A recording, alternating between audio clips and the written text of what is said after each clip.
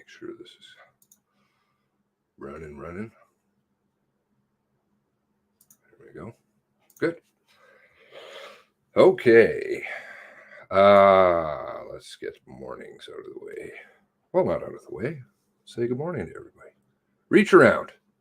Happy Throwback Thursday. Things come up very interesting. I don't know if that's because there's emojis. Oh, it is. There's emojis. This stupid streaming thing doesn't understand emojis. RCMP, cough. Further traumatizing families by way of DDoS. Well, that's an interesting way of looking at things, isn't it? It is kind of a DDoS attack, isn't it? Yeah. Artillery and gear they already had before. Morning troops, says Julia. Good morning, our official timekeeper, Julia. Oh dear, had a new video out. Got them downloaded now. I don't know how to do that. I think it's probably best to do a stream along party. Put them up. But the longer I wait, obviously, the more videos that come out. So best to get them out of the way here. And good stuff, always. I was having a bit of a boo at it this morning. So she's up to 12 o'clock now. Very good stuff. And I will put them up, and then we can do a live stream and watch along. Nosy Scotian. Shiny lapel contest says reach around. Nova Scotia freckles. Not working? Harold. How's it going, Harold? Nikki Lewis. Kelly Blair. Hello, Kelly. JJ. Oh, there's the video lady. Good morning, oh dear. Everybody's doing all kinds of hard work. Like to make sure everybody gets credit, but oh dear does tons and tons of stuff. Very helpful. I find I'm always asking, do you remember this? MS 44, debating working out before going to work. Okay, says Nova Scotia Freckles. Now I wanted to make a correction because yesterday, I guess I just, everywhere. And of course, how can I go back to that? When I was reviewing whoever's going to be appearing at Pieces of Furniture today, the fellow here from York Police, where was that? I inadvertently, mistakenly said Campbell.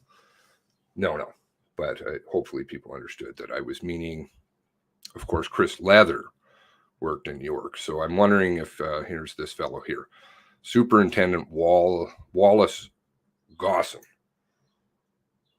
who 32 years with York has been. So currently, do you think he knows Chris? Award-winning Chris. Well, I know it was mistaken because I was talking about the award, but I don't like to be wrong. So there we go. We'll clarify that right away. And my apologies for any misunderstandings. Was there anything else I wanted to get out of the way? Got Pioneer. Anybody call me from this channel? Does anybody? Says, I'm just reading Harold's message here. Does anyone here just want to get point caused by all the narcissistic? Okay, lots of political things going on with Harold. Okay, and York again. I wonder if Superintendent Wallace win an award. How many pieces of furniture win awards? So I was sitting there thinking, stats in my head this morning. And if you sit back and you think about it, it is really quite scary to think about how little time has been devoted to those that they claim are the most affected, those that they claim that they came to get answers for. First of all, we've had no public appearances, none of these round table balls with family members being able to speak directly to any of the people who are involved with this, which I think is disgusting. And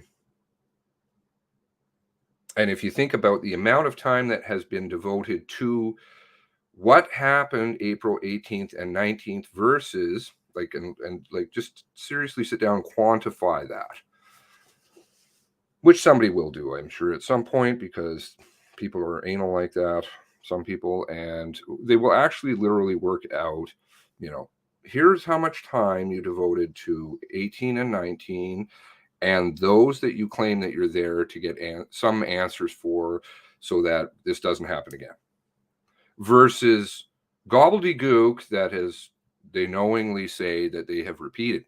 If you go through the calendar, which I was looking at the other day, they've added all kinds of stuff.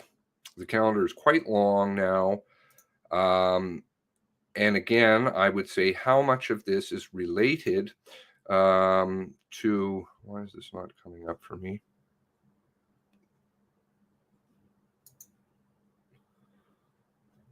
Right. Okay. I don't know why that was. So some of these weeks are actually going to be really long from here on out. Let's see. Can I share that? Share.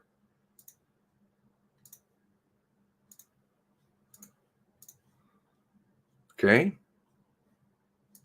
You could breeze through Portapic in no time at all. You NASCAR through Big Stop and 224 and, all of it was done within a period of what, 5 days? Not even.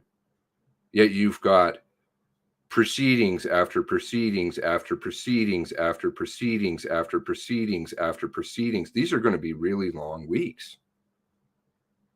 4 days. I mean, we've been doing 2 days, right? This is what they're going to try and overload people with now, is the amount of time, right? Because this is going to be 32 hours plus every week, just dealing with streaming, say on this end, streaming videos. That's all. 32 hours. How much time is it leaving for research?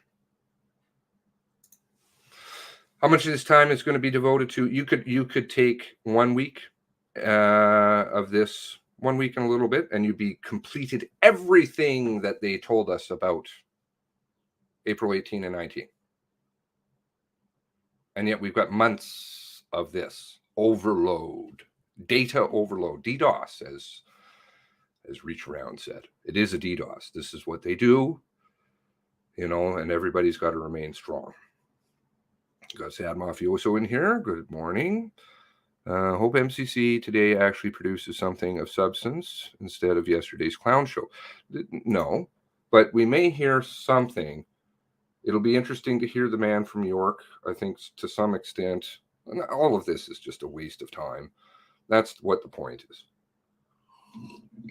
Good morning. The proceedings will begin in 2 minutes. A reminder, please turn your cell phones off or to silent. Better make sure. Excuse me. My apologies.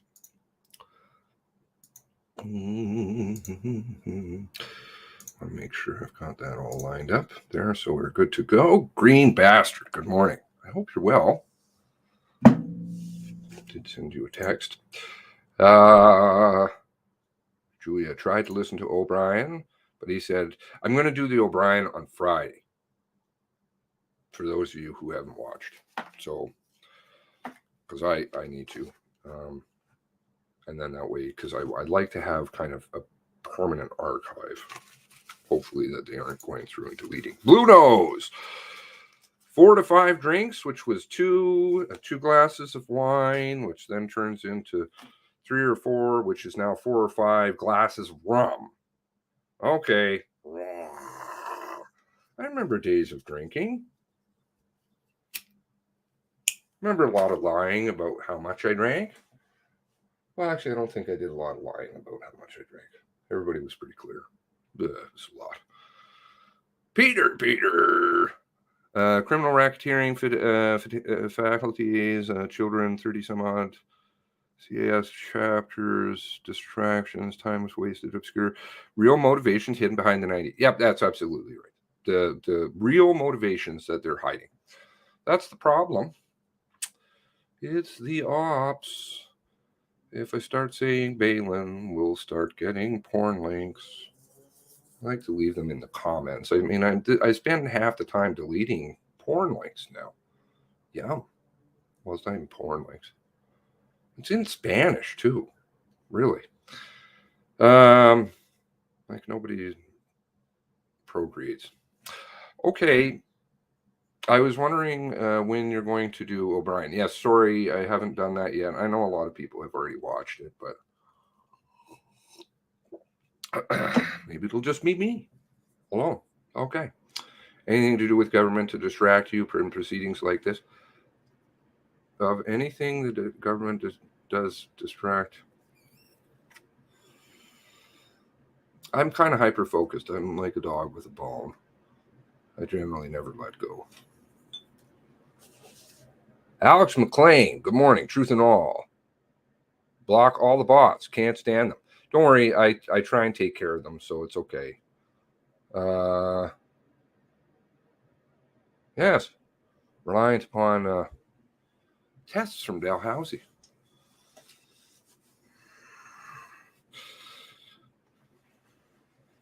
Interesting. Okay. Double it. Yeah. No. I think usually, that's the thing the police always say, right? How many drinks did you have? And they say, if you say 2 drinks, apparently that's what they say. If you say 2 drinks, well, then you're really up shit creek. 2 drinks is the lie, right? So started with 2 glasses of wine, then became 2 or 3 glasses of wine, and now it's 4 or 5 glasses of rum. So I suspect we're probably talking about more. Now, it might have been his night off. I don't actually know that, but frankly, do you want somebody steering the boat? And I'm not saying you can't have a good time, but steering the boat that's a bit 3 sheets to the wind, probably not the best. I feel like he was loaded. That's probably not a good thing. I don't think that helped anybody. I haven't watched O'Brien yet. Prefer watching the community chat. Commentary adds layers of consideration. Appreciate that, Sad. Thank you. Yeah, no, it's good. It's good if we kind of all have some input. Please share on your social media. Lots of stuff comes over from Facebook. So, just drop that link in there.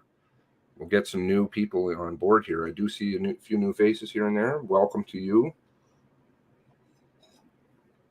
Wonder what he was smoking as well. I'm not going to go there.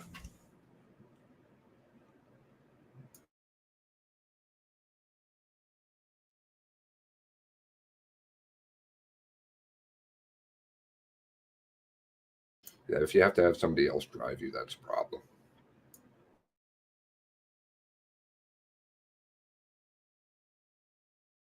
Didn't seem to bother Bonjour, bienvenue. Hello and welcome. Staff Sergeant Craig Learning, who after this, what is it? He did the mad advertisement after he had got busted for a DUI. Staff Sergeant Learning, who's in charge of Cumberland County, the entire county, I believe. Got busted for a DUI and is currently up on code of conduct and charges, criminal charges. Again, he's innocent, but not so good. And then goes on to say, mad, no drinking and driving. As we have said, we are required by the Orders in Council to explore a number of issues, including police actions, operational tactics, response, decision-making, and supervision, police policies, procedures, and training in respect of active shooter incidents. Based on this and all our work, we are required to share lessons, learned, as well as recommendations that could have helped prevent and respond to similar incidents in the future. Today, we will continue to hear from experts and others with helpful knowledge through 2 more roundtables that are exploring issues related to the mass casualty. This important work helps to build our understanding of what things work well and what could be improved, learning lessons from here in Nova Scotia, Canada, and other countries. The responders and academics taking part in the morning roundtable will focus on the common psychological factors in critical incident decision-making, how we train critical incident decision makers, and the impact of stress on the performance of responders and critical incident decision makers. This afternoon, we will discuss the potential risks arising from an increased focus on critical incident training and preparedness, competing training priorities, and the role that civil society can play in making decisions about police training and resources. I will now ask Krista Smith from our Commission's Research and Policy team to introduce this morning's roundtable members. Krista? Thanks, Commissioner Fitch. Good morning. As facilitator of this roundtable this morning, I'll be directing the questions and asking follow-ups and moderating the dialogue. We would ask each of our participants to please speak slowly for the benefit of our accessibility partners. As you know, roundtable discussions form part of the Commission record and are being live streamed and are publicly available on the Commission's website. At any point in our discussion, the commissioners may have a question or a comment to follow up, so there will be space for them to participate as well. As Commissioner Fitch indicated, this morning's roundtable is on critical incident decision making, and she reviewed the core themes with us, and we're going to approach that in a certain order this morning. So we will start with the process of critical incident decision making, followed by how physiological stressors can impact decision making. And then we will look at some of the common pitfalls in or difficulties or struggles in critical incident decision making. And then we'll take a bit of a break. And after that, we'll come back and talk about how training can mitigate some of those stressors and talk about implications for the future. So that's the plan. And the intention of this conversation is to provide the commissioners and the public with a deeper understanding of the core themes so that everyone is well positioned to engage in a conversation in phase 3 about lessons learned and potential recommendations. So I'd just like to get us started off this morning by having each of you introduce yourselves and speak a little bit about your work and how it relates to critical incident decision making. Judith, I'd like to start with you. Hi, I'm Judith Anderson. I'm Associate Professor at the University of Toronto, Mississauga. I have spent the last over a decade now working with first responders from a psychophysiological perspective. So we actually hook up first responders with different equipment measuring their physical signals during high stress training and real life encounters. So we're able to have a window into their bodies to understand better what is impacting their critical decision making.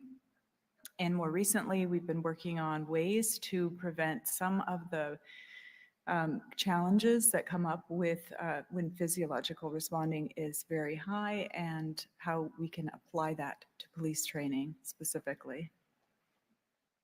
That's great. Thank you, Judith. Can I ask you maybe to pull that microphone a little closer to you when you're speaking? Thanks. Wallace, we met you yesterday. Good morning, everybody. For those of you that weren't here yesterday, my name is Wallace Gosson. I'm a superintendent with York Regional Police. For those of you not familiar with York Region, it picks up where Toronto leaves off at Steeles Avenue, just to the north. It's a population of about 1.2 million, and our agency has approximately 2,100 officers, 2,100 members, 1,600 sworn, and about 600 civilian. I'm the superintendent in charge of operational command, and I've been with the department for 32 years. My background is primarily in the tactical world, where I was a team leader, tactical commander, explosive technician, and a use of force instructor. I'm currently the chair of the Emergency Preparedness Committee for the Ontario Association of Chiefs of Police, and I'm also the vice president of the Association of Canadian Critical Incident Commanders. And as such, I'm one of the instructors that teaches on the Critical Incident Commander program at the Canadian Police College. Thank you very much, Wallace. We'll take it over to our virtual friends. Lawrence Allison, you commissioned a report for us. Can you tell us, or we commissioned a report from you and Dr. Shortland. Can you tell us a little bit about your background? Sure, thank you, Krista. Do you want to just give me the thumbs up to check that I am being heard? Excellent. Okay, thank you. Professor Lawrence Allison, I'm Professor of Investigative and Forensic Psychology at the University of Liverpool. For the last 30 years or so, I've been working on field-based studies of critical and major incidents. I've done a lot of operational debriefs of everything from the 7/7 bombings, the Buncefield fire, poisoning of Alexander Litvinenko, pre-briefing and debriefing of the London and Beijing Olympics. And I've worked very closely with my colleague Neil Shortland, who will introduce himself in a minute, in looking at how real decision makers struggle with complex decisions that they may never have faced before. In particular, I've been interested in the last 10, 15 years in a process of what we call decision inertia, which often arises under conditions of high uncertainty and high risk, where decision makers haven't come across those sorts of problems before. And we've started to unpack and understand the architecture of that process, why it happens and what can be done to mitigate against it. Thank you so much for having me. Thank you very much. Dr. Shortland? Thank you very much. Also, thumbs up, we can be heard okay? Fantastic. Good morning, everyone. Again, thank you very much for having me here. My name is Neil Shortland. I'm an associate professor in criminology at the University of Massachusetts. And for about the past 10 years, I've been largely studying the process through which people make decisions under conditions of high uncertainty. So largely that started with members of the US Armed Forces and United Kingdom Armed Forces, and then more recently with United States and United Kingdom police officers.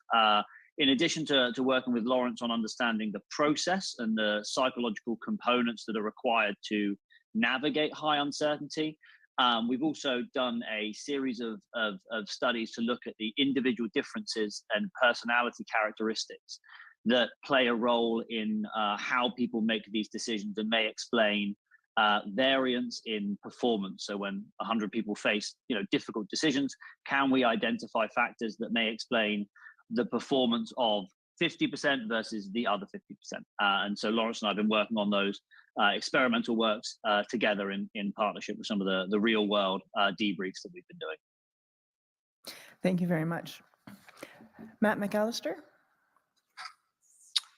Good morning, everyone. Can you hear me okay?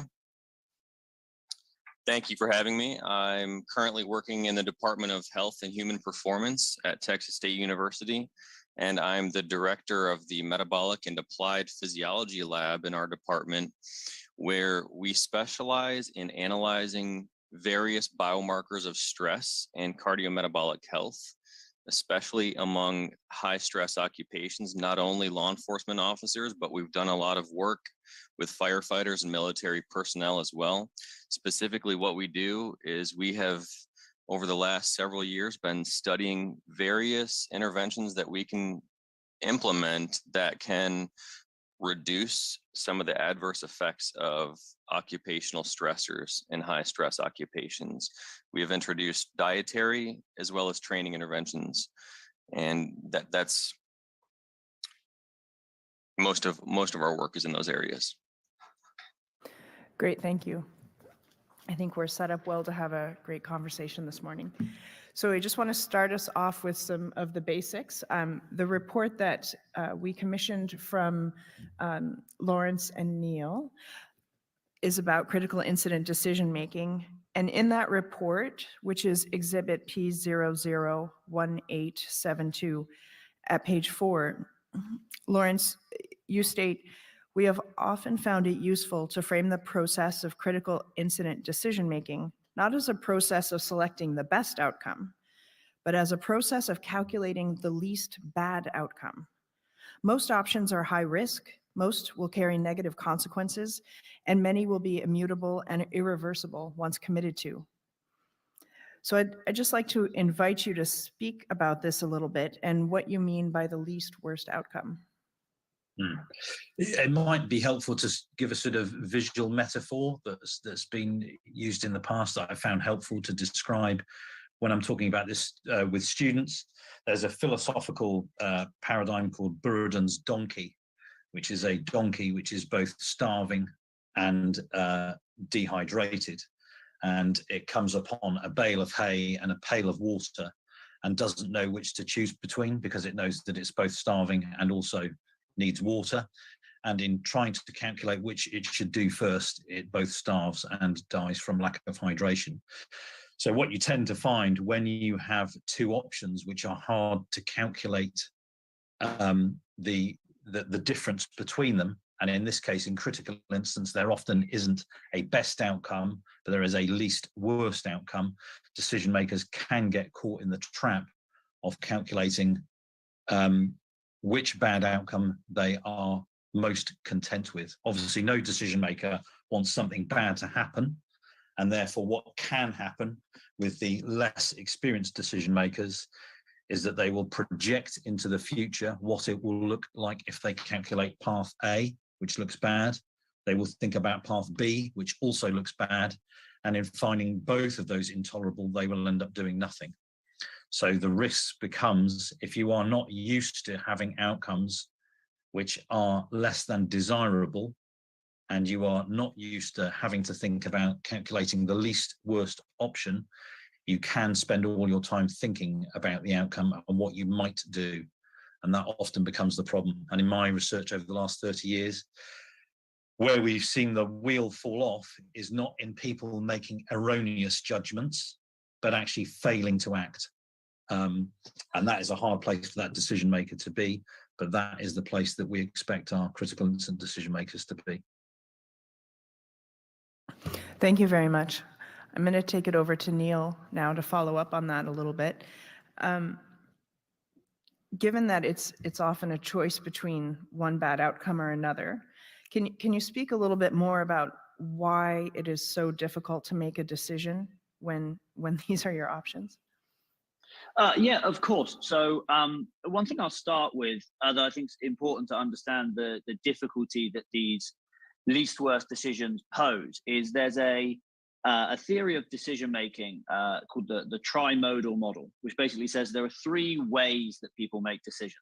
And one of the things that we've said quite often in our work and in our trainings and our academic work is that we very much focus on the first two of those forms, and we often don't put enough emphasis on the third one, which is where a least worst decision would be. The first of those forms is reassessment and matching, which is the idea of using experience to make the decision in front of you. This is something that's often used. Recognition prime decision making is big in the field and used as part of our trainings, which is using experience to make the decision again. So basically, I faced this before, I know what to do, I'll use my experience. The other is matching, which is matching the decision to policy, rules, social norms, and guidelines. And, we obviously have policies that allow people to make decisions in certain situations. The third form of decision making is this idea of choice, which starts from a position of being equally attracted, or as Lawrence said, unattracted to two or three options in front of you. And now what this often means is that process requires you to weigh the pros and the cons and to justify choosing one option versus the other option. The issue with a least worst decision and a least worst choice is that if you're thinking of decision making in a rational format, so I have option A and option B, I can weigh the pros of A and weigh the pros of B and come up to the best decision. Something like buying a car, buying a house, all of the information is known and I can look at my two options. With least worst decision making, what it structurally looks like is option A often offers you two options. Right? Option A, outcome one, is a good outcome. Option A, outcome B, is a bad outcome. Option B, outcome A, is a good outcome. And option B, outcome B, is a bad outcome. And we don't know which of those two outcomes we will have if we choose our options. So in a least worst decision, it's often the case that both choices offer us good, and equally both choices offer us bad. Now, because these situations are often novel, and because they often have elements of them that may deviate or violate the policy norms, what we are used to dealing with, we can't make least worst decisions with reassessment and matching and RPD, but it's also very different to rationally make that decision, because you can't, on the face of it, identify the best and or the worst. And so from a cognitive standpoint, it makes navigating that moment incredibly difficult, because it violates so many of the ways or the tactics that we cognitively traditionally use to make our decisions. That's extremely helpful. Thank you for that explanation. I'm going to take it back to Lawrence now to have us understand a little bit about what is the difference between an expert decision maker and a novice decision maker. And in your report, you mention or you talk about this in terms of the pillars of decision making. Sure. Yeah, I mean, over the last 10 years, when we've been involved in looking at actual field-based decisions, dissecting them by speaking to the decision makers that have been there, or looking at the sort of scenarios that we build or live exercises, there seem to be 4 things that our elite decision makers do that our less successful ones do not. I think we have to be a bit cautious, perhaps, about describing them necessarily as experts, if experts is defined as someone that's been doing it for a long time, because by our own sort of standards, critical incidents are often events where individuals have not repeatedly come across the same decision. Nonetheless, with that in mind, the 4 things that seem to generate success as opposed to failure are as follows. The first thing is elite decision makers are very good at conducting what we call situation assessment. And actually all these 4 are about moderate actions rather than extreme ones. So moderate situation assessment occurs when a decision maker is able to hold in their mind 3 or 4 possible scenarios to explain what it is they are dealing with. What our less successful decision makers do is one of 2 extreme things. They either generate 50 different possibilities, and therefore working memory can't hold them all in mind, or they alight on one explanation to help them, to assist them in formulating what they should do, and then they focus all their attention on that one form of situation assessment. The more successful decision makers, and this is a bit of a gross simplification, what they will do is generate 2 or 3 possible, plausible explanations. They'll look at the scenario that they're dealing with and think it could be really bad, it could be moderately bad, or it could be quite good. That's a bit of a simplification, but they'll hold those 3 options in mind. Then they will start interrogating the situation to establish which of those 3 plausible options it is. So first thing, elite decision makers have proportionate, moderate numbers of scenarios in mind to assist them in moving forward. That's the first marker. The second marker is that our elite decision makers are very acutely aware of time.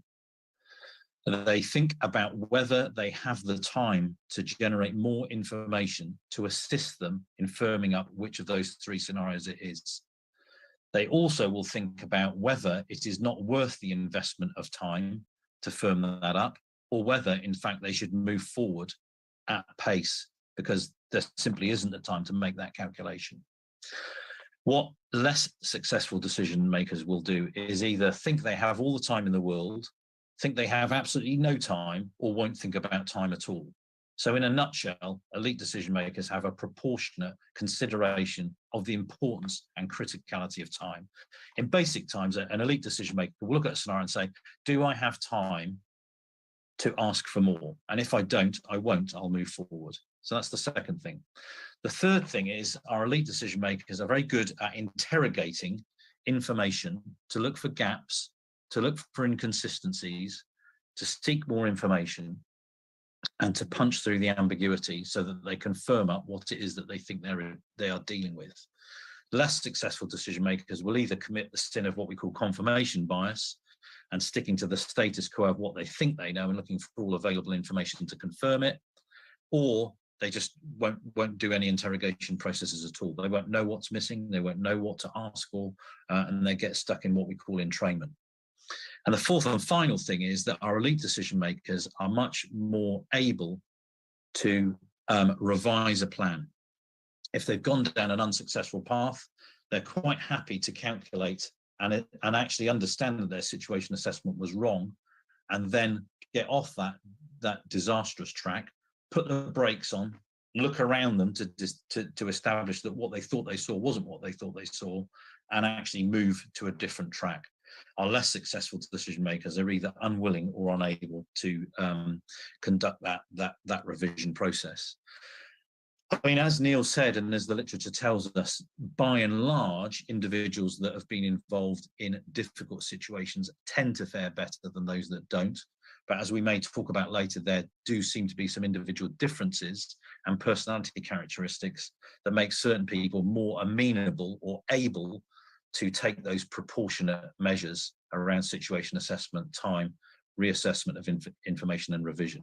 But those are the markers that seem to discriminate. Thank you very much, Lawrence. I'm going to take it over to Wallace now. And as we learned yesterday, you can talk to us a little bit about how this plays out when you're working with incident commanders. The Canadian Police College is in Ontario, but I think you work with incident commanders across the country, most likely. And can you tell us a little bit how some of these concepts show up in what you teach? Yes, I can. Effectively, everything he said is absolutely what we see. And I think maybe we can get into a discussion perhaps on how we try to manage that when we train our incident commanders. Because as I said, everything that he discussed is exactly what we try to replicate in training, because we know that in the field and operationally, that's exactly what's going to happen to them. That least worse decision is absolutely the piece that we try to get them comfortable with. Now, some people are far more comfortable making decisions with ambiguous information under time constraints without the resources that they need to do what they need to do to get the situation resolved. But we really try to focus on developing their mental models, right? For reference, absolutely the experience matters. We see that, right? And I think experience also goes towards them being comfortable, right, with their decisions and the confidence to make them. So if they have experience doing that and been successful in the past, it builds on itself and they become better decision makers in those environments. Because we see the cognitive decline as their stress goes up, we very much focus on providing them the aid to memoirs that we instill on them. And for the panel, those are primarily as it relates to decision making, what's important now, right? The priorities of life. So public, officers, subject, and NRA. Is it necessary? Is it risk effective? And is it acceptable to do whatever it is you're about to do right now? And then the necessary reflects back to, is it necessary to help you accomplish your mission? Which was something that they are taught to do right out of the gate when they first come on the scene. Once they've got their situational awareness, set your mission statement. What is it that you're trying to accomplish? The other piece that we also do that I haven't heard talked about, but I'm sure we will coming up. We teach them decision making is a team process. It's not all just you, right? You have to seek input. When we teach them to build their command triangle, it's with the subject matter experts of tactical command and negotiators, again, in the context of hostage barricade type calls. And really, it's not necessarily up to you to come up with all of the solutions. It's your decision, absolutely, to sort through which options you think you should have to have or you should take. But we very much emphasize it is a collaborative effort. You can't think of everything.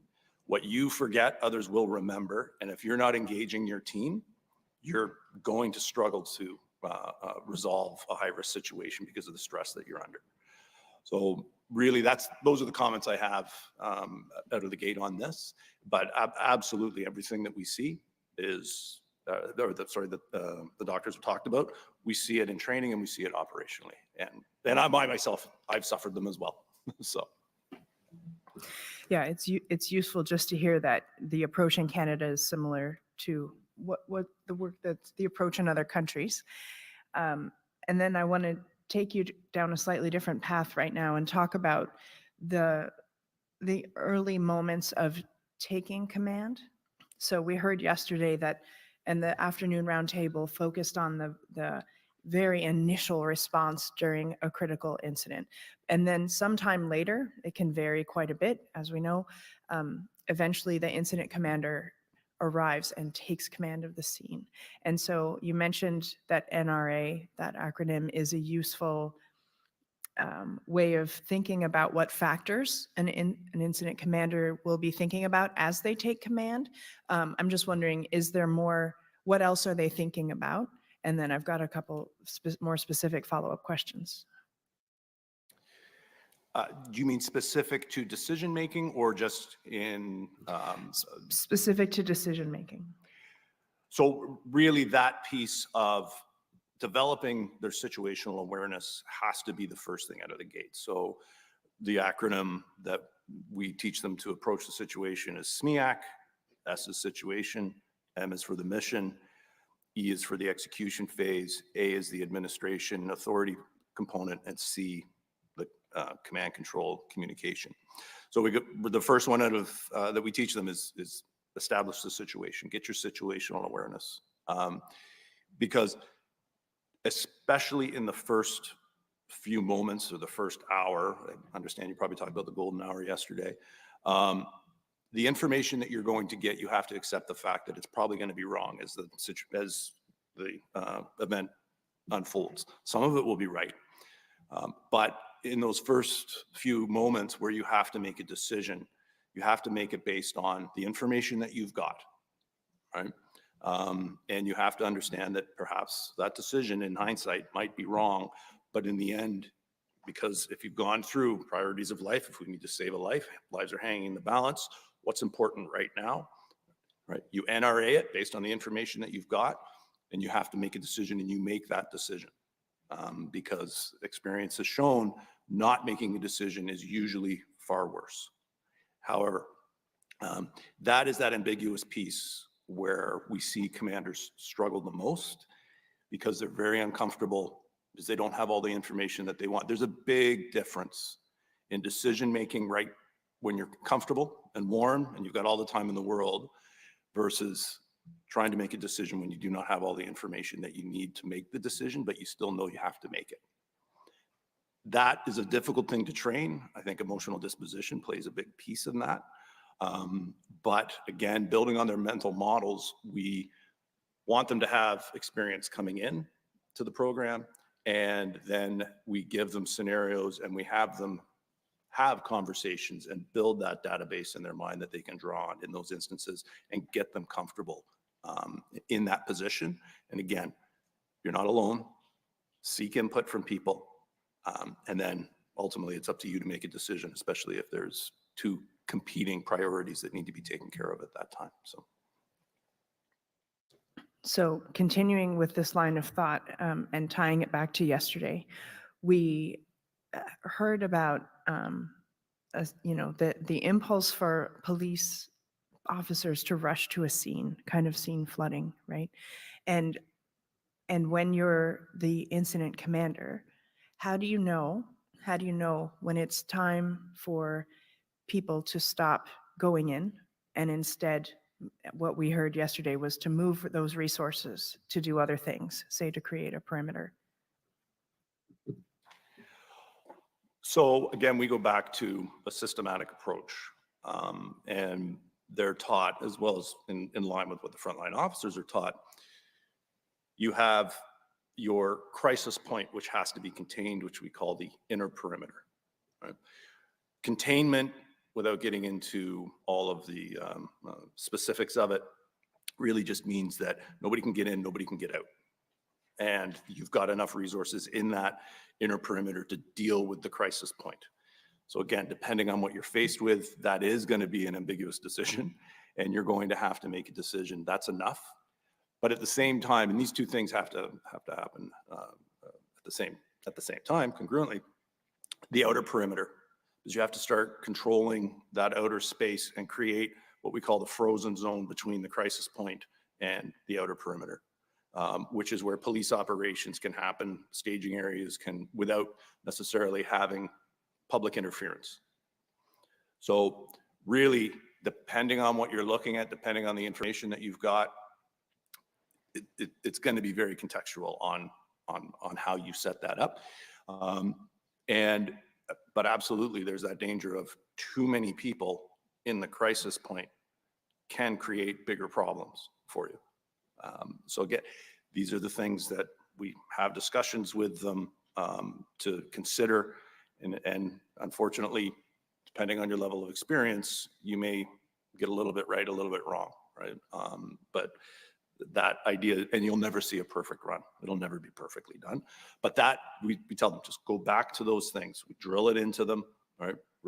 When you don't know what else to do, start working your process, go through the checks and balance, check your SMEAC, are you paying attention to priorities of life, are you applying NRA to your decisions, on all your decisions in that case? Thanks very much. I want to take it now to Judith to speak a little bit about, we've heard Wallace mentioned a couple of times how when the stress goes up, the ability to make good decisions goes down. And when you're warm and comfortable, it's easier to make a good decision. Can you speak a little bit about your work on determining this? Sure, absolutely. And our work is, like I said, based on measuring hundreds of officers from recruit training all the way to federal tactical teams in North America and Europe. But what I want to make clear is this stress response is a natural human response. It's not a weakness of any kind. It's not a character deflaw. It happens to everybody, and it's to maximize our survival. It's happening to officers, and it's also happening to the civilians that they're working with. It's very complex, but I will just break it down, but appreciating the complexity of this process. The stress response begins in the brain when the brain detects threat. And this can be of conscious awareness, or it can be under conscious awareness, where the hairs on the back of your neck stand up and you know something's wrong, but you can't identify it yet. That brain triggers a powerful chemical cascade of different chemicals, such as adrenaline, cortisol, and so forth. That triggers your autonomic nervous system and some of these automatic processes within your body to take over. Now, if this is activated to an optimal level, you do need activation to handle a situation. You could see if somebody's too relaxed or they're not engaged in the situation, they would miss threat cues and they would not be situationally aware. So we need activation. And in fact, a certain level of activation improves sensory awareness. You can hear better, you can see better, you can think very clearly. You've all experienced it when you're just in the flow and you're making these decisions really well, you're prepared. Of course, as activation becomes higher and higher and higher, what it does is the sympathetic nervous system, I'm sure you've all heard of fight, flight, or freeze. That is when your body is, again, trying to maximize survival. You're not, the higher order parts of your brain is shut off, where your thinking, planning, logical processes are, and it's just your body is pumped full of glucose and your brain is kind of shut down. And an example of this is, I've seen this operationally with a federal tactical team. We had a scenario where there was a shooter on a bus, and it was in a fake town, let's say, so it was very highly realistic. They did their surrounding of the bus. All of the teams were acting in accordance. And then the team leader who approached the bus came up and began prying the bus door open with his gun. And after the scenario was done, the instructor came over and said, "What were you doing? We never use our guns as tools to open the bus door." And his stress level was so high. So this activation chemicals in his body were so high that it shut down these kind of thinking skills. And just, he had this in his hand and that's what he was going to do, right? And so, but a phenomenon is also that he had no memory of doing that at all. And that's another thing that our bodies do sometimes to protect ourselves, right? So that we can act and survive instead of be thinking about thinking, or be thinking about our heart needs to beat or breathe. So kind of going into that overactivated state, the blackout zone. When that happens, your vision narrows, you get tunnel vision, you can't hear, there's a time perception, time can feel very, very extended or very short. If you've ever experienced, you have to give a speech or you have to do something and your heart's just pounding and you hear it in your ears. So you can't, and you can't even just tell yourself, calm down, because this physiological process, again, has taken over.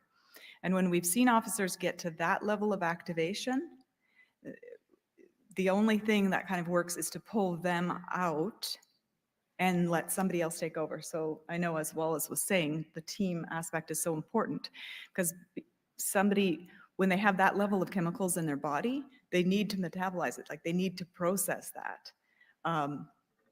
Now, obviously, the goal of training and the goal of working together as a team is not to have people get to that point, right? And we'll talk about that later.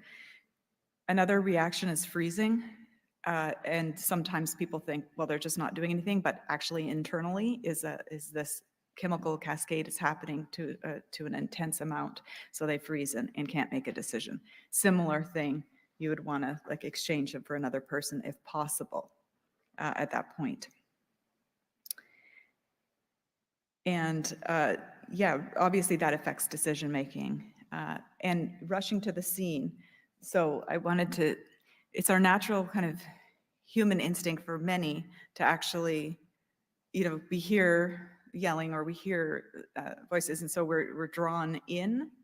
And that survival mechanism, again, is just kind of fight, flee, help, without kind of thinking through the kind of logistics of it. And there's huge individual differences. I know some of the other speakers have spoken to that before.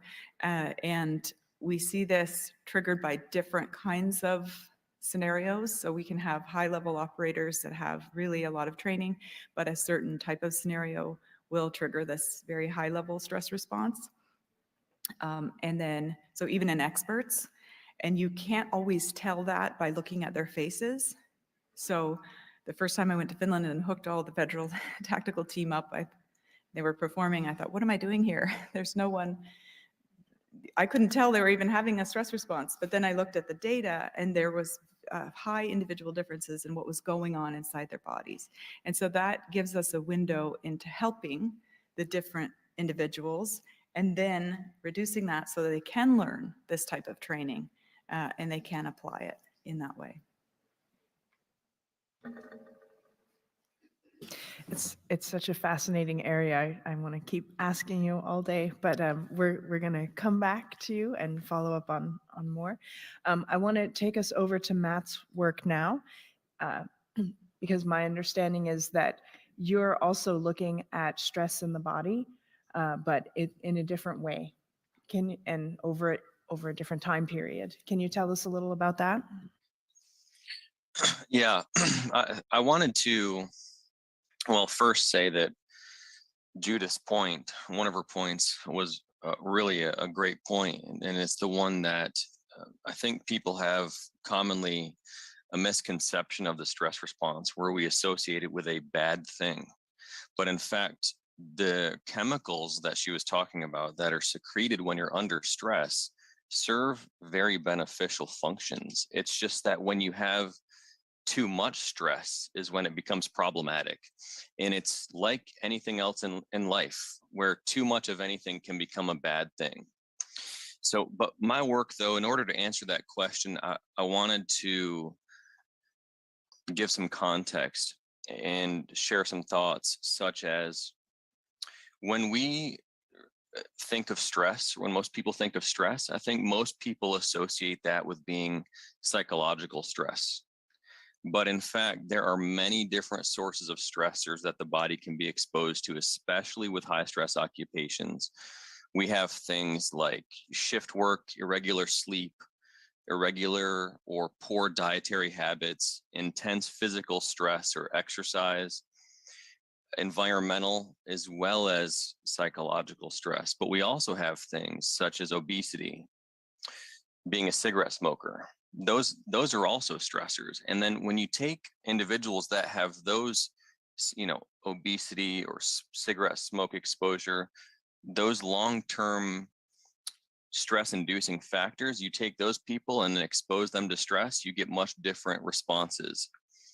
It's clear that when you combine multiple stressors in one scenario, you get a pronounced effect in terms of the increase in stress hormones. For example, if you just expose a healthy individual to a certain amount of psychological stress, you get the traditional stress response.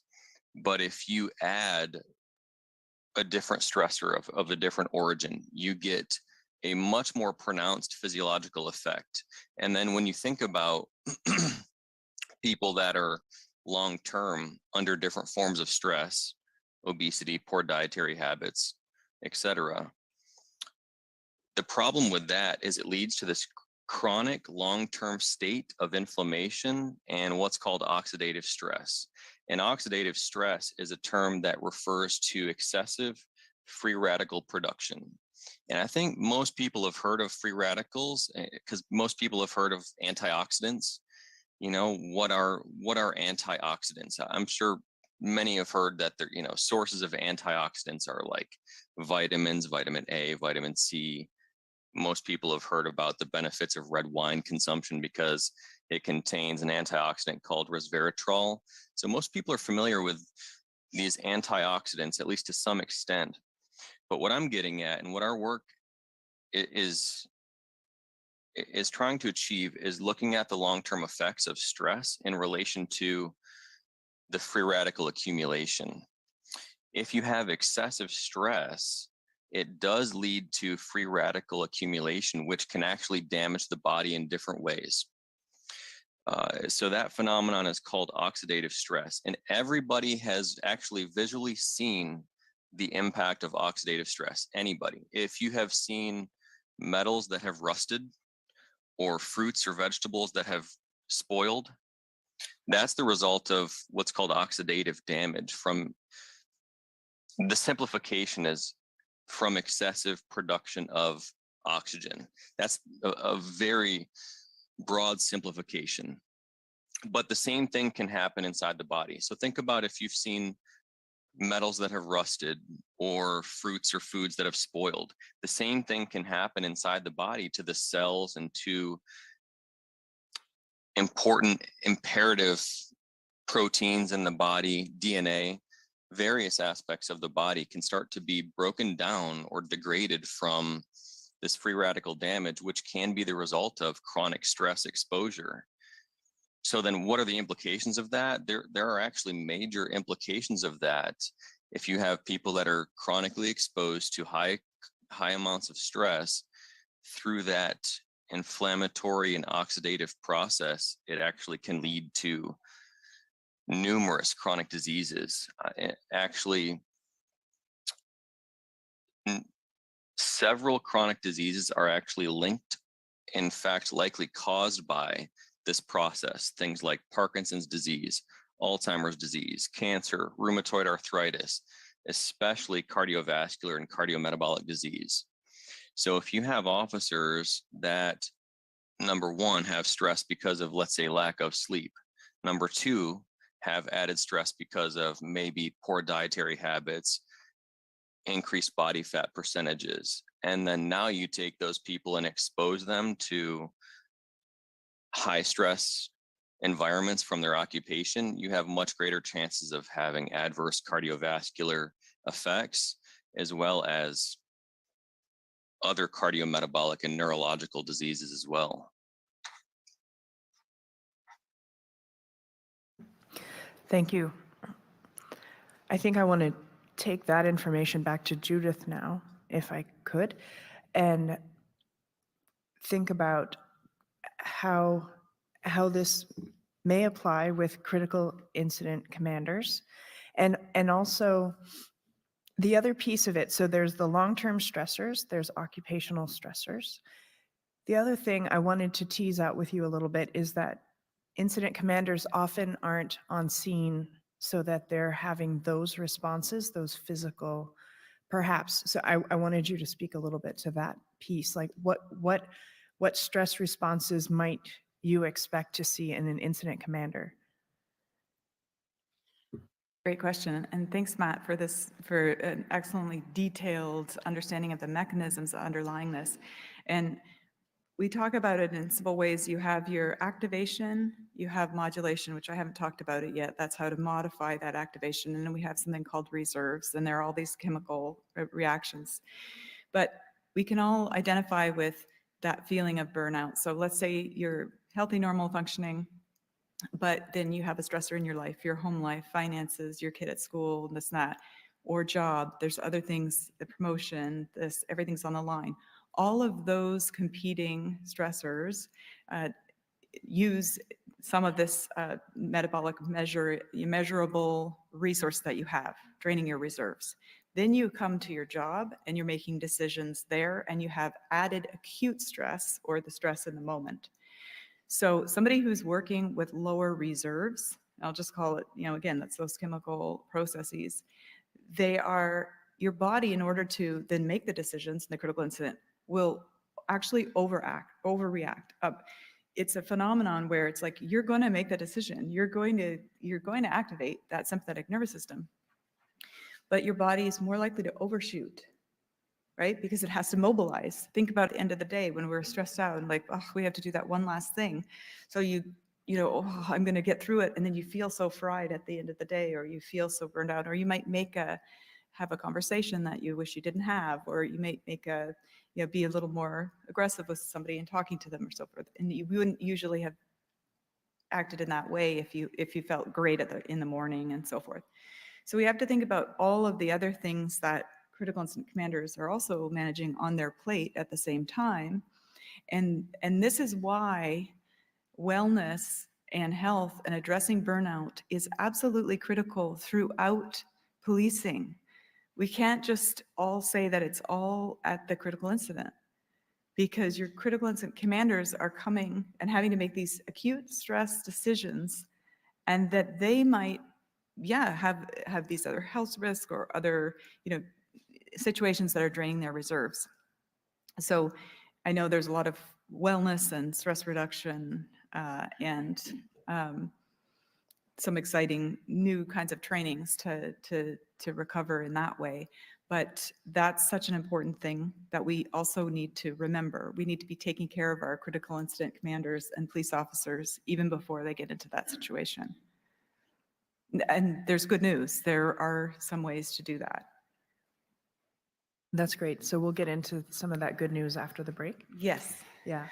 And the one piece that I wish I'd asked you earlier is just, is there a difference for an incident commander's stress response? Like, what have you seen in their stress responses when they first take command, say, if you have that information? Well, I was talking to Wallace actually a little while ago, and an incident commander may, be a very high level operator, and they're coming in with different kinds of things on the line, either their job or their status, or they're thought to be able to make these decisions. So there's that kind of pressure as well that they're coming in with, not just the operational decisions. And that can kind of get in the way sometimes. If I don't make this correct decision, it's going to have catastrophic consequences for everybody involved, including, work and family and everything. And so that can trigger the overactivation. We all have, it's not that we have different bodies, we all have the same chemical and brain processes. But like I said, individual differences can contribute to what contributes to the overactivation and putting somebody in that kind of blackout phase where they can't make a decision, where they freeze, or they maybe think of too many options and like these other panel members were saying. So it's not that their body acts differently, but what would trigger their responses is something to be considered for sure. Okay, thank you. I'm going to move us topics a little bit right now and we're going to talk about some of the common difficulties in making decisions. So Lawrence, this brings you to the area you said you've been looking at for the last 10 years or so, decision inertia. So maybe you could just start by telling us what that is and what are the common psychological factors that play a role in the decision makers' ability to make decisions during critical incidents. Okay, so I mean, in broad terms, again, a bit of a simplification, but the three things that can go wrong, the three types of decision inertia are, first of all, decision avoidance, where actually this is a kind of cognitively lazy process whereby the decision maker decides to either put off making the decision, pass it to someone else, or worry about it later. So it's actually kind of what we call cognitively miserly. For example, in our daily lives, we might be thinking about whether to change our job because we're relatively unhappy in it and the grass is greener, etc., etc. If you're undergoing decision avoidance, you think about that for a while, but then you decide to cast it aside, think about it later, ask someone else their opinion, and then ignore it. The second one is redundant deliberation, and this is what we most commonly see in critical incidents. Redundant deliberation is actually when you're in the maelstrom of a critical incident and you have recognized that it is bad and you have recognized that you haven't dealt with it before, and you probably are thinking, I've never dealt with this, I don't know what to do, there seems to be no policy and procedure for it. This is going to look bad for me if I do X or Y. This is going to end up in the newspapers for the next 15 years. I might be in a public inquiry. And then what can happen is that decision maker shifts from decision avoidance, which is, it's okay, I don't need to worry about it, to, oh my God, this is really unpleasant, I've got no idea what to do. And redundant deliberation is this process that I alluded to before with the donkey, which is calculating which of these bad outcomes am I prepared to own and take responsibility for. And that might be a firefighter deciding whether to go into a building and risk his fire officers being deployed, which would be an approach decision, but would be risky because you're deploying resources into a zone that may be catastrophic for those fire officers, or thinking, well, actually, if I don't go for that approach attack process, I'm going to leave people to die. So two bad options: I deploy fire officers in and they might all die if they go in, as well as all the people in there, or avoidance, which would be, I'm not going to deploy those fire officers to that zone, and I will also have a bad outcome because the people will inevitably die. The one that Neil and I have seen most often is not avoidance. It does happen where people are underestimating what it is that they are about to deal with. But more frequently, where the wheel falls off, is this process of redundant deliberation, constant rumination over what I should do, to the point where the incident has passed by the decision maker's opportunity to deal with it. It's almost like the events are running ahead of you on the track and you never ever get ahead of it. You're never able to pass that incident and understand what it is that's just run by you. So that's the most frequent one. And the final one, just for completeness, is what we call implementation failure, whereby the individual has not committed the error of decision avoidance, but has recognized that I need to deal with it, has gone through the process of redundant deliberation and punched through that now, has committed to a decision, and has, say they're at a strategic level, passed the information down to tactical in order to enable the operational decision makers to do what they're going to do. But actually that decision maker has not checked up on whether those officers further down that decision making chain have done what they've been asked to do. Now, little segue into what I call strategic drift. What you should have is a system where you've got a clear strategic vision that you pass down to a tactical level, and that tactical officer will then make decisions for operational officers that should then deploy. Sometimes we see poor decision makers commit the sin of strategic tactical drift, but the counter argument to that is that you, for it to be a good strategic decision maker, you need to check on whether what you have asked to be done has actually been done, and ensure that strategic vision has been deployed down to tactical and operational. So decision avoidance, which is miserly and cognitively lazy; redundant deliberation, which paradoxically is cognitively extremely demanding but results in inertia; and implementation failure. We've got through the avoidance bit, we've got through the inertia bit, we've got a plan, we know what to do. Have I checked on whether it's been done? No, I haven't. Therefore, I don't know that it has been done. So those are the three problematic areas that decision makers have to pass through in order to what we call grip that incident and be able to start dealing with it. So you said that most of your, what you've seen and most of your focus has been on that second type of decision inertia. What are, just we're staying at the basic level here, but what are some of the ways that people can get around that or deal with that when it's coming up for them? Well, I mean, I think all the speakers have sort of alluded to perhaps in the conditions that make that process easier. Matt and Judith very helpfully talked about the kind of, physical wellness that can assist in that process. And I think that's important and can't be underestimated. The second thing is, and again, it's back in history, it can't be changed overnight. You need to have a culture which is amenable to recognizing what the core value systems of that operating environment are. I mean, we did some research on fire, ambulance and police, and we asked them what their core values were, and we also asked them to identify what the core values were they thought of the other agencies, and we also asked them to rate how confident they were in accurately assessing what the core values of the other agencies were. Now, they all had different core values. They all assumed each other's agency had the same core values that they had, and they were all confident in that. So another problem is that in order to make sure that you've got interagency operability, is each agency must know what each other agency's core values are. Otherwise, they'll be working at cross purposes.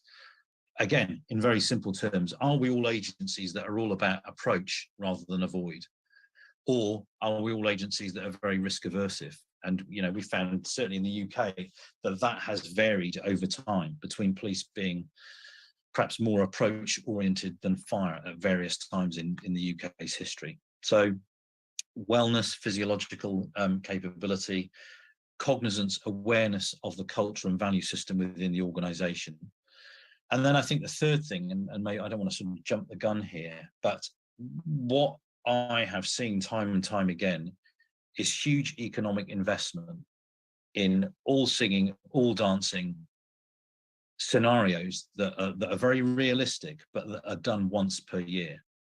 Let's train for a pandemic that looks a bit like this, and we'll invest, I don't know, 1.5 million in training everyone in this single version of what a pandemic looks like. That is completely inadequate, and that would be akin to saying to a student, I'm going to teach you how to play the violin, I'm going to spend 8 hours with you, and you're not allowed to practice for another year. So it's incredibly important that, okay, these incidents are rare. You might never deal with a CBRN incident. You might never deal with a mass shooting incident. You might never deal with a white powder incident. But if you only train one version of that incident, you can't expect your decision makers to have, developed a repository of cognitive knowledge to have enough flexibility within their mind to know how to pivot to different versions of it. So, I'm a big fan of this, a little bit of training every day, rather than spend tons of money once a year on an incident which has got a very narrow set of constraints. And then the final thing, before I witter on for too long, lots of people focus on what the decision is, but actually we found it's much more powerful to orient people towards what the goal should be. So in other words, people start getting into the weeds of, should I do A or B or C? Actually, there's another option that I've got that's D, but maybe E's better. And actually someone else has suggested F. Hang on, what's the goal? What do you want this to look like by the time you've finished with it? And that quite often orients people, the person that is, going to bear key responsibility at a command level towards a specific goal, rather than teasing apart multivariate decisions. I'll leave it at that. Neil may have other things to add that clarify what I've said. Okay, thank you. There was actually, I wanted to follow up on in one of the articles we've included in the exhibit package, there was you talked about an exercise that was done in one of the smaller detachments called 7 and 7s. Mm-hmm. Can you tell us about that? Sure. So we did a trial run with Merseyside Police around a process that we called 7 at 7. Very simple, no technology, no kit required. And all it was at the end of a shift, 3 times a week, officers would gather together and they would have 7 minutes to ask each other, what's the most difficult scenario you dealt with today? It might be a dog attack, it might be a domestic violence case or whatever. So they would spend 7 minutes just unpacking a complex event of that day. They'd spend the next 7 minutes using their imagination to think, well, what would have tipped this from difficult to critical? If that dog attack had involved X, Y, and Z, or led to a fatality that had been missed by whatever. So 7 minutes to discuss the incident, 7 minutes to use their imagination to think about what may have tilted it into very difficult, and then 7 minutes to calculate what we've learned. And they did that 3 times a week. Now, what's interesting about it is you start to learn about how other people in your team think about a problem, what values they have around a problem, how active their imagination is in imagining worst case scenarios. And it also identifies fault lines in the system that can be unpicked and repaired before they happen in reality, rather than waiting a year for one incident that we're going to plan for. So that commitment to a repetition of essentially 21 minutes, 3 times a week, just about an hour. I mean, what we found was they really enjoyed it. It was a team bonding exercise. It got their imagination juices flowing. And quite often after that 7 at 7 thing, they would discuss other incidents. And it was, it was cheap, it was effective, and it wasn't a huge commitment of time. Thank you. I actually want to take it over to Wallace right now and ask you about how some of this applies in the Canadian context, and how you help critical incident decision makers when they are in a state of overwhelm with so many factors coming at them at one time. Sure. And I think, if I can just go back to the idea of the physiological response they're experiencing because of the threat. And to make it perfectly clear, there's no physical threat to them. But certainly there's personal risk, there's professional risk, there's reputational risk. That, and especially the bigger the event, the more aware you are of the threat to you. Ultimately, there's risk involved to that commander. It may not be physical, but I don't necessarily think that their brain can distinguish between physical threat versus reputational character threat. So, one of the things that we try to instill in the commanders, that decision avoidance. We stress to them, you cannot predict the future.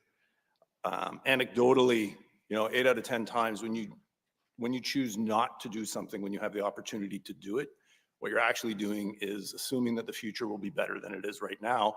But when you're making that decision, you also have to look at the fact, if you don't do something right now, what could be the negative consequence of that? So we really try to change their attitude towards not making decisions, because we recognize that is one of the first things that we see is, well, I'm not going to worry about that right now. It's like, well, actually, no, you do need to focus on, if you don't do something right now, if you have the opportunity, right, what potentially could go wrong in the future? Because you're assuming right now that things will get better. and they may not. I think there's also there's a certain police cultural aspect to that. Maybe it's not specific to just police, but we typically don't hold people accountable for decisions they didn't make. Accountability is usually based on, you made this decision and it went wrong. So within policing, you know, there's a natural tendency, decision makers don't necessarily get rewarded, right? And you can go through your career quite simply not making a lot of real tough decisions, just avoiding those decisions, waiting for things to change, and not necessarily develop the skills of decision making. So back to what Lawrence was talking about, one of the things that we stress to them is pay attention to your decisions. Pay attention to the quality of your decisions in non-stressful environments. When you have the opportunity, you know, when you're sitting comfortably behind your desk or wherever you happen to be, work through the process of, okay, I've got the time, I'm going to NRA this decision, right? Getting used to using that system approach to your decision making when you're calm and comfortable, we feel will help you recall it in the moment under stress, the more that you exercise it. And that we think helps, right? Establishing that process of decision making. And again, not necessarily the quality of the decision is based, did you use the process? The outcome may be bad, right? It may in the end have not been the right thing to do, but given the information that you had, that you worked through your priorities of life, you were looking at what's important now, you applied NRA, you applied the process. You may have come to the wrong conclusion, but you did the best that you possibly could in that situation. So we try to reduce their stress by, you know, identifying, you're saying right out of the gate, not every decision you make is going to be right. But as long as the quality of your decision is based on, did you apply these principles, it's going to be difficult to criticize you on the ultimate decision that you made. So really for us, it's about recognizing that decision-making under stress is completely different than the decision-making warm and comfortable. Practice the type of decision-making and the process you're going to use under stress when you're calm so that you can recall it. And make them aware of that avoidance type behavior and not predict the future, right? You only have the information you have right now. If something needs to be done, don't think that, oh, well, I'll wait a little bit longer and things will get better and then I can make the decision and it'll be easier. No, you have to give serious consideration to taking action at that point in time. And then the next piece that we have is in the moment, right? And in every crisis, there's a little bit of a gap where there's not a lot of action happening right at that second. You and your team, again, going back to the idea that, you know, and that whole other conversation about developing that strong team for yourself as a commander. However, start coming up with contingency plans. If this, then that, right? In the moment, so that when something suddenly happens that was predictable, you're not scrambling to figure out what to do, right? So really within that group, we express there should be, and it's part of the process that we teach them with clear, R being the reactionary plans, that's where they're developing their contingency plans. So that when the decision needs to be made, you've already thought it through, you've already at least come up with a conceptual framework of, if they do this, I'm pretty sure this is what we're gonna have to do at that point. You're not scrambling to make that decision and you've either made a command authorized decision or a reactionary decision. So I hope that answers your question, Krista. Yeah, that's great. And then I would like to complicate the scenario a little bit and take it over to Neil. There was an article that you and Lawrence published in the last year, actually is in 2020, called "The Role of Information Sharing on Decision Delay During Multi-Team Disaster Response." That's exhibit P-001904. And I'm interested in exploring with you what mechanisms underpin decision delay where you have multiple teams, multiple agencies responding to a critical incident. Good. Thank you very much. And just the one thing I'll add, I think, just to bring some of the points together, is a lot of the cognitive elements we're talking about, and specifically some of the cognitive elements Lawrence talked about earlier, are cognitively heavy. And so, we're asking a lot of our decision makers in terms of, as we just mentioned, working through the multiple options, working up enough situational awareness. All of this is in this impoverished physiological state. So we're kind of clashing two things here of asking a lot cognitively while being in a relatively deprived cognitive and physiological state stemming from the stress.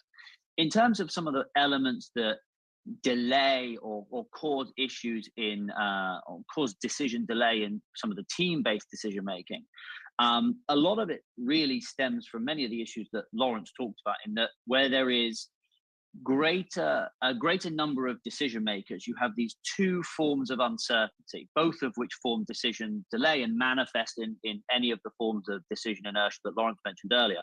A lot of the uncertainty we often talk about is uncertainty about the situation. So not knowing what's going on, just as the superintendent mentioned, getting that situational awareness, building a picture, unfolding the events in front of us, and being able to use that to pick the best, or as we mentioned earlier, least worst outcome.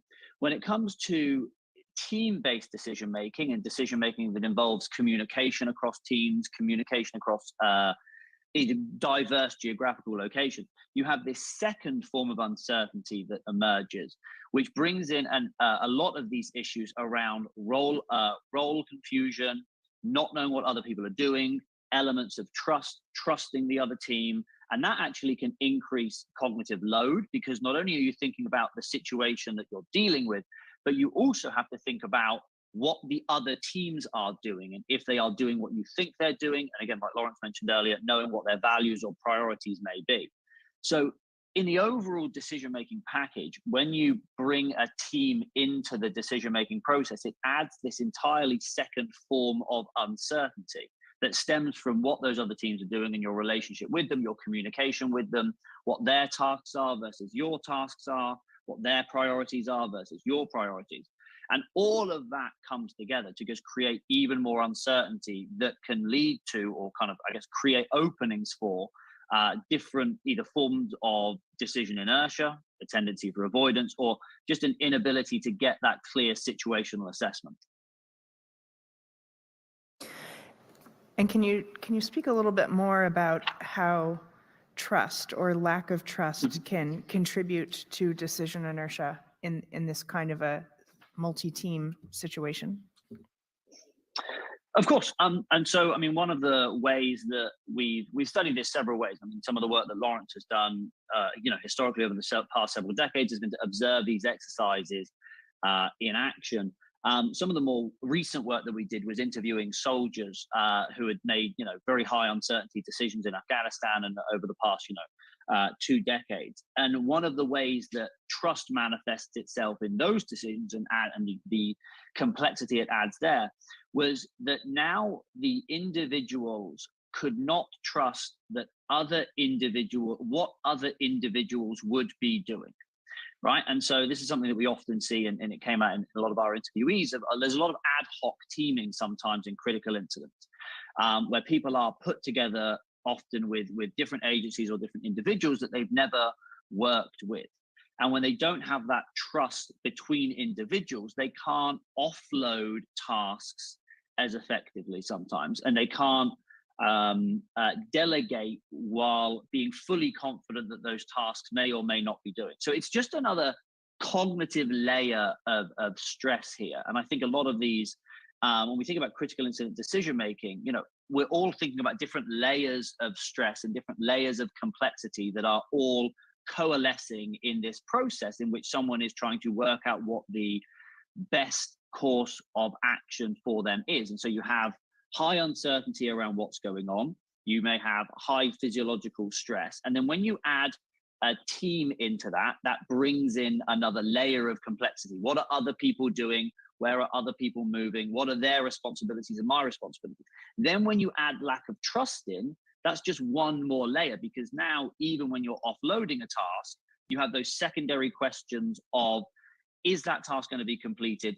Are they going to do it? Do I need to check up on them? And all of these kind of things. So it just, from a cognitive standpoint, it just adds another layer of complexity and another degree or another level or element of workload on someone who, as Drs. Anderson and McAllister already mentioned, is already suffering from a lack of physiological and cognitive resources.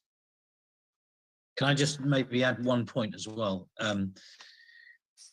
Obviously, you don't want your decision makers to have anonymity. You know, they need to be accountable for the decisions that they're making. So accountability generally is a good thing. However, there is a sort of finite level at which that accountability can become paralyzing. And I think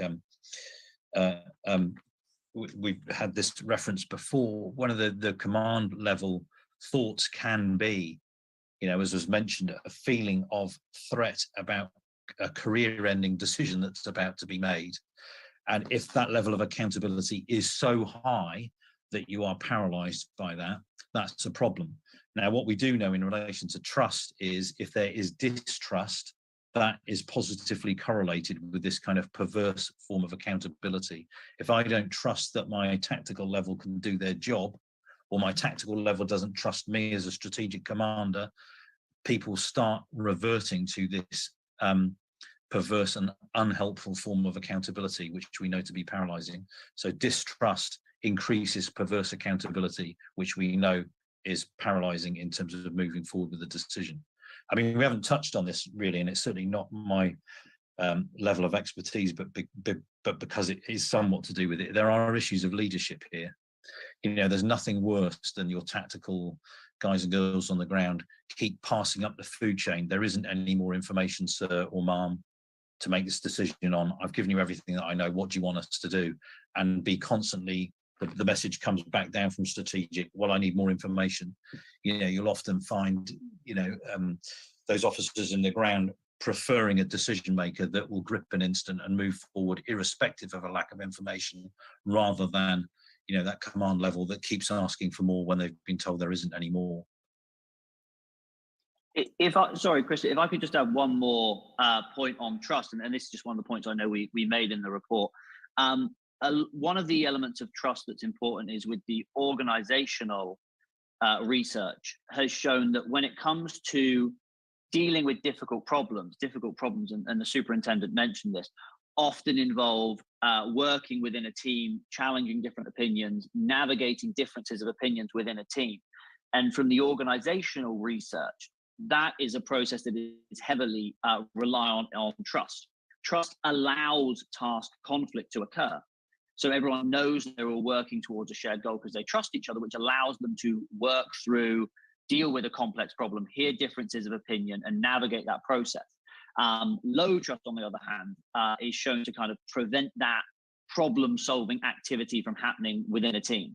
So there's kind of just one more element of the trust side that we've cited in our work, and I know we mentioned in the report we provided. Thank you. And I don't want to spend too much time on it because we have other concepts to discuss before the break. But just quickly, can you talk to us a little bit about what are ways to decrease some of that decision delay when you're working with a multi-team response? Neil, sorry, I was thinking. Okay. No, of course. So one of the things that I think our work is focused on, at least the work I've done with Lawrence is focused on in terms of decreasing the decision delay, is around establishing a very clear value or goal hierarchy. And as Lawrence mentioned, I think that's one of the issues you have when looking at interoperability and different teams having different goals that may or may not align. Some of the work we did, I remember doing this decision-making work with soldiers, trying to understand, the emergence of decision delay in a military context, given a lot of the early work that the professor had done had looked at law enforcement, emergency services. And I remember very vividly thinking that my entire PhD was going to fail because there was an absence of decision delay in our military samples. And so, we worked through what that was. And one of the things that emerged that Lawrence and I have written up in a few papers afterwards, and it goes to Lawrence's point, was the idea that they had a very, very clear hierarchy of what they wanted to achieve. Goal 1, goal 2, goal 3. those goals often differ between individuals and between levels of command, but at the decision maker level, they could clearly articulate, this is my first goal, this is my second, and this is my third.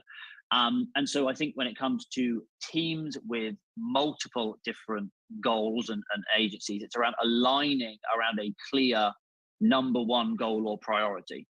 And that allows, or at least minimizes, some of the issues that may emerge, because as we often talk about, inertia or delay often stems from competing goals, where two things are clear priorities and they are antagonistic to each other.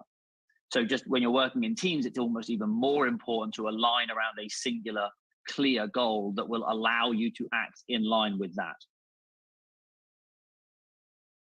Would it be right of me to think about goals and values, the values of an organization, as somewhat analogous concepts? Yes, I mean, I think that, so Dr. Nicola Power did a lot of work with Lawrence and talked about goal conflict, and I often talked about value conflict. And the reason I often spoke about value conflict is my research predominantly focused at the individual level, but I think the values of the organization manifest in their goals. So I do think that you can use those two simultaneously. By using it at the individual level, you can sometimes look at the situation in which individual values may unalign with the organizations, because you have now levels of values, but I think that the language is relatively comparable, both in terms of its function and what it means to a decision maker. Okay, so given that, I'd like to take it over to Lawrence now. We're going to explore another concept that comes up quite a bit. One of the articles we included in the roundtable package is called Colliding Sacred Values, a Psychological Theory of Least Worst Option Selection. That's exhibit P-001900. And Lawrence, I'm just hoping you can talk to us about this concept of colliding sacred values and how it impacts decision-making. Sure. One thing I wanted to add before we get into that, perhaps it might be helpful to discriminate goals from values by giving an example. If you think about the Thai cave rescue, I don't know how many people are familiar with the Thai cave rescue, which it was a football team of lads that were trapped in a cave in Thailand, and it was a classic critical incident in that sort of thing hadn't been dealt with before. The monsoon season was coming in, the cave was going to flood, none of the boys could swim, and a very difficult decision was made to deploy a diver to go and pull them out, basically, go into the cave, not knowing where exactly they were going to be going or whether that was too risky. And very tragically, that diver died. So it would have been very easy for that commander to say, well, we're not going to risk that again.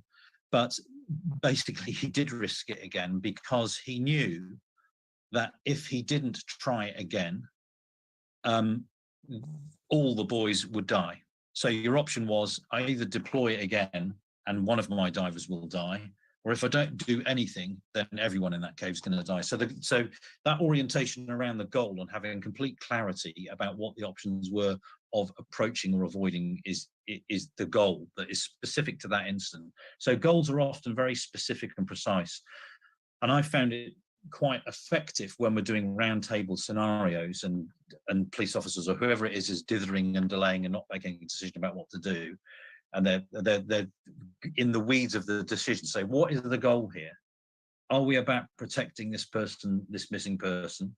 Are we about retrieving these lads from this cave? That's the goal. A value, which is what Neil was talking about there, is much broader, much more macro, much more, dare I say it, emotional. I mean, this is one of the things we haven't touched on here. We've talked about cognitions and so on, but actually critical instant decision making, when you're sat in that hot seat, can be a very emotional and quite lonely place.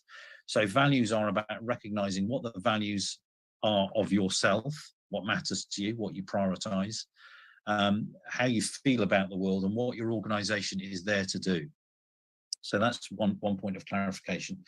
I don't know if that's helpful, or if you want to ask me anything else about that, but I think it's an important discrimination. Goals I see as specific to the incident, Values I see as underpinning an organizational personal structure that can assist you in orienting towards the goal.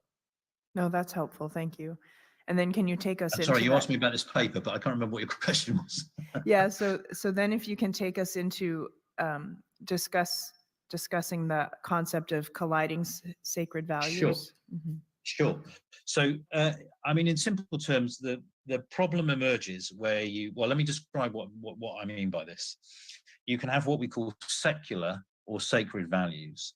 A secular value might be something that you think is important, but it might be negotiable. A sacred value is something which is completely non-negotiable. And the example that might be prudent to give here, you might be speaking to military personnel and say, and identify in that group that one of their absolutely sacred values is leave no man behind. That is a non-negotiable thing. We never leave our people behind. You might also be able to identify another sacred value, which is complete the mission. One of the things that we do, we're soldiers, we complete missions. We don't leave missions, we complete missions. However, here's the problem. If you have a secular value traded off against a sacred value, the sacred value will always trump the secular value because the secular value can be negotiable. However, if you have two sacred values colliding, that's where you have a problem. In other words, the only way we can complete this mission is to leave this person behind, or we have to leave this person behind in order to complete the mission. That's when you get decision inertia, because going back to the donkey, both of these things are almost impossible to calculate. What do I want to forego? Well, I don't want to forego either of them because they're both completely non-negotiable.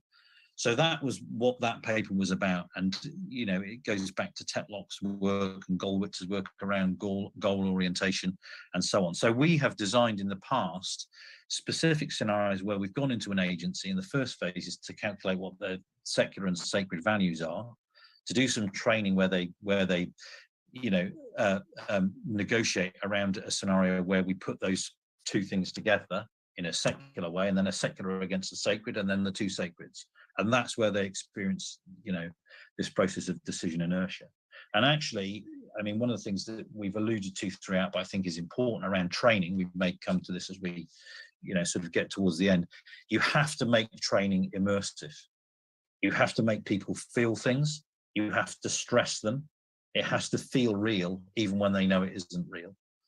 That's a very important feature of it. And so, you know, one of the tips here around that process of constructing scenarios is figure out what your organization's sacred values are and design some scenarios where they have to calculate which of those they're prepared to give up in favor of the other one, if that makes sense. But Neil may have more to say on this. I mean, the value-based system was entirely his thesis, really. So Neil, I'm going to throw you in front of me and allow you to comment a little bit further on that specific paper. No, only that I mean the Lawrence's explanation is absolutely correct. That as I mentioned earlier, you know, there are multiple processes of making decisions, and the most difficult one of those is choice. And the reason choice is difficult is because it requires argumentation and sacrifice. You have to argue why you want to do A and not B, and by doing A, you have to sacrifice the benefits of B.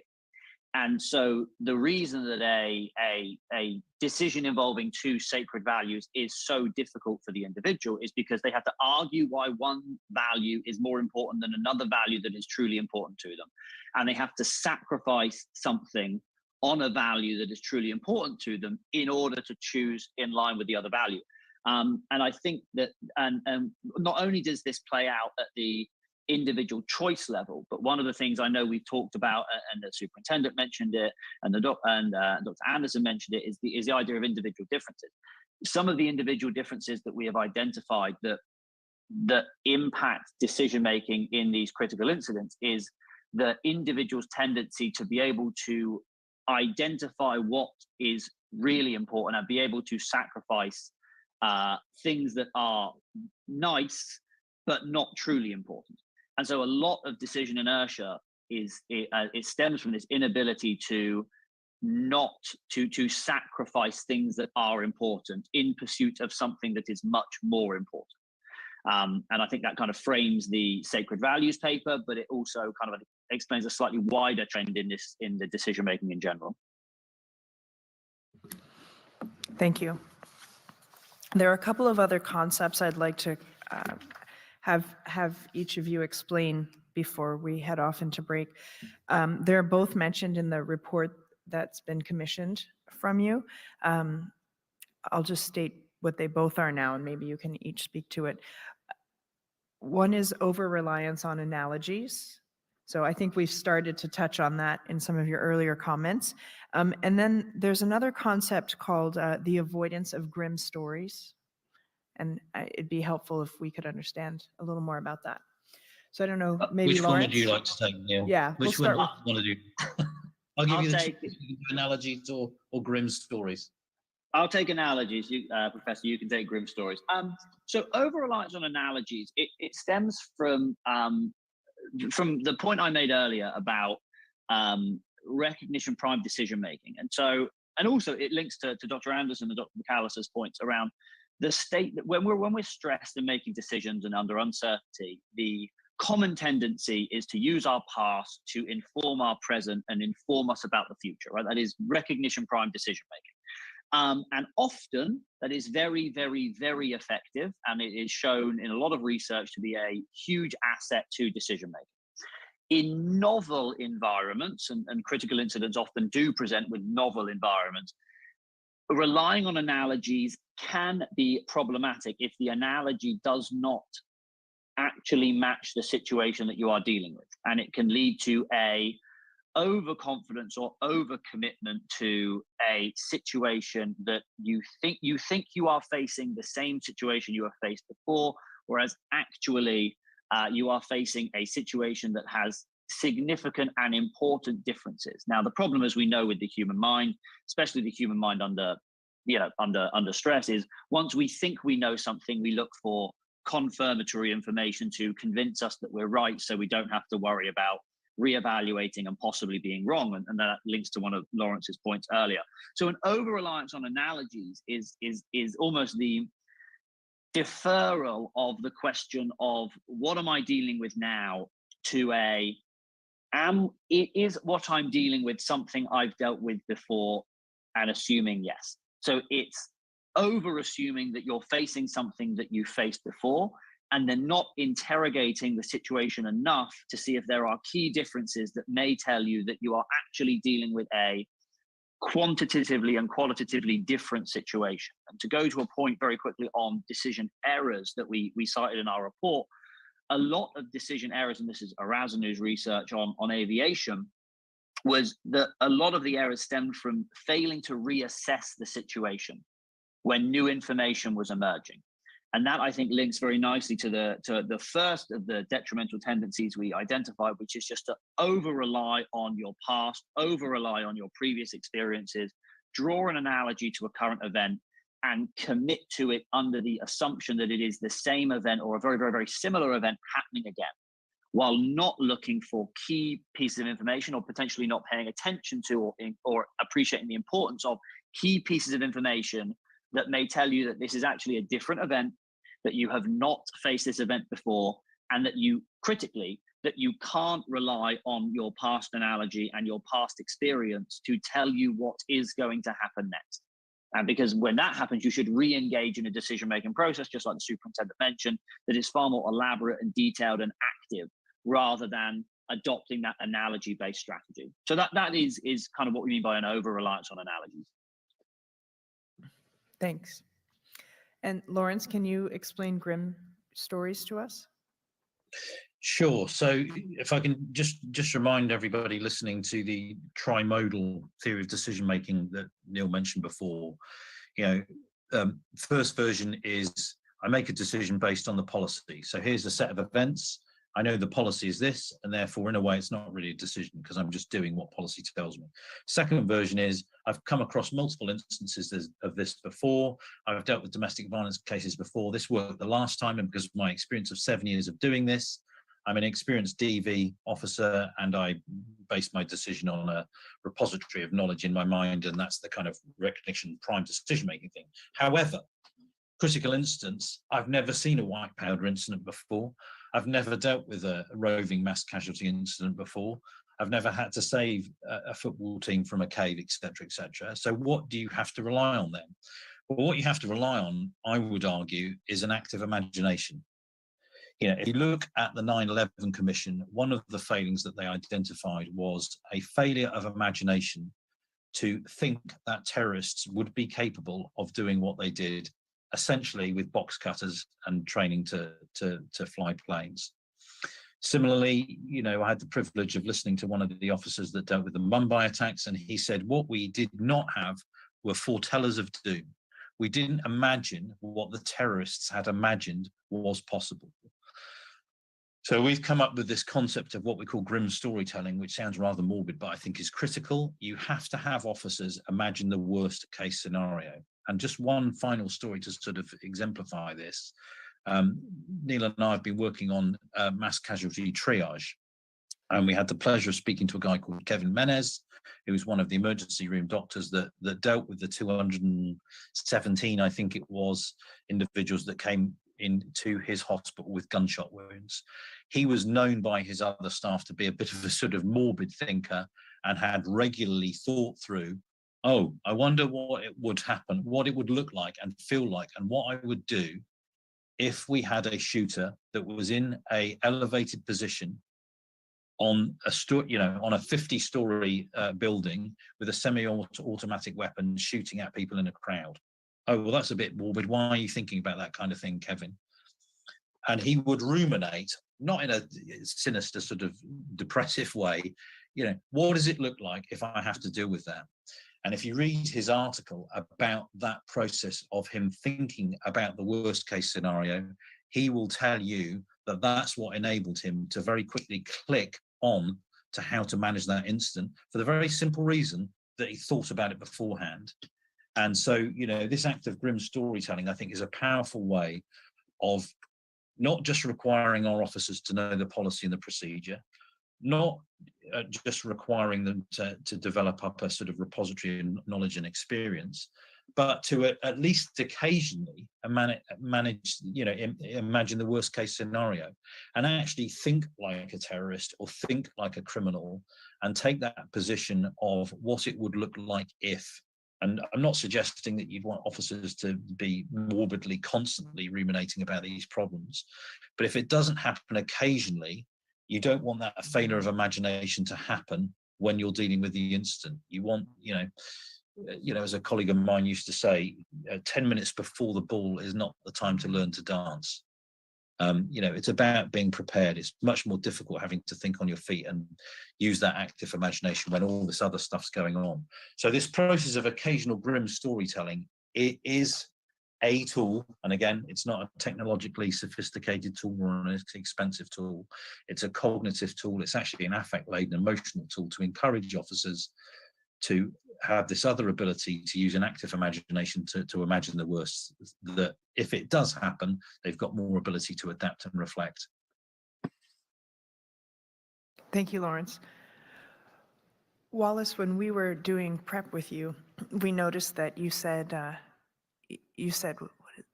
every day that a critical incident doesn't happen is a day closer to when it does, something to that effect. That's pretty much it, yes. We felt like that was an instance, you were demonstrating a grim story there. That how do you do anything to inculcate that sensibility when you're teaching incident commanders? Well, absolutely. And I mean, at the higher organizational levels, you need a group of individuals that are constantly worrying about your worst case scenarios. And they're dedicated to it, and they have longevity in that area, and they have experience at it, and they're creative. I love that term, failure of imagination.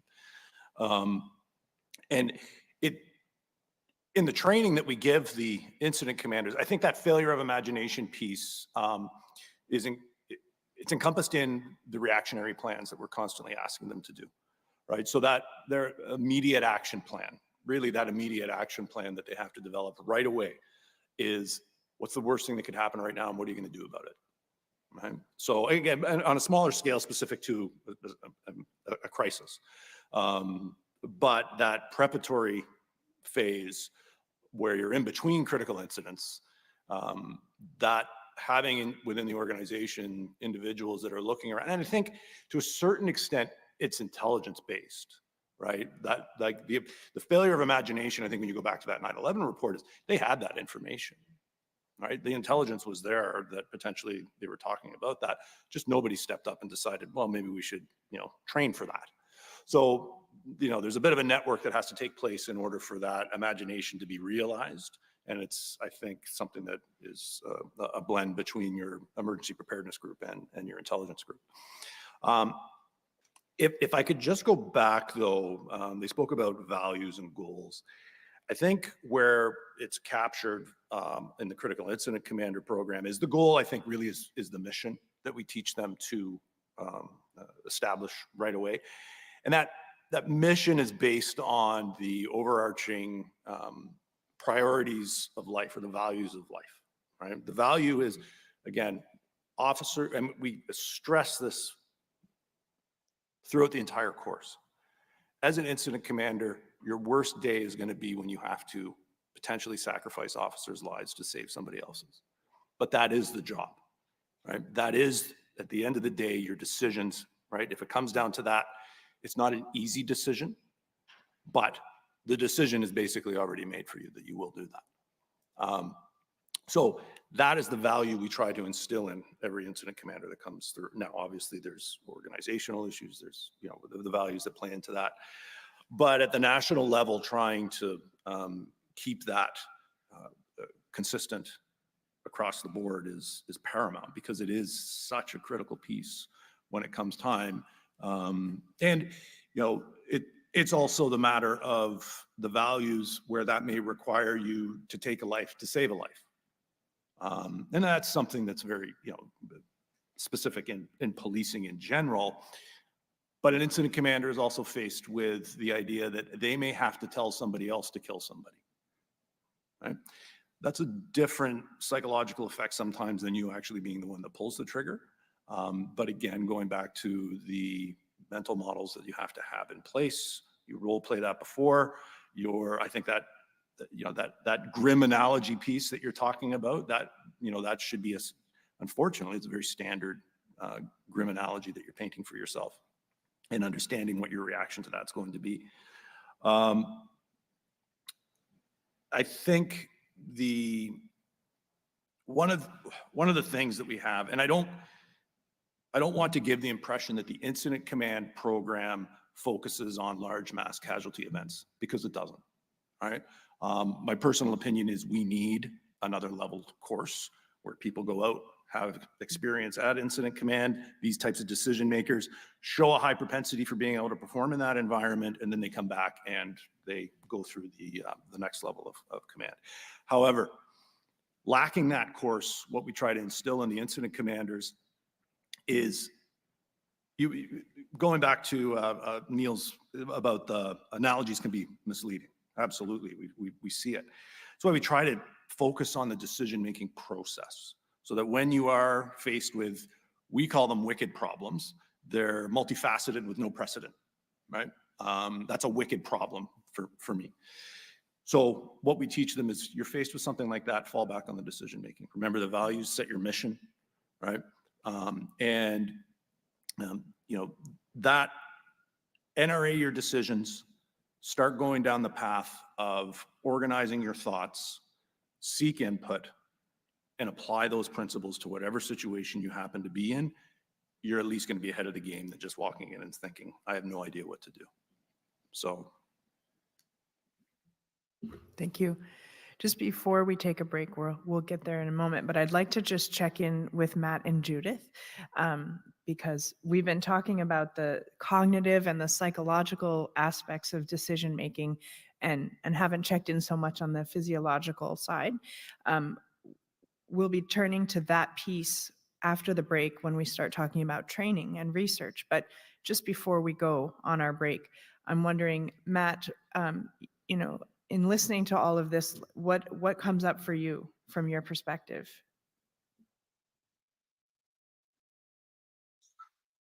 In terms of training, No, sorry.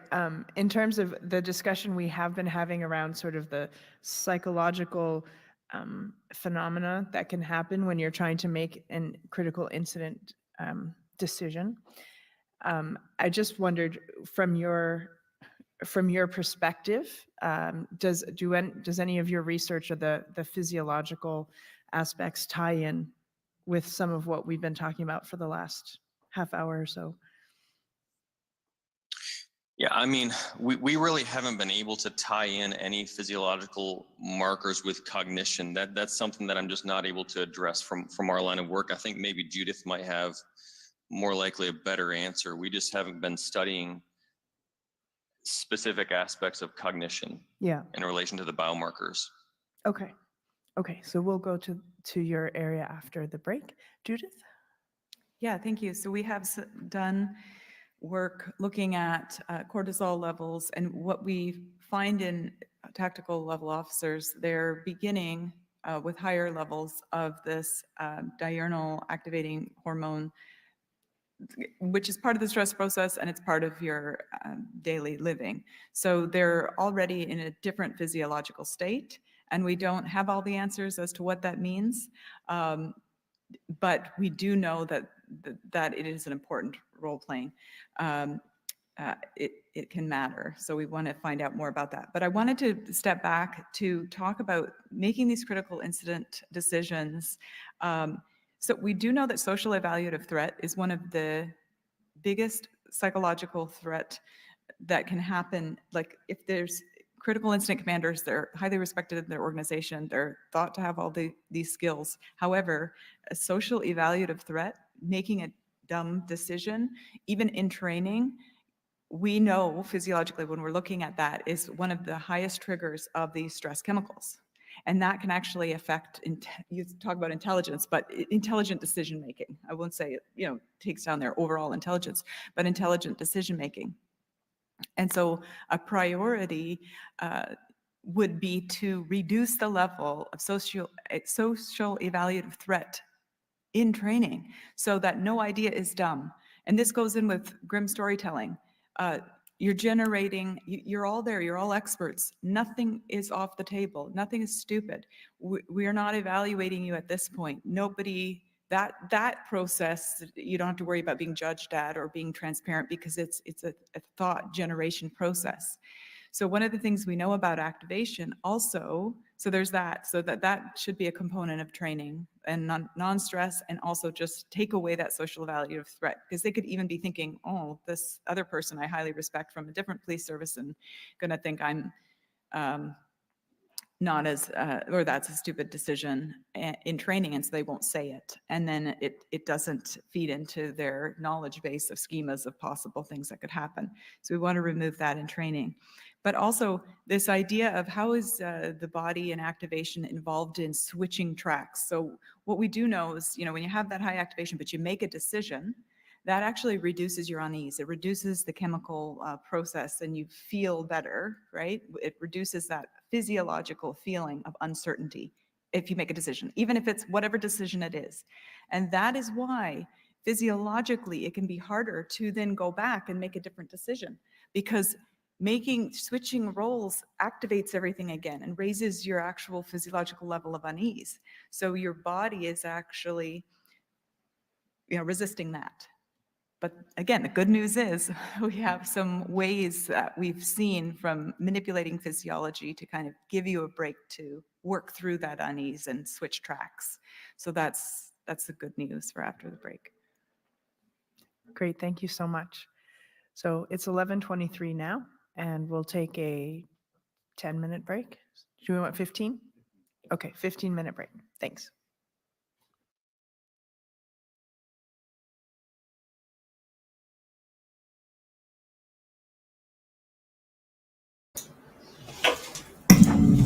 Well, I'm not drunk, so I better take that off. I'm not good with the tech stuff, so a bit slow.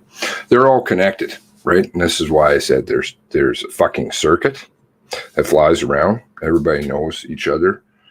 Right there, they admitted 3 connections, and the one is connected to the crops officer who was the man in charge that night in Nova Scotia, Chris Leather. Chris Leather, who won the award, April 22nd for policing. They get papers funded for by the same institution, your institution, the government, who funds all of it.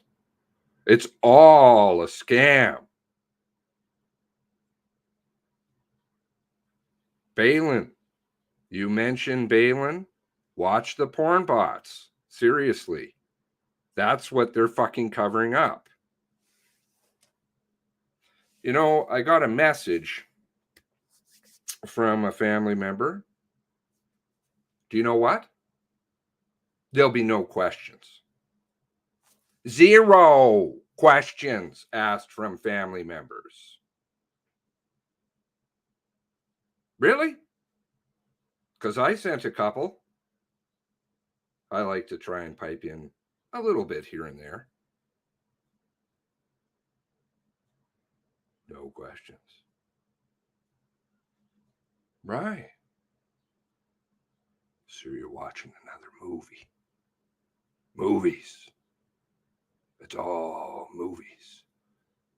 And what is it covering up? Covert ops. Mr. Balin. Connected to Mr. Balin. For those of you who are joining us or who don't know who Mr. Balin is,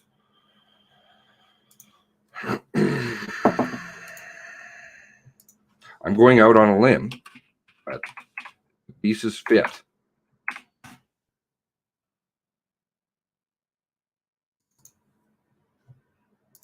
This is what they don't want you to know.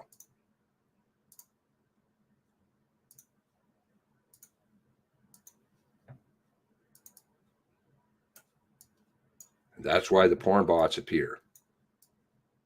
This man,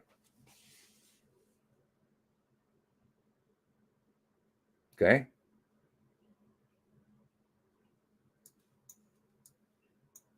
Acting General, Director General, that's the number one, Covert Ops, RCMP, right? Amongst a host of other things. 1 degree of separation. Dr. Andre Levesque. Look at all the medals. He's in the reserves, by the way. He takes care of graves. You believe that? I got a bridge to sell you. 1 degree of separation from who? Brenda Forbes. You know, the lady who came on with her hearsay stories? The one who changed her LinkedIn when I pointed it out? Covert ops. Money everywhere. Marked real cars. What? You want to talk about food? The SMEAC. A component of that. That's why I say the stuff about the food. The SMEAC. Mr. McGilvery's interview. Mr. McGilvery, who they don't want to tell you, was CIC. I don't know what's going on over there. Whether West may have been moved aside by Mr. Surratt, who made some phone calls, number 2. And made some phone calls to some other CICs who weren't on call. Worked his way down the list. Hit Morin and McGilvery. West wouldn't leave for some reason. His interview, very interesting. But he talks about the SMEIC. I don't believe he recalls it quite properly. He can't spin it off on the top of his head. That's because officers aren't supposed to do that. They're supposed to be policing. Like, logically, they should be. Not worrying about acronyms. not worrying about all of these gobbledygook terms. That was why I read the article yesterday, which was just some introduction into how the RCMP, though it had been imploding for some time. Why?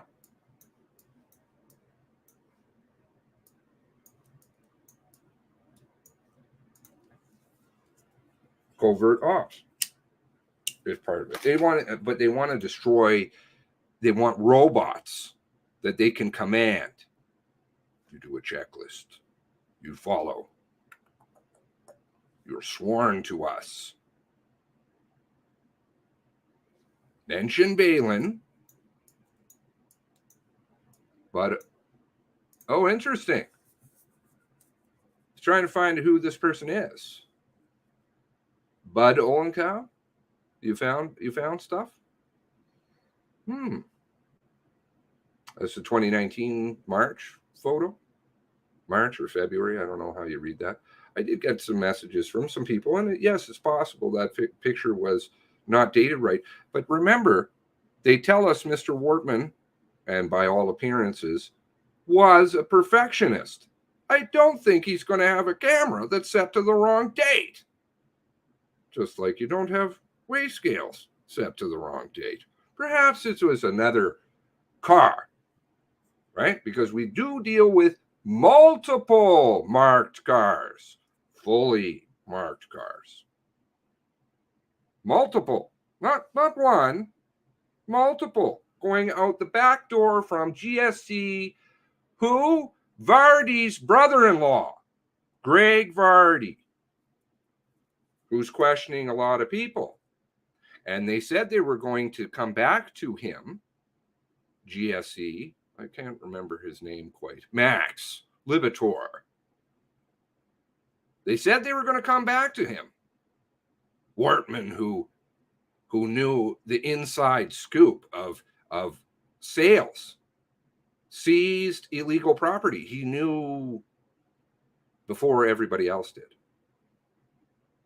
Showed up with some long-haired friends to get their bikes back, which was a seizure from criminal stuff. Max knew him. You had Larry Tremblay. He went out. He was going to replace, be number one over in New Brunswick. He liked to go to GSC surplus sales too. Lots of them. Any ties? Did he know Mr. Wortman? He certainly didn't know Mr. Balin. Perfectionist. Does not slap 12 bars on the back. That is because it's a marked car. It is a marked car. Don't fuck with this car. It's a black op car. Don't touch it.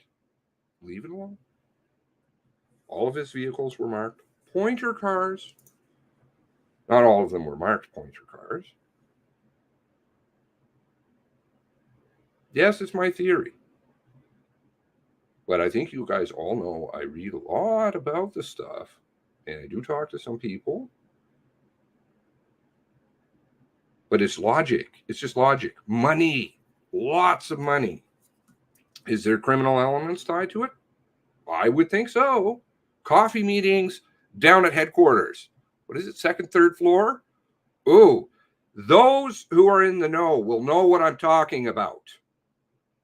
Down in Ottawa. Was it Wednesdays?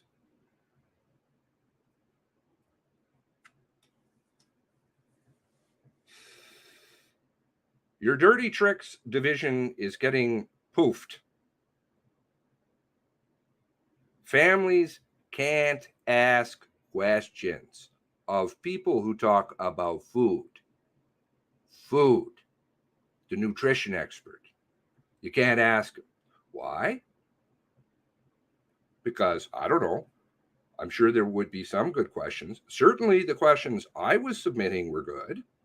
Like, does alcohol affect one's judgment? Does it impair motor skills, decision-making skills?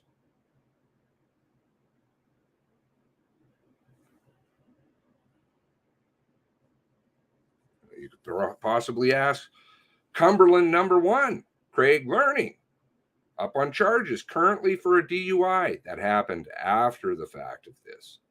And then he went on to represent, do some MAD promotion, Mothers Against Drunk Driving. Currently up, I believe, on a code of conduct also. Staff Sergeant Craig Learning. Now, was he stressed? I'm sure. He wasn't available that night either, to the best of my knowledge. So, the photo I showed you yesterday was cropped. Where is that?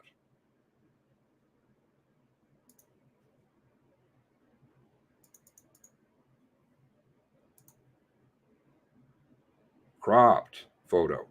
Fuck off, man, with this stuff. Do you see? I can't move it over anymore.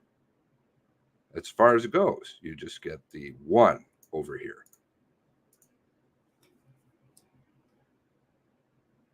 But if this date is correct, that doesn't match up with any of the supplies that he was purchasing, supposedly. FinTrack, who knows? Screw off, man. Your shit is in the toilet, man. Quit spamming porn bots. The mention of Balin. They don't want it.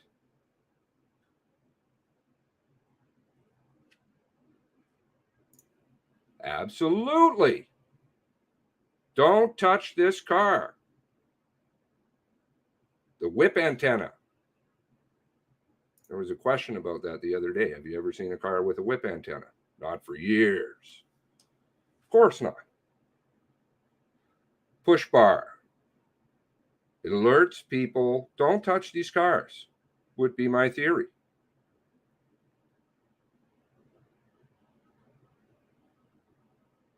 This isn't an abuse story.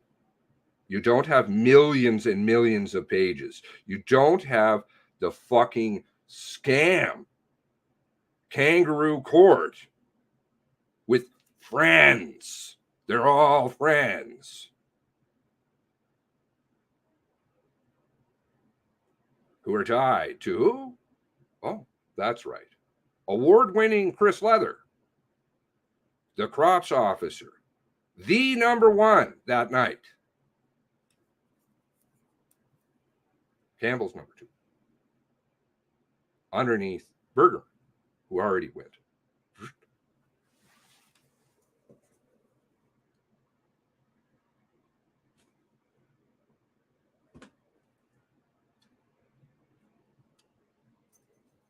No questions to people who talk about food. Really.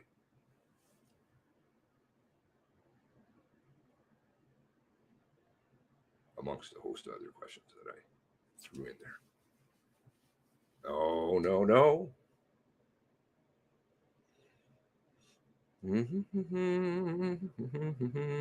I have Felix saying, long after the CERT report was completed. Felix, who is who? Do you see all the connections?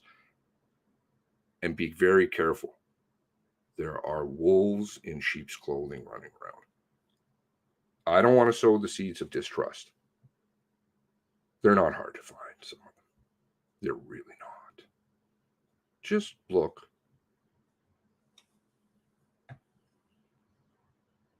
I don't like to accuse. That's not my deal. People need to find things for themselves. And come to their own well-educated opinions, because you're all smart. GSE Max doing real well for himself. Oh, he is. Certainly got a lot of money. BMWs, all the toys. Old cars. Well, actually, I think the old cars, it wasn't him. It was a friend of his. Oh, Mr. Wortman liked to collect old cars. And don't think who was in control. who was in control of a lot of these?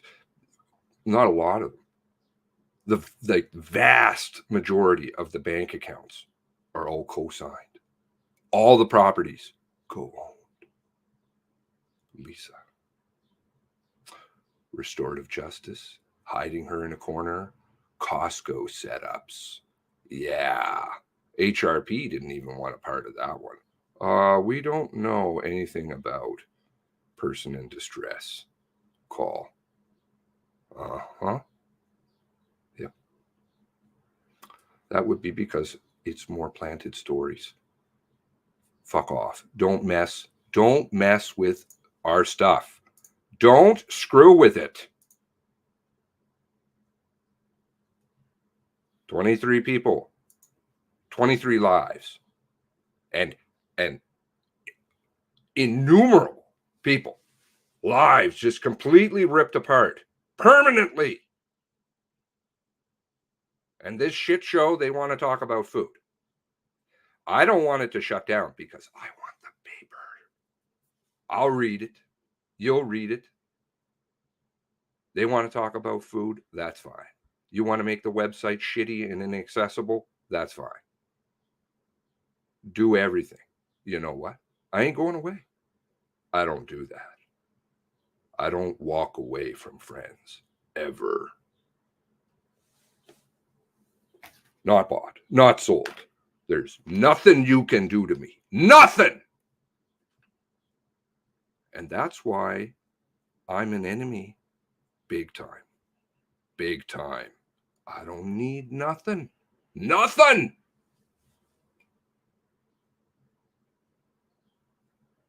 They're watching all of you very carefully, too. They have been the whole time. Really? So he was in the Legion. Would he know Brenda? Or George Forbes? Excuse me, ladies and gentlemen.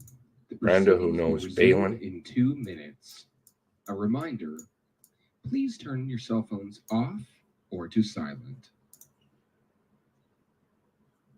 Brenda, spooky character, man. Spooky. Independent sector when she's in the military? Really? Sure about that one? Independent sector out of Washington, D.C.? Uh-huh. Yeah.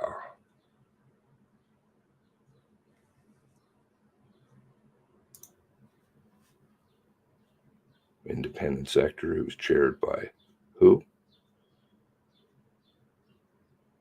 Rockefeller. Not to go all tinfoil. That's just the way it is.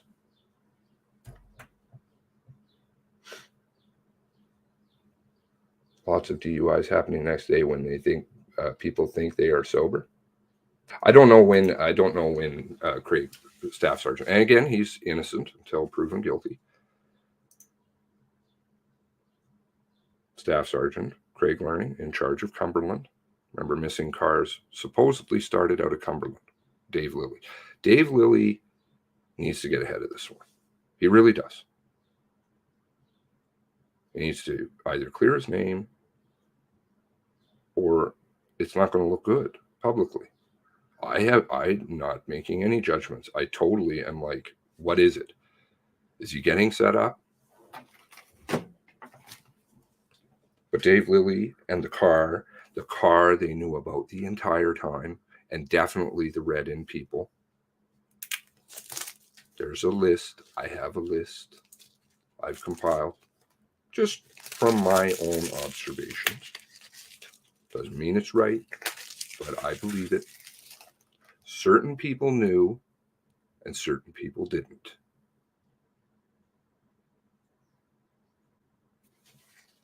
Dion Sutton said so, basically.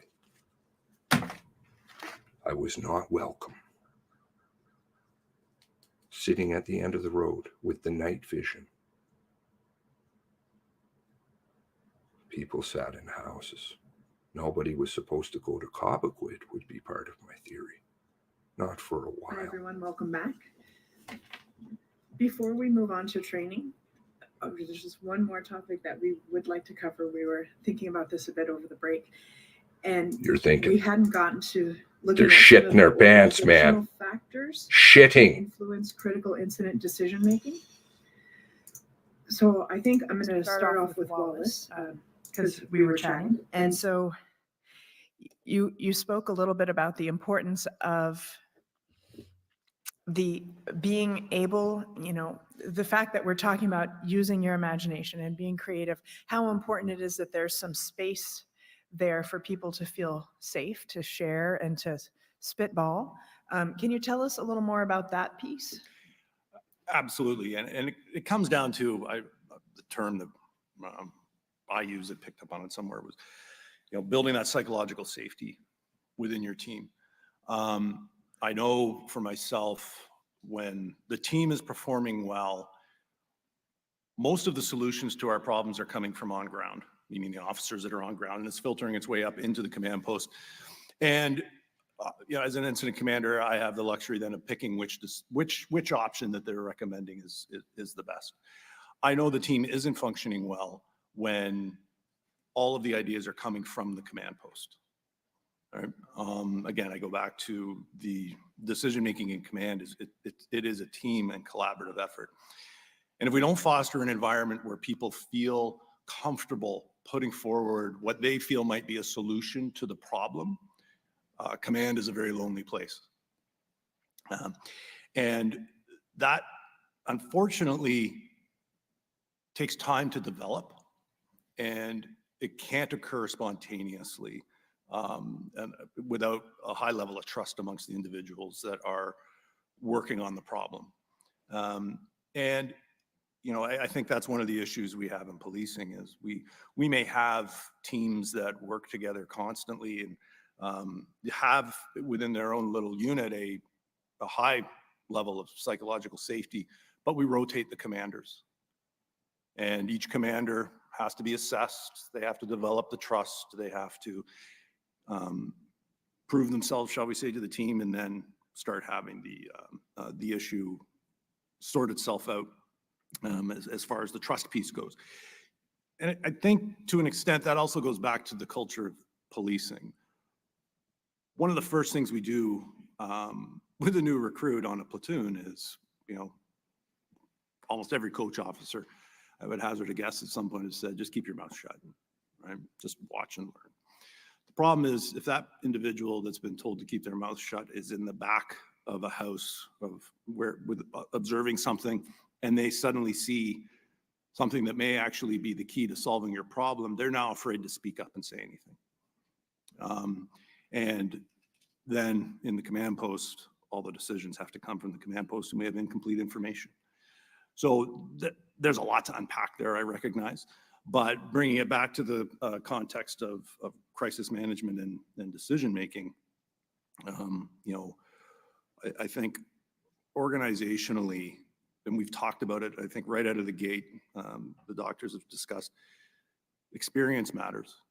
And the ability to maintain this skill set, exercise it, and the training of large scale scenarios is so important, and they're so labor intensive and so costly. You end up with the way that we move people around. You have one commander that experienced that great big scenario that was a fantastic learning experience, but they're no longer the person in command anymore. So now you have to generate a whole other new scenario, and it may or may not be as good as the other one that had. So I think there's issues there for organizationally, and again the ability to identify people that have a natural capacity for this job. There's clearly individuals that are better suited to it than others, and that by no means is meant to indicate that you're not great at all kinds of other things. It's just for whatever strange reason you have an emotional predisposition to being able to function in a high stress environment. And that's not everybody. And those individuals that may function well in a high stress environment may not do great in a low stress environment where it's, you know, day-to-day leadership management pieces. But identifying those individuals and fostering that skill set within your organization is crucial, because they don't exist in abundance, has been my experience. And, you know, organizationally from a career development position, you need to capitalize on those individuals and allow them to operate in that environment that they are comfortable in and can then go on and teach others. So I think I answered your question. I may have gone off on a tangent there, but I think there's a number of organizational pieces that do come to bear on whether we've got the right decision maker with the right skills at the right moment at these crisis points. And the other thing that was coming up for me while I was talking with you, or while you were speaking, was a conversation I had with Bjorn yesterday during a break. And he talked about collective situational awareness. So the idea being that he talked about it actually in the roundtable yesterday afternoon about both horizontal situational awareness and vertical. And so I was thinking especially about the vertical piece as you were talking about culture and about police recruits feeling, you know, or younger police officers feeling okay to mention what they're noticing. And he talked about the relevance of having that information when you're making a decision, and that there's almost sort of layers in a critical incident response from the front line to the command post to the center, the incident center that we heard about yesterday. And as you get further and further from the front line, the quality of your information changes, and it could be that you're making a decision that no longer speaks to the needs of those on the front line. So maybe I just ask you to comment on how can organizations do a better job of cultivating collective situational awareness? I'll just go back. Judith just said to me, the word I was probably looking for was tenure, right? You know, when we tenure people out of positions, you lose that operational experience and potentially that skill set. As far as fostering the flow of ideas in a command post goes, which I think is the root of your question, again, it comes back to this team environment. If I make a decision in the command post that either the negotiator or the negotiator TL or the tactical commander disagrees with, I fully expect them to say, hey boss, I don't think we should do that, because of the information that I've got, my interpretation of, because I'm the one directly talking to the chain of command on ground. And I have to take that as information in regards to whether, okay, maybe I don't make that decision. So really, again, that collaborative piece and maintaining that trust where, you know, again, the negotiator might say, if you do that, breach his window or put the throw phone in, that's going to make our job harder and it could result in this. Again, that the challenging of ideas, that comes through training, right? And that scalable piece where you experience it in training and, you know, soft, safe environment, then you ratchet up the training to make it harder and harder. And then you get conflict and you want that conflict and learn how everybody, not just the commander, but everybody in that command post understands how emotionally they're reacting and how they're going to work through that in the moment. To try and figure that out on the day, extremely difficult.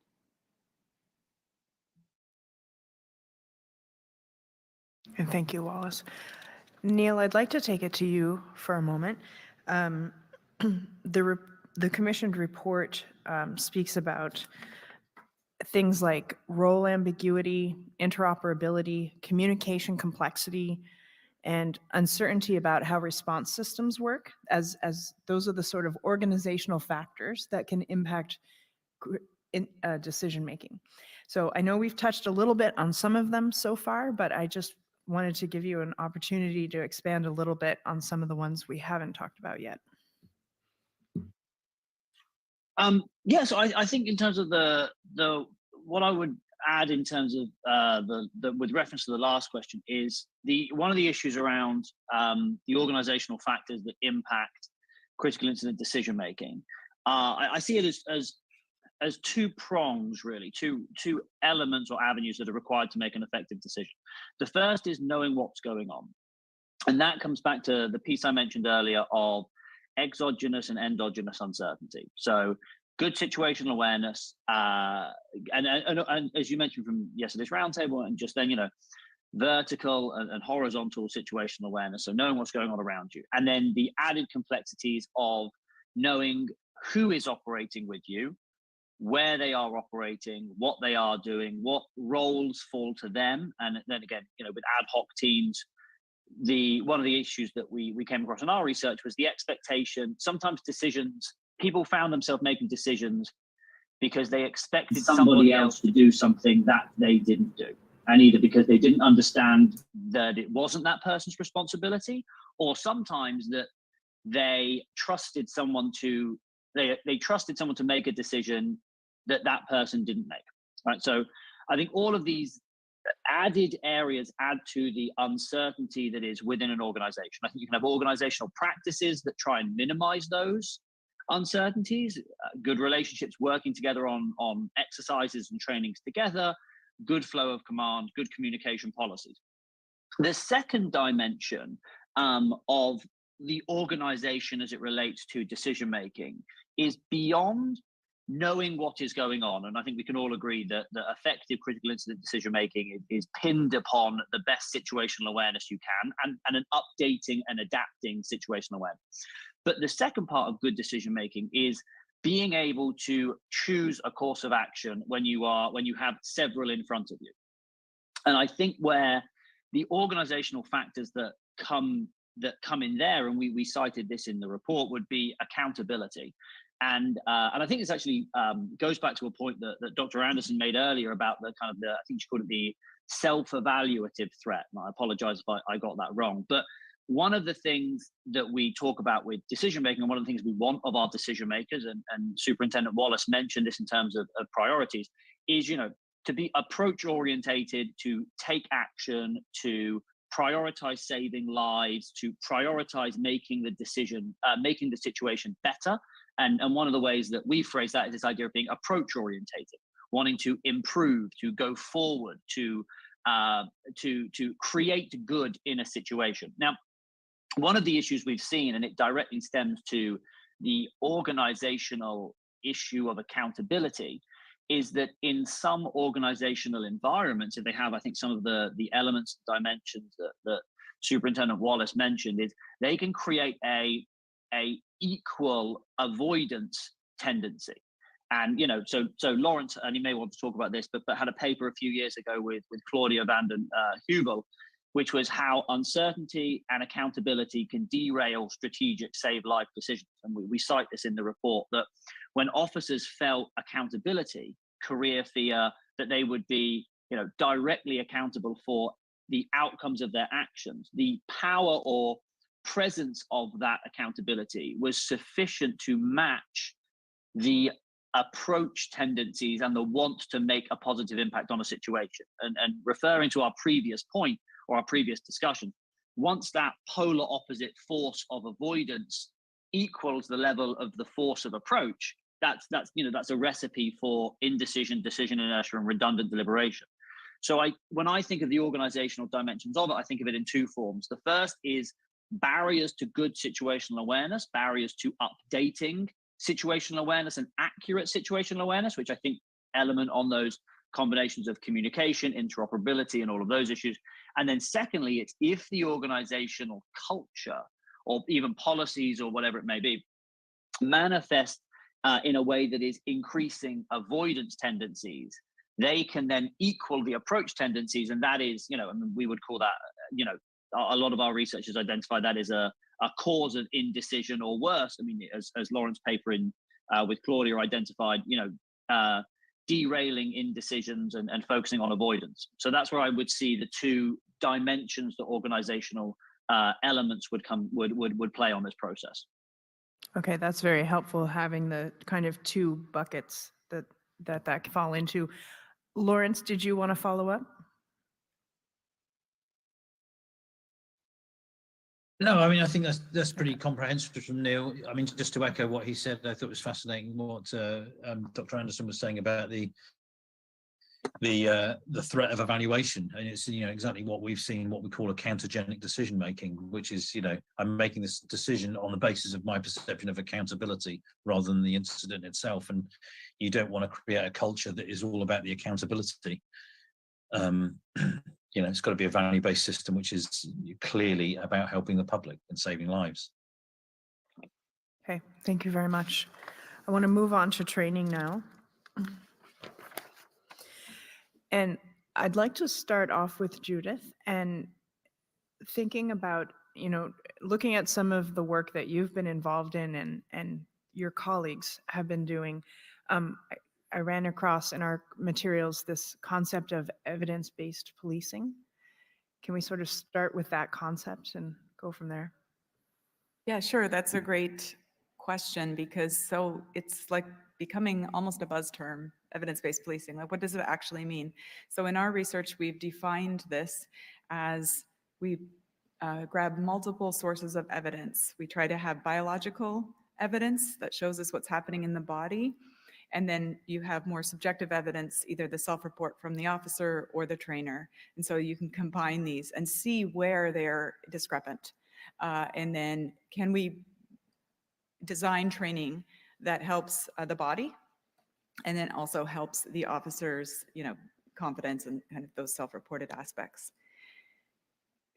So do you want me to just continue with some of the things we've seen in training? Yeah. So I'll begin by saying that, the first number of years with our studies, we observed all of these kind of deficits in training and in performance and this so forth. And then we began to kind of calculate how to address it in intervention-based research. But we did see that even at the highest federal level tactical teams, there was about 1% to 2% of officers who, no matter what kind of training, biological or psychological training, they were unable to perform tactically, right? So they became very disorganized. You could see it in their physiology when we were looking at their monitor. You might not be able to tell it on their face, but their heart rates were at 200. Their behavior became disorganized, turning around. They needed to be helped by another officer out of a building and so forth. Complete in the blackout kind of a level of activation. And so that was only about 1% to 2% at that. But some of those individuals were actually amazing at the cognitive tasks that in the police department. And so their skill set was not for the field, but it was excellent for in the office. So that we've seen on that level. And then that's on the activation side. And then when we've worked with frontline officers measuring them, we also see that same thing. There's some people that are just overactivated. So field work is really not the best suited for their health, long-term health either, as well as safety. But then we've seen a component, maybe a larger percent, and again, this is somewhat anecdotal, but about 10% of officers who aren't engaged at all. So they have no kind of physiological response. And it's not just because they're burned out or tired. They'll start a scenario and they'll just make mistakes, and they're not even activating to an engagement state. And this may be a function of training. This may be a function of social evaluative threat. There may be other things there. But what that made us realize is that there's a large window of people that can benefit from biological, physiological training combined with tactical operational training. So you must do this in combination. So we start by, again, looking at that stress response and changing the brain. So you have activating, but the thing I didn't talk about this morning was the modulating areas that we have in the body. And one of them is the parasympathetic nervous system. You've probably heard of it. You've got the fight, flight, and you have the rest and digest. So that great parasympathetic nervous system helps modulate Often people think of it as just rest and digest, just when you're relaxing and so forth. And no, newer science shows that actually if you can activate both systems at the same time. And if you do that, having higher parasympathetic dominance helps you to focus in on that task and get you in that zone where you're thinking clearly and hearing everything and have high situational awareness. So that's the goal then, to get a person into that physiological state. Okay, so how do we do it? Well, in police training, what we observed when we came into it, a lot of people say, yeah, we train about stress. We give a PowerPoint and we, before we start the scenario, we say, calm down. So you can imagine how that feels. No, and we do it too in life, you tell your teenager, calm down. But what we found is that doesn't actually calm people's physiology down. And you can think about it in terms of, even though it seems intuitive, I should know how to breathe and calm down. But think about driving, learning how to drive, especially a standard car, stick shift. You tell a kid, just drive. Well, no, how do I, what are the motor movements? How do I make that become automatic? And that's what we need to do. So using behavioral conditioning of the autonomic nervous system through a technique called heart rate biofeedback variability. Lots of articles on it, but I'll break it down. There's short-term and long-term HRV biofeedback.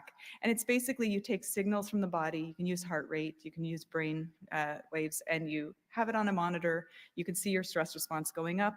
You're able to bring it down with different body positions, breathing. There's a number of techniques. And then you actually feel like what it is to be in that optimal state. And then you perform the scenario in that. And we've trained people, hundreds of officers, and we're fortunate to actually be able to work with a high-level military officer who has worked with folks in the US.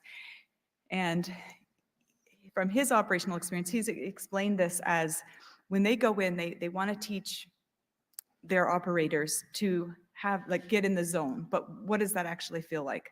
And so he talks about it in terms of a routine. So there's things that you do, like when you're not in the zone, you might be sitting around talking, smoking a cigarette, doing whatever, and then 30 seconds out, and you can see around the room, they're breathing, they're getting in their body position, and they're they're in it.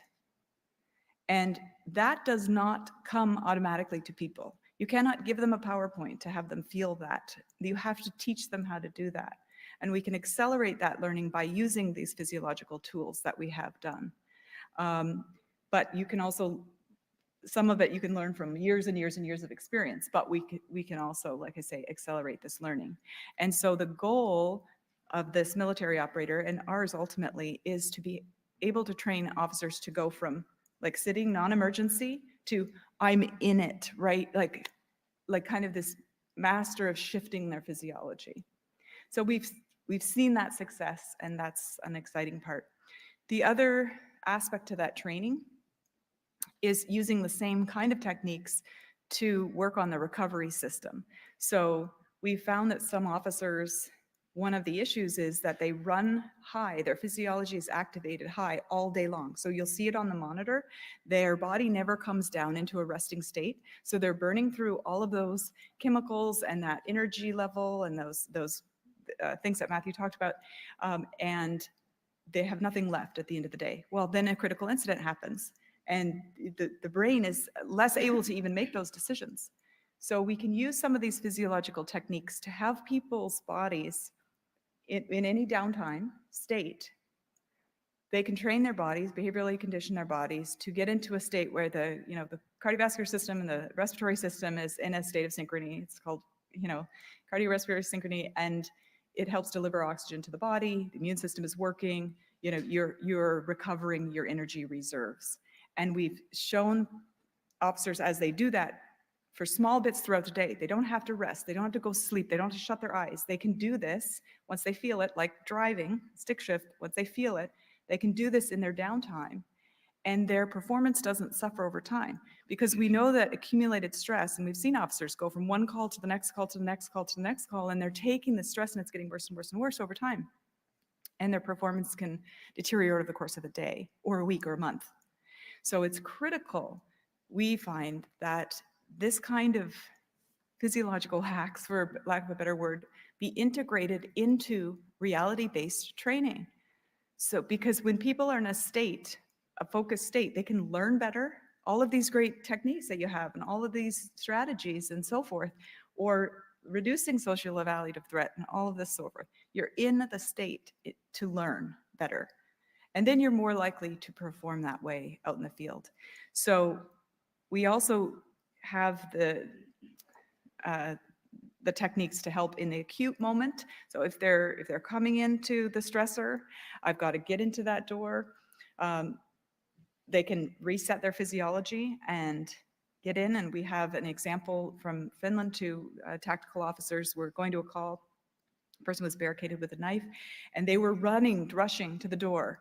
And the one guy said to the other guy, so this was another thing, it has to become part of the culture where you can say, wait, you can say to your buddy, stop, let's take that breath, let's focus. 2 extra seconds, boom. They said, I'm gonna open the door and you're gonna go this way. And just that few seconds saved their life. He said, we would have probably been killed and maybe the other person was shot. So he said, doing that and talking to each other about it and communicating saved lives.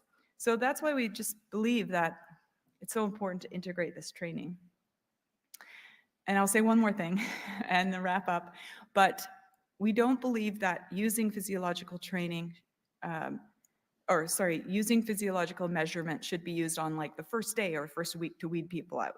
There's a push with, some of these kind of sports monitors and so forth to hook people up on their first day and so forth. Can you imagine on your first day of a job, some people have really high stress responses. That doesn't mean how they'll, perform later on. But you provide people with this kind of training in addition to their other training and watch them over the course of training. And some people will adapt to it and use it and be able to get into those routines, and others won't. And then maybe that's not the job for them, right? If they're not able to apply that training. And it's true, it's not the job for everyone, right? That's where I'll stop right now. Okay, so I will mostly resist the temptation to ask you for more, but there's one piece I'd love to ask you about is just, you mentioned take a moment, get focused, perhaps communicating with a partner or with someone. Those are tools. Those are tools that can be used. Are there other hacks? Yeah, so it matters the way that you breathe. So there's a lot about breathing and relaxation breathing and box breathing. There's so many breathing techniques out there, but we found for operationally, you need to have something that you can program your body, that you can do this reset, refocus, respond technique. So your body position is in the ready state. You're not hunched over, you're not yelling, you're not like crunching your lungs, you're open. You're taking this reset breath, long exhale, and then you get into your routine, whatever that is. And so your mindset, so when a trainer is training this, they're training the body position, they're training the breath, and they're training think about your next step as one whole piece. So we call that the reset, refocus, respond. And people do it over and over and over so that it becomes automatic. They don't have to think about it, but it is a particular way to breathe. Then the recovery breathing is paced breathing, and you get your body into a state of where you can see that your heart and lungs are in tune. You can see a wave pattern in your heart rate variability. So that's a separate training. But yeah, this ready state is what we call it.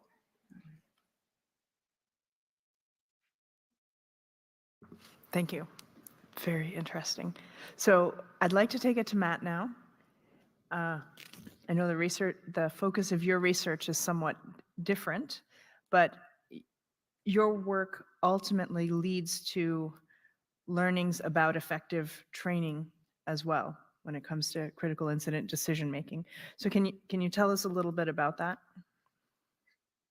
Yeah, it is a much different approach. We haven't looked at decision making per se, but I wanted to pick up on some of the things that Judith was talking about. She did a great job. I agree with everything she said. It's interesting because when you try to pinpoint how much stress is too much, as Judith was talking about, there were some individuals that demonstrated heart rates of 200 and they may demonstrate a more difficult time making decisions. So then the question is, how much stress is too much, especially if we want to train people? And it's not a simple question to answer, because in all reality, it's relative. And I'm going to give an example, and this is going to sound like it's totally unrelated, but it's really not related. I used to judge powerlifting competitions, weightlifting competitions, right? And before these individuals would do high intensity weightlifting performance events, there was a large discrepancy in how these people would prepare for these events.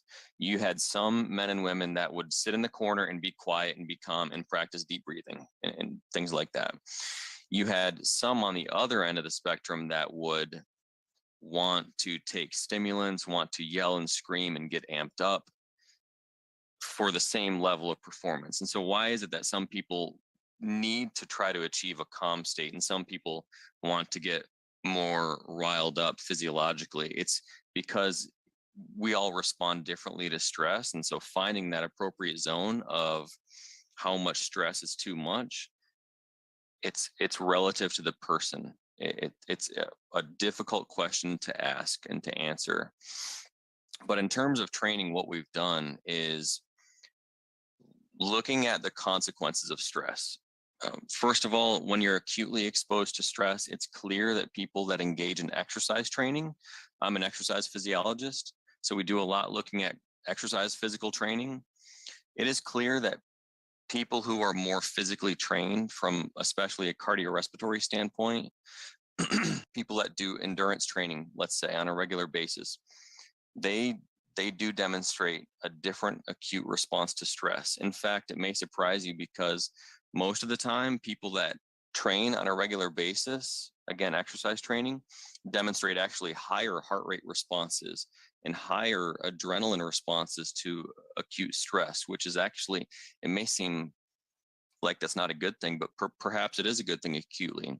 That does not necessarily reflect their long-term stress concentrations, though. But what I'm more interested in our work is not necessarily looking only at things like adrenaline and heart rate, but we're looking at the consequences of that stress. And again, it goes back to the free radical damage and the inflammation that I was talking about earlier. What is clear is there are a number of dietary as well as physical training interventions that can be done on a regular basis that increase your body's protective mechanisms against the damage from stress, different occupational stressors. And what that means is earlier I was talking about, I talked about, dietary antioxidants, for example, but we have antioxidants in our body that are protective mechanisms that are very powerful in terms of reducing the impact of stress, if it's excessive stress. Exercise training on a regular basis is the most effective thing that you can do to increase your body's natural level of antioxidants to protect against some of the adverse effects of these stressors.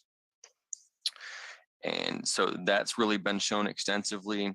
We've also taken people that exercise on a regular basis and expose them to the same stressor that people that don't exercise on a regular basis, and people that do exercise on a regular basis actually have the opposite effect when you look at some of the post-stress responses in the body. Again, people that exercise on a regular basis, when they're exposed to the same stress as people that don't exercise on a regular basis, you look at the biomarkers in the blood post-stress, and it's clear, that exercise training has a huge effect, likely more powerful than any effect you can get from dietary supplementation or dietary modification, not taking away from the benefits of dietary modification. There are some things that we're doing right now looking at ingestion of different metabolites that can improve or mitigate some of the physiological effects of stress. But one fascinating study that I wanted to talk about was one that we actually did in firefighters. That was a couple of years ago. And we showed in a group of firefighters that regularly train in a live burn victim search and rescue scenario. We had a controlled burn and we had a mental challenge that was victim search and rescue. And we had different conditions where we gave them a healthy dietary supplement that is known to produce beneficial effects in the body. We had them also do the search and rescue with no environmental heat, and we had them do it 2 conditions with environmental heat. The long story short is that the firefighters that trained in those scenarios on a regular basis, before they even went in to engage in the search and rescue task, their body upregulated protective mechanisms that protected against the adverse effects of stress, which totally overwhelmed any benefit you can get from a dietary supplement. In those individuals, before going into that fire, their body upregulated this protective mechanism, which was wild. And I think it can potentially extend, or those findings could potentially extend to law enforcement and military personnel as well. I tried to, in that study, take away the effect of perceived heat, because we had them do a condition with no fire and then a condition or 2 conditions with fire. Unfortunately, we tried to blind them. So we tried to tell them, you know, we're not going to tell you if you're getting heat or a fire today or no fire, but it just wasn't possible to blind those individuals, because when they pulled up at the station, they clearly knew the building was on fire or it wasn't. So it was just not possible to hide that from them. But the finding was, when they were exposed to the heat and the high environmental stress, their body upregulated this protective mechanism that protected against the stress, which is a wild finding. And again, I think it could potentially stretch and provide implications for future studies and military and law enforcement personnel as well. Thank you very much. Judith, I want to go back to you just for 1 second. We heard this morning Lawrence tell us that the value of small, repeated, sort of creating habits, doing something, a thought experiment 3 times a week for 7 minutes can be enormously helpful. What I get from some of your research is that embedding people in these sort of very realistic scenarios is also very helpful, but can be incredibly expensive. So how do you kind of balance, or how do you think about the repetition on a day-to-day basis versus scenario-based training? Great question. First, I just want to make sure that I hit home that back of what we were just talking about. It's about modulating the stress response, not relaxing. Okay, so it's modulating, and you can do that through the parasympathetic nervous system modulation. And it's true that the body will sometimes, activate in certain people, but their function, that's their state, that's their active state, that's their ready state. So there is that individual difference. There's no perfect zone for everybody. So training that can incorporate the individual's needs and the individual's body and brain is so important, and integrating that into the training resources that we have currently. And that's why we've worked hard in our research program to see how can we integrate some of these, either bio training or psych training right into the use of force training they're already doing at the agency. Because the services are often doing scenario-based training quite a bit, or yearly, or they can they have different training days. Or how can we go into the field with them and do some just brief initial training, but then the practices, just like you go and practice driving, learning how to shift and so forth. You start in a parking lot and then you're practicing every time you do it. So we're integrating that into the training that they're already doing. And that's what we've noted, is to streamline this. It's not some extra additional long amounts of training, but it is using it every time. And yeah, small repeated stressors, small repeated times where you're going over possible things that could happen. This is great. It's in a non-stress time. The social evaluative threat is low. And so you're able to think creatively and think through some of these things.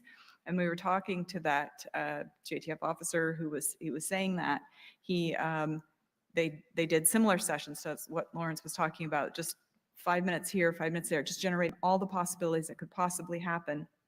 And he gave an example of a house, and there was a barricaded person in there, and they had the audience think about how many ways could you go in there, and people gave different suggestions, and they said what one person did was just drive the truck right into the garage, and nobody had thought about that, but because that they had engaged in those kind of thought exercises in a non kind of stress state, it was able to kind of think outside the box there, and those can be integrated throughout training as well. Yeah. Thank you. Wallace, how do you see some of these physiological techniques to modulate stress? Do you employ that when you're doing critical incident decision-making training? I want to say yes, but it is not emphasized by any means to the extent that it is being emphasized here. You know, we teach them effectively, to your point, to take a breath, breathe, right? Shake it off. I think what we are doing is teaching them to be aware of, listen, you're going to get stressed and you need to figure out how to manage that stress. We're not in a position to give you the specifics of how to do that other than through anecdotal own personal experience, which isn't necessarily the best way for that individual. So, you know, one of the things though that we see and we emphasize is, and this is problematic for smaller organizations, you can't do more than 12 hours on. And, you know, when we work kidnapping files or long hostage takings, it's 12-hour shifts. The commander's 12 hours on, 12 hours off. You have somebody who comes in, briefs themselves up, because that, to be in that elevated state of vigilance for that length of time, your decision-making and cognitive abilities seriously decline near the end of those 12 hours. And there's the factors of decision-making fatigue and things like that. So we very much stress you have to look after yourself because you have to look after everybody else. And if you're suffering, then everybody else is going to suffer as well. So we emphasize it, but we don't give them the specific tools such as what we're talking about here. We rely on their own past experience to have been able to cope, to get them to this point, to be able to manage themselves moving forward. So that's my answer, I think, to your question as far as sort of where do we talk about it. It's addressed, but again, nowhere near on the level that we're addressing it here today. Thank you. Lawrence, I'd like to just check in with you. We started to speak a little bit about training to improve some of the barriers, cognitive and psychological barriers to decision making. How does any of what you're hearing right now play into your work? I mean, all fascinating. Fascinated by the readiness state that Judith mentioned. And I'll follow up with her how she's doing that. I'd be very fascinated to look at that. I mean, my sort of nutshell on this is, I think the short, brief cognitive imagination pieces are useful. We use another scenario-based process that Neil might want to speak to called Lucifer, which is a slightly more developed version of that, which is somewhat more immersive and a little bit harder. And then we use another thing called Hydra, which might be a 2-day event. It's not a full-blown physical geographic scenario, but we have audio feeds that can actually be quite stressful, that do get people stressed. I hope I don't come across as saying that I'm anti these large-scale events. We've done big simulated exercises on ferry disasters and railway crashes, and I mean, it's about getting the mix right, really. Any one of these things on their own is inadequate, and you want a full supplement, really. The broader point that I would make is, in hard economic times, quite often the budget line that gets axed is training, and that, you pay for that later. So, some economic analysis of the value of what the input is financially to training reaps rewards longer down the line, and then you end up paying for it later because training is inadequate, police officers aren't ready to take on big challenges, and then the cost of that is human suffering plus all the sort of offshoots of it. So I think it's about getting the balance right, knowing what is doing what, and measuring the efficacy of each of those trainings. I mean, quite often, again, final point on this before I waffle on too long, how often is training evaluated in the police? I would argue not that often. They go on courses, and worryingly infrequently, there isn't a pre and post course assessment, or even how long that assessment of efficacy lasts. And that's a piece of the puzzle that we need to look at. But I'll end there, and maybe Neil has something more to say. Yep. Yeah. I mean, I'll just jump in. I think there's one point I think that's come to my mind based on our work that perhaps I think integrates what Matt and Judith mentioned. One of the things that we have studied, and we have a few papers looking at this with the Lucifer tool that Lawrence mentioned, is maximization. So it's a personality trait about how willing you are to try and make the best of the situation versus how willing you are to accept that something that's good enough. And a lot of the economic work kind of finds that satisficers are generally better or happier and better able to make decisions because they're not always trying to squeeze every bit of good out of every situation, which we've always said, and I think mentioned this morning, maybe a good trait in critical incidents. So we have two papers that look at maximization and show that maximizers suffer greater difficulty and slower speeds when making critical incidents. Another point on that, which I think is interesting, is we then did a study with mindfulness, which I don't think is the level of some of Judith's work on breathing, but it was a kind of injected a breathing exercise. And not only did we find that the breathing exercise helped, which I think supports Judith's point, but we also found that whether you were a maximizer or not impacted how the breathing exercise affected your performance. And in maximizers, it had the inverse effect to satisficers. So one of the things I think about training, and something that Lawrence and I have been doing with partners with the armed forces and in the police, is simply self-awareness training, if you will, almost, of having people learn about their personality and their tendencies. Are you someone who's always trying to maximize? Are you someone who is far too ready to satisfy? And being aware of that when you are then entering one of these stressful critical incident situations, the idea being that whatever your tendency may be, it's realistic to assume it may get worse as the stress goes up. And so knowing what your miss is kind of may allow you to modulate your performance a little bit when you know your resources are depleted, as Wallace said, you're tired, everything's run down at the end of the shift. And so I think from the training standpoint that we've been doing and with Lucifer, a big part of it is helping people identify what cognitive tactics they naturally use and how these could benefit them or not benefit them as stress, uncertainty, and all of the physiological strains increases over time. And I think that's probably the only thing I would add, other than I think everything that Lawrence mentioned earlier. Thank you very much. I want to move us into sort of the concluding questions for this roundtable. And I may combine the last two questions. We always like to check in with everyone to see if there's anything that they wish to share, that they hope to share today that they haven't yet had the opportunity to talk about. So we'll kind of call that part A. And part B is, given each of your respective fields are different, can you give us a sense of where's the research in your field headed, or what's new and exciting, what's around the bend, what does the future hold? So we'll start with Judith.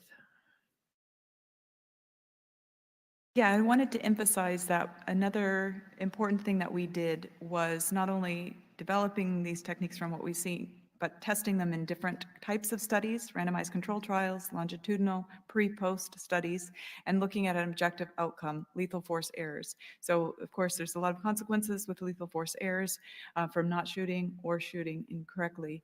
And so we studied officers over time. We did a pre-test. These were officers that were experienced frontline officers, and they had the equal level of skill test. And then we taught them these skills, these physiological modulation skills in an integrated learning fashion, from low stress to high stress, different context, different usage, getting into the routines. And we found that it reduced lethal force errors by 63% at immediate post-test, and that was maintained over the course of 18 months with a little rise at 18 months, giving us an indication that a booster training is probably necessary, just like any other training, even your body, physiological training.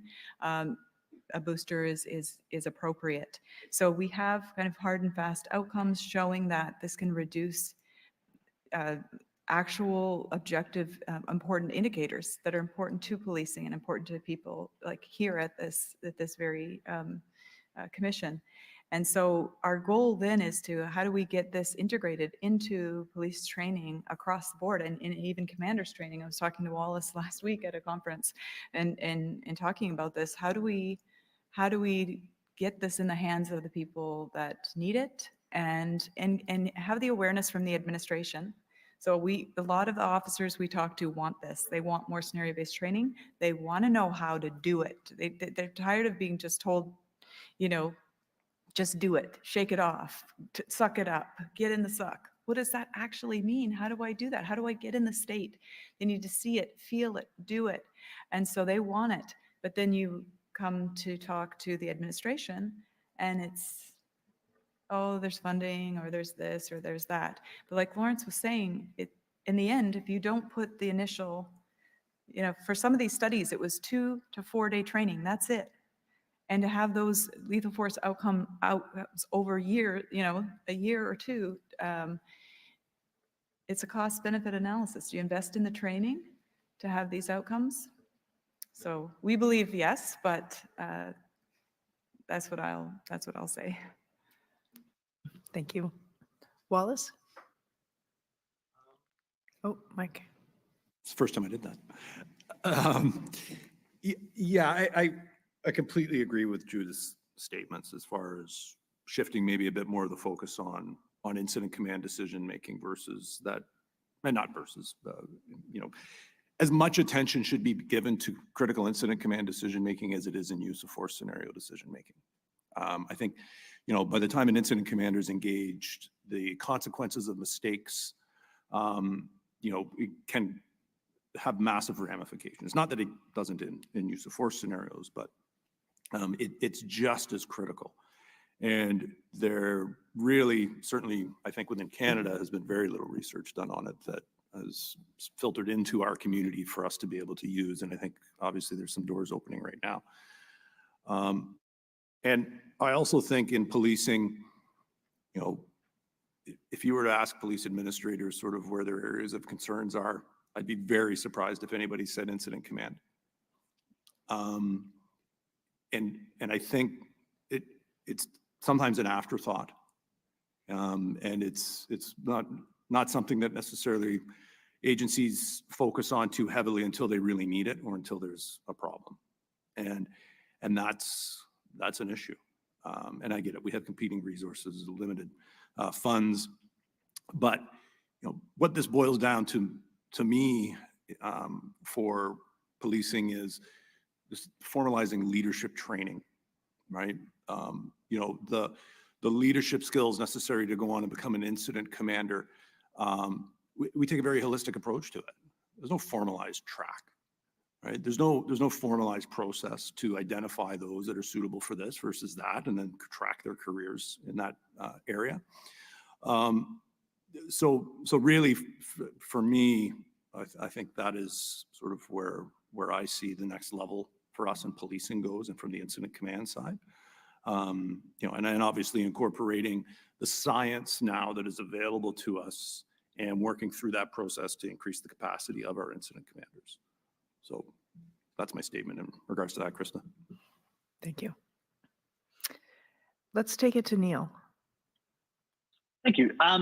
So I think in terms of one of the things I see is we have this meeting of two moments. I think the first is the physiological state that the decision makers are in, and the second is the cognitive process we are, I guess, requiring of them to make effective decisions. And I think that we have kind of, I think between the two sides of the table here, clearly articulated that that's not a happy marriage there.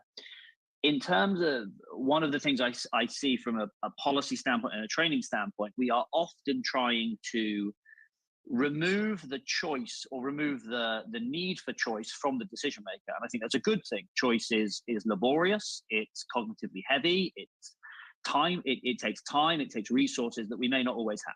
So that's why there's a big push for, I think, scenario-based training, building what Mike Matthews called in his book Headstrong, a library of experiences that we always have. And I think that's where the big push for recognition, prime decision-making comes from, good policy and all of these things.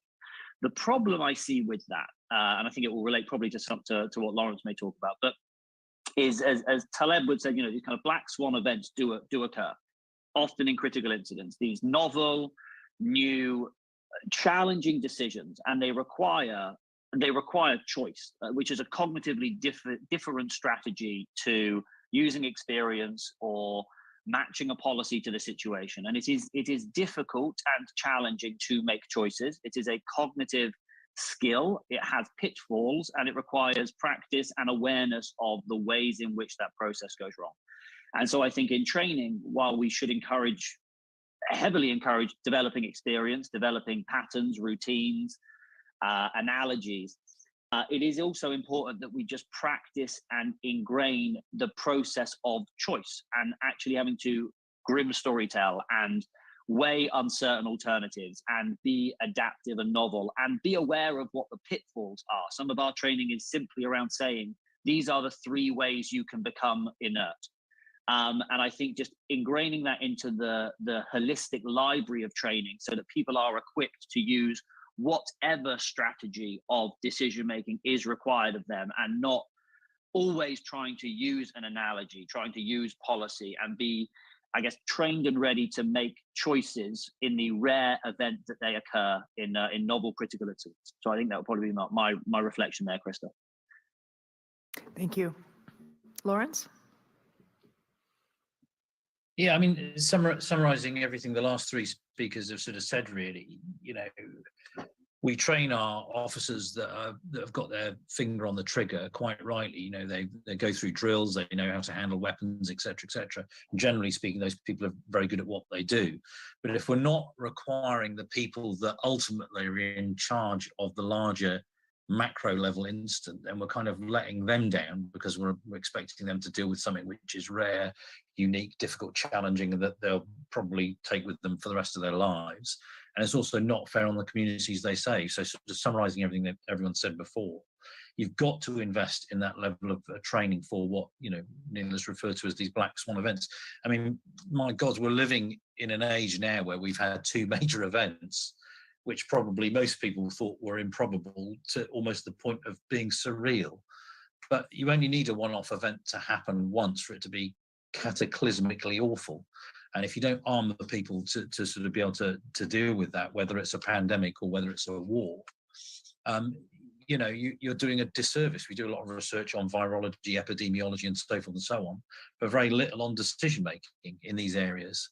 Very little, and particularly at these high level pieces. So, you know, and very few researchers are doing it either. That's the other disturbing thing about it. You did also ask about where the research is going and where the sort of exciting bits and pieces are. Well, you know, Neil and I are engaging in looking at the use of artificial intelligence to support decision making, and you know, where that will lead, we don't quite know. But obviously, we're moving towards those sorts of processes and what cognitive load we can take off the decision makers and how AI might support it. And actually, in doing that, it is about revisiting how experts do what they do and how those remarkable people that are able to grip incidents and move forward. And of course, we always end up in situations like this where we see that things have gone wrong, but we very rarely look at where incidents have been prevented and have gone right. So I suppose my concluding sort of comment is that, you know, in the spirit of looking at what is effective, you need to also commit a sufficient level of energy at looking at those remarkable people that don't ever get the limelight, but they're doing their job extremely well and are preventing these things happening, or at least managing them as they unfold. And there are instances of that, and they are also underexplored, in my opinion. Thank you. Yeah. Lastly, let's go to Matt. Yeah, closing remarks. I just wanted to say this is an important area of work, and I really wanted to thank you, Krista, thank everyone else for coming, and thank the Commission for holding this, because this is important research, and a lot more needs to be done before we have really solid answers. I think to Lawrence's point, not enough people are doing this type of work, so it's very important that we continue. One of the other questions you asked was what's new and what's going on right now. We have a number of studies ongoing right now with different agencies where we're currently looking into using virtual reality-based occupational training scenarios in military firefighters and law enforcement officers, and looking at both the acute and chronic adaptations from those types of interventions. We're also increasingly looking at differences between men and women, because that's an interesting thing. We've seen that men and women respond differently to acute stress when you look at the biomarkers, such that women actually tend to demonstrate lower concentrations of stress biomarkers when they're exposed to the same scenario as men. So those are two major avenues that we're continuing on right now. And I'm just excited to be a part of this. Thanks again. Thank you. Matt, can you say a little more? What do you mean by what are acute and chronic adaptations to stressful situations?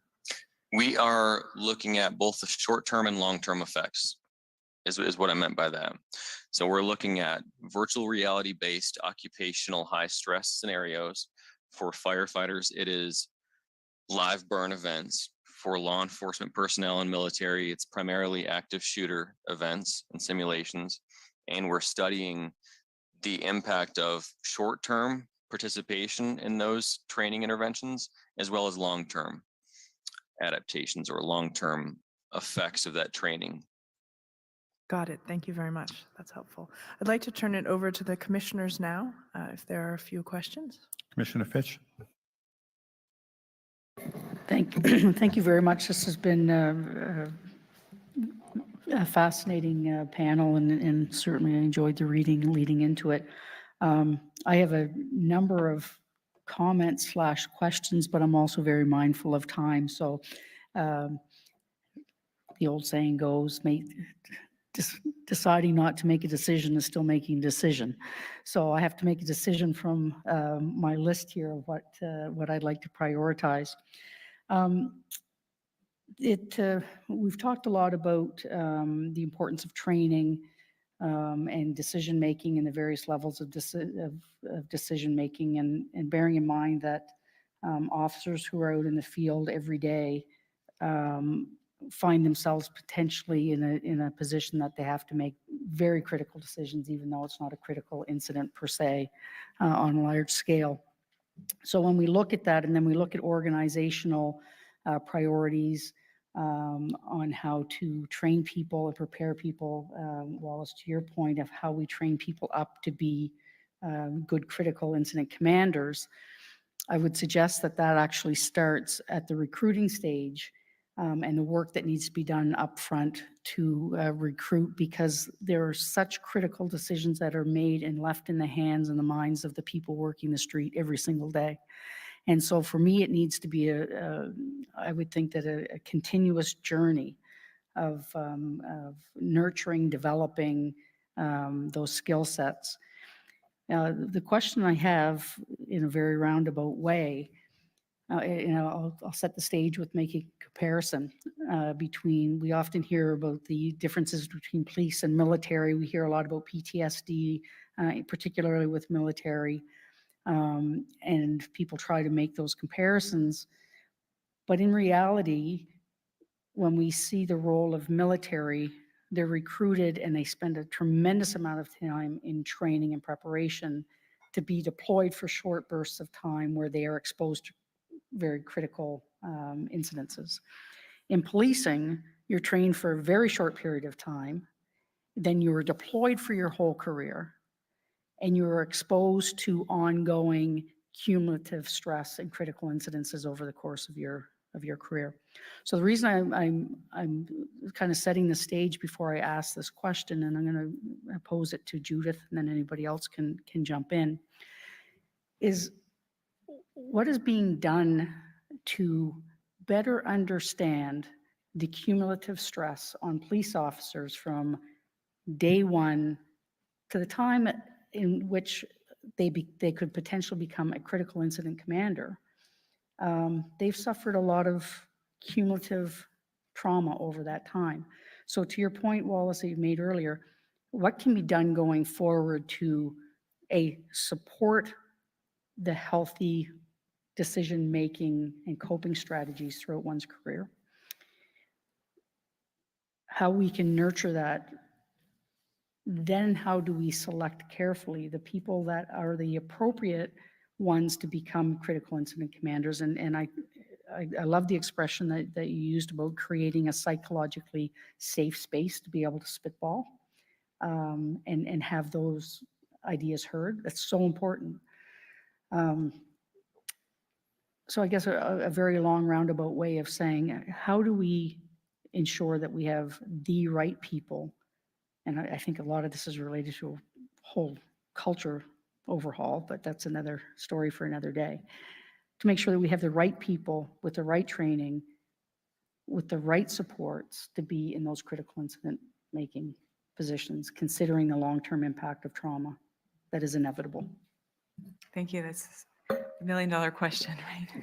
But I will say that our work focused on the biological effects of the long-term wear and tear on the body and all this great work that you've heard today. And there's also a researcher, John Violante at SUNY Buffalo, who has looked at police officers over time, PTSD, the effects of the long-term accumulated stress on cortisol and all these other stress hormones. It is absolutely 100% without doubt affecting their health, their mental and physical health. Their reserves are low. They have cardiovascular disease, diabetes, suicide risk, and PTSD, and often early mortality after retirement. It is a reality and it's undeniable. So how do we do something about that? So in our work with, again, being embedded with tactical teams in Ontario, what we saw is that many of them liked their jobs. It wasn't about hating their job. They wanted to do a good job and they wanted to do that. But when they saw their physio profile, they were like, this is real. It became real. It's one thing to talk about it. Oh yeah, stress and whatever. And we kind of ignore it, feel burnt at the end of the day, have that drink, try to lay on the couch, try to be refreshed. It's another thing to see it and say, I need to do something about this today.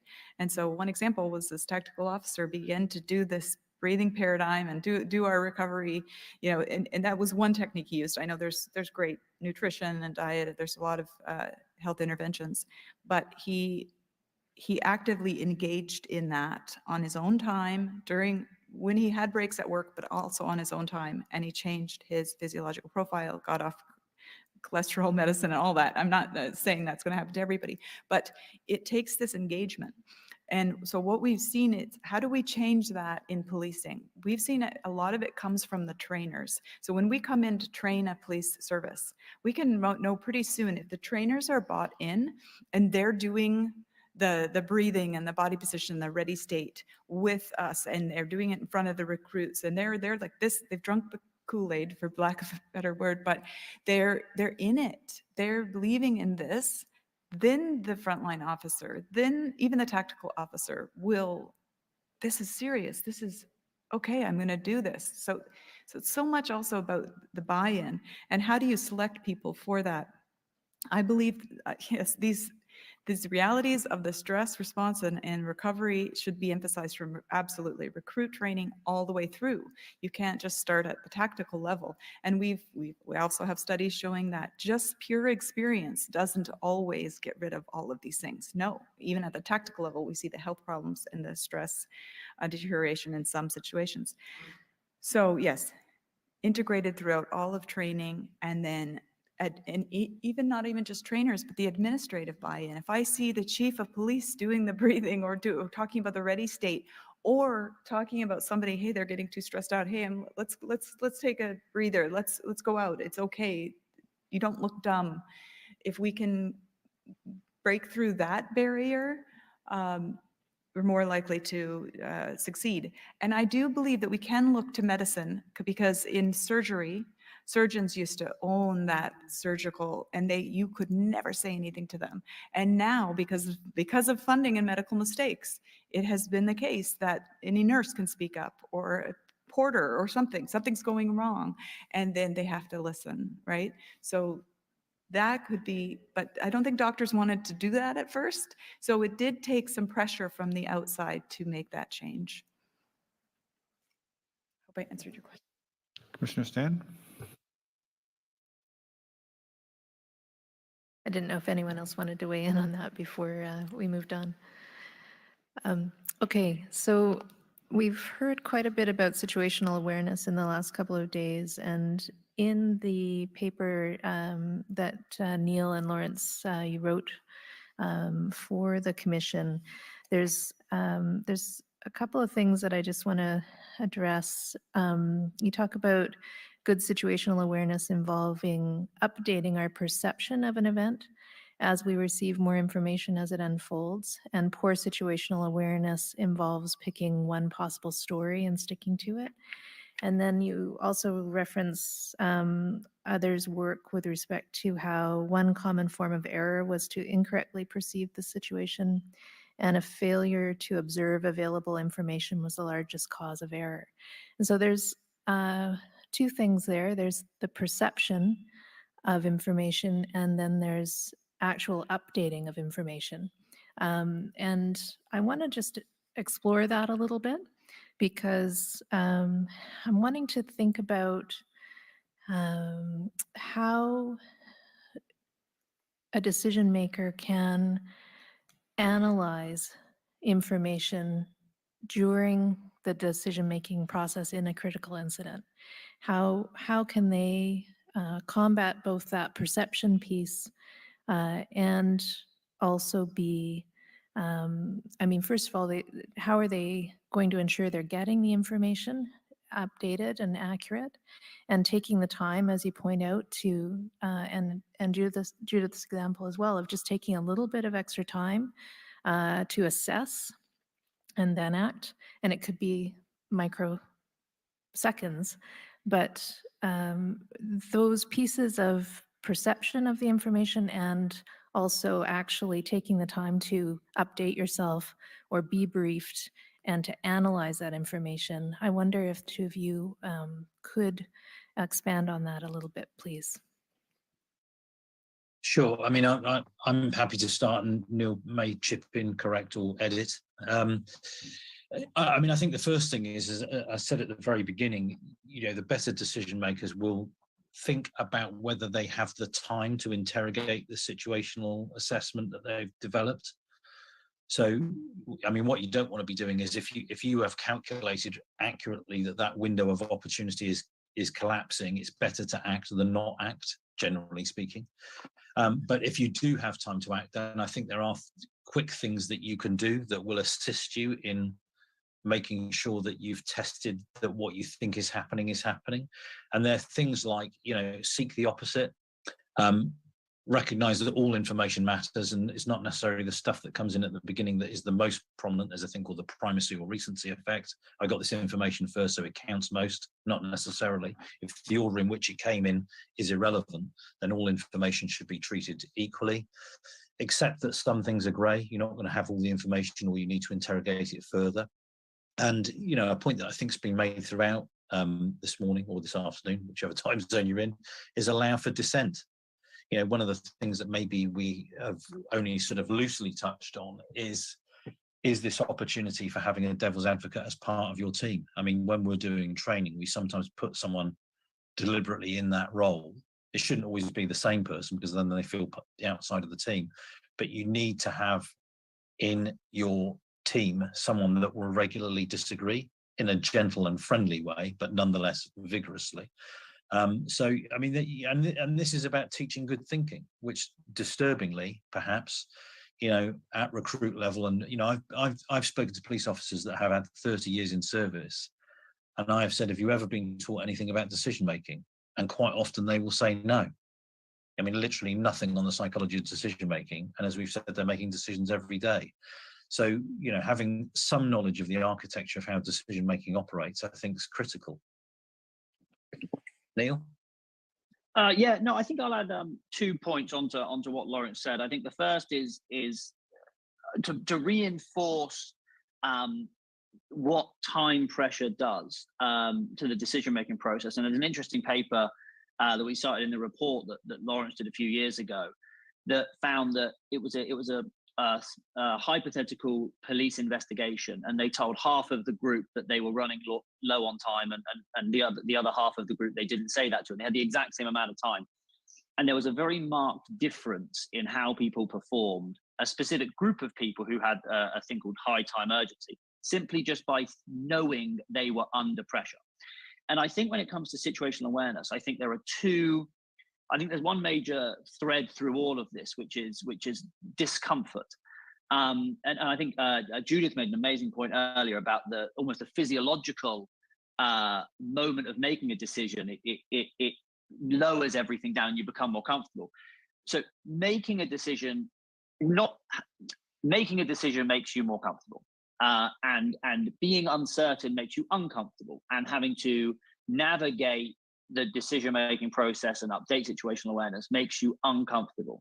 And so I think that a big part of situational awareness and building good situational awareness is resisting the urge to need to remove that discomfort straight away and make that decision straight away.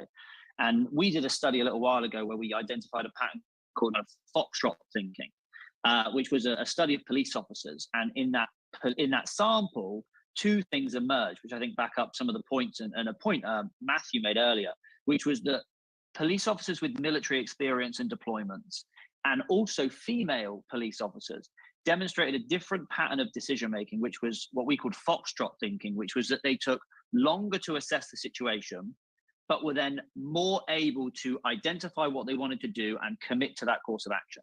And so I think a big part of situational awareness is teaching people or emphasizing that it is okay to be uncomfortable, to ask good questions and to get more information.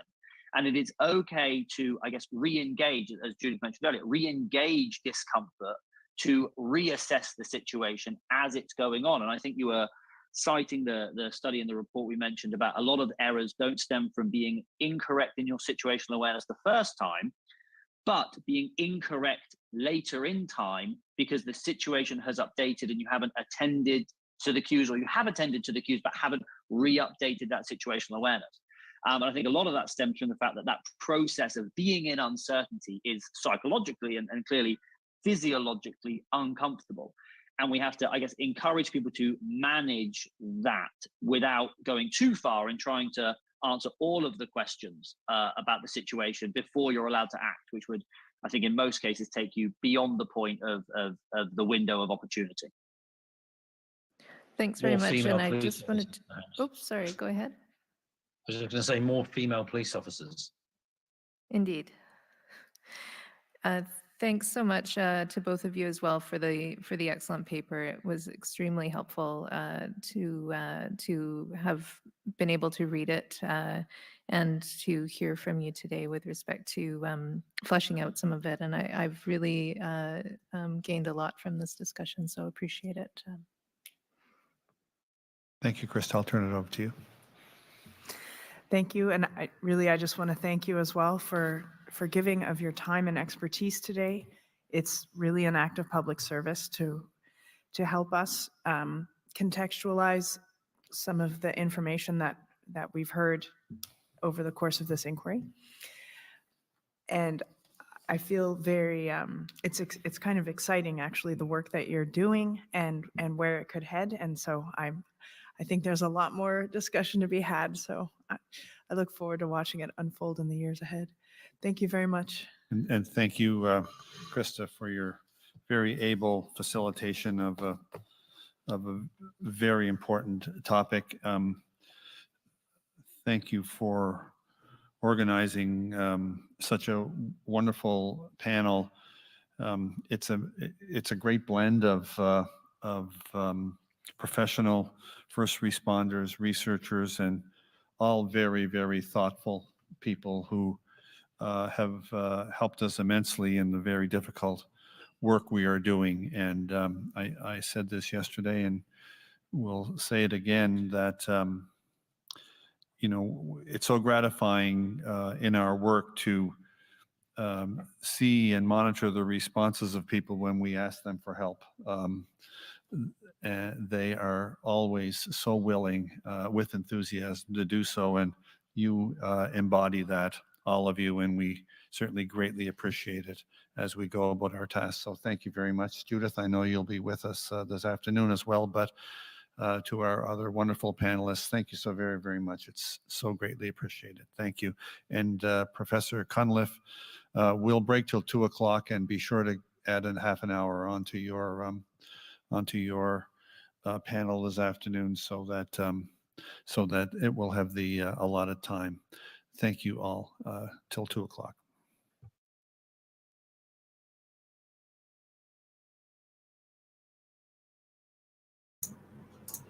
Add half an hour onto your paycheck. Vile. These people are vile. They all know who I am. McDonald, Stanton, you know what family I come from. You know what family I come from.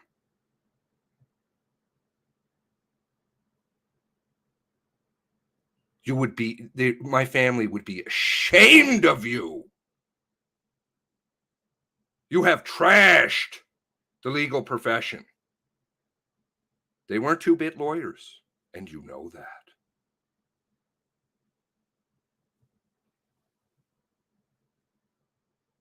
No QC. Look at that. Wow. They hand them out like water. KCs, QCs in my family. No problem. Back when it meant something. And that's because people in my family fought to protect the law, to protect citizens, and made real change. Abided by their ethics. What about you? What about you looking out for the families? Sowing your trash? Now you're going to try and, all those comments, by the way, all of them, I know you're going to try and bring the misogyny in and say the channel is misogynistic. All of the comments I highlighted, the vast majority of my viewers, guess what? Females. No, it has nothing to do with females. Public drunkenness. Drunkenness as a police officer, not want to touch that one. Don't want to let the families ask questions. We're just getting heated up. Trust me. You can go and find all these people on the internet. I encourage you to do so. Not with hate, not with vitriol, not with aggression and violence, obviously, ever. Send their bosses letters and just say, I don't know, in the case of doctors affiliated with medicine, really. Wonder how the dean would feel about that, or the chancellor. Maybe you weren't aware. Perhaps you might like to write the record on that, ma'am. They're all watching this channel. That's why they're crumbling. It's on my head. You can see it. That's why you write comments like that. Speak to their heart. Some of these people's souls are gone, and they crumble.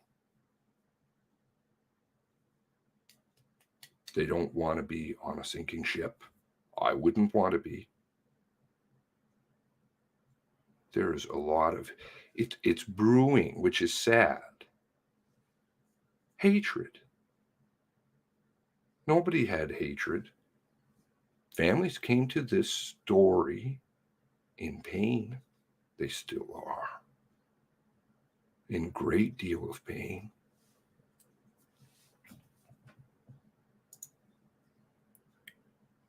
These aren't randos on this channel.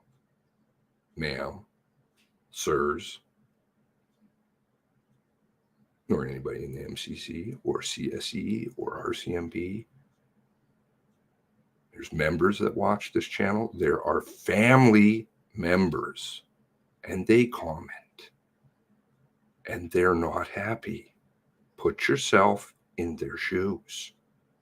Imagine, just take a or multiple members of your family when you're sitting around the table. Pretend they go poof. And that's it. Then imagine that there were people that came along and told you nothing. Wouldn't allow you to ask questions. Told you to shut up. Lied to you repeatedly. In some cases, like Tara's case. Denied her even being a family member. How would you feel? Would you be upset with those people? Do you think if the process continues, you're going to be more upset? Maybe that, like, hey, what are you doing? Get a hold of yourself. Come on. You can put yourself in my shoes. It may turn to anger and vitriol. Just emotional hatred for you. You want to walk around the planet with people hating you? Is that what you grew up wanting to do? Because you want to tote water? For what? So you can get a promotion? So you can get more government grants? Are you short-sighted? Are you that dumb? Because I don't think so. I really don't. Some of you.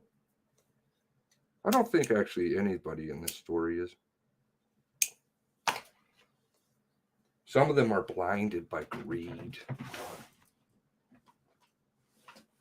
Blinded by greed.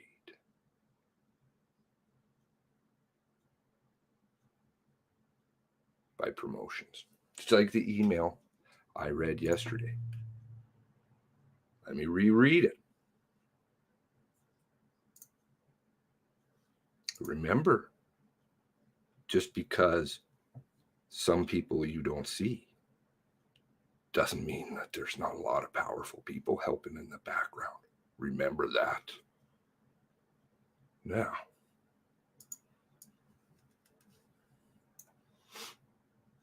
those who are focused on promotion are always watching for opportunities to pad their resume. Think about these thoughts.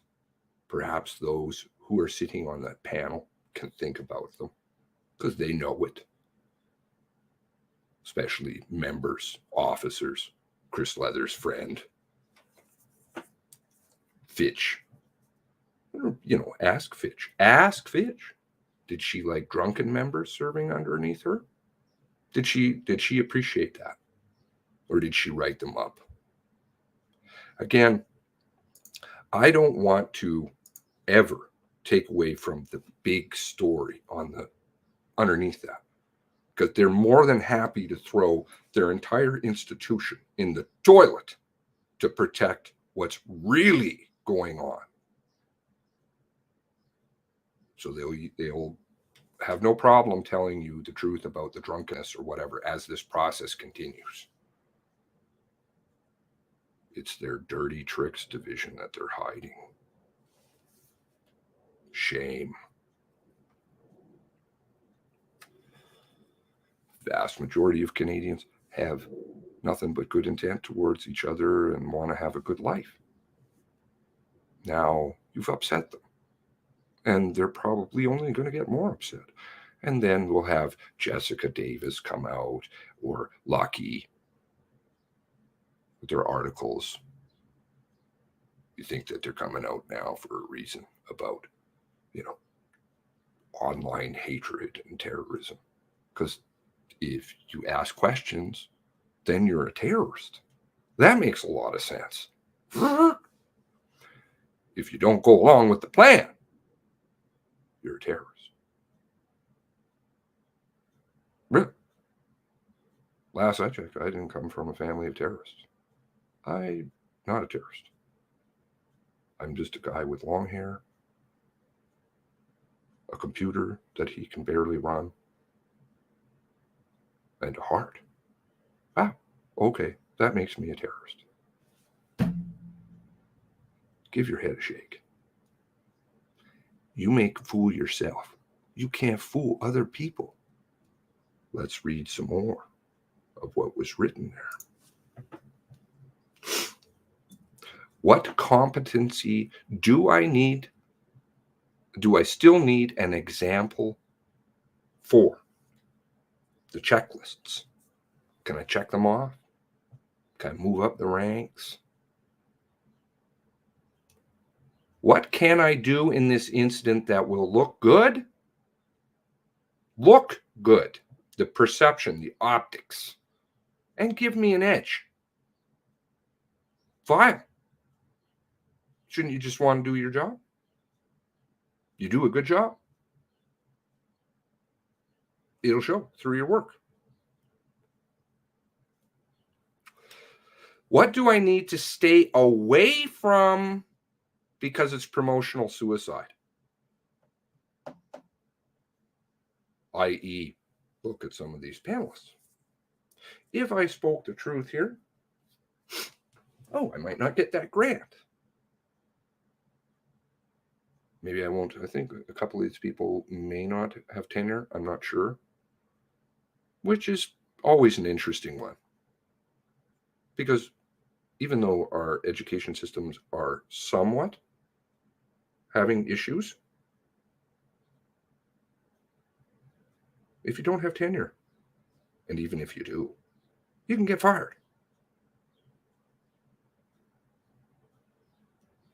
Selling your soul for paper money, for filthy lucre's sake, or promotions, not going to go very far. It is extremely short-sighted. Should I be the first or last to respond somewhere? In the middle. Or somewhere in the middle.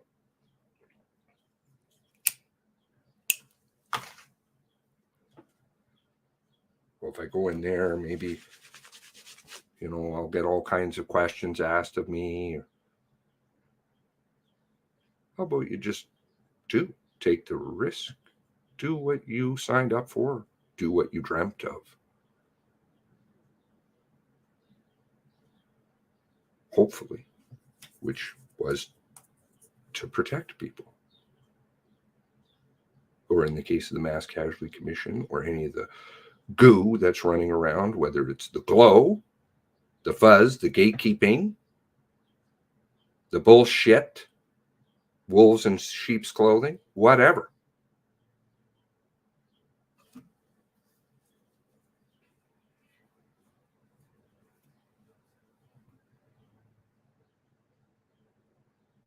You might want to get off the sinking ship. People aren't happy. And they're going to remember that. I'm not going to forget.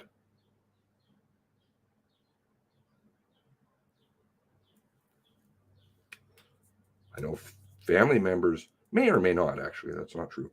A lot of them may want to just put it aside. But there's a lot of people in here too that won't. And they'll be around. You may get a letter put on your record. Listen, there's people who aren't happy. You seem to talk about something but neglect something else, which you know of. That may prevent you from the promotion. So actually, even though you got promised something, you really lost out in the end. Plus, you got people upset with you. And you live in those communities. And they remember you. Not because they're going to do something violent to you, not because they're going to do anything criminal. They're just going to look at you with disdain. Who do I need to watch out for? Because they too are competing for promotion. The rat race. Sell everything and anybody just to get the rank. Really? What good is it going to do you when people don't like you?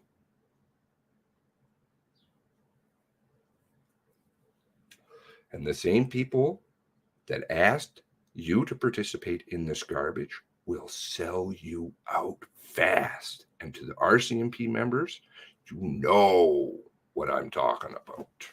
They will sail you down a river so fast.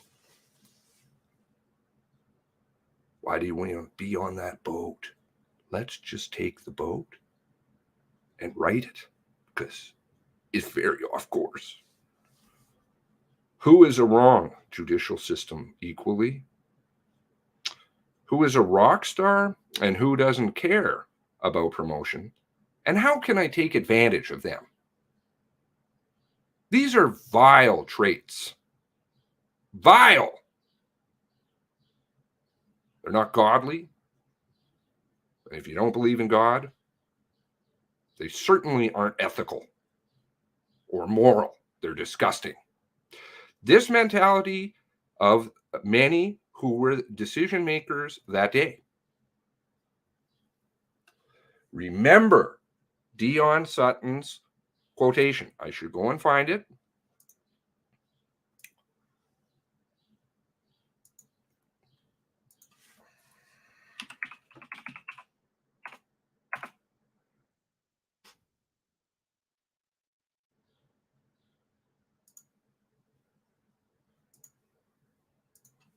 Because there are a lot of good people, but they're afraid.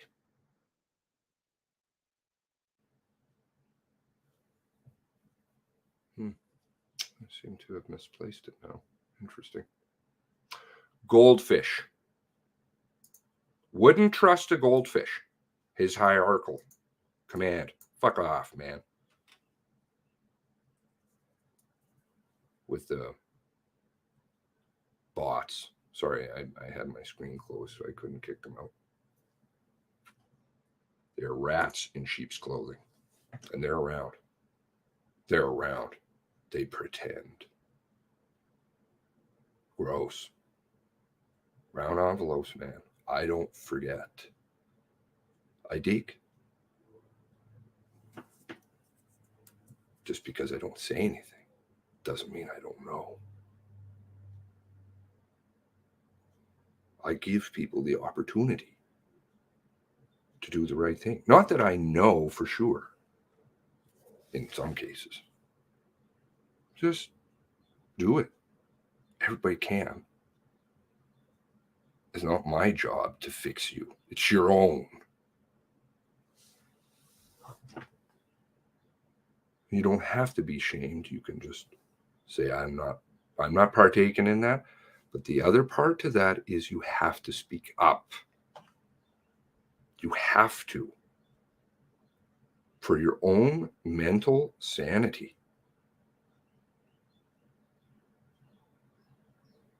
Because when you're aware that there are 23 and there are families and there are things that you know that could help alleviate some of their pain, it is your duty and your responsibility as a human being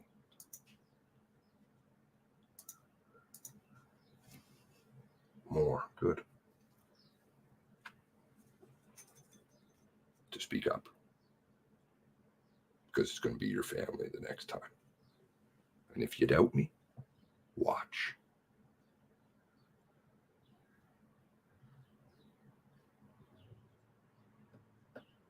Some of the people in here, some of the members that are watching, you've watched it. And there are so many people just sitting on that fence. They're afraid. And I get it.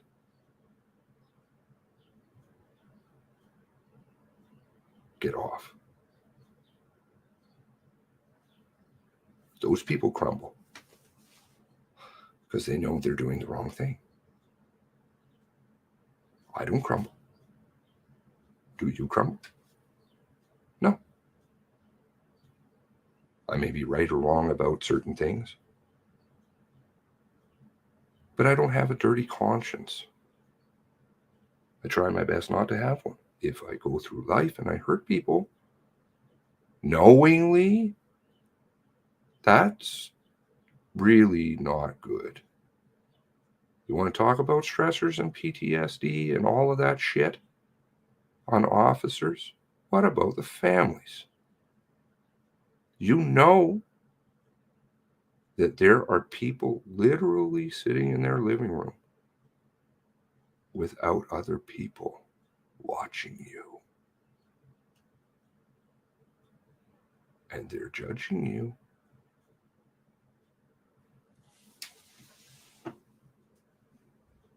You want off. Trust me. Not, there's so many reasons to get off. I think when the tide shifts, people are going to sue. They're going to sue people who take place in it, or take part in this stuff. I do. They'll subpoena you. They will put you under discovery. And they will come after your ill-gotten, filthy lucre. And you'll be left with nothing. Except I made a very, very bad decision.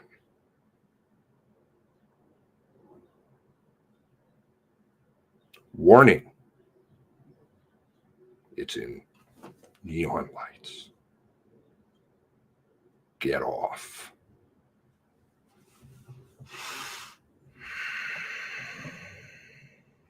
When you start speaking out, it is good for the soul. They know we are digging anyway. So what's the difference? I will tell everyone I see how crooked they are. And so on, and so on, and so on.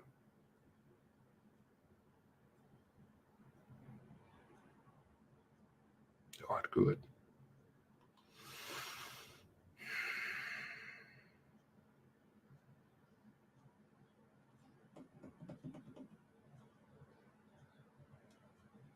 There are so many wrongs in this world.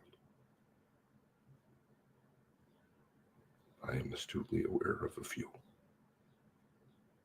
This was not the story that I was supposed to be doing. Stories. But a phone call changed that. And a friendship did too. I wonder if these people have friends who will go. I'm not alone. There's all of you. All of the discord. Well, again, that's not true. Because they're dirty tricks, man.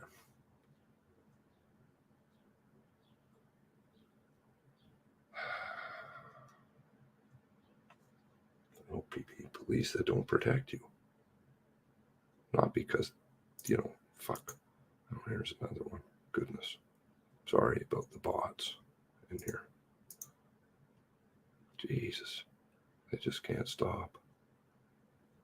I don't even know, what difference does it make? I think it's just a cheap tactic. Let them post away. Who cares?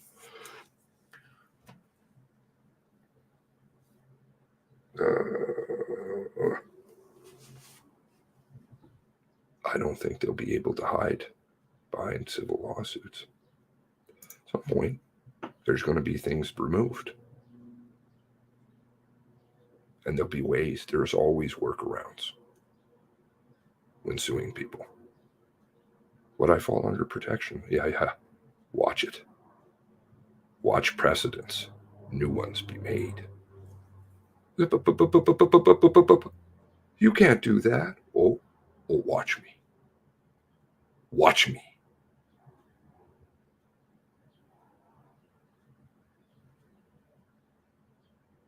Stanton and McDonald know.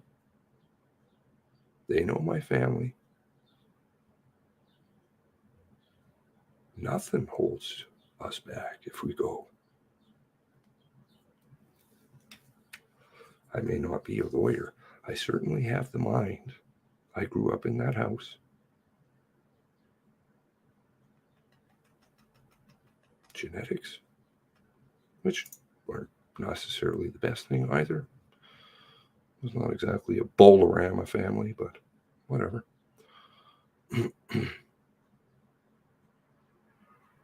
Everyone knows that they are lying, and they don't seem to give a shit, but they do. I could see it all over the place there. Because they're watching.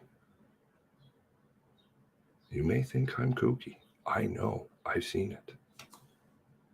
Time and time again.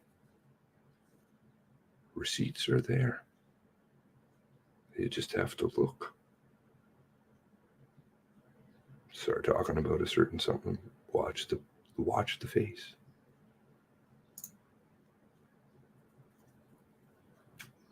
Crumbling today.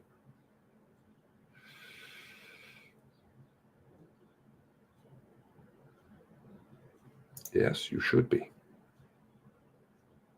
Yes, you should be.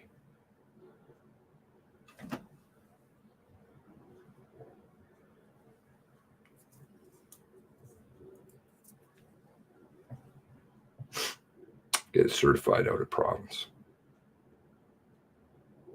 would be my suggestion. Nova Scotia's got a dirtier legal system from my read, sadly. I'm sure that will clean up in due course.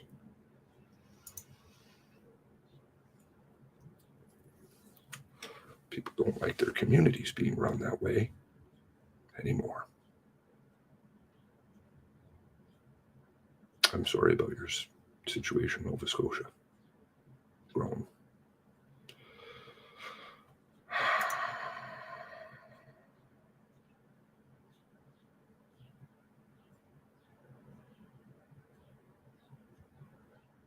What is true? What is not true? Who knows? But there are clear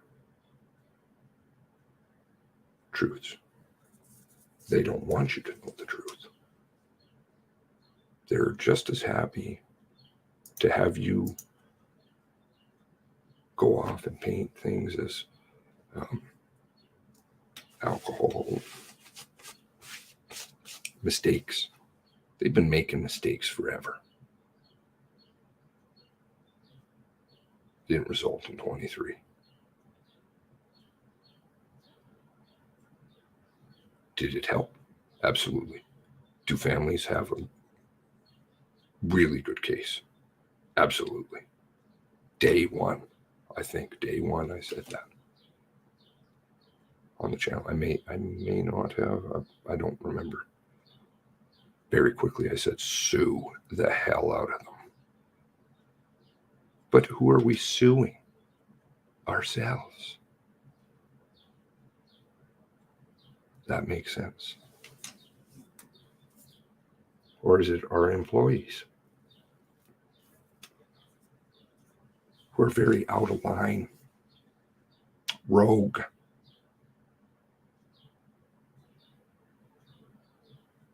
Not behaving ethically, morally.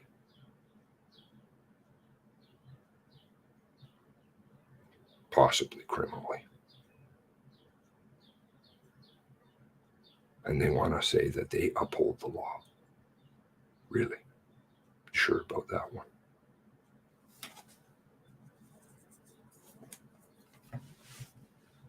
So there are all kinds of tactics.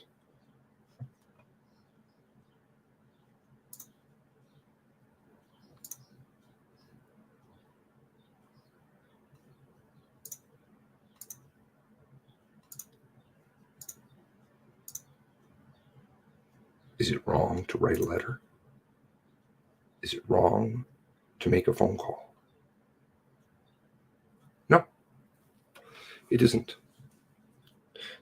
if you do it legally, you operate within the context of the law. I was very disheartened to see, and maybe that's part of the dirty tricks. I was very, very disheartened to see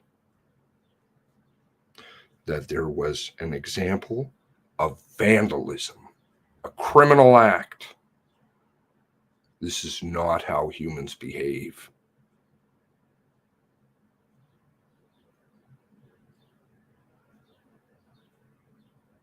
If it's the glow, the fuzz, the one that's got the stories going in the background,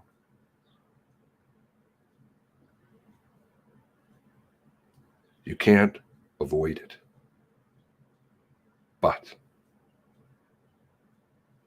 where is that? And I saw that there was some, and who knows?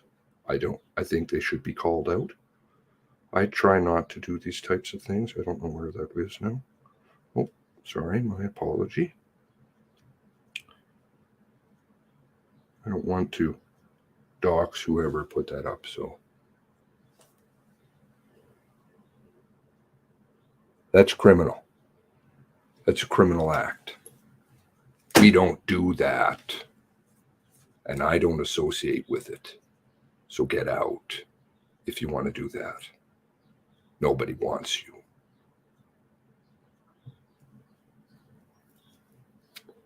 We use minds, morality, honesty, because the rest of that shit got us here in the first place. Time for it to stop.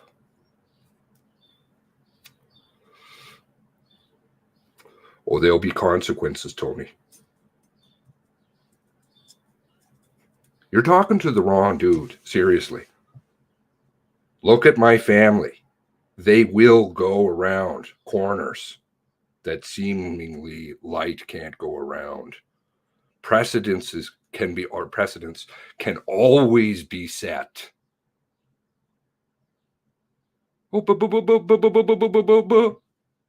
Really? Change acts, man. Acts. Rewrite them.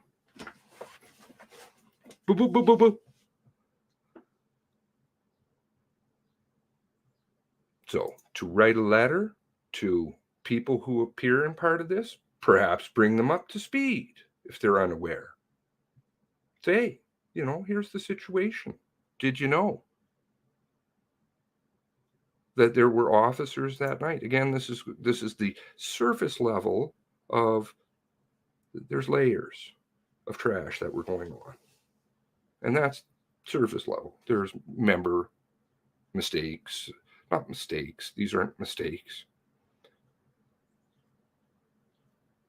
Wrongdoing. Bring them up to speed. Families can write. Say, hey, just let you know, here's what's going on over here, politely. Write their bosses if they don't seem very receptive. Put a black mark on their record. Keep a paper trail. Receipts always help. If they want to ignore and continue on the ship as it's going down, fair. That's their choice. Consequences always follow.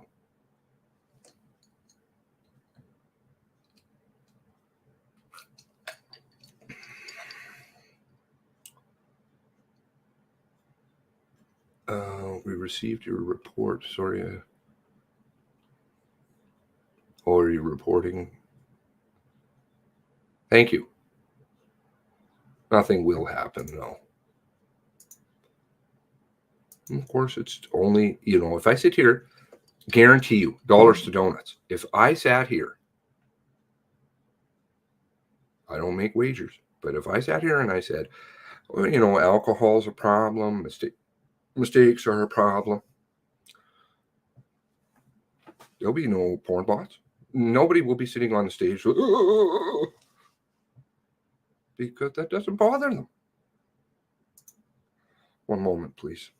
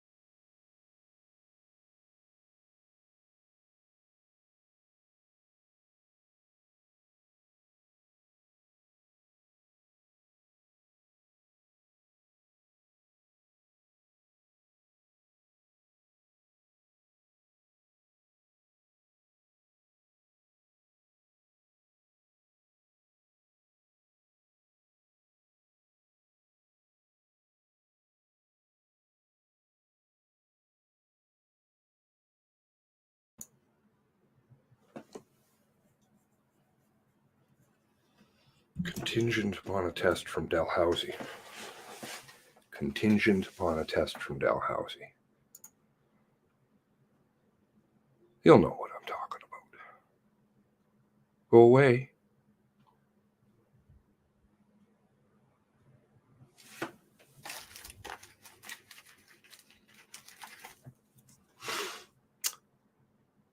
Page 44.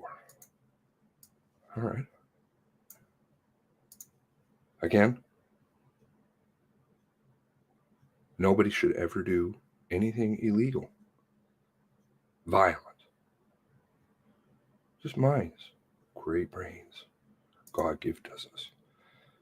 They want to deceive and try and play like other people are part of their game. Fuck you. You'll get ostracized fast. Fast.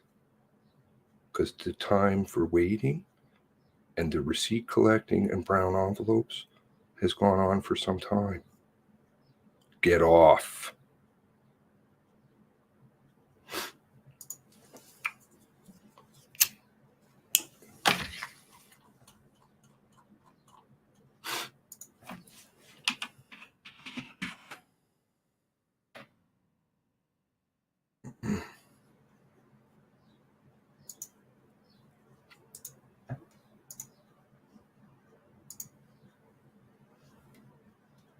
Dion Sutton. Corporal. I believe on leave, we're going to lose him.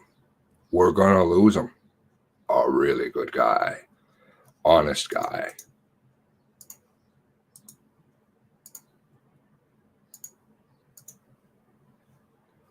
Page 44.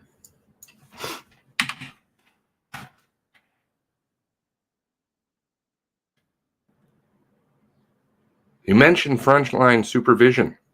What do you think of the general for the general division members? Yeah, I don't. This is the man who they had sitting at the end of the road, right? There's so much in this, so much. I've done a video on it. That needs to be ... Even before this happened, who knows if they're editing? Even before this happening, because you know, honest people would give you the tape, not a problem. They would give you the video, not a problem. Oh, we're protecting. No, I don't think Dion would probably have an issue with that. And frankly, this is supposed to be truth-seeking. This is not how you seek truth. Hiding behind paper. Now is the time, friends. It's going to be moving. Going to be moving. There needs to be a little bit better supervision. Even before this, there needs to be a little bit better supervision. And even some of the supervisors, as far as I'm concerned, And there's a lot of incompetence when it comes to that. Like, you have a rank of sergeant, but realistically, yeah, great. You passed your exams and you wrote a pristine competency and you got the job, but your actions on the ground are totally incompetent. You're good on paper. Less than a cadet, really. A sergeant. Oh, but it gets better. And that's just a part of our promotion system that's kind of lost here. I'd say this is read between the lines, but he's pretty upfront about it. And that's just a part. A lot of times you're not promoted on your work ethic and your safety. You can write about it, but it shows on the ground. You know what kind of police officer you are. So that's kind of frustrating when you see people in these ranks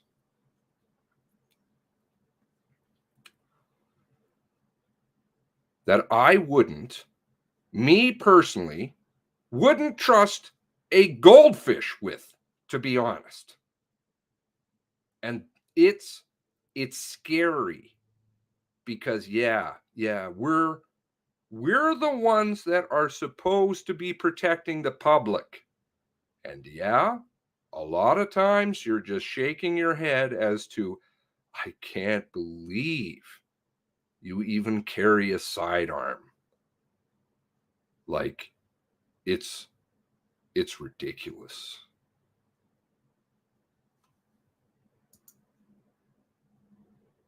Ouch.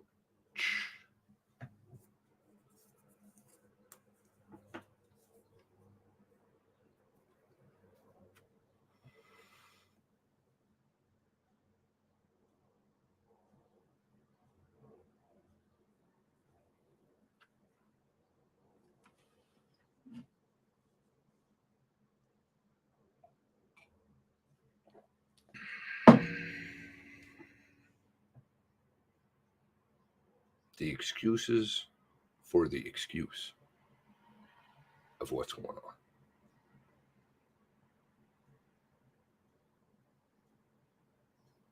He's on leave, I believe. And I don't think he'll be back. I think he's done.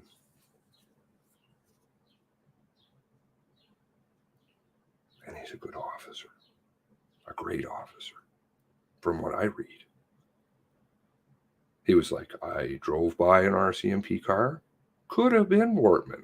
No idea. Sounds a lot different than dips in the road type bullshit. Doesn't it? I don't think he was read in. No. Not by what he said. He's like, nobody really wanted me, and they kept sending me around on wild goose chases. That's an officer that you want. He worked how long? Because he didn't want the province short? Like, really short? It was him and one other fellow that covered the entire province for dog services for, I think, a year. His first day off that he got ever, he had to put his old service dog down.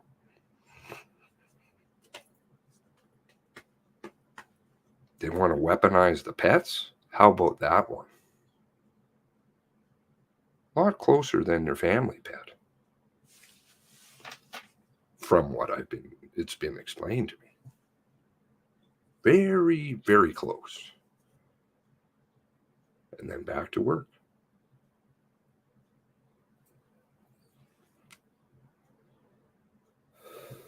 But that kind of stuff, he's not going to take, he's not going to take the time off because he's like, well, I can't leave the citizens and I can't leave my coworker holding the bag. I got to step up, even if it means I got to deal with a lot of garbage. And I will until, and I'm making an assumption on his behalf. I don't know because I've never spoken to him. Until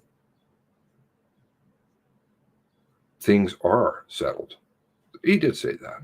And then he went on leave. And I think he's running his time down. And I think he's gone. Because he doesn't want to deal with the system anymore. He's just like, this is bullshit. He's a guy who can make executive decisions. He doesn't operate under command rank. Very different structure because he's in dog services. Very different. Hello, books. Why it matters, something bigger than RCMP incompetence is at play. Both sides of the border, it's complicated. Look into it. True. Boston, all kinds of goo. United States, all mixed up in this one. Or do you think it's just because they weren't carbine trained? Or do you think it's because 4 or 5 glasses of rum? Miraculous coincidence, filling up for gas.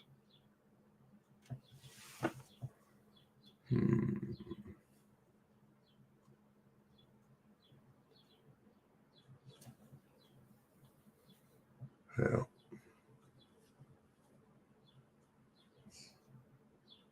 very, very interesting. Excuse me.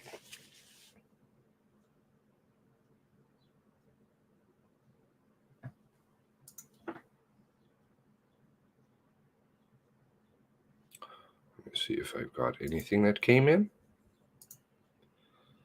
I get interesting, very helpful emails. What is this? Why is this? What? What the fuck does that mean?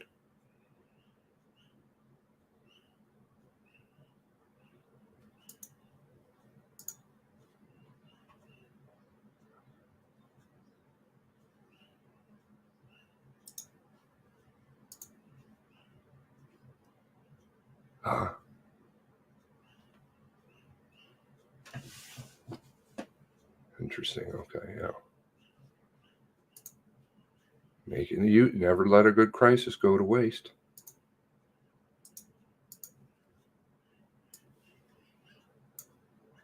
Is it handguns now? Of course. Because well, Nova Scotia just would happen. Wouldn't have happened. Wouldn't have happened at all. If those damn gun owners, they didn't have guns.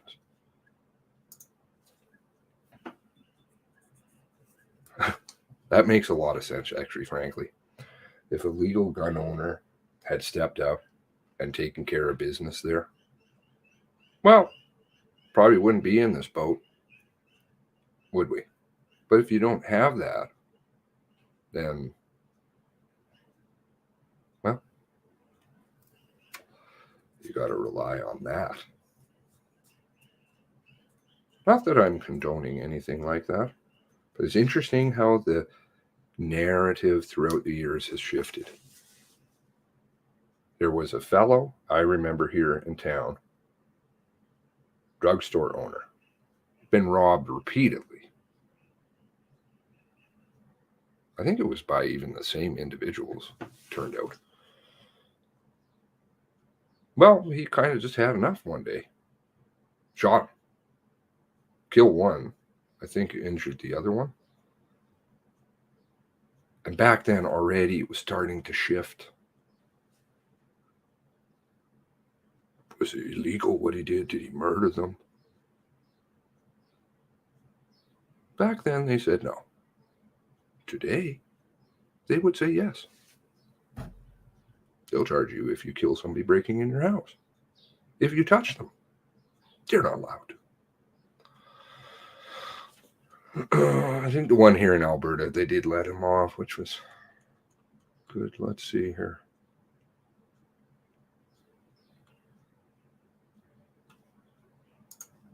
Superintendent Leather. Crops.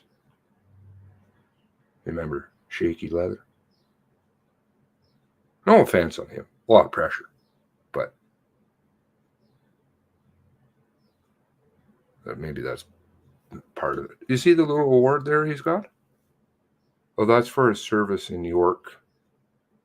Possibly this denotes, no, not at this time. So there'll be a difference on it now because he won April 22nd. 3 days after this, he won an award for his excellent police service amongst a whole host of officers. He's not qualified to win it because RCMP are exempt. Ineligible, sorry, the word ineligible to win it. So I'm not too sure how he won an award. Not too sure if people today would say the same thing, even with their huge propaganda machine that they were running back then.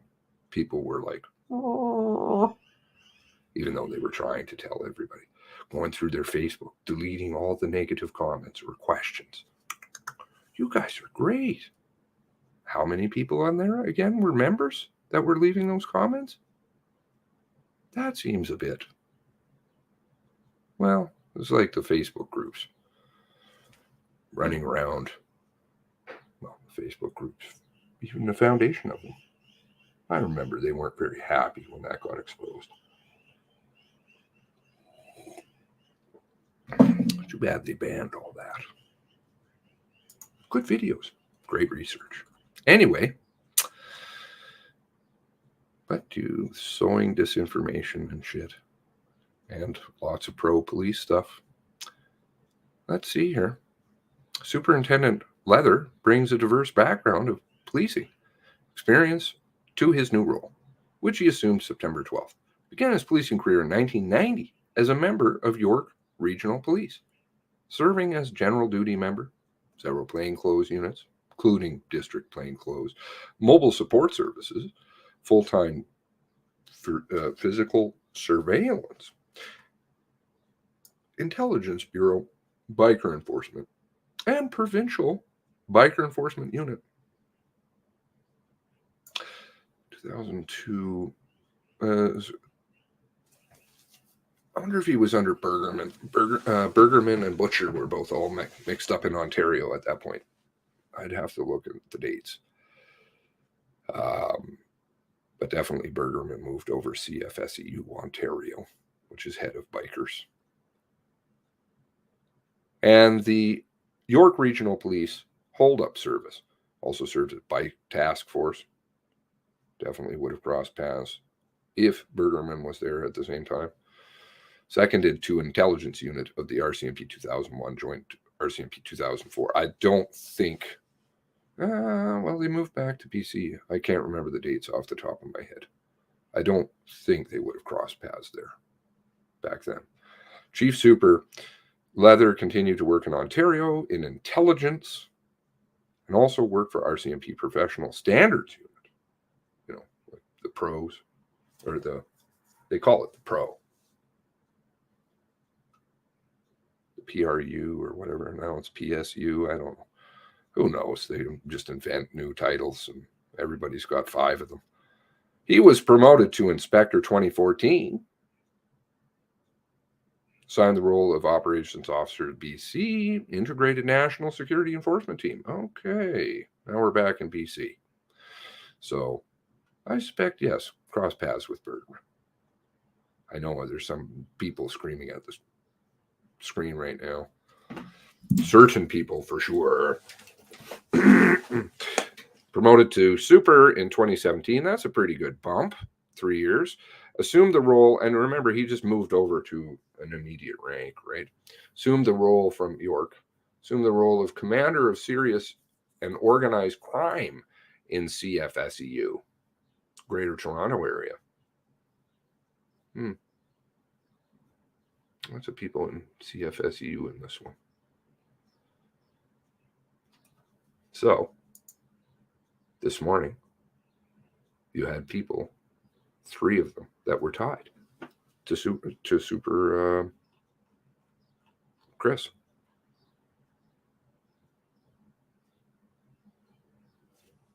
By proxy. Did they have a horse in the race? Yeah. They get grants, they get studies. Something bad happens. They spin out another study. It's the way it works. It's a business. Defending. Gatekeeping. Nothing to do with helping families.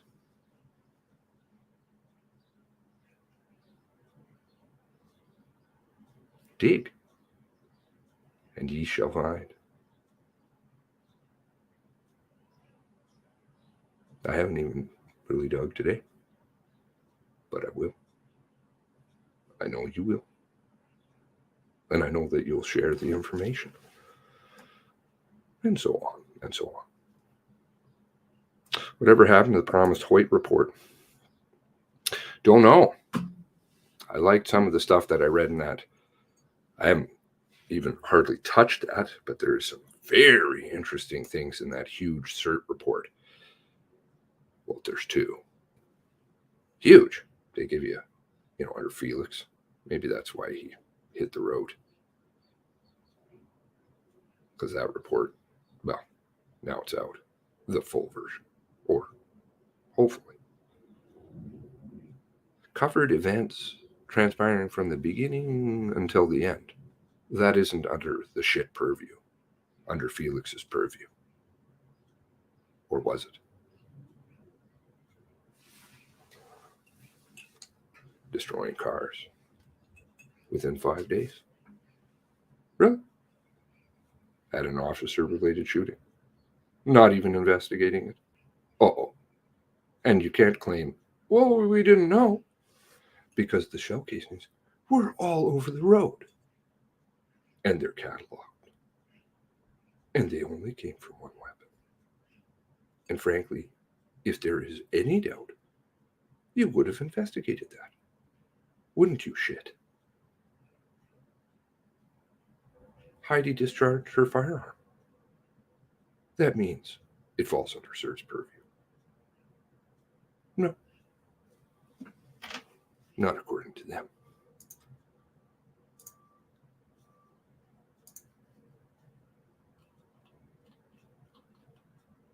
April 24th, same day as the press conference. Sorry, I will touch on the Hoyt. I received a call from Staff Sergeant Kevin Dunlavy, whose name's popped up elsewhere, who advised RCMP investigators are finished with both Heidi Stevenson's PC and Chad Morrison's PC. It was logged on 12:18 a.m. On the 19th. Strange. And wanted to know if CERT had any need for the vehicle prior to destroying them. You kind of have to have them to investigate an officer-related shooting. I explained that I did not believe that we would need to see them, as we are currently not reviewing or investigating ladies and gentlemen, either incident. the proceedings will begin in 2 minutes. A reminder, please turn your cell phones off or to silent. Those 2 incidents, but I would speak to the interim director to be certain, Pat Curran at that time, before Felix got brought in. Then Felix comes in, CERT reports, Felix goes out. Convenient. Kevin advised that he will contact me in a few days before destroying the vehicles. Kind of like those bulldozers. Backhoes.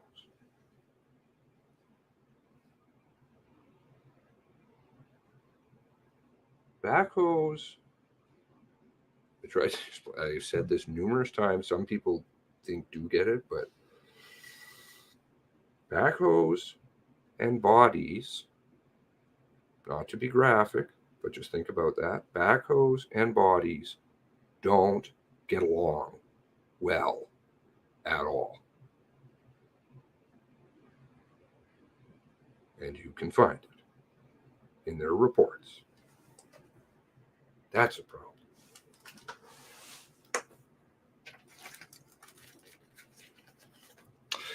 The Hoyt report, Kevin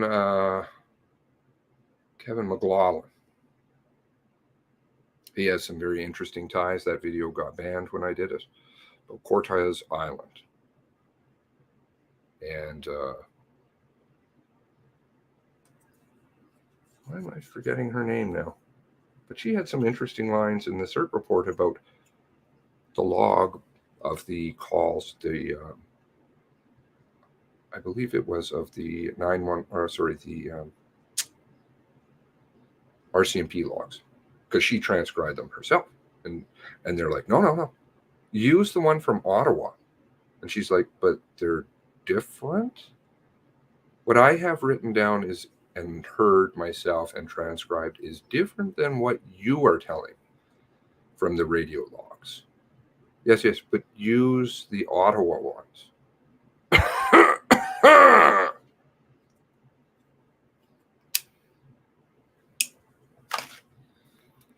Good afternoon, Professor Cunliffe. Shame them. Shame them. Thank you, Commissioner MacDonald.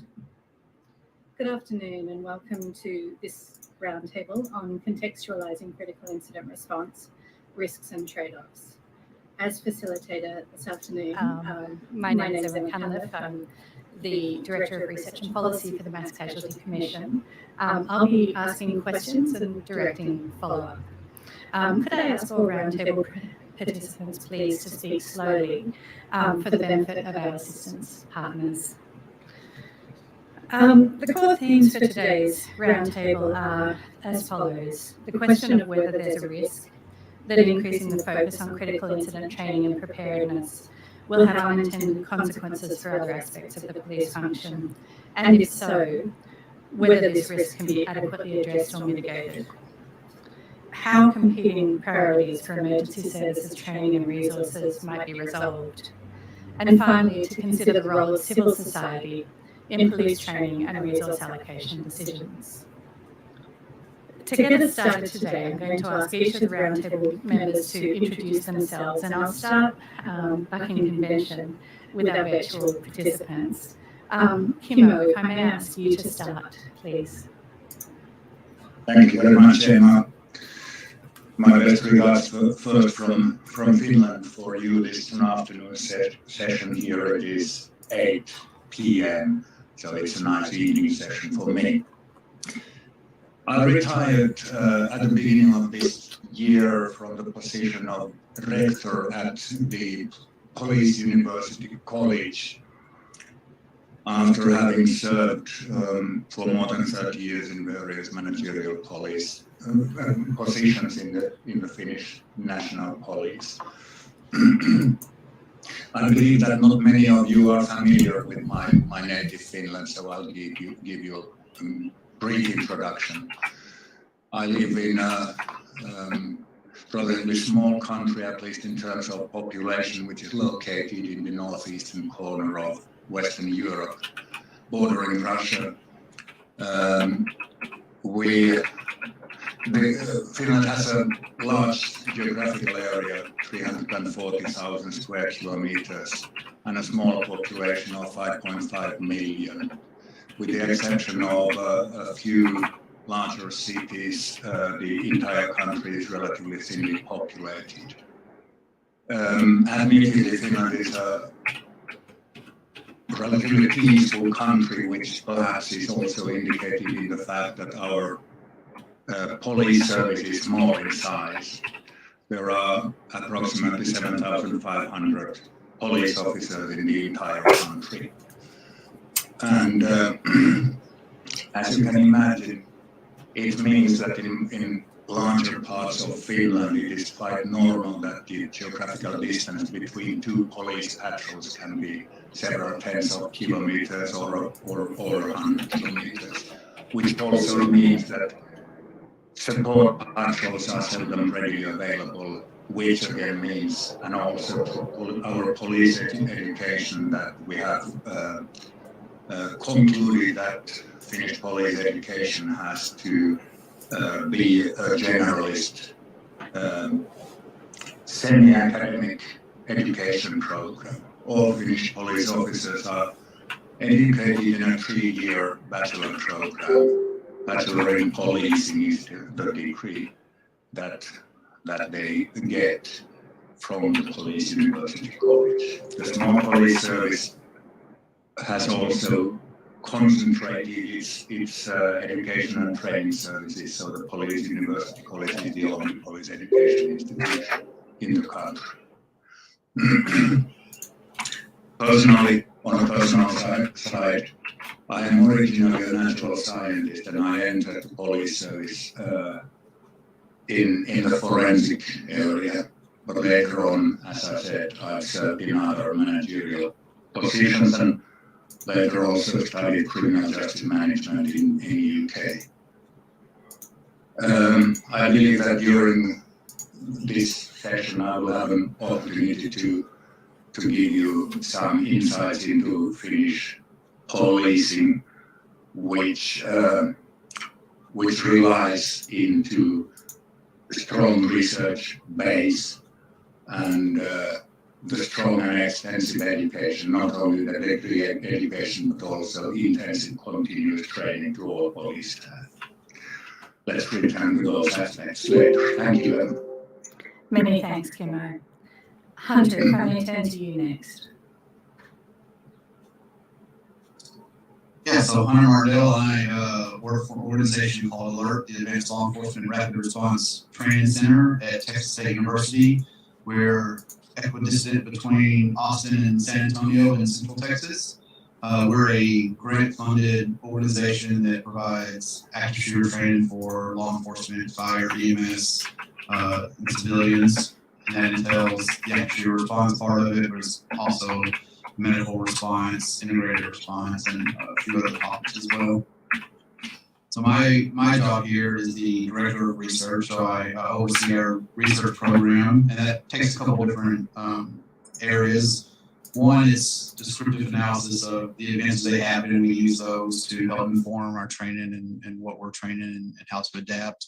And then we also run experimental studies to look at issues with law enforcement decision-making, stress response, as well as take apart parts of our classes to make sure that the concepts that we're instructing are based on some sort of empirical foundation.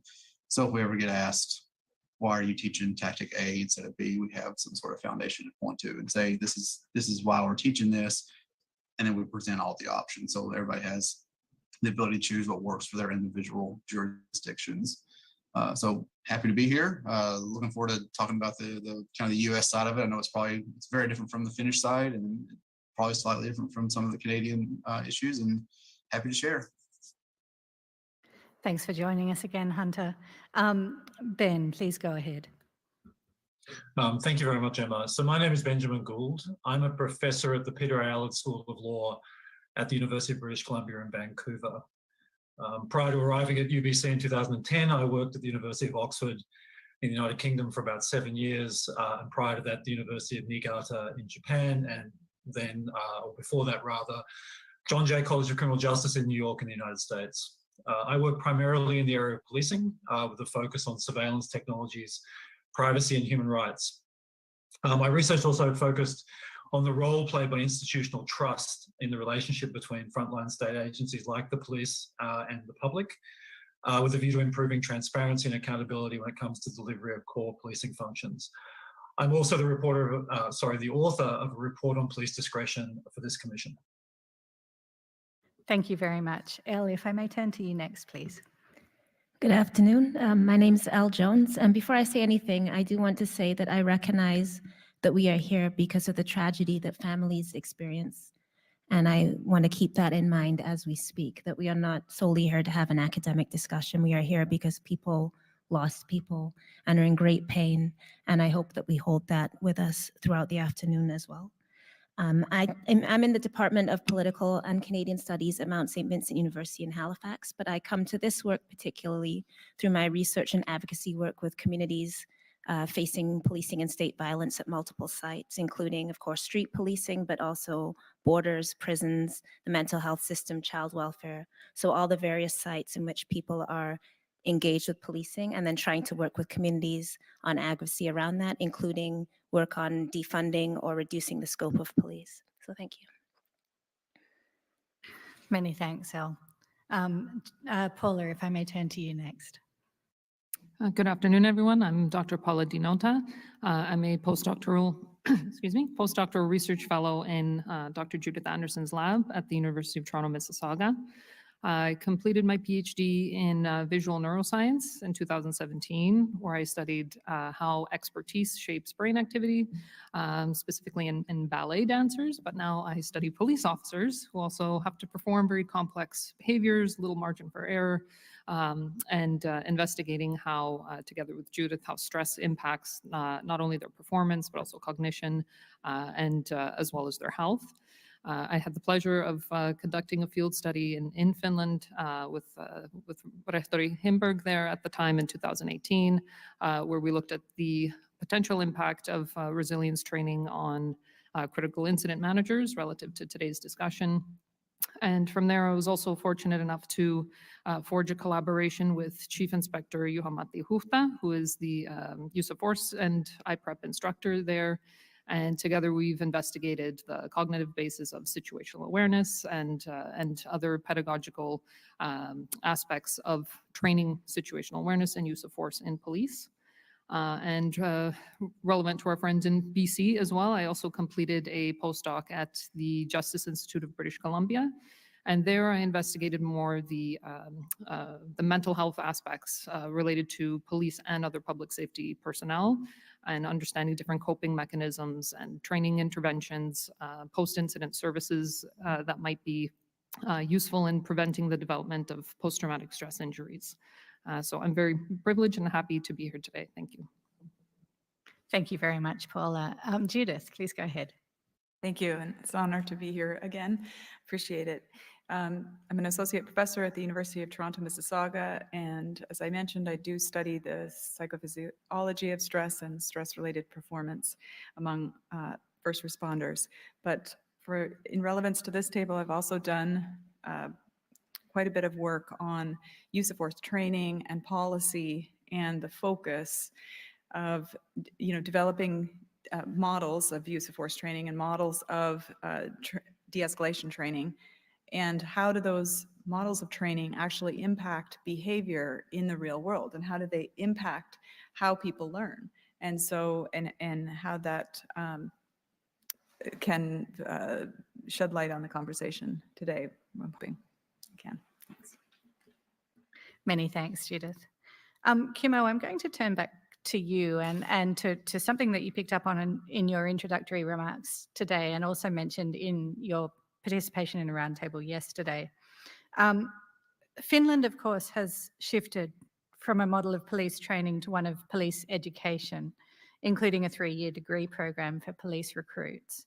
And I understand that this is both a degree in applied science and an education in policing. I'm wondering if you could please describe the overall philosophy and approach that the Police University College adopts to police education, and how, for example, you introduce students who are future police to questions about use of force. Thank you. Thank you, Emma. This is, of course, an extremely broad subject, and I'm afraid I could very easily spend the entire session on this.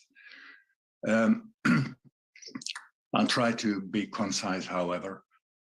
Of course, it didn't, the change, the education reform did not happen abruptly. It's a development over decades. Quite recently, we still had still had police officers who originally had undergone a 5-month training to become officers. So all the way until 1970s, our police training was quite short, quite concise as well. In several steps, it has then been extended, but perhaps even more importantly, a separate small research and education unit for upper police education was established in 1990s. And that perhaps was the time when it started to become understood that we cannot develop modern policing without a strong knowledge base, which is built on active research. In 2008, the former police school and this higher education unit were merged together to form the current Police University College.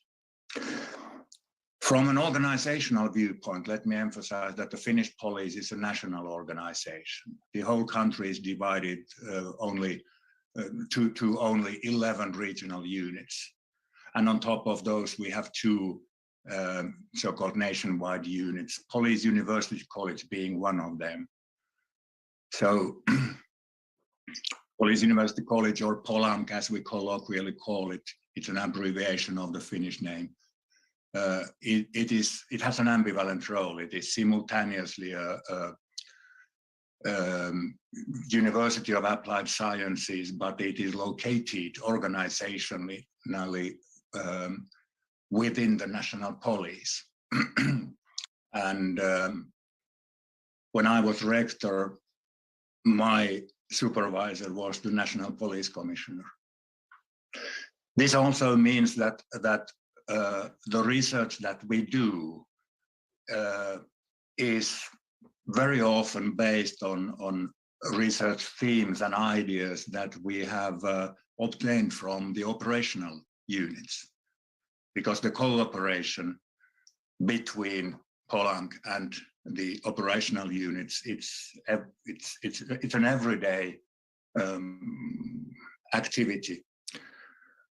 Also because active police officers in operational tasks, they very often come to POLAMK for special training courses on various subjects.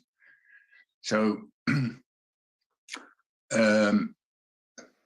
the ultimate goal on this is that we want to build a police service which is efficient, able to adapt to changes in the operative environment, and a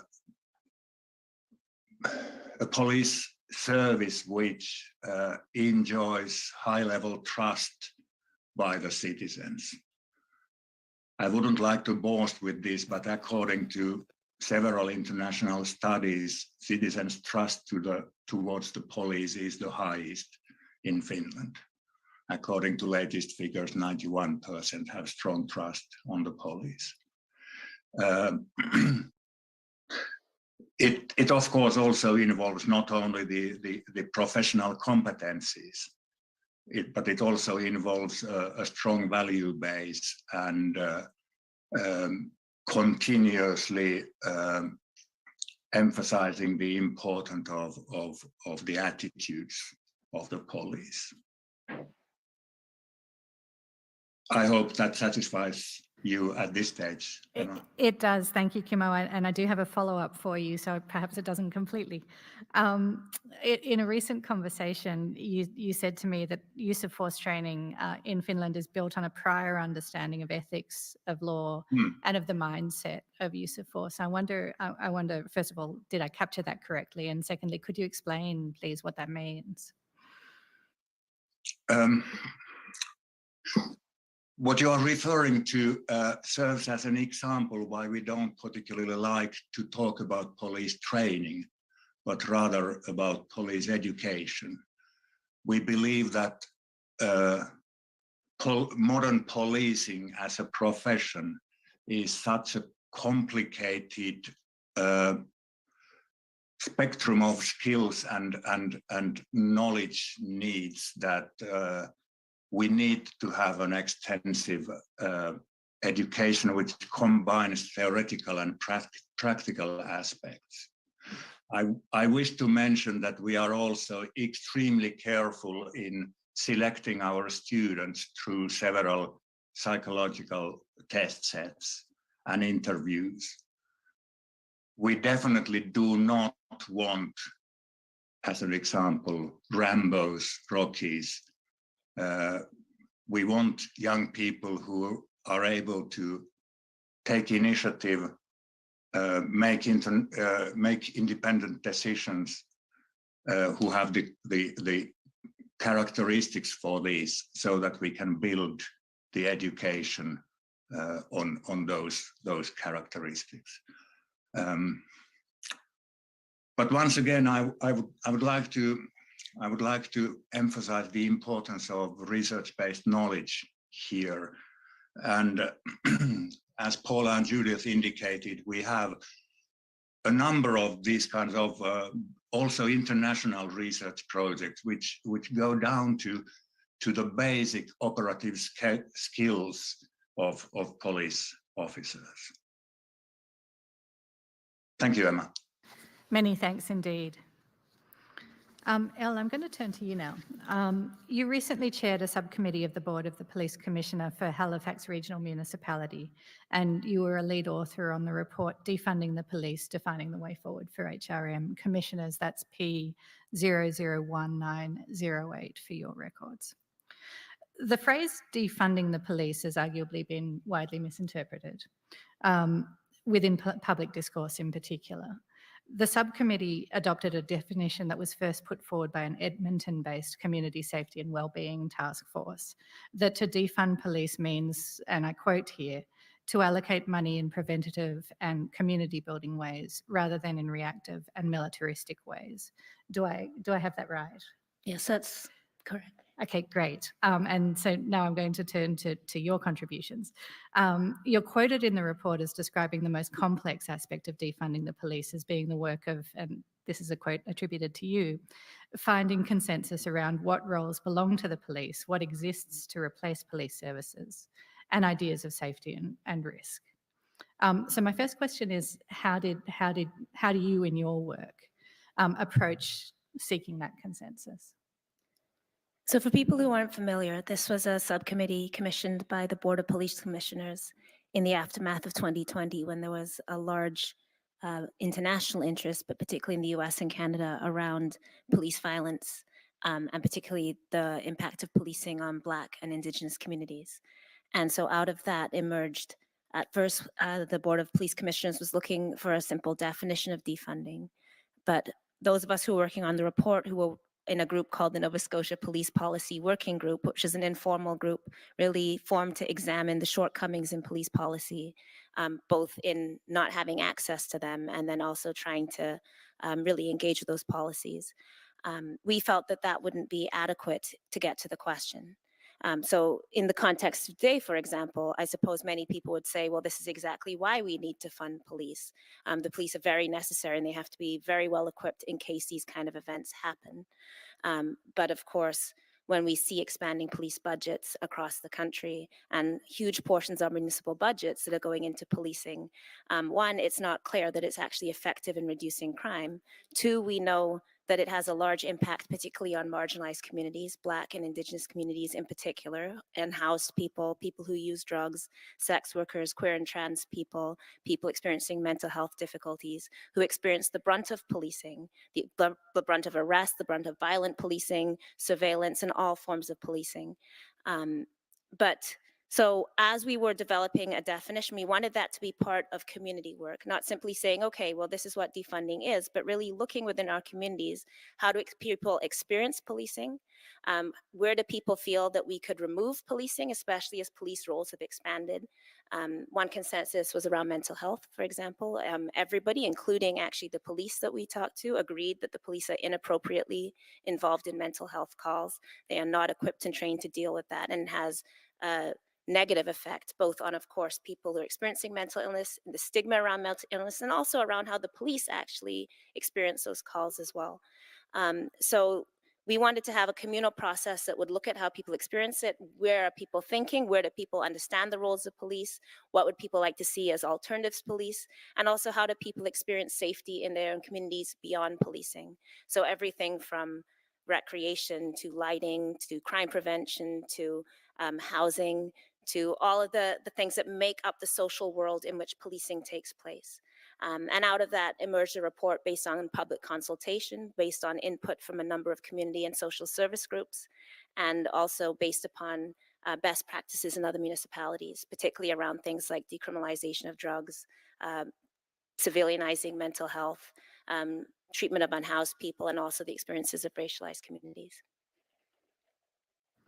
And what did you conclude and recommend in particular about investment in police training versus other approaches? So we've had many, many years of reports on policing.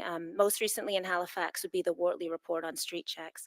And what we see repeatedly is that training is always recommended. So it's almost just a reflex. We need more training.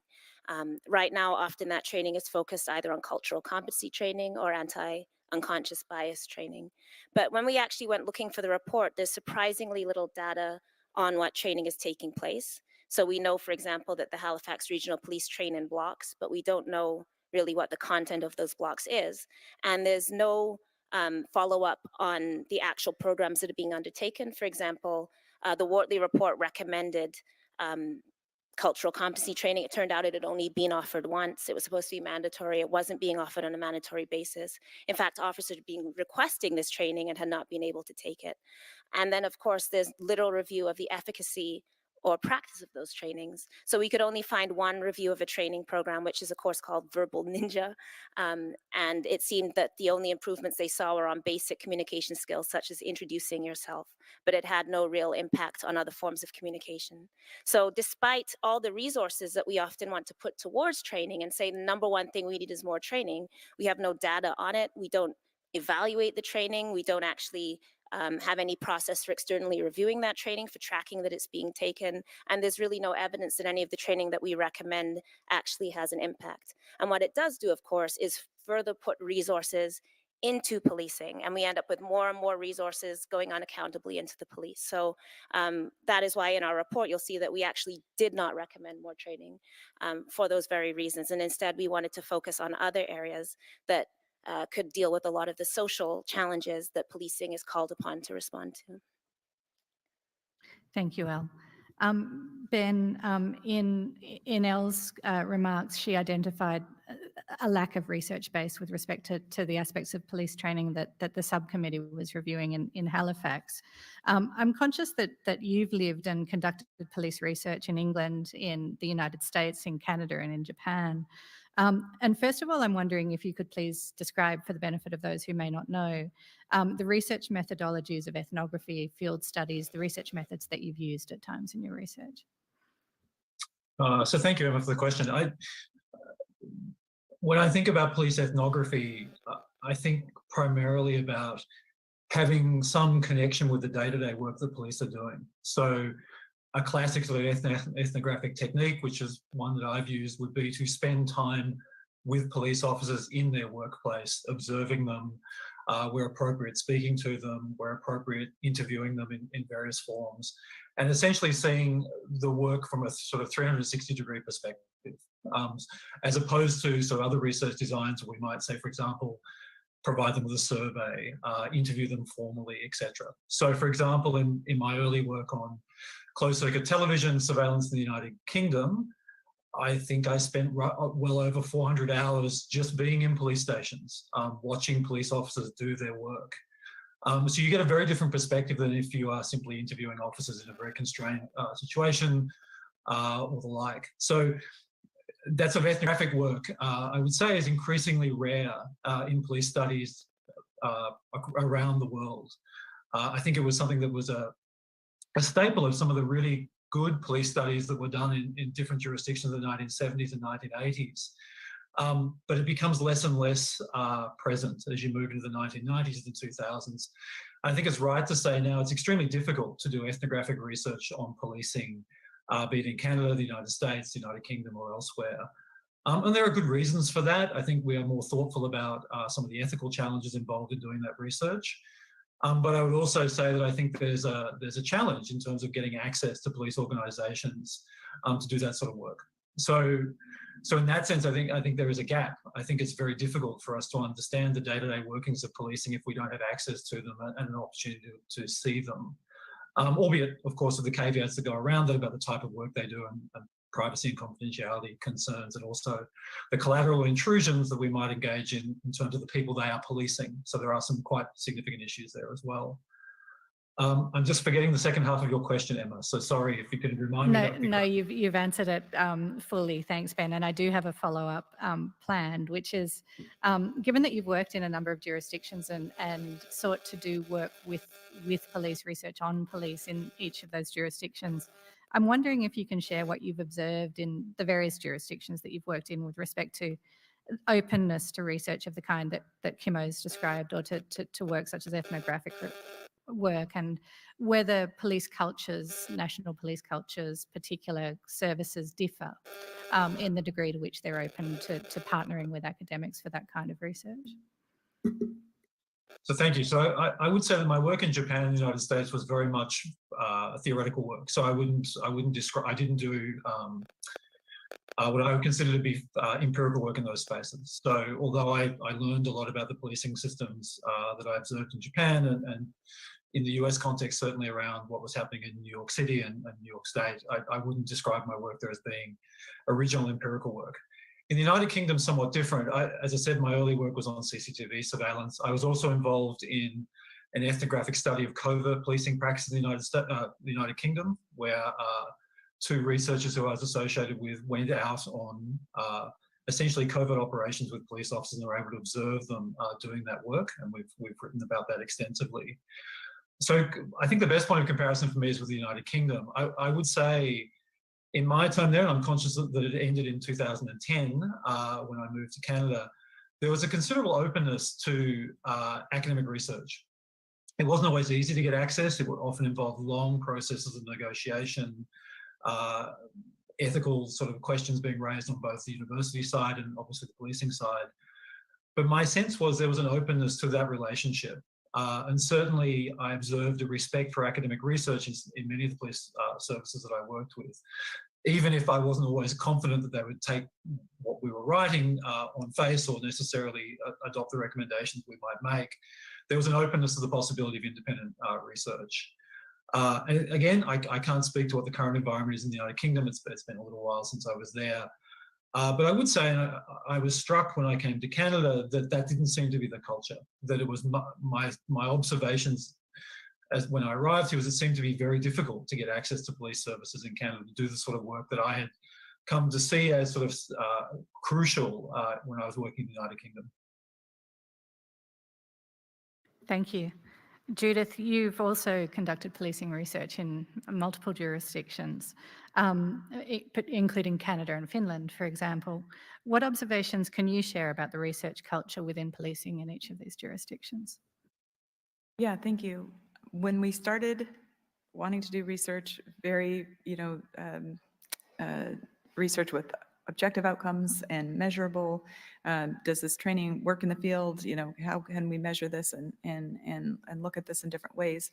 And I took my proposals to Canadian police services, and no one was interested in doing research. And I happened to be at a conference in Finland, and the government opened arms. We want to learn. We want to do this. And with Director Kimo, we were able to have years of this kind of much more high quality research because we were given access to be able to make the measurements and do this and see if this works in the field. But you need that openness and access in order to actually test these things. And then when I had data, I came back to Canadian Police, and that's when they started, their couple of chiefs were, okay, we'll do this here. And then when I went into the use of force office in the different services to even do our research and ask for their assessments. What's your use of force assessment form look like? Oh, well, we don't really have, and it was like, well, we'll just pass this person along. And of course, I'm not going to say any names or anything, but I was shocked that, well, how do you know if this training, or how do you know if this person passed this? It's all based on the trainer at the time or the day. And we found that with programs as well. So they would institute a program and it'd almost be like a checkbox. Oh yeah, we did this diversity training, or we did this for one time. And now we can say we did that. And so we've struggled with that push and pull as well. And with our program, even with something as high buy-in as the physiological data, where they can see the change and see the results. We've had services implement this and take it right through, like Finland, right through from recruits all the way to their federal forces, and it's in the culture, it's in the language, and it's used to other services in Canada, where, after we leave and the training materials there, they turn it into a 15-minute PowerPoint, and then it's a checkbox, and it's gone. So we've seen it all, but we really, in order to have research, in order to have training with integrity, and the kind of training that we recommend has to be research-based, it has to be evidence-based. Does this actually work in the field? Otherwise, why are you spending the training dollars on it? That's what we've been working on and trying to get the government to listen to us, at least in some of the reports that we've written, and we found that's been challenging. Many thanks. Elle, that checkbox approach to training is one of the things that your report also picks up on. I wonder what you'd add to the observations that have been shared so far. Yes, well, I think perhaps this will sound harsh, but of all professions, police are the only profession that every time they make a public mistake or they have a failure, they receive more resources. It's the only profession where the solution for everything seems to be like, why don't we just give them more money? Why don't we just give them more money? Why don't we just give them more money? Whether that's for training, whether that's to hire different kinds of officers, whether that's for different forms of weaponry, more ERT teams, whatever it is, we constantly see this piling of resources into policing. And of course, what we know is that when they have it, they use it. So it is not just saying, okay, well, it's the exact weapons. It's the whole ideology around the idea that the police is so unshakable and so necessary that there can never be an imagining of anything else other than giving the police more. And the impact of that, whether that's through more training, let's send them to university for free, let's give them all these resources, is that we see at the end a constant increase of use of force, an increase in militarization, an increase in surveillance. When police have things, they use them. When we have more police, we get more policing. When they have more funds, we get more policing. And the impact is, of course, largely felt in those that are considered to be not members of the public and not deserving of safety: Black communities, Indigenous communities, communities of people who are unhoused, communities of people who use drugs. And we have seen use of force exploding in these communities over years. Scott Wortley did a recent report that showed that when you control for everything, Black people are heavily overrepresented in Toronto and Ontario in use of force incidents. We know that Indigenous people are experiencing highly militarized policing on their own territories, particularly by the RCMP in concert with the courts and resource extraction firms, and we're seeing this kind of force being used.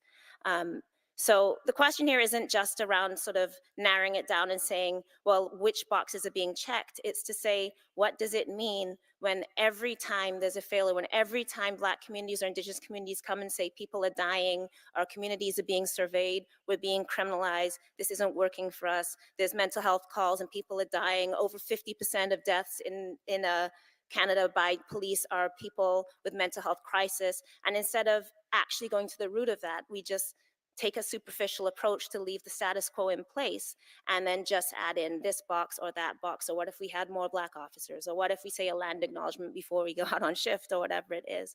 So to put this in more technical terms, many of us talk about this as detasking, which is the act of removing tasks from the police and placing them into more appropriate service organizations. That we must consider that the proliferation of policing is a social problem. Even the police themselves have said we should be the last call and not the first call. But over many decades, the police have become the first and often only solution as we've disinvested from all other forms of crime prevention, from all other forms of social support. We've defunded education, healthcare, we've defunded programs that help people get employment. We are constantly cutting back on the social issues. And then when these gaps emerge, we say, well, we just need police to fill them. And then we need to constantly try and shore up those gaps in the police, instead of pulling back and saying, what if we spent more money on violence education for young men? What if we spent more money on identifying domestic violence causes and working with families? What if we spent more money on mental health care? What if we spend our money on housing? What if we spend our money in communities making sure they have resources to start their own businesses? Those would all be uses that would actually prevent crime, reduce violence, enhance safety in all kinds of ways that are not attached to the idea of the only solution we have is to put those resources into police. So what I'm saying here is that it's a bit of a broader conversation. It can be very, I think, easy to start having the conversation in a narrow way that becomes what is the data on this and leaves out a lot of the social issues that surround policing. Kevin Walby, for example, has been extremely critical of this idea in criminology, right? That criminology kind of gets bogged down in the data, or what did this interview say, or what does this say, without looking beyond that and saying, what are the social conditions in which policing takes place? And what is the will to punishment that we have? Who is it that we feel needs to be policed? Why do we feel that if someone's asking for change outside of Tim Hortons, they need to police? And increasingly, we're using things like SWAT teams to deliver warrants. We're increasing ideas of danger. The more that we police, the more that we see danger, and then the more we want police to fill that in. And that actually creates more unsafety, including for officers, because now we're living in an extremely violent and distrustful and punishment-based culture that sees no other avenues for people. So all that to say that I think it's very important to not just sort of look at each thing as a, is it training, is it this, is it that, and look at the much broader picture of why is it that we rely on policing as a society to solve problems that in many and most cases have their issues in social problems that should be addressed through social means. Thank you. Hunter, if I can turn back to you. Yesterday, of course, you described how your research has influenced the ways in which you structure and deliver active shooter training at Alert. I'm going to sort of turn the question on its head a little bit now. We've heard about resistance to research culture and resistance to change at times within police culture. But my question is how, one of the things you've mentioned to me in our conversations is that your students help you to identify new research questions, directions and approaches. And I'm hoping that that's something that you can speak to, what you've observed of students' interest, police interest in the kinds of research that you're offering. Sure. So our program is obviously very hyper-focused on active shooter response and issues surrounding that. We do turn to our students to find out what they're doing and what they think is important through survey methods.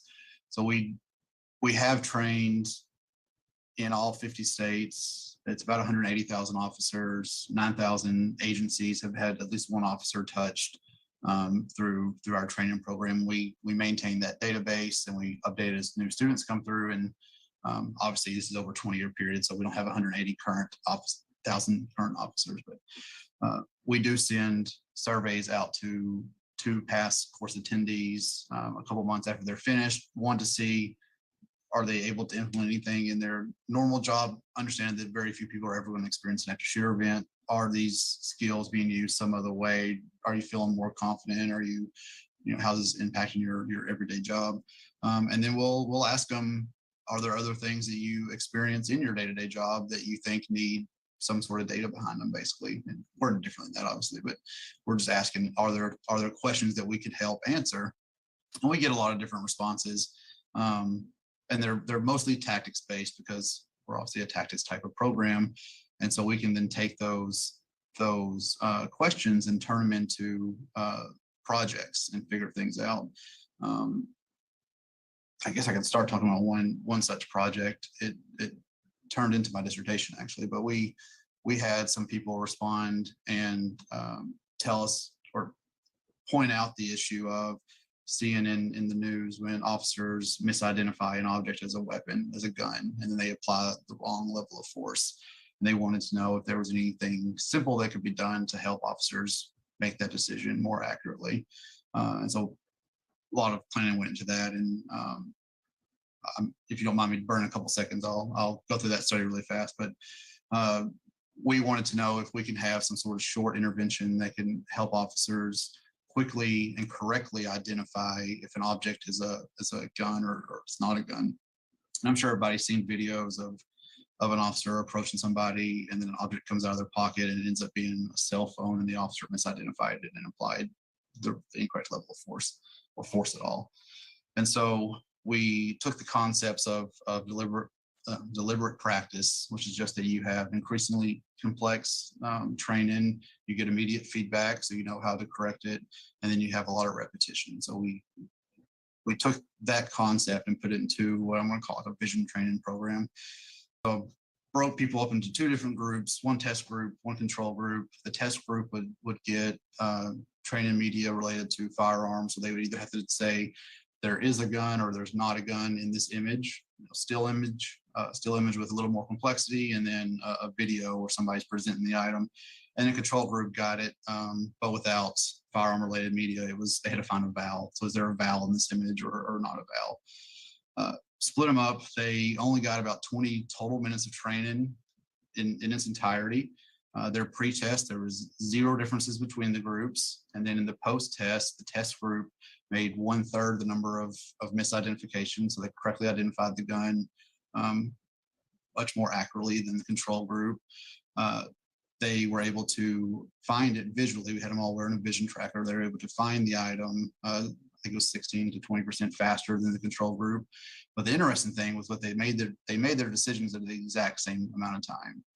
So this little 20-minute program, we were able to get people to visually find the item, gather that contextual data from the visual image. So gather the information of the size, the shape, distinct features, use those data to make their decision. This is a gun, and make that decision correctly, or it's not a gun and not identified as a gun in the exact same amount of time as the control group. And it was interesting anecdotally pulling this out, but the control group would make their decision and then you would see them find it and then they would voice their disappointment in the fact that they got it wrong because they were making that decision subconsciously based off the movement or whatever it was, and incorrectly making that decision before they had all the extra data. So it was a short, easy study to put together. It's something that we're expanding right now. Obviously, it was a quick experiment, so there are a lot of limitations to it. We're expanding the media out and improving the training part of it. But we have our officers go through and find these really neat ideas like that that can have an immediate impact on their day-to-day life outside of an active shooter response. And we try to harvest as many of those ideas as we can and turn them into interesting projects that we can then publish and push out and go to conferences and get that data out. Hope that answered your question. It does. Thank you very much for sharing the example.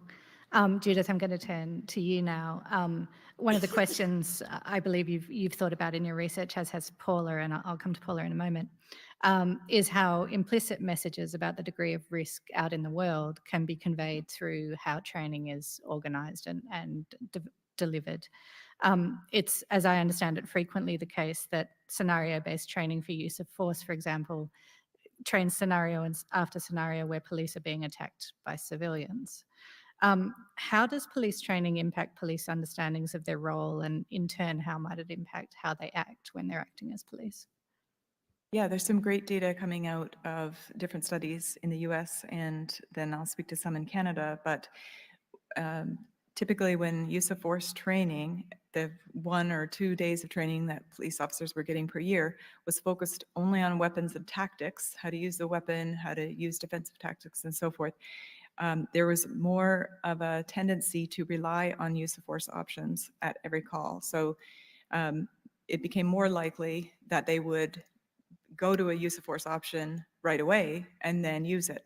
And we saw this in some of our observational work. We were starting a study with a state police in the US, and with a simple scenario, a person had a knife but dropped it and then just came toward the officer far distance, but the majority of the officers pulled their gun out first and then ended up shooting the person. And when asked afterwards, they had said, did you miss, did you not see that they dropped the knife when they were coming towards you? You said, no, I know, I saw they dropped the knife. I didn't know what else to do. And so they shot the person. And so we stopped the study.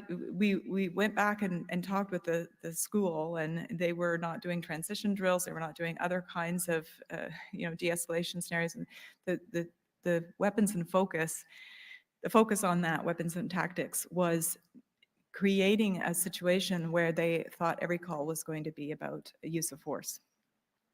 So when we look at the Canadian statistics, I think there's one study, and it's not the perfect data, but it's only about 1% of calls in the in Canada actually would even call for use of force. So 99% of calls could be de-escalated or non-escalated. That's another important word, non-escalation. And so if use of force training, or the annual training that you get, is not proportionally focused on the kinds of calls that you see, you're going to have an inflated sense of risk when you go to every call. And that this is borne out in theory of risk as well as the data.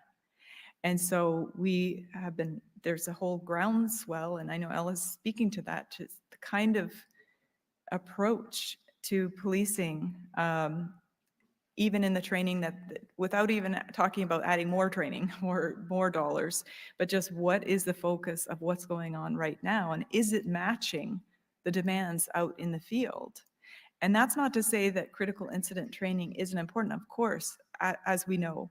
And that, what we have seen and what we recommend is a separation in assessment, right? You can't have one day of training and also assess officers on that same day and pack everything into that same day and say you've checked all the boxes and they're ready for critical incidents and de-escalation and this and that. And so separating out training and assessment days is important. And I know Paula can speak to the timing of that much better. Thank you. And before I turn to Paula on that very topic, I just want to ask, why is non-escalation an important word? Why is non-escalation an important word? Yeah, so when we started, so we've done several large-scale kind of review reports to government policy recommending a shift in training focus, again, to this more de-escalation, non-escalation. And just even the idea was new to many services and talking. Many calls should never be escalated in the first place, and the officer can be the one that may escalate a call, even pulling over someone or in a car, so forth. And so this idea of the approach to training, and we really looked at the models of training and the way that training is presented, could possibly escalate, have an officer escalate their use of force, or not engage in de-escalation. And the training materials matter. And I don't know if you wanted me to get into that now or later, but they do We'll matter. get to that later, definitely. Okay. Yeah, thank you, Judith. Paula, first of all, would you add anything to what Judith has just shared in response to my first question? Aside from some of the principles that Hunter touched upon, like the idea of deliberate practice, it seems illogical, and it's also supported by science that you can't also evaluate someone's learning at the time that the learning is actually occurring. And especially in the case of police use of force, these evaluations often count for their recertification to carry a firearm and to actually carry out their duties. So the professional implications as well, and the added pressure of needing to perform effectively and demonstrate your capacity while you're learning is counterintuitive. Thank you.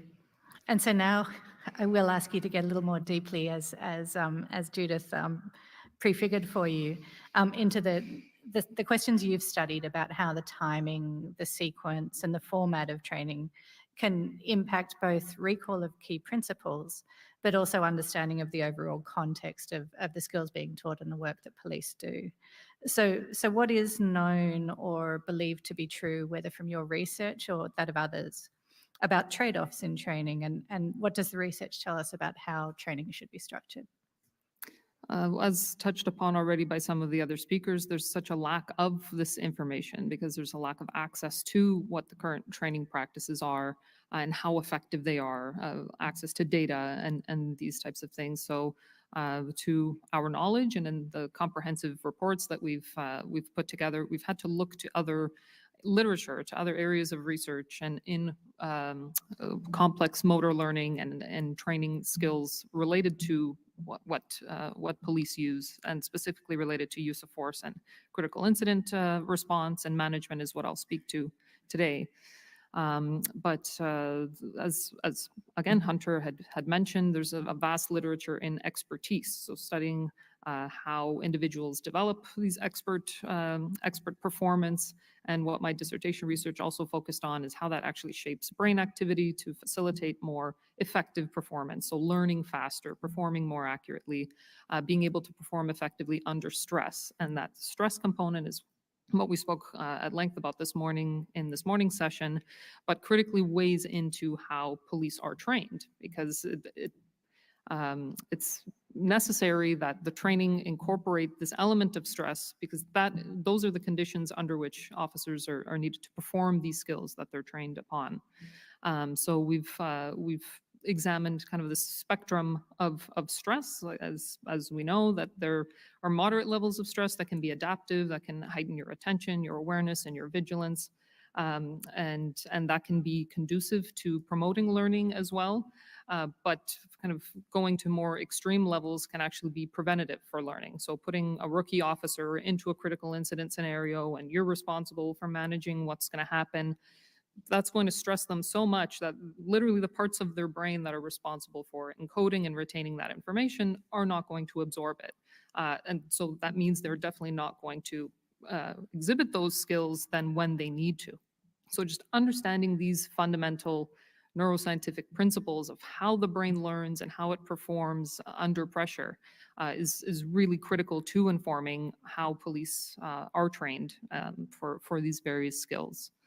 And working with some of the individuals at Finland's police college, they've really taken that into consideration and have a very deep appreciation for that, and have been able to structure the curriculum that builds progressively. So once you have the foundational skills, using different methods like more observational learning and talking things through, that you're then able to build upon that to get to progressively more stressful, complex decision-making processes.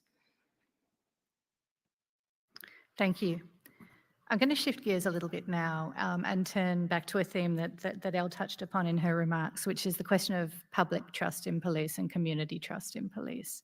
And Kimmo, I'll turn back to you in the first instance and ask you about the Finnish police service attitude to what responsibilities the police have with respect to cultivating the public trust in their actions, and then how do you introduce students to that question and that responsibility in the Police University College? Thank you, Emma. If I may take a step back to the previous discussion,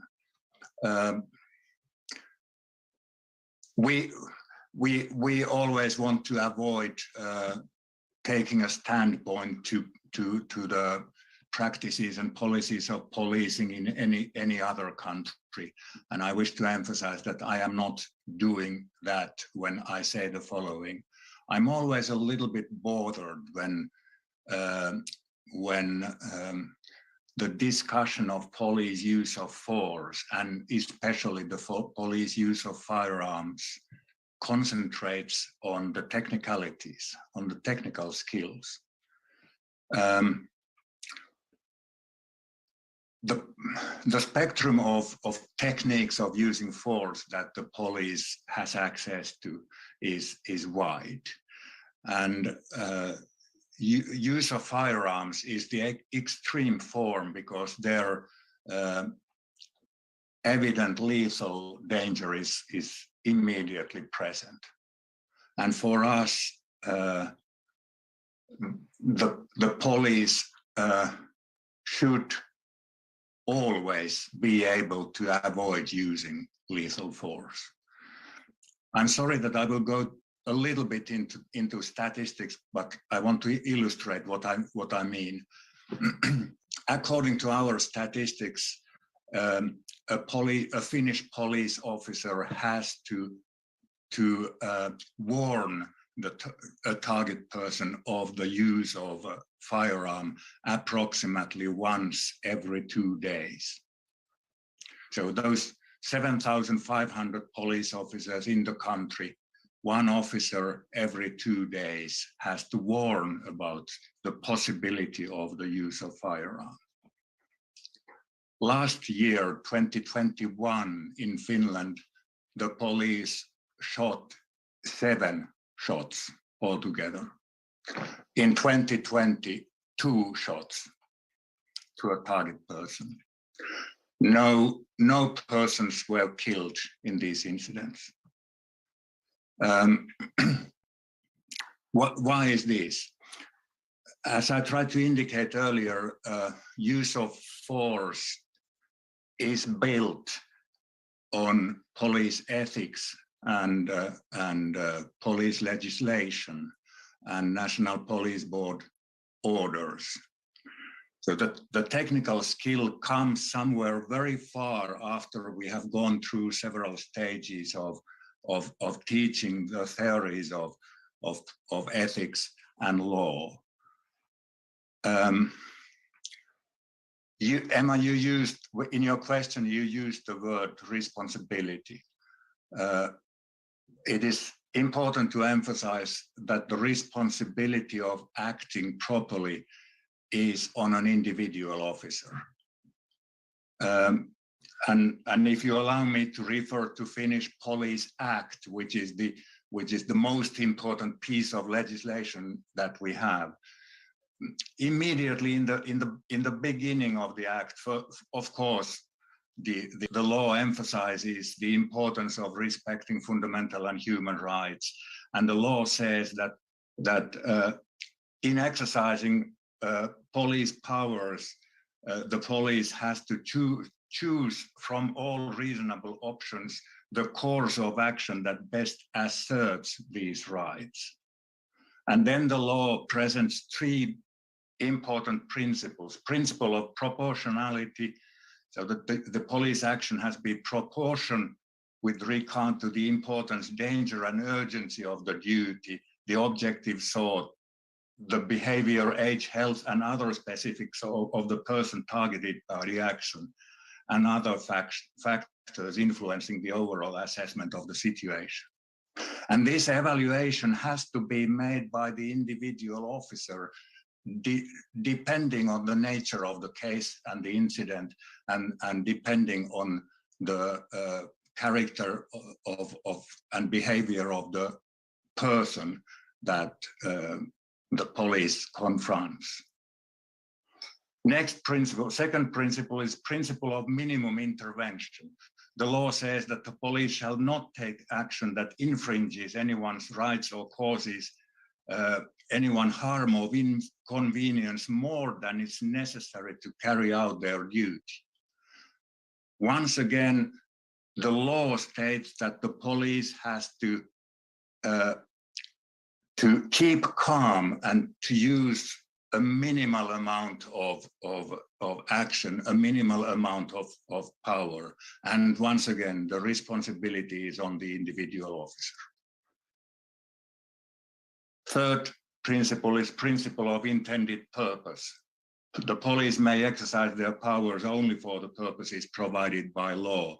This is, of course, important because an individual officer may never, by law, act unless there is a legal ground.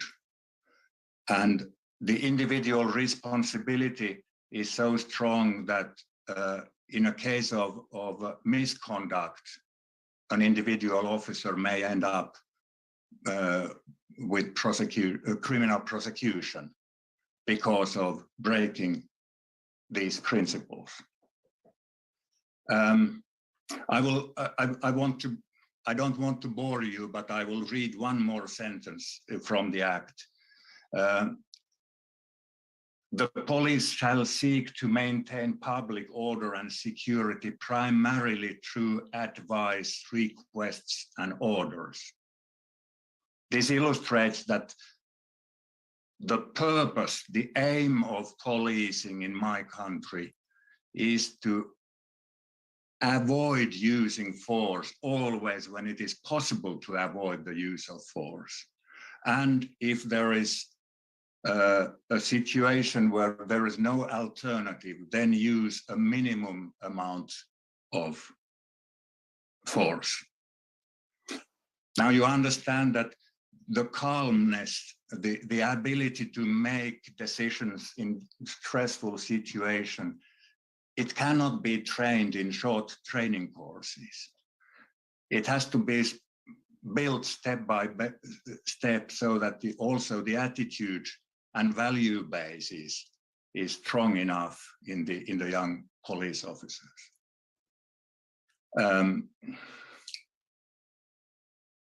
It's difficult. It's difficult to put all of this in short, but last but not least, of course, it has to be admitted that police conduct is always dependent on the society.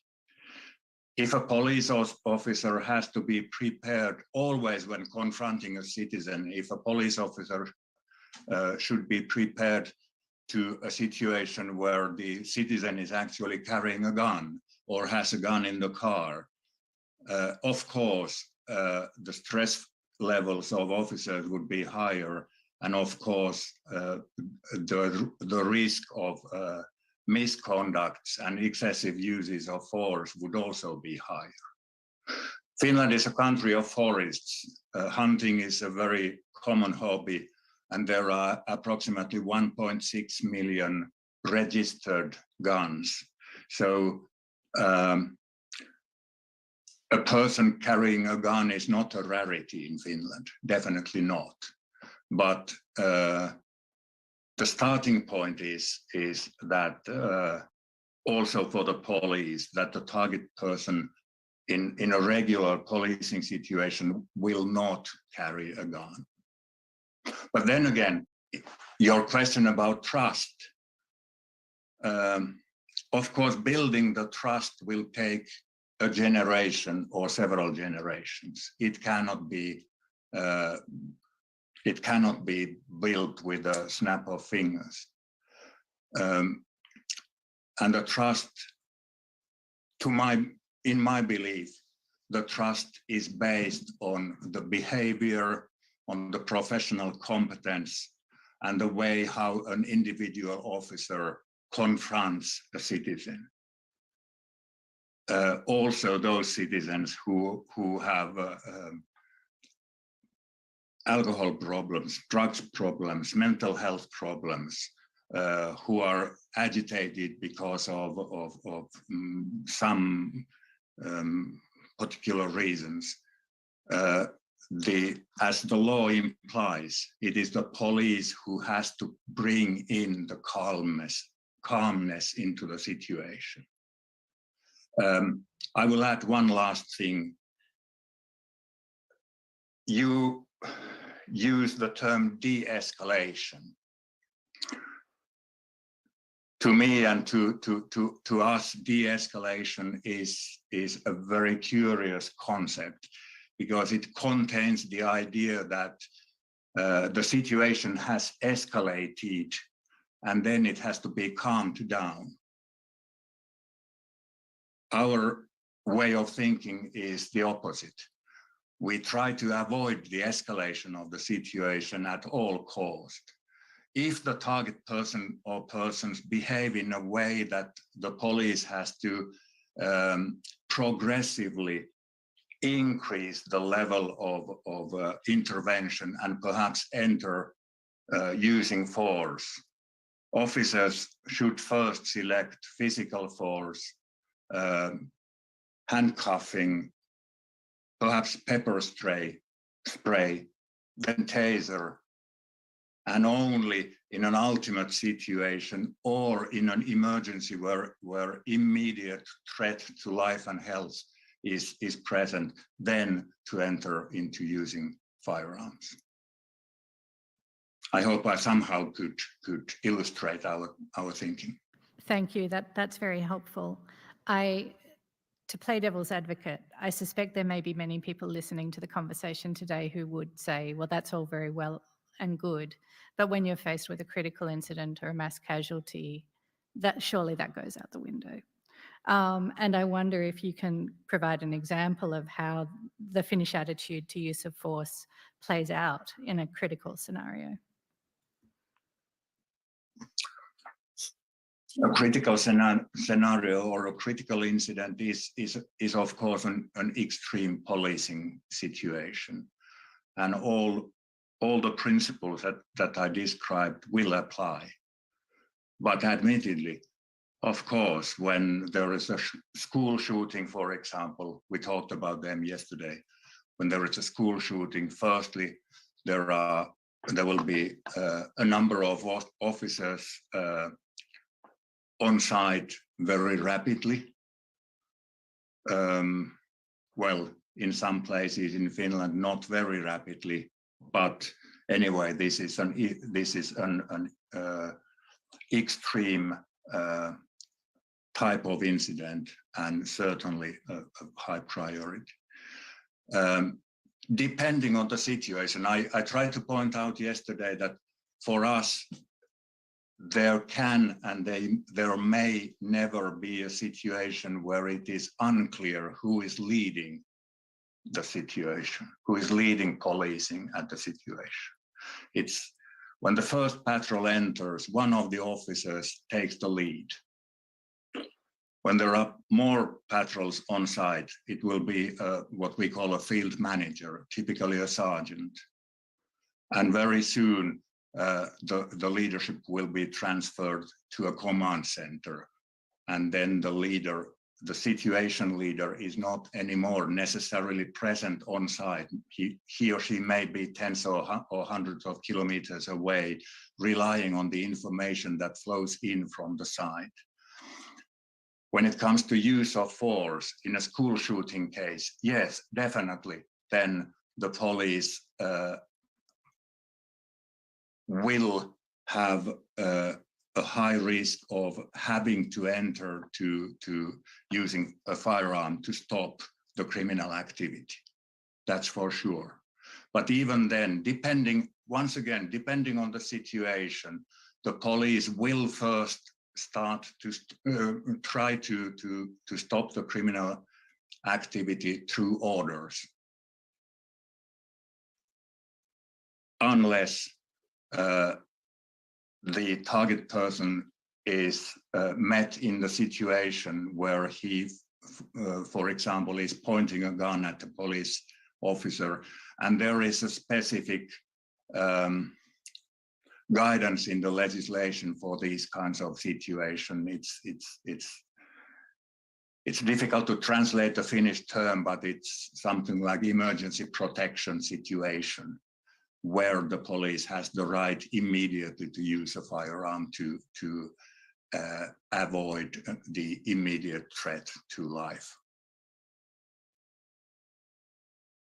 Thank you. And you alluded to the fact that 7 shots had been fired by Finnish police against people in 2021 and 2 in 2020.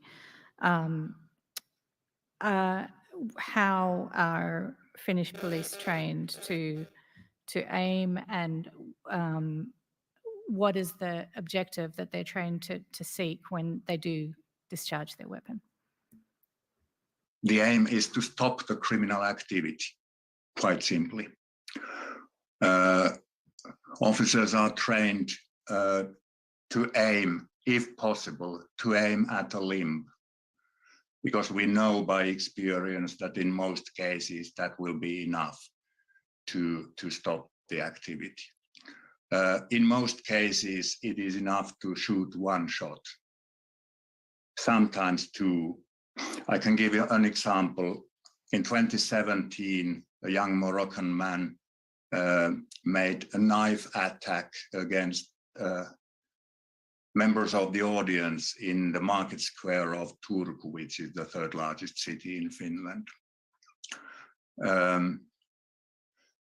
He stabbed 12 persons, 2 of them died, 10 were seriously wounded. The emergency call center received tens of calls within approximately one minute. And in 2.5 minutes, a local police patrol identified the man on a street, and the man was threatening an elderly lady with a knife. He was stopped with one shot on the leg, and the other constable tasering him. He stayed alive, could be interviewed, and we know now that he had been inspired by ISIS. He was convicted of violent acts of terrorist nature, but I think this is a valuable aspect, because he stayed alive. He could be interrogated, and we now know the backgrounds of the case. If he had died, we wouldn't have had that opportunity. Thank you very much. Hunter, I'm going to turn to you and bring us back to the sort of core theme of public trust in police. The US, of course, as Elle alluded to, has been engaged in a national conversation about police use of force, as has Canada, and in particular about the occasions when police misuse force or use excessive force. From your vantage point as a researcher and as a teacher of police skills, what has emerged from these conversations for engaged researchers, for police leaders, and for police officers?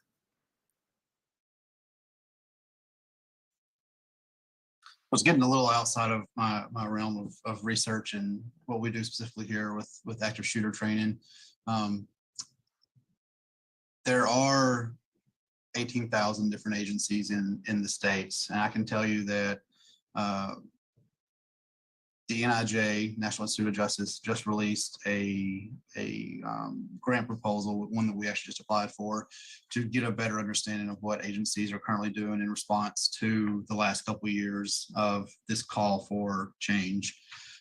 You see a lot of anecdotal media accounts of agencies incorporating co-responder models where they have a social worker or like-minded individual, like trained individual deploying with officers in the cars. They have dedicated units that are going in place of officers, as Elle spoke to earlier, trying to remove some of the tasks that are originally assigned to law enforcement that don't have the skill set to manage those tasks. And then you have other models being deployed where there are critical, I'm going to miss the acronym now, CIT groups, process intervention teams, that are trained officers that are there to try to alleviate some of those issues. There's no real clear understanding of how many of these are being incorporated, how many agencies are attempting to use these different techniques, if they're successful, what results they're receiving from these ideas, and anything. I mean, the data is just not there right now. It's been going on for a couple of years. So NIJ just released this call, and they're trying to get a grasp of what that looks like. So there should be some much better data coming out of the States regarding at least how often these programs are in place and some of the evaluations of those programs. Hopefully we're able to be part of that and can help shape shaped that research. But at this point, I don't know what those exact numbers look like. Public trust, speaking from an active shooter point of view, is very readily seen in some of these events.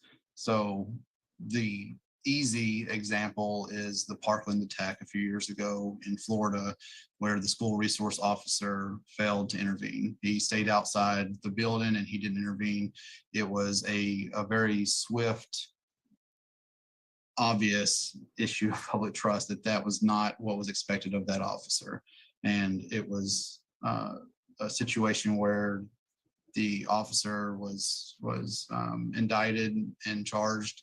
Don't remember the exact charge. It was some negligence charge, but it was very clear that the public expects officers in these types of situations to act. I'm sure everybody's aware of Uvalde and the issues that were happening down in Uvalde, and that's investigations ongoing and just starting. But I imagine you're going to see some very similar reactions coming out of Uvalde, and the issue of the public's response to that has been very swift and very, very strong, as it should be. And so I hope that's kind of answered your question. I don't have very much experience in that side of the research, so I have kind of a limited vantage point. It's obviously a big topic in the States, and agencies are trying to be responsive to what that is. Part of the problem in the States is that you do have so many different jurisdictions and agencies, and they all kind of do their own thing. And so it's hard to get a grasp of what's actually working until there are some really good evaluations, and not just evaluations of a department, evaluations of multiple departments at multiple types of locations and geographies and everything else. So hopefully that wasn't a poor response for your question. Not at all, Hunter. Thank you very much for sharing your perspective. Commissioners, I'm going to suggest that this would be a good time for a break. Okay, 15 minutes. Fabulous. So we'll come back at 20 minutes to 4.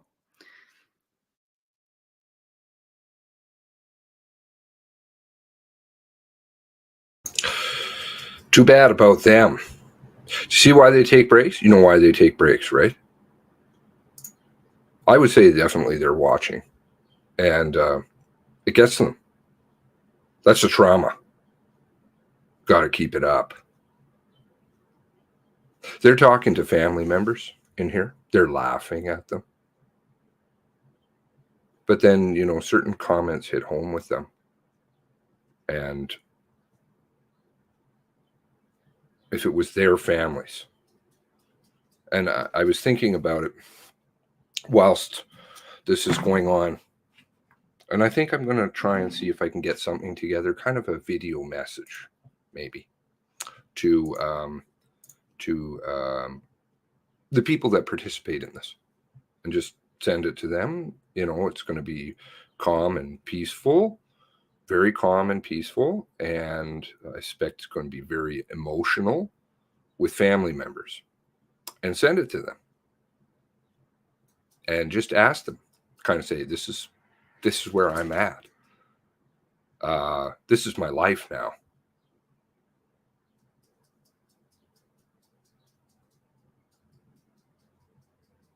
Where's your heart? Do you know what you're participating in? Do you understand?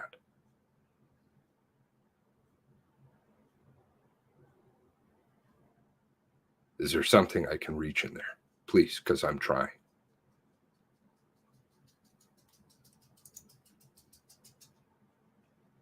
They grumble, and they will. Because, well, in my case, just in my case, I have God on my side. He's pretty powerful. They ain't nothing. And I got all of you. Al Jones participated in a rally. I don't know if you guys remember that. There were 2 rallies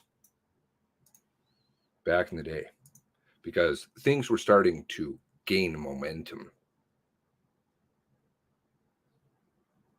They tried to keep quiet basically for about a month.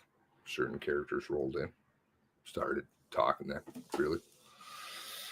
And that didn't work so well because they were just toting RCMP water. Okay. And constant just bang, bang, bang, you know, Tara on here, Sue, talking about suing, working through the logistics, showing the big holes and stuff, just all of us keep banging away at it, right?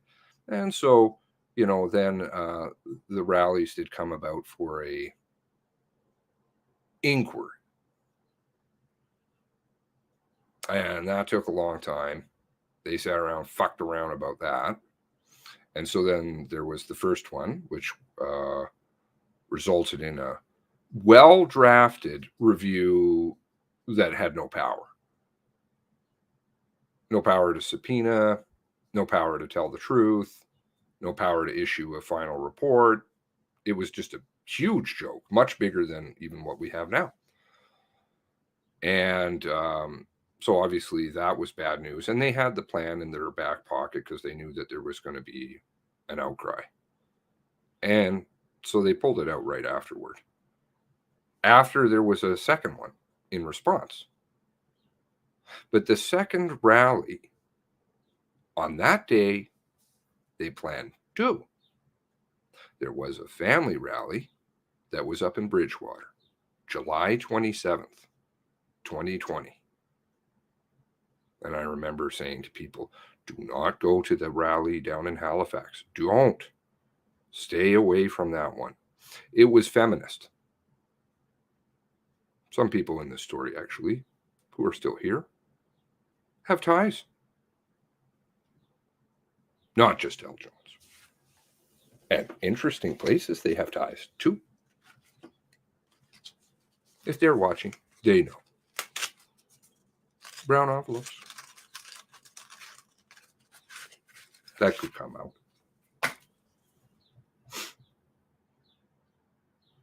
Because it looks like they're playing for the right side right now. The feminist rally, to try to take all of the attention away. Remember, they do this quite often. They did it the other day with Charlene. They did it most certainly with Tara, the tale of two walks, right? They always will throw out the distraction shit, try and mislead, and then the media will pump out one of them and kind of co-opt them. That's what they do. They co-opt them, and then they kind of say, well, it's mixed.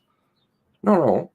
Families were very, very opposed to the Halifax March, July 27th.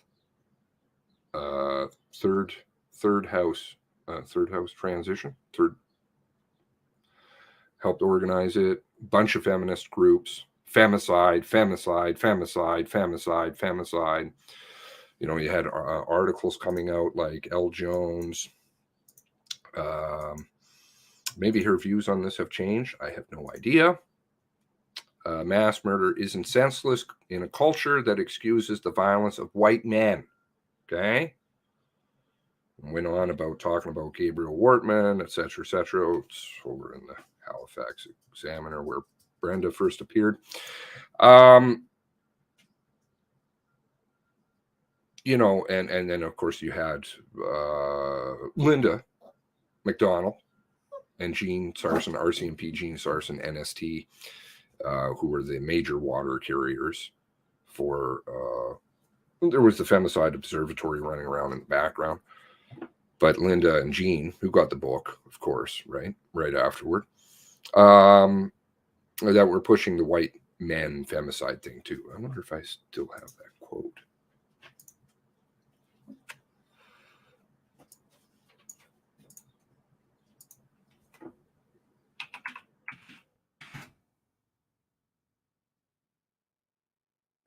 There it is.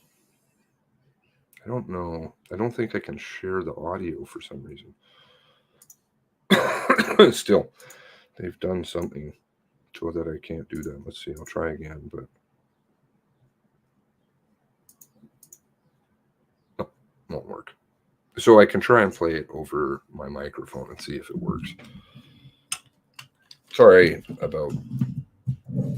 I thank the RCMP Tech Division for their fun. He had white privilege. He had power in that he had money. And we have to treat everyone equally and start looking at the behavior. He had white privilege. He had power in that he had money. And we have to treat everyone equally and start looking at the behaviors of the person. Okay, so there was a lot of the button issues, the hot button issues being pushed on at that time, and of course the misogyny. Protect Lisa, who has all the bank accounts, right? She's got the money. How does that work? If you're so misogynistic and controlling, doesn't spend any time with him, like that's totally been, that narrative is like so far and gone, it's not even funny. But of course that's what they tried to blame it on. And we were like, no, that's not really keeping pace with the facts. Jean and Linda have disappeared. Now we have the reemergence of Elle. Now I'm not going to comment. Elle is a very political lady. I don't know if she knows that she's being used, but hopefully she does now, because she's participating in it still. So that doesn't look the greatest.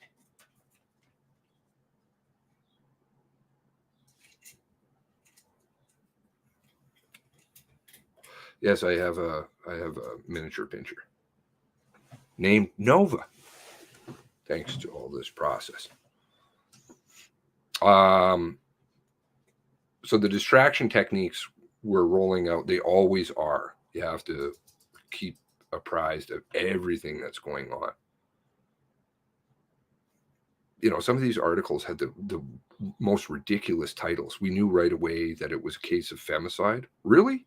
Like right away, they were coming out. How would you know that? Do we still know that? No. No, it's like knowing the conclusion to the story. I know the ending, I think is a line I've heard somewhere. How would you know that? I don't. I don't know anybody that does. Inside, outside, nothing. Well, some people claim. Maybe there's a reason.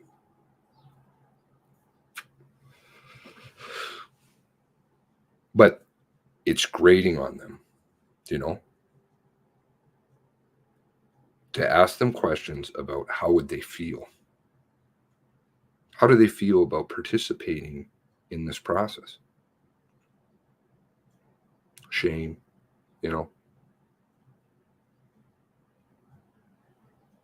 Tara lost half her family. How the fuck would they feel in one night?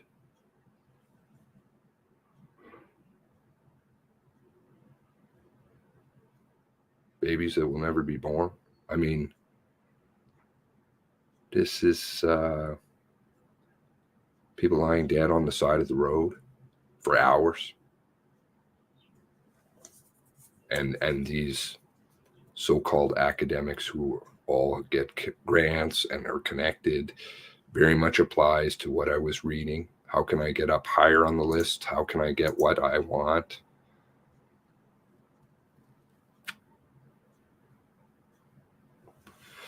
And all these people, you dig through them, and I encourage people to, because that's the way things are going to be done. And, maybe on my end, we can just do a little video and send it off and say, hey, here's some real family members. Here are the real people. Wonder, you want to entertain what they have to say in a peaceful dialogue? Because I suspect there's going to be a lot of heartbreak and crying and sobbing. Because that's what they feel. Right? It's not entertainment by any stretch. When they laugh, they're nervous. They grumble. They're having problems. Guilty conscience. And it should be. Big time. None of these people participated in the event, right? But they're assisting in covering it up. They're assisting in family members not getting truth. They're assisting and participating in causing trauma, the very thing that they're stuttering and farting about. They're losing their place. They don't know what to say. Filler. Because, and you got weeks to go.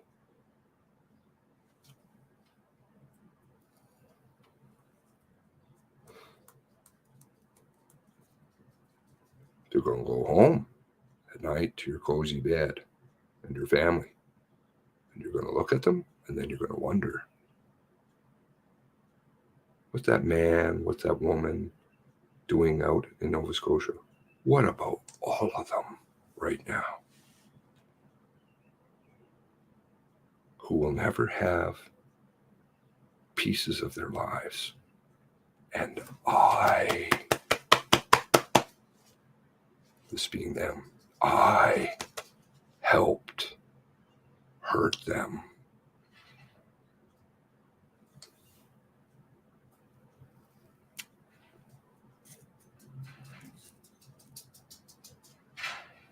And they think we are a small group, but we're not.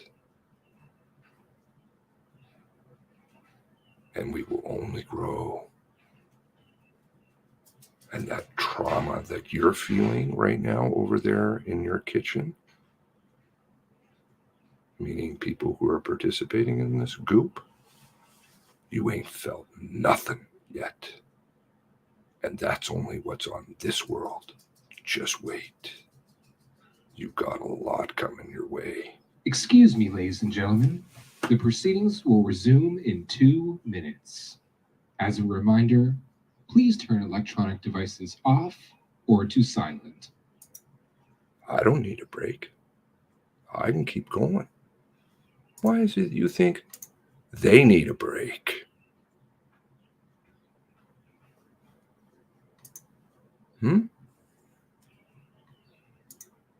Maybe because they can't stand the heat. Maybe their conscience is fucking eating them alive. And it should. And it will only get worse.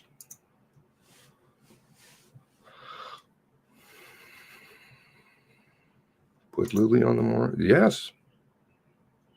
I don't even think it's 5 days. And they're going to fill it up with total goop. But all of these people who are participating in it, they will all get traumatized. Not because anybody here is bad or means them any harm. It is that they will just tell their story. The one that they're not allowed to tell. And that needs to be underscored. Families can't ask questions of these people. They should be asking themselves, hold on a moment here. I know that there are some lawyers here who are representing the victims of this. Why am I sitting here getting asked questions and just talking? Perhaps they can shed some light. Perhaps we could talk about what happened that night and morning. Did they apprise themselves of the facts? Are they aware of the drunkenness? Because then that just shows that they don't even do their due diligence. If they're going to plead, well, I just don't know. Sorry, you're not a very good academic, are you? You don't do your homework.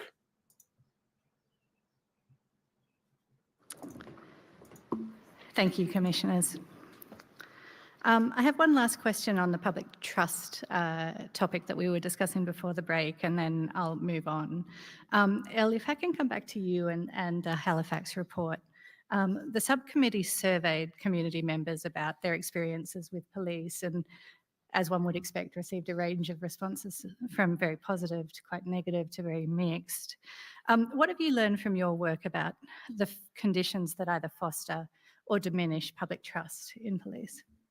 So as part of the report, we had a number of public engagements, and that included nearly 2,500 surveys from people in Halifax, which I do think might be the biggest data set on policing, perhaps in Canada. And of course, as you said, there was a wide range, people who strongly support the police, people who strongly don't support the police, and a lot of people that had varied thoughts. So they may, for example, want the police to be present for fighting crime, but agree that the police often also are involved in roles they shouldn't be, for example. So overall, I would say that, to put it in the context of the Commission today, people understand, for example, that they would wish the police to be present and effective in events such as this one. If the police are perceived to be acting in a necessary way, in a proportionate way, in a way that maintains public safety, then largely people are going to understand that the police are necessary in that scenario, and also, of course, understand that the police have a difficult job, that they are going to experience trauma, that they may put their life on the line. And I think people are understanding of that. Where you see a breakdown of trust, particularly in racialized communities, but not solely, there are, of course, people in racialized communities that support the police. There are people in non-racialized communities that do not support police. There is no one narrative. People have many, many different orientations politically, many different desires. So we shouldn't generalize, but we do know from multiple surveys that overall Black people consistently for decades have testified to experiencing more police force and having less trust in the police, and that's through numerous reports. But where that really comes from is when people feel that it's disproportionate and unfair. So for example, the feeling that Dr. Scott Wortley's recent report on use of force, for example, he pointed out that Black people rarely survive being shot by police, whereas white people do. So we know that the perception that Black people police more harshly, for example, that we end up experiencing force in ways that people that are being much more violent do not. Or, you know, if you have the Muslim community talking about being surveyed for terrorism and feeling that, you know, there's much more surveillance and criminalization and many more interventions, whereas then you have other situations where a white man may be radicalized and is not receiving any of the same police attention. So when people feel that the policing is disproportionate, it's being unfairly distributed to their community, that there is bias involved in that policing, and that they are not receiving a feeling of safety from that, and it's not, you know, promoting anything in their community, then that's where the trust really goes. Added to that is there are many studies that show that the more that police are disconnected from the communities they police, that does not build trust. So as opposed to, there are problems with community policing models, so I don't want to just come and say community policing, because there's also a lot of studies that show that community policing itself is much more accepted by white communities and racialized communities. But the more that people feel that the police are at least aware of their community, understand it, are seen within their community, aren't just coming as an outside force to police that community, those are things that really lead to the breakdown of how people experience policing. We saw a lot of commentary, for example, with the convoy in Ottawa, where a lot of communities of color were like, we can't do that, you know? So the recognition that policing everybody does not experience policing in the same way. And so one of the concerns, I suppose, is to make sure that obviously that there are the resources for when we have the kind of scenarios like a mass shooting scenario, that the police are able to deal with that. But the concern that often that doesn't actually effectively happen, and then there's a spill over into other communities that then experience the backlash. And I'll give just one current example. Many people right now from Uniacke Square are sending me photos of a tank that was used in the community to execute arrests. So there's been some gun violence in the community, and people are traumatized already from that, and then feel that rather than receiving help or resources, or, you know, the police being able to deal with that scenario, what they get now is a tank in the middle of their community. People were pulled out in their underwear. That further traumatized the community. It's further broken trust, and people are very, very upset and feel powerless about that. So that's an example where something, an instrument of force that was supposed to be used for things like, I mean, particularly post Justin Bork, where people said, well, the police didn't have protection, we need these vehicles, and now are being used to execute a warrant in a Black community, right? So that sense of disproportionality and the sense that no matter what Black communities do, we end up receiving the heavy brunt of policing that makes us more unsafe, makes us unable to deal with our own problems in our community, leaves us completely vulnerable to criminalization, and that's where you see the breakdown. But overall, I would say yes, that people do expect the police to be able to do their job when it comes to engaging with crime, and especially in these particularly high like these critical response incidents. But people do not want to see that same kind of violence or same kind of energy brought to everyday interactions, such as policing people who are unhoused or policing people who are intoxicated in public, and want to see that pulled back. So really, it's a principle of fairness, proportionality, reasonableness, and necessity. And if people see those in place, they're much more accepting of the idea that the police have a difficult job to do and those sacrifices will be made, but to understand that it was done carefully and not just done out of racial bias or out of other forms of unfair policing. Thank you. Andel, if I can just confirm the Scott Wortley study that you refer to, is that one from July 2021, the Canadian Criminal Yes, so this Justice is the study that really, because we have very little data on use of force as part of the problem. There's better data from the United States. There hasn't really been a lot of data in Canada. So this was trying to look at that. And it showed that in all, whether it's major use of force or even the small uses of force, Black people in particular were just disproportionately represented at all levels whenever you control for things like having a weapon, having a criminal record. Even with all those controls in place, it's very clear that Black people over time are consistently over-policed and over-victimized by force. And it's these kind of statistics and people's awareness of this that leads to a breakdown of trust, in particular between the police and community. Thank you very much. Commissioners, that report is cited in the Halifax report, but we'll ensure that it's tendered before you. I believe it's Wortley and co-authors, Professor Owosu Bemper and one other from July 2021. Ben, I'm going to turn to you now. And in a sense, this is a continuation of the conversation about public trust, but I'd really like to turn to the report that you've prepared for the Commission about police discretion. Before we turn to the public trust element of discretion, I'm hoping that you can begin by explaining what you share in your report about how policing scholars have understood the nature of police discretion and how different understandings of discretion in turn shape different regulatory ideas about how police actions and inactions are best managed, best reviewed, best proactively addressed.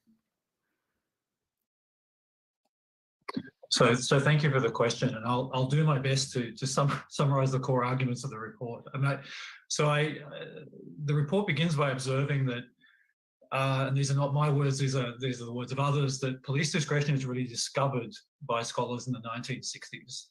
And it's not surprising that's really when sort of independent sociological and criminological research on policing starts to really pick up momentum, and people start, particularly in the United States, doing studies of police behavior and police conduct. And so it involves this idea that discretion is something that's inescapably part of police work. And that's partly a function of the type of work that they do, that they do a range of things, they're not easily defined, they're often having to deal with situations, particularly in the context of, say, policing on the street, that require them to make decisions. But it's also a function of the fact that a lot of police work is what is referred to in the early literature as low visibility. It happens out of sight of formal mechanisms of oversight and accountability and control. So this narrative, I think it's fair to say, develops in literature that discretion is something that exists outside of policing statutes and law. It's something that the police, for want of a better word, take unto themselves to allow themselves to do their work. And I argue in the report that conception of discretion really animates a lot of conversations that happen around discretion, not just in the academic literature, but I think it's right to say even in some of the legal literature, in some case law and the like. And what I do in the report is I juxtapose that with another conception of police discretion, which argues that rather than something that is taken by the police, it is something that we actually need to think of as something that we confer. That's what John Kleinig refers to as, I believe, I'm quoting him correctly, as a normative resource. It's something that the public, via elected representatives through statute, give to the police to allow them to do their work.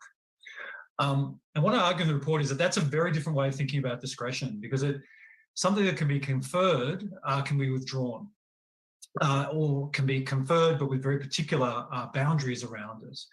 And one of the points I make in the report is that the law, statute, case law is very much focused on the duties and powers of police, but not really about the question of what discretion actually looks like and what it means. And just to dovetail, maybe if it's all right, Emma, with the conversations about trust, what I would say is I think it's really important to think about trust as an ongoing relationship, that it's something that's constantly being referred to and renegotiated. And I would ally that with questions of police legitimacy.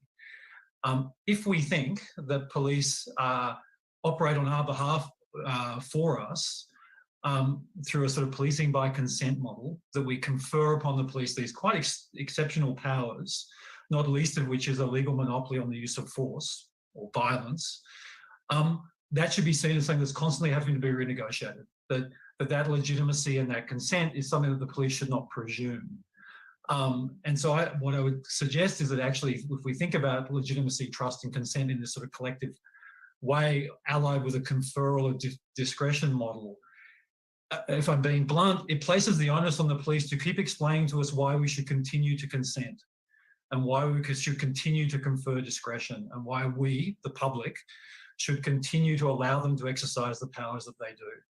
And this dovetails again back into the question about research, is that it strikes me that, to be frank, we should not have to in a sense, work so hard to get the police to explain to us what they're doing, to give us access to their organisations so that we can do independent research, because ultimately the obligation is on them to explain to the public and to obviously academics as members of that public and civil society exactly why we should continue to re-legitimise them. And so I think that process, so I would say, I mean, I go back to something Kimmo said, and I think it's really important. I think it also speaks to some of the things that Elle has said, is that trust takes generations to build, but it can be lost overnight. And I think that's a really important thing to remember. And certainly my experiences of watching the way in which surveillance power was deployed against certain communities in the United States and the United Kingdom, particularly post 9/11, trust was obliterated very quickly amongst those communities because of the way in which the police behave vis-a-vis surveillance powers. And I think it's still the case that those communities and those relationships are yet to recover. And so I just want to say that process for me has always been a constant one of negotiation. And so this is when I come to the question of trying to get access to police organisations, and I have difficulties that I always get the point. I always go back and say, this shouldn't be so hard, because actually you have an obligation to help me understand this, because you have been given these incredible powers that really require constant rejustification, constant legitimisation, and constant reconfirming of consent. So I hope that's somewhat responsive, Emma. Yeah, it certainly is, Ben, and it anticipates my next question, so I'm going to ask a different one instead. As I understand it from your report, the notion of police discretion as lying at the heart of police work replaced an earlier idea of police as law enforcers, as universal law enforcers. And I wonder if you can speak a bit to that idea and why it was found wanting. Yeah, so I think one of the observations that some of these early scholars make is that police are not engaging what could be referred to and was referred to at the time as full enforcement. They're constantly making choices about how to deploy their resources because they don't have infinite resources, be it time or other resources. So if we take the officer who is on a patrol, they are constantly having to make choices about whether they look at this thing or that thing, whether they stop that person or stop somebody else. And so I think one of the early observations was there's not full enforcement, that's a myth. And because there's not full enforcement, there are choices being made about how police authority is being deployed. One of the things I really think it's important to emphasize is not just about the choices that police officers make, but the choices they don't make, right? The non-enforcement.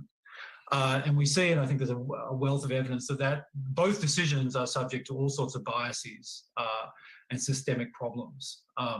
So the choice to stop person X is also maybe a choice not to stop person Y.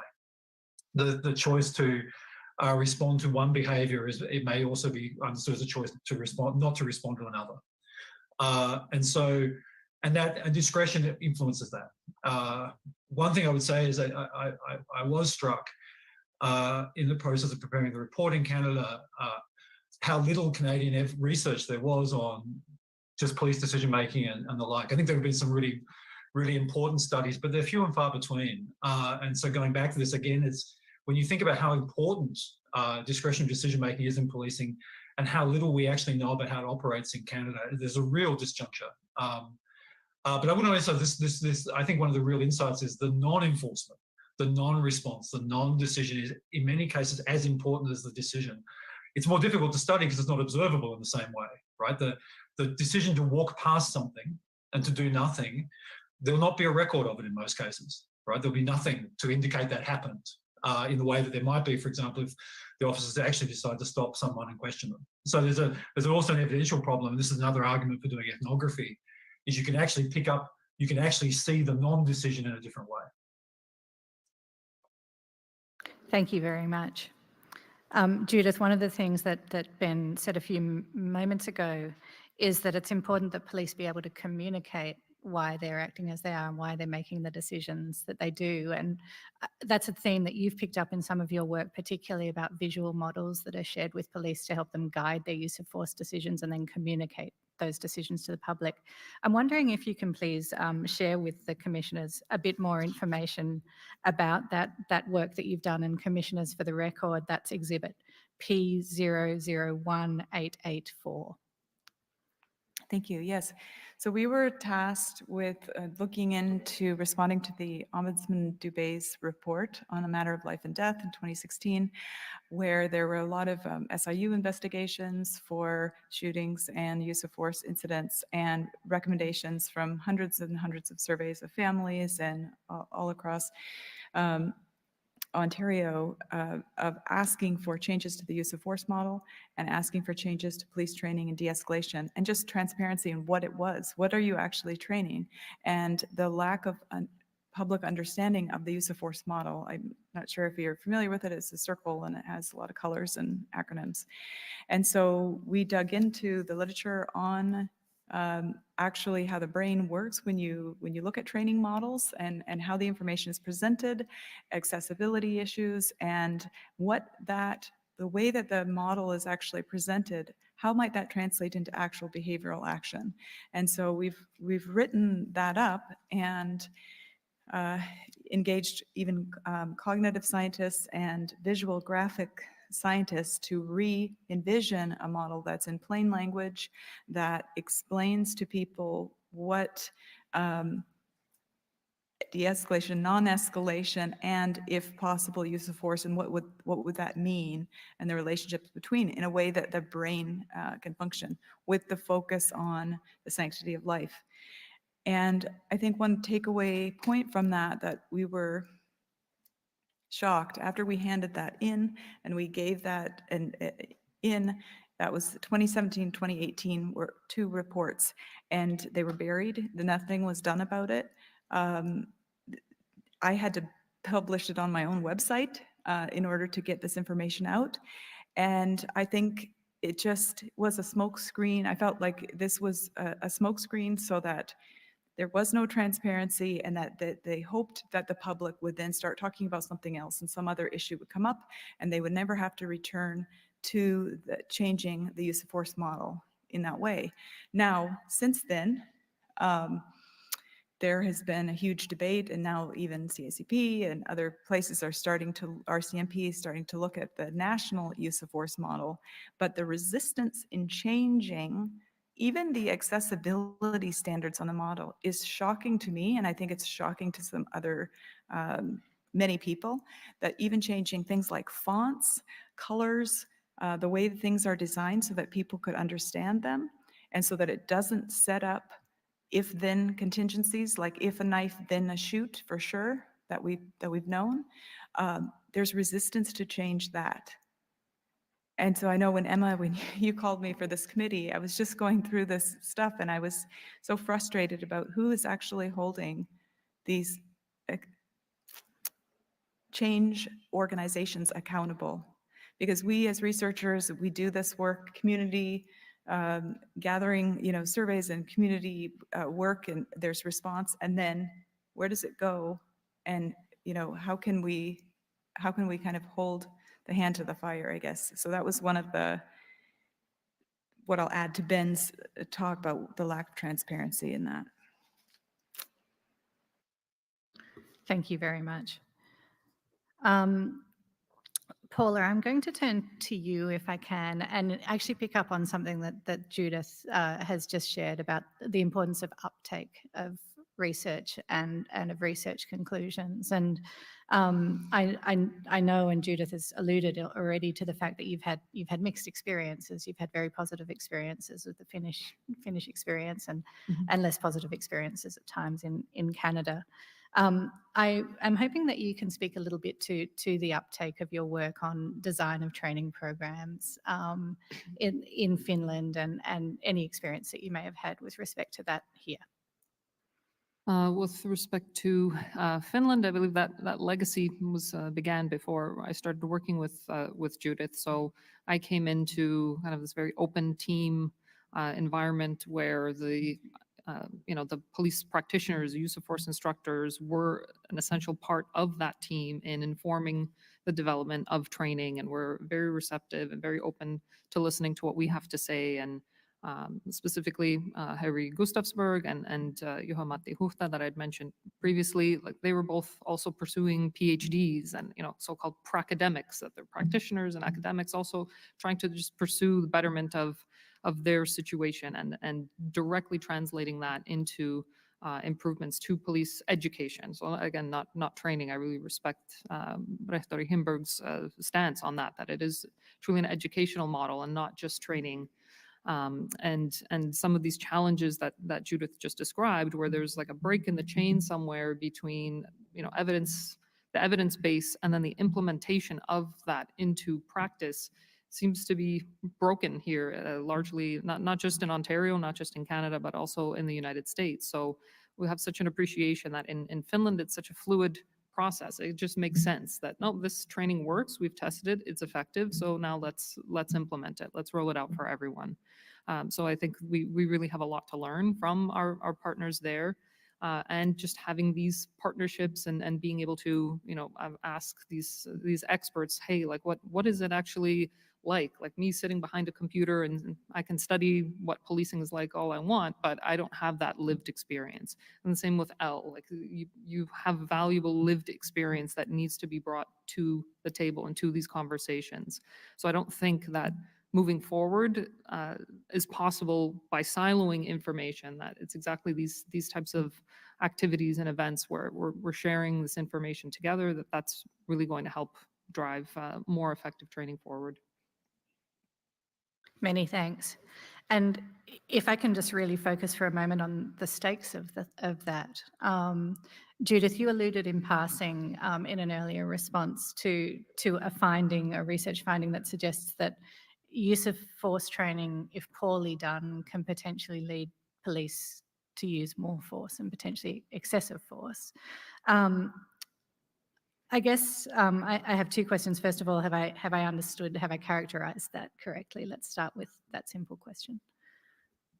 Yes, so there's a lot of both field research and now more training lab kind of studies showing that if you're programming these automatic responses, not only in the focus of your training, if it's not proportional to the actual types of calls that you have on the road, that's going to influence your behavior, more likely to go to the weapon first and use it.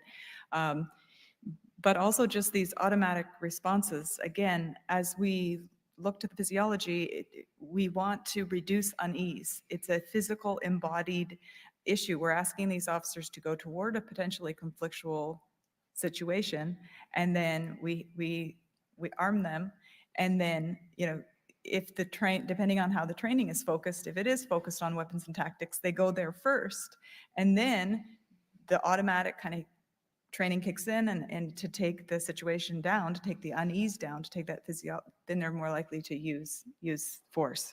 So we do have to think about the physical embodiment within the training as well, for sure. Thank you. And commissioners, some of that research is summarized in the Baldwin et al., including Anderson study. That is P001880 in the record. Hunter, if I can turn to you, I believe that at Alert, you have focused on addressing the kinds of risks or seeking to mitigate the kinds of risks that Judith has described. And I'm wondering if you can describe the steps that you take within how you design your training to seek to address the risks that use of force training might lead to inappropriate use of force.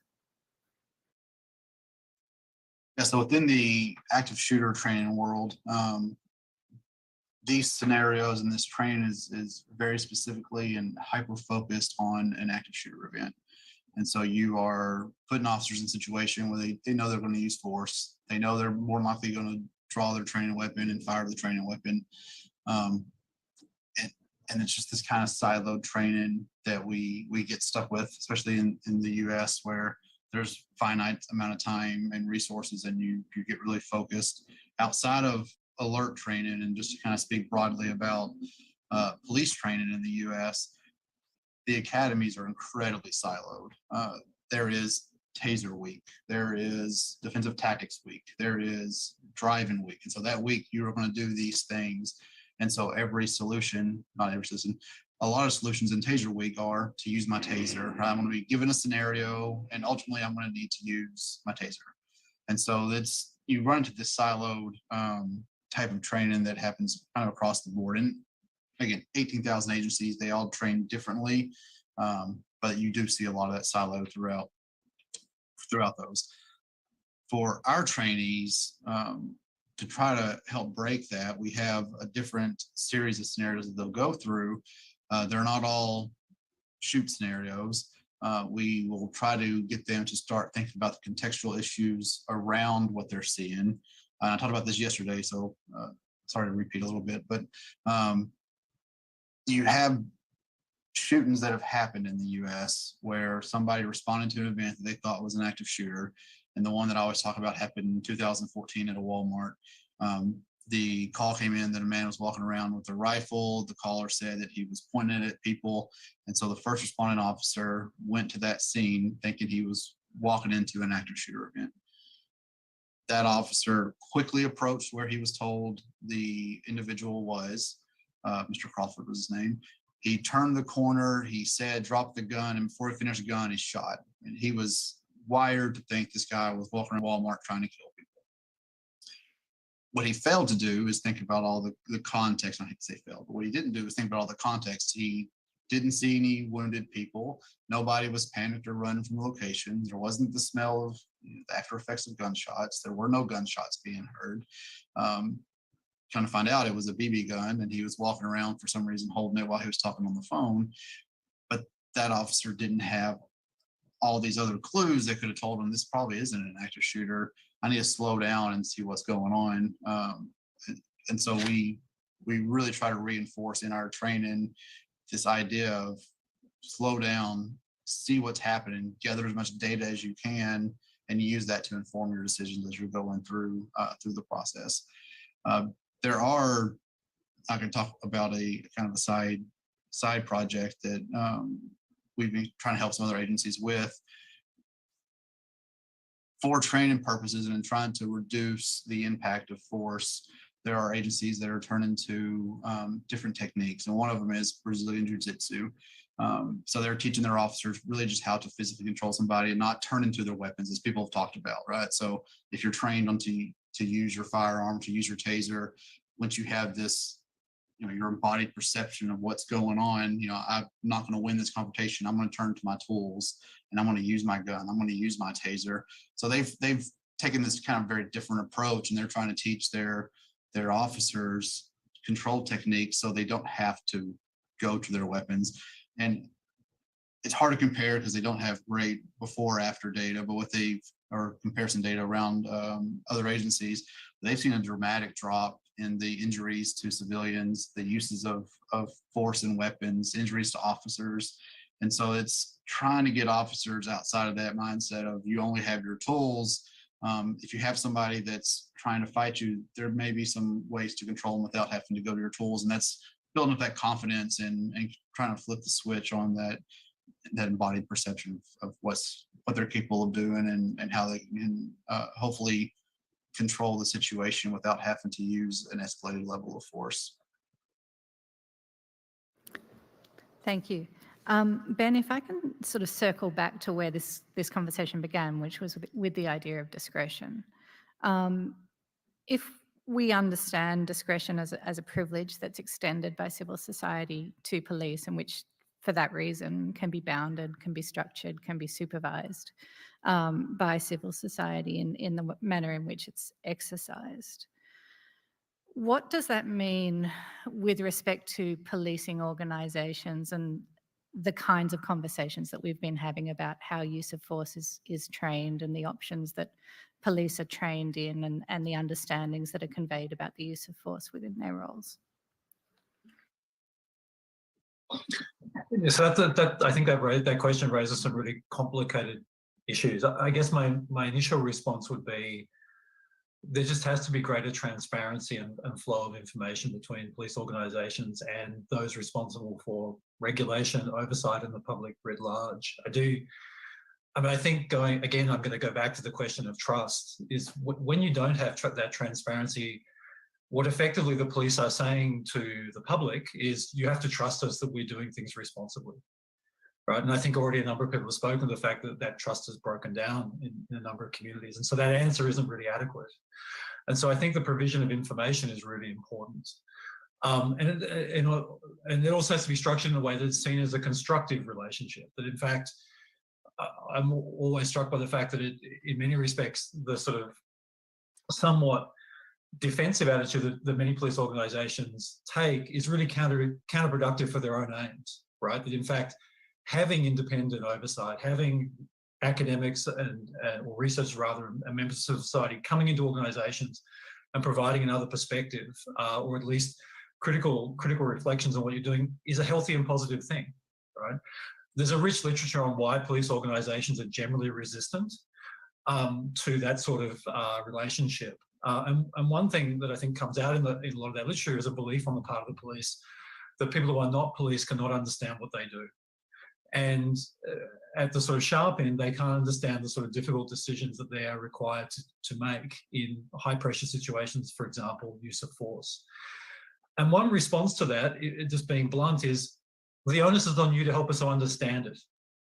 Right? That actually, if we don't understand, if that is genuinely true, that members of the public and legislatures and oversight bodies don't understand, then we need to.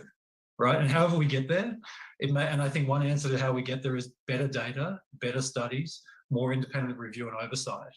But the answer that, well, you can't understand what we do and therefore you just have to trust that we're doing it well, is just not adequate in my view. And I think that's, unfortunately, if I'm being a little reductive, but often that's what it boils down to.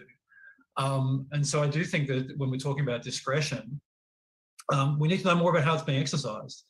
One of the things that is problematic about studying its discretion is we see its outcomes, but we don't see its processes.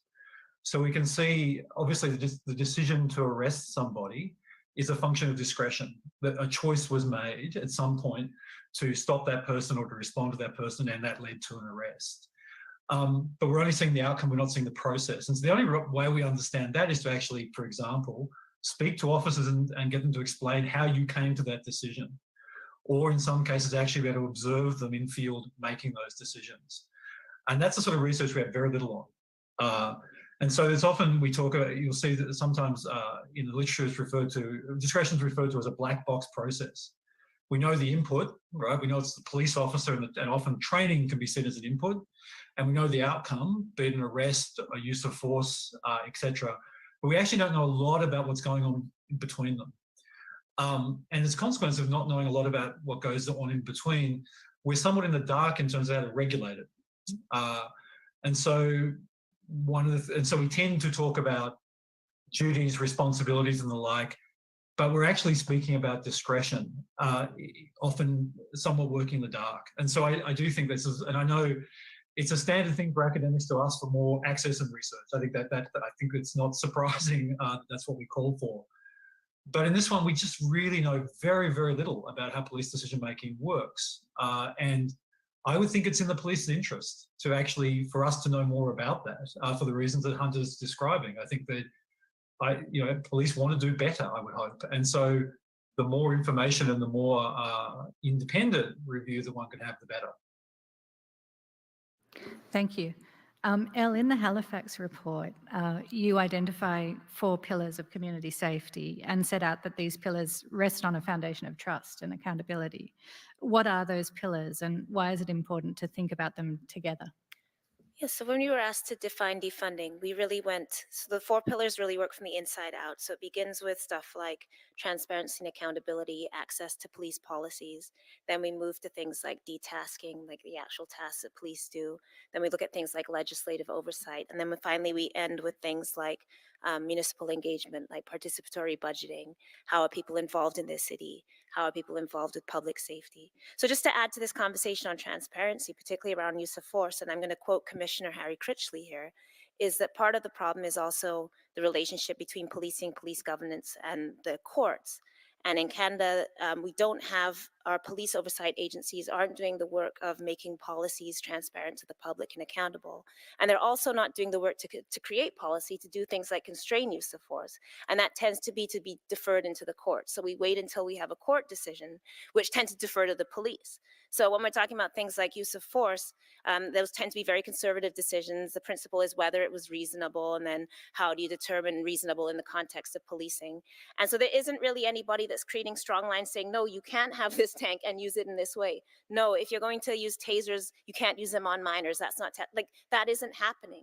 And so part of the problem is that we have a large failure in this country where police governance is not doing its job, and their job is supposed to be to do things like create policy, to constrain use of force, to constrain weaponry, to make sure that these things are happening.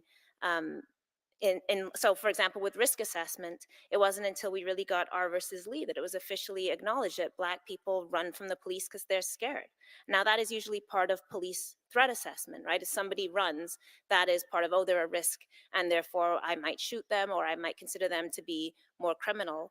And it wasn't until we got a judge saying, well, no, it's actually reasonable that Black people would be scared and therefore run. That's not a threat, and you can't respond to that like it's a threat. You have to respond to it like it's perhaps a fear. But it took a long time to get that kind of legal decision. So part of the problem is these relationships. So when we think about policing, we want to think about it taking place in this broader context. So yes, what do we know about police? That needs to be, and we've heard so much great content here today about like why the training needs to be transparent, why the policies, we need to know when they're interacting with minors, what are the police doing? Like, why are they pulling their gun? What, all of that.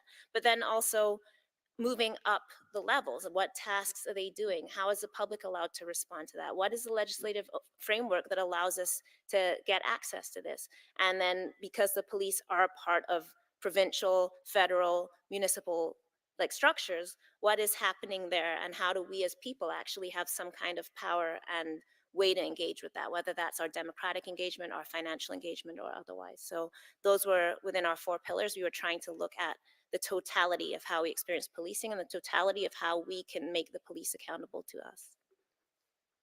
Thank you very much. Kimo, if I may turn to you, how does the Police University College teach its students about discretion and the exercise of discretion? What do you want graduates to understand about discretion when they're beginning their policing career? I talked earlier about how important it is that the personal responsibility of an officer is understood by everybody. Of course, most importantly by the officers themselves. I have to confess that I'm here perhaps a little bit confused because English is not my native language, and it is a little bit, the concept of police discretion is a little bit vague for me, perhaps. But if you allow me to use other wording here, independent decision making for an individual police officer is evidently a must. I mean, it is, we discussed the same in the yesterday morning session. It is not possible to describe all possible situations, policing situations in the training, for example, and then expect that an individual officer would follow exactly those lines, those guidelines. There has to be space for independent decision making. I wish to emphasize also, because we have been concentrating so much on the extreme policing situation where use of force is important, even use of lethal force. They are a minority, a small minority of the situations where the police and a citizen meet each other. There are plenty of completely different situations where a police officer is in contact with a citizen, and as I refer again to the piece of law I referred earlier, where the police may need to give advice or even give orders, but not use force. It is a huge variety of different situations, different persons who the police is confronting, etc., etc. Evidently, there has to be room for independent decision making and independent decisions on selecting the most appropriate way to act, but always, of course, strictly according to legislation and orders that have procedural orders that have been given to the police. Once again, I cannot emphasize it enough that to be able to educate young police officers to understand their high responsibility and to educate them to make those decisions in different situations, it cannot be done in short training courses.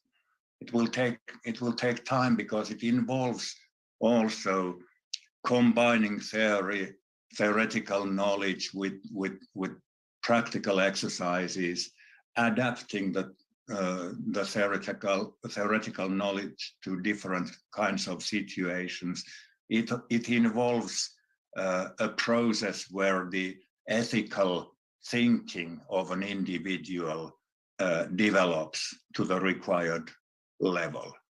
And this will take time. It will take plenty of education. It will take plenty of practical training. But unfortunately, we could never train police officers to all those different situations that they will confront in their future career. Many thanks indeed, Kimmo. So my last question of the day, and then we'll give the commissioners an opportunity to ask any questions that they may have. And it's a question for each of you. I'll start with Judith. How should the Commission ensure that as it proceeds through its work, we don't allow our focus on critical incident response to inadvertently undermine or cut across important discussions about the police role within civil society?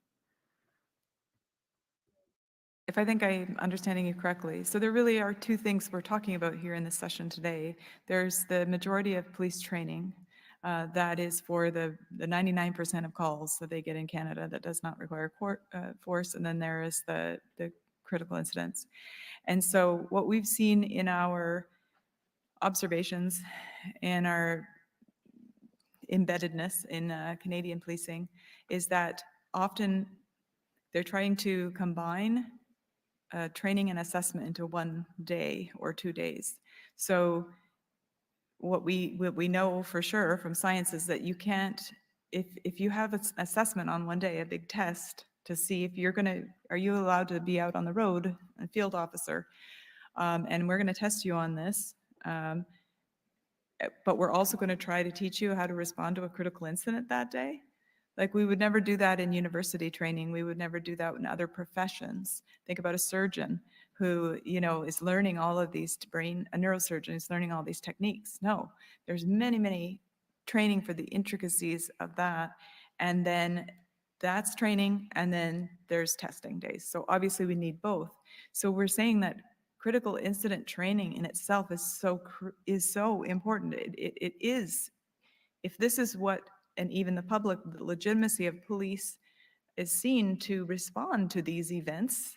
I think we can all agree that over each country, that has been a common theme, that responding to these critical incidents is important. So separating out these types of training and relying on evidence base. And we've been, unfortunately, every time we go and do a project and we give a recommendation, okay, 2-3 days for this skill to start, and then maybe a booster, we're always asked, well, how can we whittle that down to 15 minutes or 2 hours or something like that? And then it becomes a waste of resources. So we're talking about not even just adding more money, but making the training time that you have an efficient use of time. So one thing that was shocking to us when we went in and saw like a training day, well, there's 15 minutes walking around in the morning, then they sit down and they kind of shoot the breeze, and then there's a PowerPoint, then there's a break, and then they get to the scenarios, and the actual scenarios really only last between 30 seconds and 2 minutes. And maybe one person gets 2 scenarios in the entire day, and that's their critical incident training. So we're talking about, and people think, oh, they got a whole day of training, or they got, no, they got 3 minutes. And they were so stressed that, and then the feedback after, the trainer said, you didn't do this, you did this, and they're deer in the headlights. They're not absorbing that information. And so how can we make the training dollars, the training time, and the training facilities more efficient and transparent? And we didn't find this out until we went and observed. And we were lucky to get in to observe this training.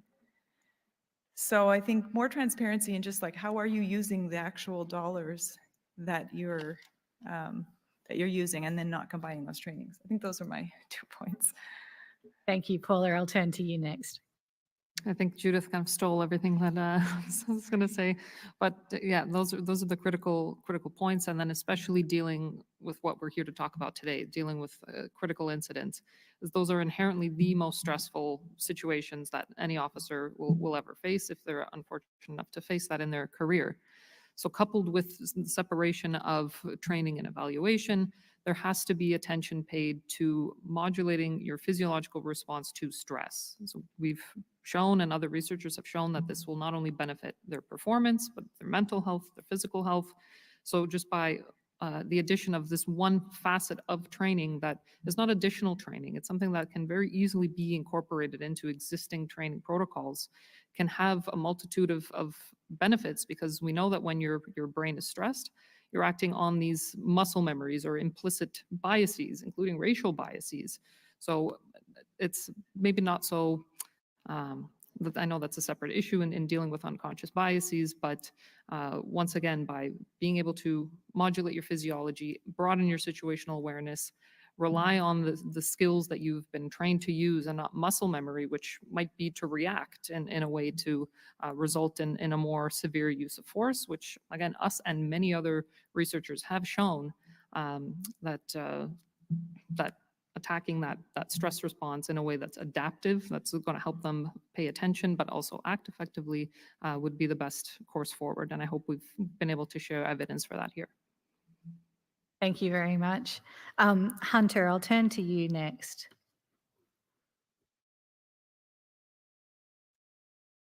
Well, they're still in my thunder too. So the what Judith and Paul are both talking about are areas that we're acutely interested in helping explore and push that part of training forward to make it where people are able to retain the training and act on it into the long term. I talked about it yesterday a little bit about using virtual reality as a skill retention tool.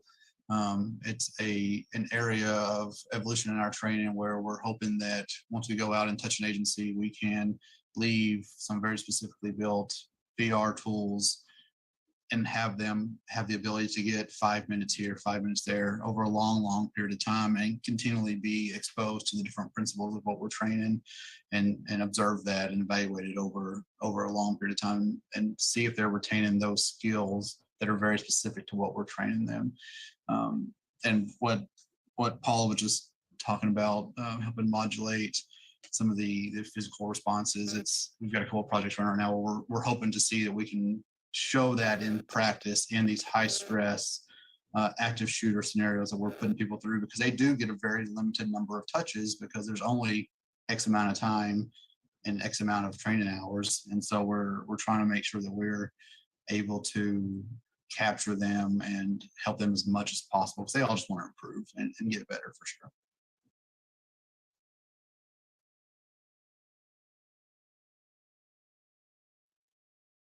Just to add to some of this too, I think that we haven't talked a bit about police cultures, but just to recognize too, as in all kind of securitized situations, there's a lot of learning that takes place on the job.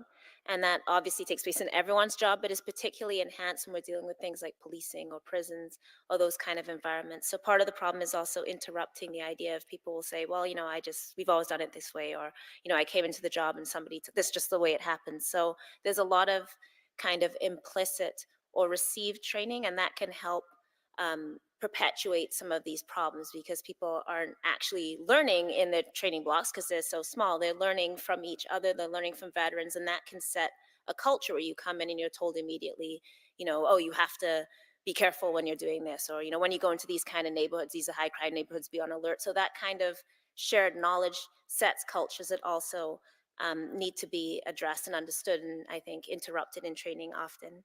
And then the final thing I'll also just point out is studies have shown that the more there's a concentrating on threat, the more that threats are perceived. So this is the argument about, well, we always need more force, we need more force, we need more force. So you get police saying, for example, like, oh, well, there's more weapons present at the scene, but there's no clear evidence that that's happening. And we don't know if that's after the fact finding like a baseball bat in a house and then saying, oh, well, there was a weapon in the house, or were they using it? So when you train towards threat, then you perceive threat all over the place. And then that actually decreases officer safety, and it decreases the safety of the public. So while obviously there are situations where threat and risk are extremely active, for the most of policing there isn't. And this idea of always approaching in the context of risk, that, oh, well, I don't know if this unhoused person is going to create a risk. I don't know when I knock on this door, deliver a warrant, if they're going to have a weapon. If you start from that position, that is what creates scenarios where you end up with escalation. So it is also very important to have a reasonable threat assessment that isn't just starting at the level of everything's a de facto threat, and then everything we're going to respond to as though everything is a threat. So then we're always bringing force and everything's already escalated before the scenario has even started. So I think that's important as well. Thank you. Ben, if I can turn to you. Yeah, so I'm mindful of all the really insightful things that have been said in response to this question. I guess the thing I would add, maybe to emphasize, is I think of the question of training and sort of learning through one's career as a police officer, sort of a precondition for the ongoing legitimacy of policing. And so if that is the case, then it is really incumbent on the police to demonstrate that the training is working, however we collectively understand that to mean. And so I think this is, again, going back to this point about the police have to demonstrate that. And I think they have to allow the possibility for others to assess that, to others to come to the conclusion that the training is or not working, as part of a broader conversation about accountability and governance. And that requires us, as we've already talked about this morning, to really think about the way in which transparency around these processes works. And the point that was made earlier by Elle, I believe, about governance is a sort of a stack of things and agencies and people, and running through it all should be, I think, people returning the question of legitimacy is something that is constantly being reconferred. It's not a one and done thing. And so if you think about it that way, then it's, again, if the responsibility falls to policing agencies, given the enormous authority and powers they wield, to constantly be reclaiming that consent. Or reaffirming it, or us reaffirming it for them as a precondition for legitimacy. Thank you. And Kimmo. Thank you very much, Emma. It's really difficult to add anything meaningful to what has already been said, but if you allow me to rely on my own field of expertise, the education field, I would perhaps like to pick up two points. I'll take two steps back. You have been referring, we have been referring in this discussion into research which seems to show that increase in the use of force training will lead to an increase in use of force, or even excessive use of force. I'd like to ask a question: what kind of training is that? Shouldn't training in use of force rather improve the decision-making abilities? Shouldn't it rather develop the police discretion that we have been discussing about? And from here, I come to another point. If police practices, for example, in use of force, are not apt to create trust among citizens, if the policies and practices of use of force by the police are acceptable to great numbers of citizens, or if the police has unacceptable behavior patterns, or if there are unwanted attitudes among officers, and then all training that is given is internal training. Doesn't that lead to a vicious cycle where the same practices, the same behavior patterns, and the same attitudes are cycling from older police generations to younger ones? My conclusion is twofold. Firstly, it is important that we have educational expertise in police education. It cannot rely entirely on police officers who only have operative experience. We require from all our teachers an academic vocational teacher education. If they don't have that education when they are recruited, they have 3 years to complete it, and the employer will support it.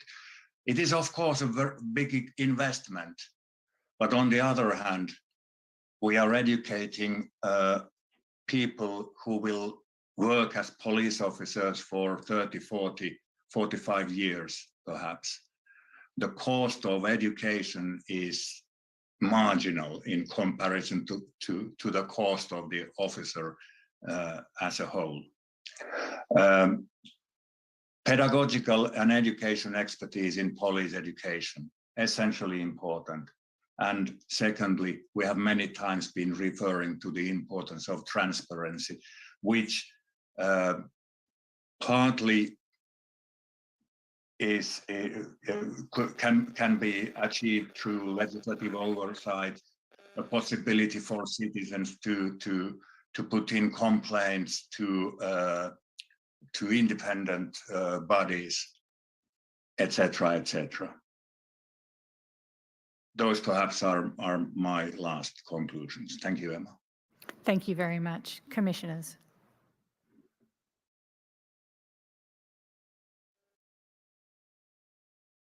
Thank you very much, everybody. This has been absolutely wonderful, and I have more notes to myself than I do questions today. But one question I have, and it's for Kimmo. When we've been learning about critical incidents, and one of the common definitions that we hear is that a critical incident involves a set of circumstances that overwhelm units or an agency's normal ability to respond with their staff and resources. It's something that involves a lot more resources than would normally be deployed on any given day.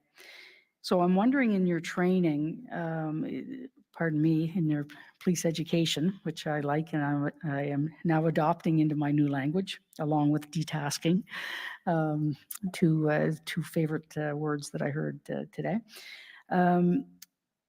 In the police education, is there time spent during those 3 years helping your officers learn the value of collaboration with partners outside of policing in and of itself? So breaking down that police only rely on police and how important it is to be able to develop partnerships and collaboration on a day-to-day basis, and then in particular with respect to critical incidents. If you could speak to that, please.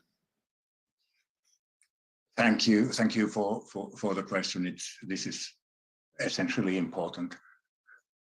And thank you for adopting police education. I appreciate that. What you asked is of course essentially important, because at least in the Finnish police practice, operative police will cooperate every day with rescue services,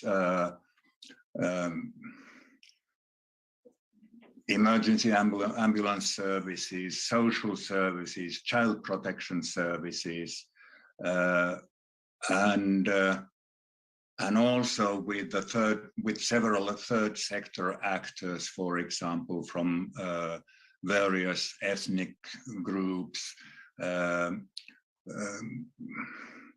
sexual minority interest groups, etc., etc.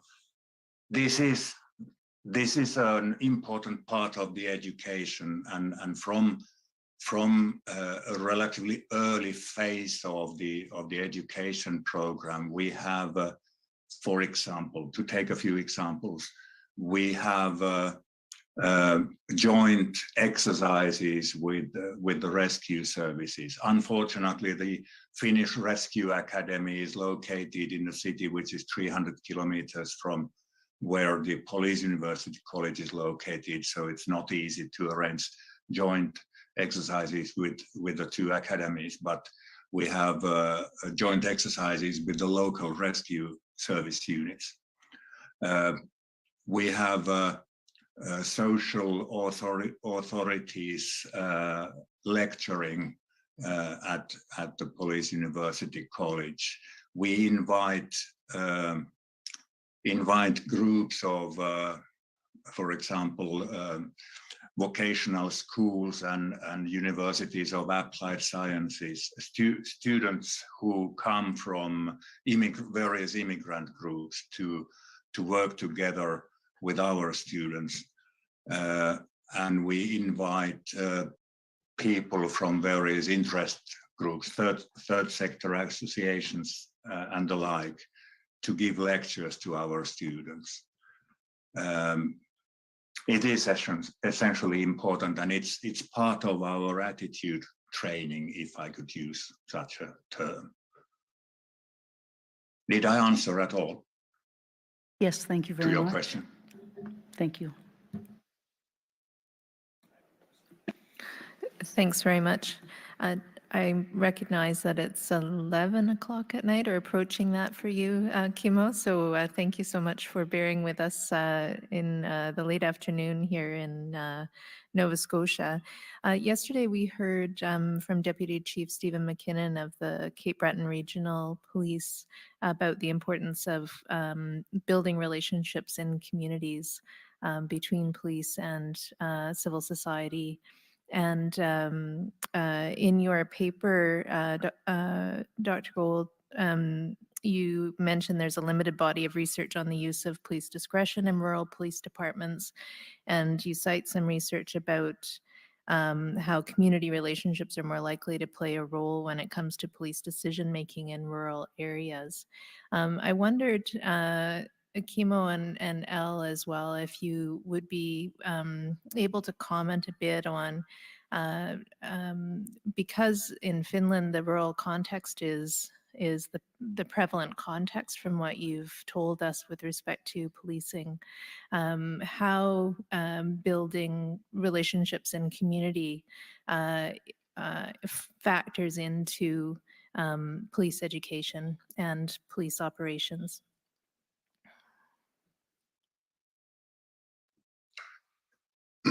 I hope I understood your question correctly. But yesterday I also referred to the importance in proactive policing. Proactive policing is often a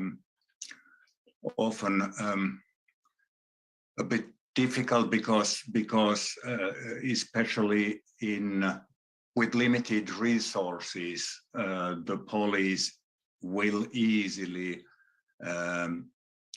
focus on the reactive part, the reactive role of policing.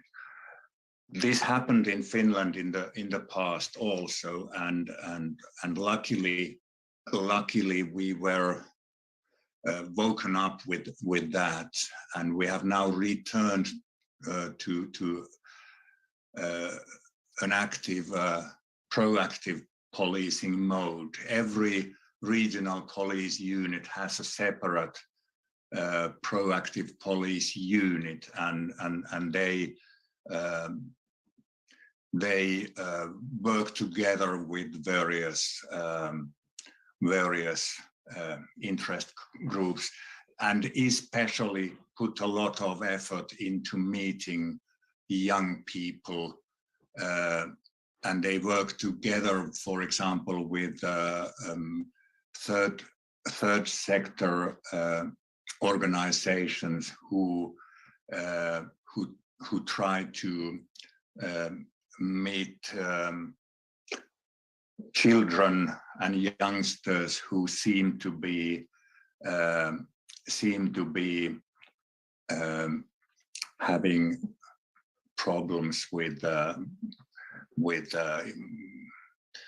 overuse of alcohol or drugs, for example, and they go to schools to meet young people and to tell about policing generally, traffic safety, things like that. And I wish to emphasize these visits to schools are not recruitment visits, not at all. But it is an important part of policing, and I would actually like to refer to an earlier comment by Ella, who said that, when talking about defunding the police, that security in the society cannot be achieved by policing alone. The security is very largely built on good social support. And here in the Nordic countries, of course, I believe that we are all known for the good social welfare system. That is perhaps the most important societal factor which creates security. Excuse me this lengthy answer. Not at all. It's very helpful. Thank you. I appreciate it. Did you have anything to add, Elle?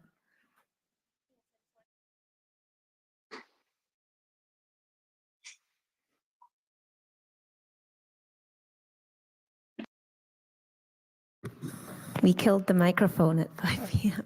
So Older theories of policing were often based around what we used to call broken windows policing, which is the idea that lack of social cohesion in communities is what led to crime. And this is particularly within urban environments. But part of the problem in policing rural communities, especially around things like domestic violence, is the social cohesion can also lead to social silences, right? So the perception is, okay, it's harder in the city because people don't know each other and that's where conflict has, then you don't have anything to rely on, so you call the police. But yes, particularly when it comes to things like gendered violence, racialized violence, hate crime, stuff like that, those can actually end up buried further in rural communities. And there isn't as much access to people. People don't talk. They know these things, but they don't tell. No one wants to call the police. So particularly when we're thinking about the role of domestic violence in often precipitating so many of the red flags that come around incidents are through things like what's happening in the home, and that can end up silenced in all communities. I'm not going to claim it's only in rural communities, but our kind of perception that, oh, it's safer because everybody knows each other can sometimes be a detriment as well. Thanks very much. Emma, did you have anything to add? Okay. I just want to thank everyone for their excellent contributions today.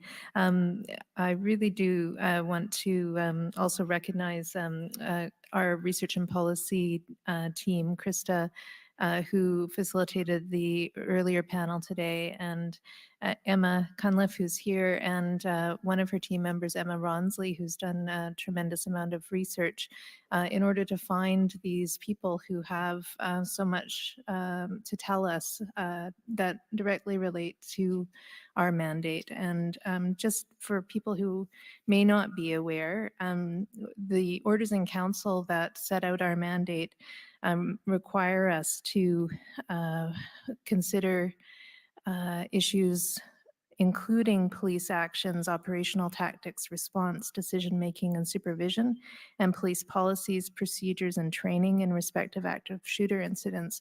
But it also directs us to give particular consideration to any persons or groups differentially impacted. And so this particular panel obviously is related to that piece of our mandate.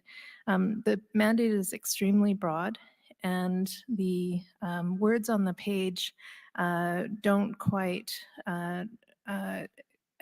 assist people in understanding the range of issues that actually are required to be understood in order to make a sensible set of recommendations at the end. We're required to look into the causes, contexts, and circumstances of this mass casualty. And obviously one of the contexts is the rural context that in which it took place.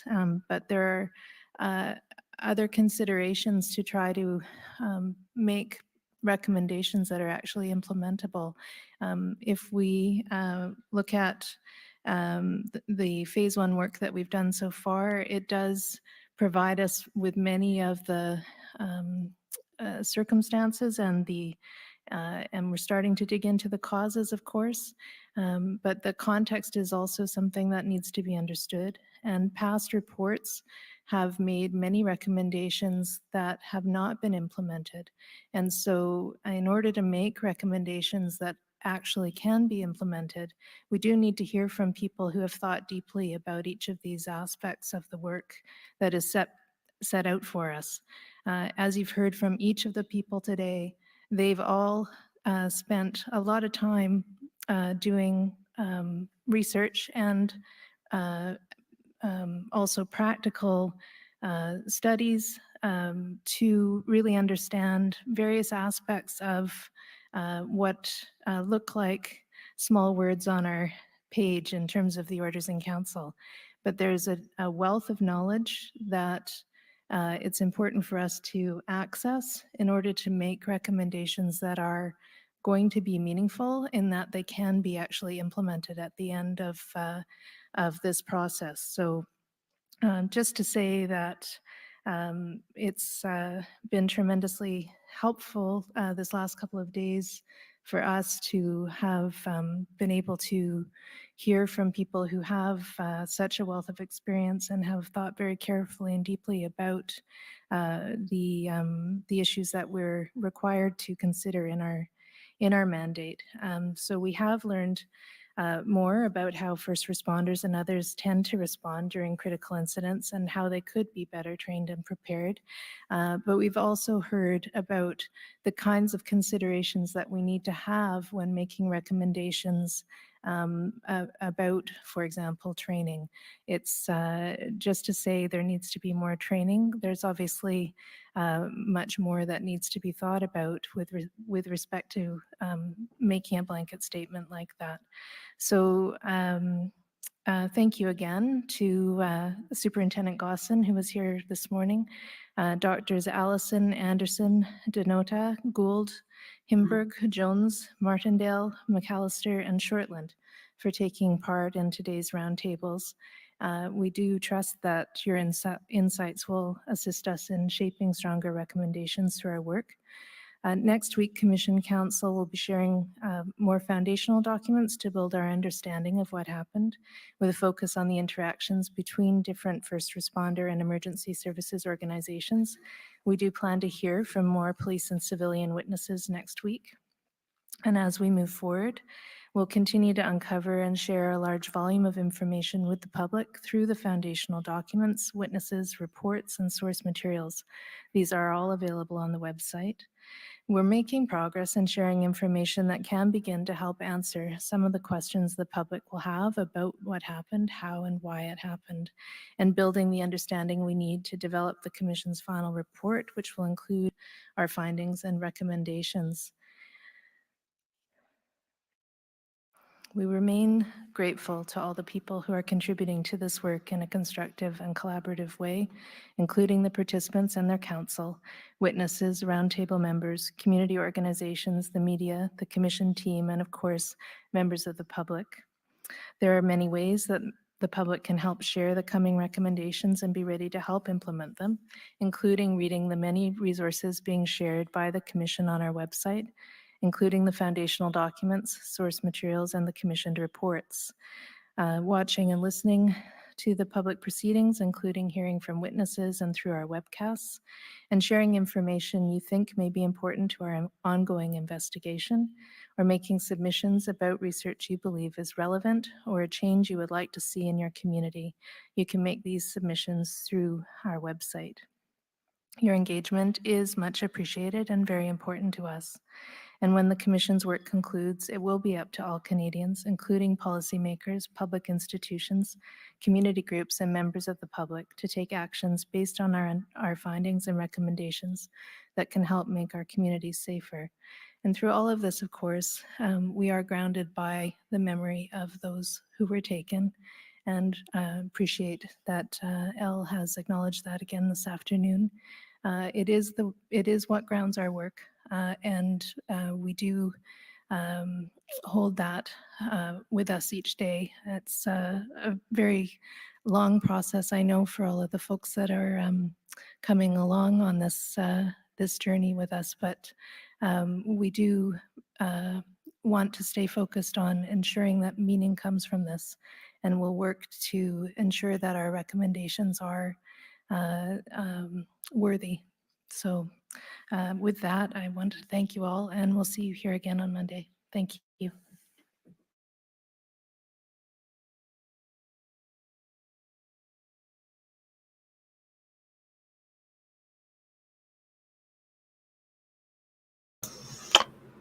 Shame on these people. Total and utter shame. Shame on them all. Disgusting. They lie to themselves and they tell themselves, you know, we're helping. It's a total fucking lie. I don't even think the name Porta-Pit came up today. Don't think it did. Be interested to see the transcript. I don't think it came up. But we can scan it and find out. Evelyn, much appreciated for your husband's service. There are good police, and she's right. She's right. The problem is management. That was the Sutton statement that I was reading. That was the email that I was reading. It's all about who you know, but there are some real bad apples, and the problem is now, real bad apples now, because the problem is is that cancer has infected throughout the force. It's no longer about, it's just who you can step on, how you can get there. The questions I read earlier are, by the way, from multi-generational RCMP. So, you know, this is the way that it is. You're rewarded if you do the bad things, and if you don't, well, like I've shown you before, and I'll show you more if you want. I got fucking mountains of it. They will run you out, specifically usually on a medical discharge. They will try and make you seem crazy or alcoholic or something else. Absolutely trash you. Your reputation afterwards, you're blackballed. They're going to harass you. You know, it's so sad. And there are brave men and women who stand up to that. But to operate in that system, it's impossible.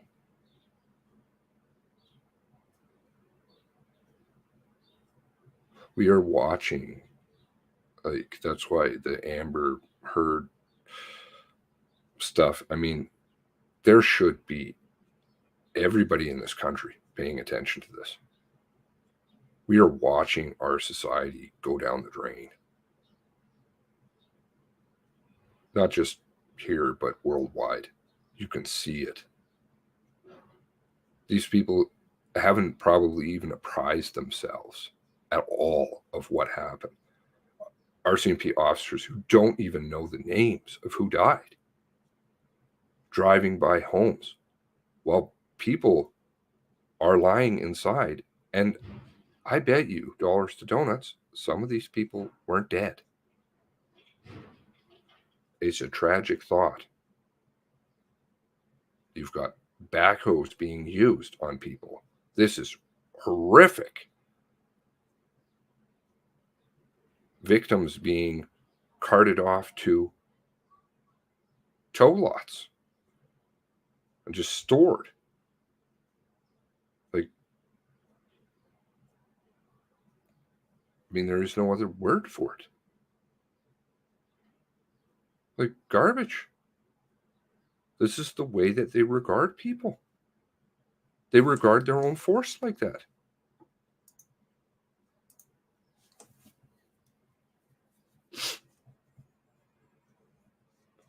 They love and support you. Well, the job is on us, right? We have to rally up here, people. We've really got to spread this message. There should be hundreds of people. I know that they're fucking with the numbers, but there should be a lot of people watching this. Yes, it's very hard to sit through. It's terrible. Because you know that the lawyers are banned. They can't ask questions. They want to talk about anything and everything. Tasers? We're not talking about tasers. Go away. I've already banned you.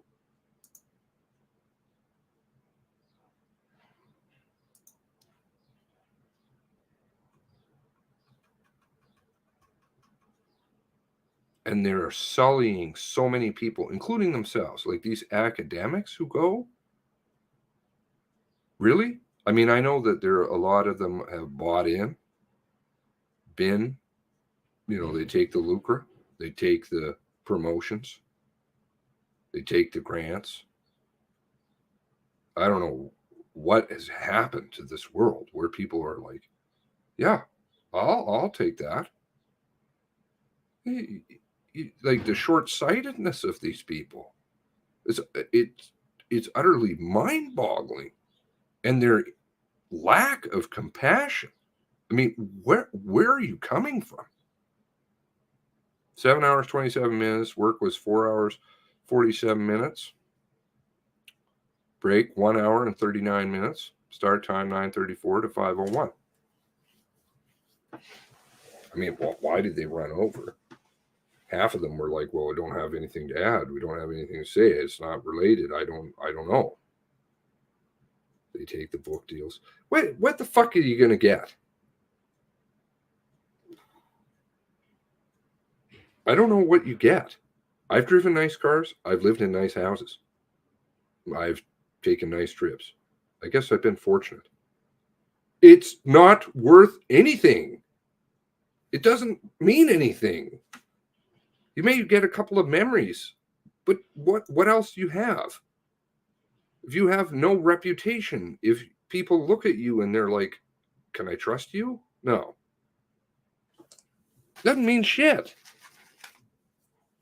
The kids grow up and they're ashamed of their parents. They're destroying their own world. There's no price tag for a soul. I know I was having a conversation, Tara, with somebody because they called me and I said, you know,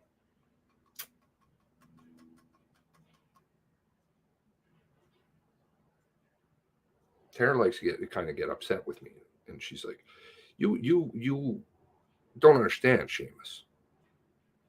You're just you place too much faith and hope in people. And I said to her, Tara sometimes even gets mad about it. And I say, listen, you know, I'm not a fool. It's not because I'm trusting people or something, but she's like, you know, you're hoping for too much here. But if I don't have that hope, what the fuck do I have left?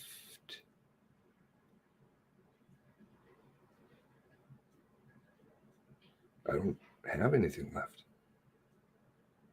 I will always have the hope. Like, don't think I'm going to go and bump myself off or do something stupid. But it's true. I don't need for anything and I don't want for anything. And it's not that I have a fantastic life. That's fine. I mean, it is what it is. I'm able to survive, and that's all that I want. I just want good people and goodness, not fucking people being constantly traumatized all the time, working in shitty environments, running around where they can't trust anybody.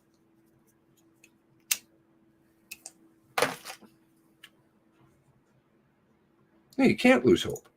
There is nothing without hope. You know? You do get mad, yeah. There are a lot of bad people out there. There are a lot of people that just seemingly don't give a shit. That's really scary.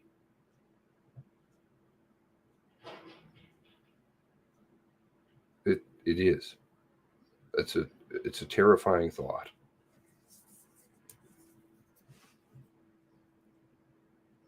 I mean, let's say take the academia that's involved today. Right? Okay. So what did they get out of it? They have now a permanent, because this stuff will get blockchained. Probably already is. I don't know where my stuff goes. But there will be a permanent record for all time. They've made themselves look like fools. If I was an academic and sitting in their shoes, I would be so embarrassed. I'm embarrassed for lawyers. I mean, that's the only one I can really speak to, because I'm looking at people who are appointed a judge without a QCF. I always find that interesting. Wow, you can be head of the Nova Scotia court systems, but you don't even have a QC. Like that is really shameful, especially these days, because they really do. They just kind of give them out. Once upon a time, they actually meant something. But if you don't even get one, I mean, wow. Whoa. You got to be something real special. But I mean, people are getting, like lawyers are getting suspended. You know, that's okay. escrow accounts, take from that. That's fine. Doesn't matter. Listen, if you're into that shit, you shouldn't be in the profession. Lawyers who don't stand up here and say, I can't do my job. I've seen two. I'm not sure why there aren't more who are on the record, like, but it should be really, like, really succinct and to the point. Like, I can't represent my clients. You aren't allowing me to. Why is that? End of question. Why is it I can't call people? Why isn't it I'm not allowed to ask questions? Did you not swear to the same ethics that I did? To uphold the law? How did you get to the position that you got to? Well, obviously, we know, and it's playing out real time. Maybe it is that thing my mom told me, the horror. People just don't want to see it. Well, what are you going to do? It's all going to burn down at some point.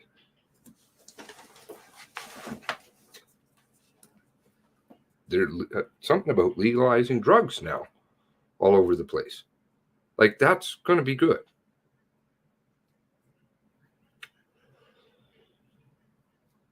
Not once was drinking really even mentioned. That's obviously, like, seriously, we're talking probably grade 1 or 2 level. If we know that there's some issues with drinking that night, that clearly would be an issue that you would raise. No, you don't. You talk about tasers. You talk about racism. Neither of which are applicable. But maybe. I mean, maybe in the case of Aaron, maybe you better go and talk to L. Jones. Because if she's really into the racism stuff, well, you'd think she'd want to help Aaron. Right? Right?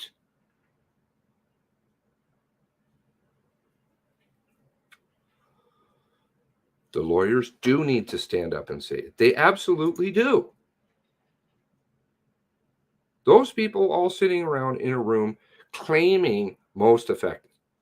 There is more people in here that are most affected parties, family members, than there are in that room. Not that I want them to shut it down, but that just gives you an idea. It is wretched. They don't, families don't trust them. So what are they going to do? Are they going to go home and say, you know what? Families trust us. Well, they can, because they say that they're providing answers and they're following their mandate. They are following their mandate, kind of, because the first priority, I believe, is the most affected people. I know they like to use the newspeak garbage. And of course, they threw Tara into some special purgatory section, which is very intentional. And the outcry that there should be huge.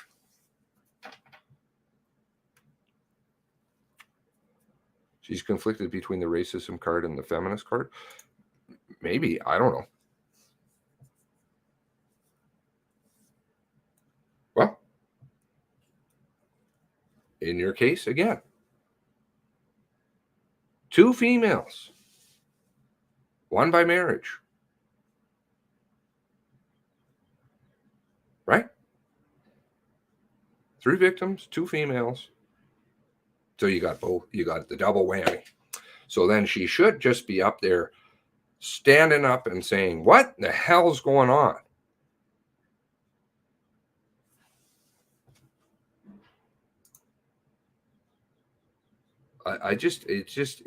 It's so and I'm drained because at the end of it,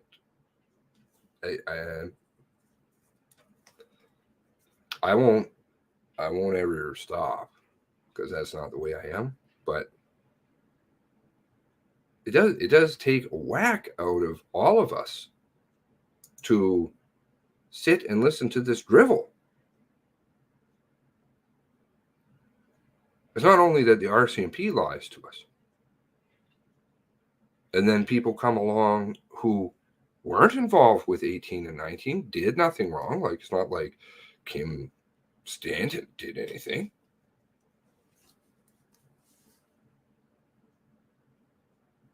Right?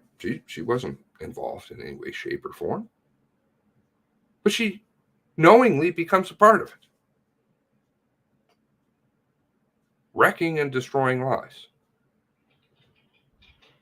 Or the lady who, the interpreter, or anybody on any level, Emma, anybody who participates in this.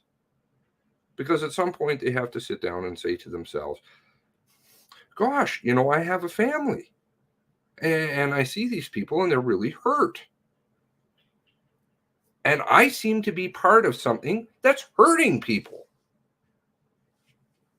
I sure wouldn't like it if it was my family. I wouldn't like it if that Seamus guy, or that Harles guy, or Robert, or Blue Nose, or whomever, right, was hurting my family. I would be pretty upset. There seems to be a complete disconnect in the brain.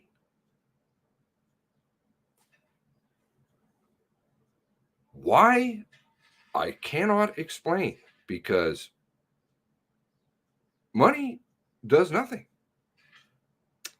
Blackmail material, frankly, I don't think does anything either. Everybody does bad shit. Okay, so what? And move along. So you just put yourself in that scenario, and you're like, knowingly, I want to do that.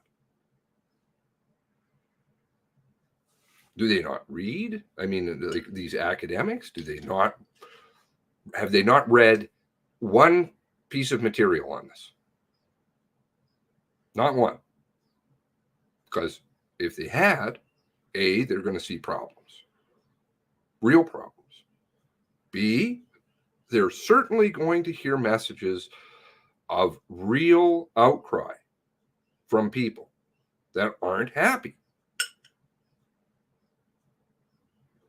Any family members' names get mentioned today? No. I thought that was the most effective people. I should look at their mandate again, just to make sure. I understand those. I've always had problems with their paperwork. It doesn't add up to me.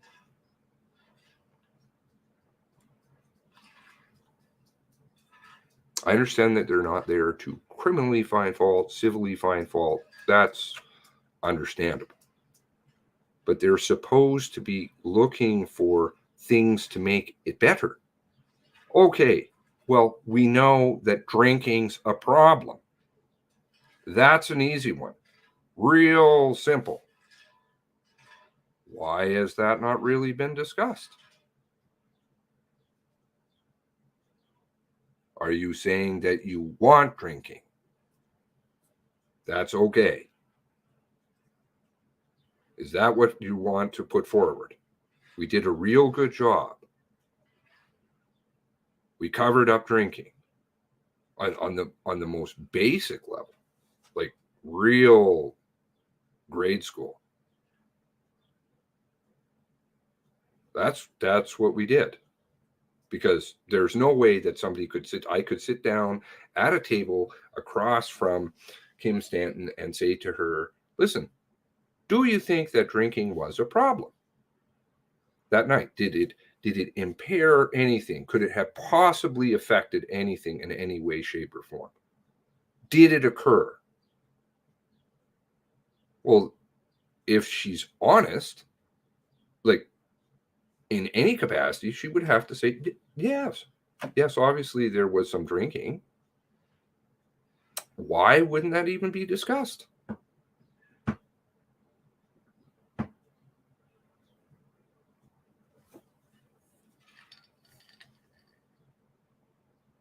How can findings of fact be found when there's no finding of fault? Yes, it's an interesting one, but you can still...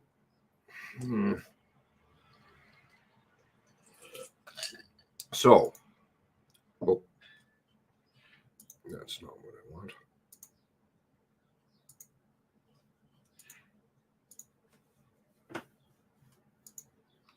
I wish I had remembered what video that was where I went through all this and really took it apart. Oh, well. It's probably... Hello. Aw. Hello. Yes. That nice Nova.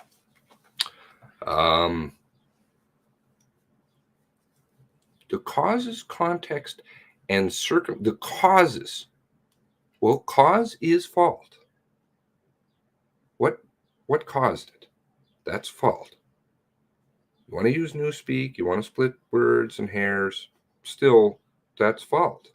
Cause, causation. Context and circumstances. Okay, that we've got very little to do with that. And we will only have mass amounts of more. Cause is fault. So it's right in their first statement. This isn't, I should use their official mandate. Orders in council. These, they're problematic, heavily problematic, because look at this. This is not an official document to me by any way, shape, or form. It's something fired up on a word processor. There's no stamp. There's nothing. No signatures. Nothing. It's just, it's about as good as Lisa's hospital records, which are actually stated that it's a Word file. Bye, Cheryl. Take care. Do have a good day. Whereas the mass shooting that took place April 18th, 19th took the lives of 23. I frankly think if it's the most affected, you would be guided by that, but fair enough. You want to continue with your heartless narrative, that's fine. It's not fine. It's not fine. And one day they're going to learn it's not fine.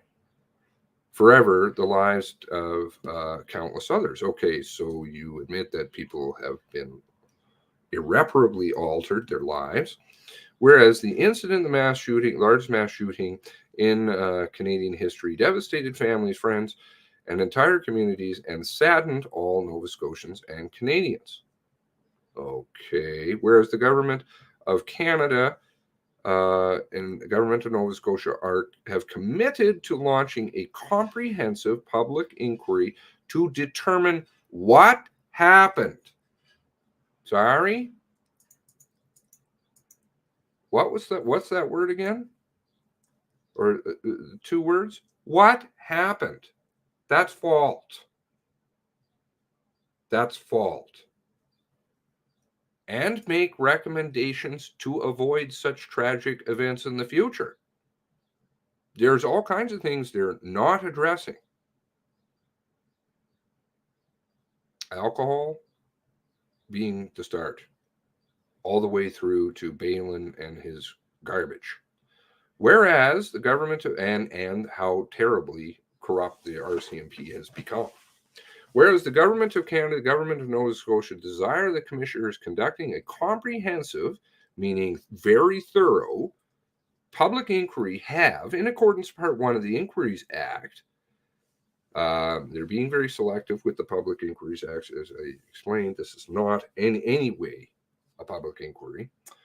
Nova Scotia, the power to summon witnesses, the power to, which they are again choosing, they're choosing not to, enforce their attendance, and require them, because basically all a witness has to say is, well, I don't want to go. And they say, okay, well, maybe not, or all that you have to have is Lori Ward stand up and say no. And that's basically that. Give evidence orally or in writing and on oath. On oath, I'm not familiar with. Under oath, okay. Or if they are persons entitled to affirm in civil matters and solemn affirmation. Produce such documents and things the commissioners deem requisite. So all power being with 3 people. Full investigation in matters of to which they're appointed to examine. Again, what is that? Oh, that was right. What happened? Fault. Okay. I don't think you can work your way around this one.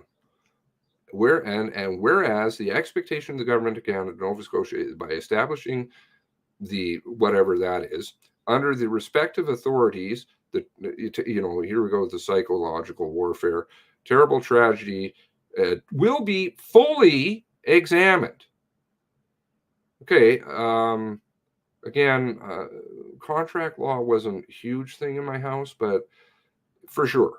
So they violated contract here. But again, we don't even have a signature nor a stamp. So I don't know who to go after on this one.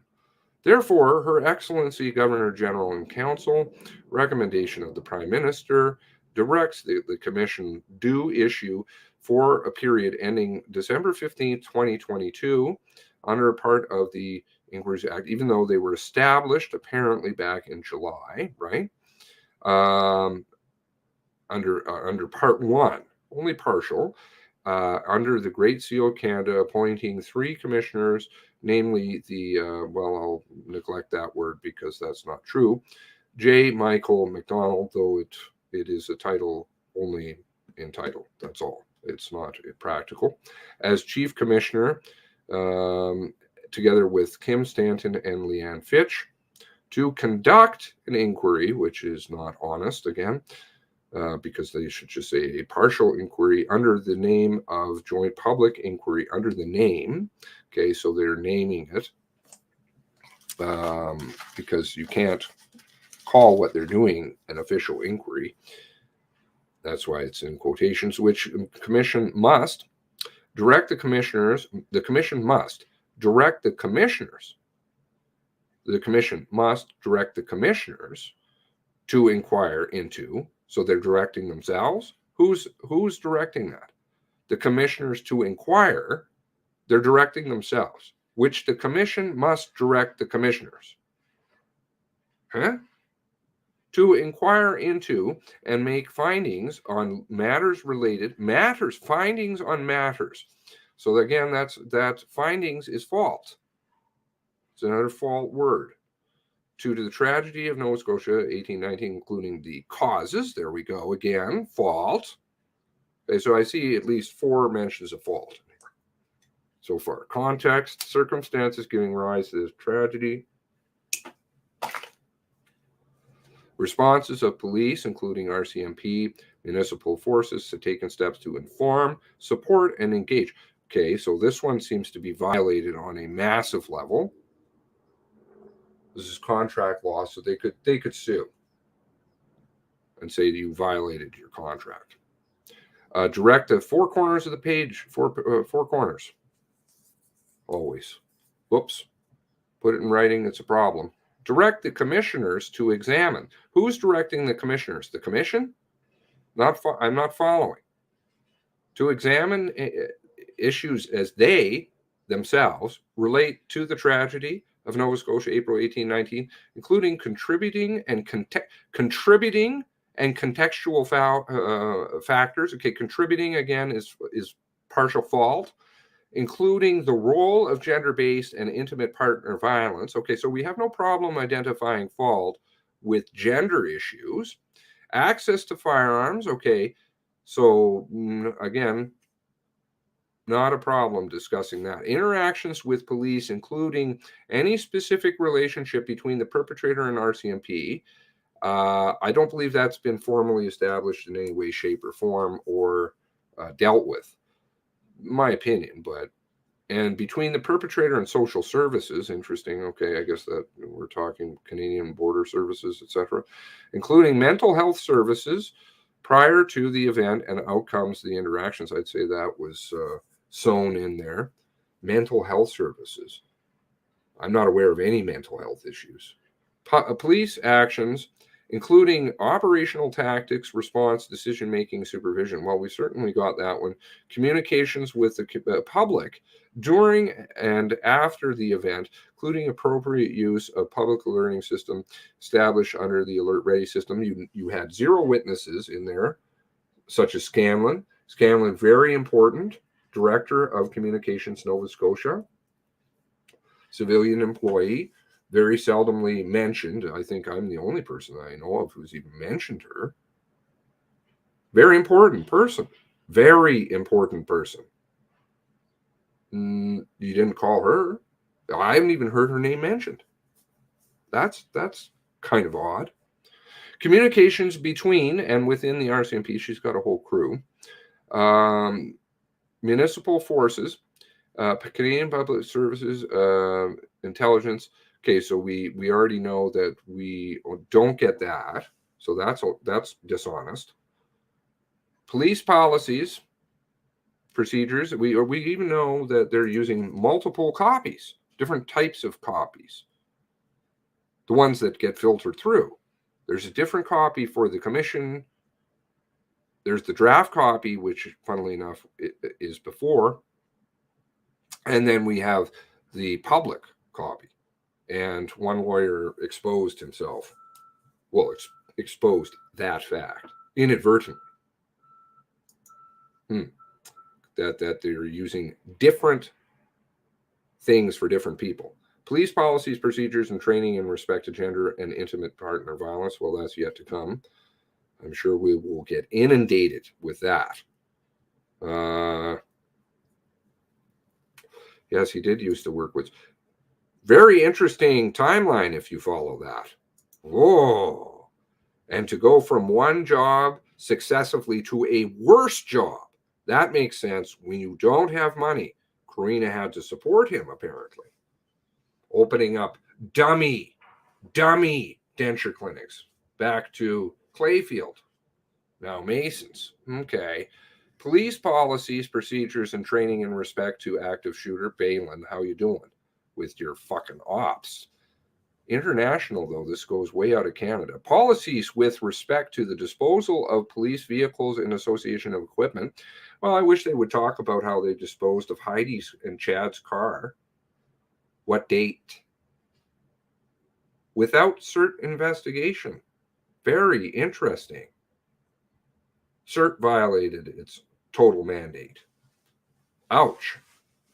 Policies with respect to police responses to reports, possession of prohibited firearms, including communications between law enforcement agencies. I don't think they've touched on that. I'd love to see McNeil come. Where's he? Balin loves porn bots. Yes, it does. Any mention of undercover ops? Oh boy, they get upset about that one. Information support provided to the families of victims, affected citizens, police personnel, and the community. Well, they babble about a 1-800 number and stuff like that.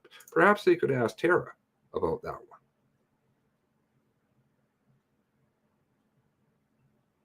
She, funnily enough, is the one, and again, I'm just saying that as a person, not as her friend. That woman has been run through the ringer. And they don't want to help her. But remember, she made a phone call. She made a video. That was a big problem. Right away. There'll be a paper trail on that. There is to some extent already. Direct the commissioners to set out lessons learned. Well, how do you learn lessons if you can't find fault? Lessons learned. It's another fault-finding thing, as well as recommendations that could help prevent and respond. Another recommendations recommending what? Altering something? That's fault. To similar incidents in the future. Direct the commissioners. The commissioners are directing, the commission is directing the commissioners. I'd like to know who the commission is then. Who is the commission? Because the commission is directing the commissioners. I don't know. Do they talk to themselves? Is there some severe mental issues going on here? Or are we talking about other people that we don't know about? Interim reported their preliminary findings, lessons learned. I don't, there probably is a commission. Who is the commission then? One moment, please. Never mind. Okay. Public Minister of Safety and Emergency Preparedness. Well, didn't work out well. In coordination with the Attorney General and Minister of Justice, Nova Scotia, as soon as feasible, after receipt by the governor. Of course, these people are all fighting to prevent the truth. Every single one of these ministries is fighting. No, we don't want the GPS logs out. No, we don't want people appearing. No, we'd like it in a video session closed. No, we'd like it pre-recorded. No, we'd like all documents released in paper form, scanned. Direct the commissioners in carrying out their work. The commission is in charge. Who are the commission? Who is the commission?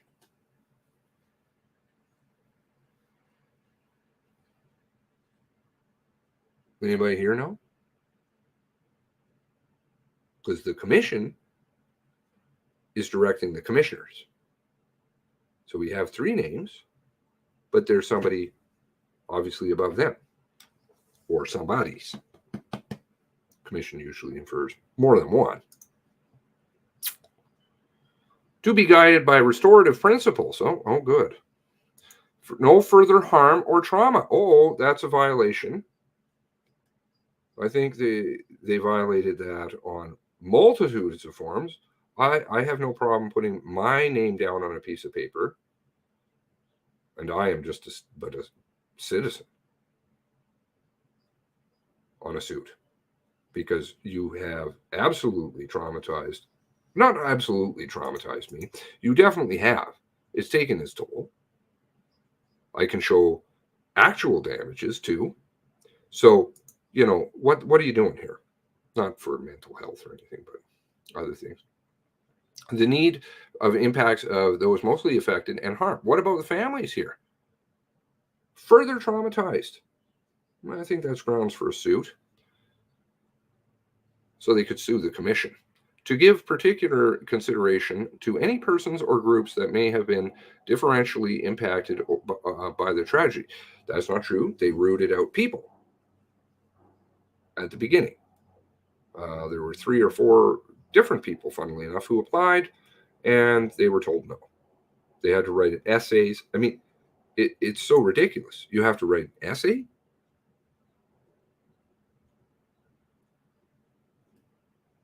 I thought it was an open process. They told people no.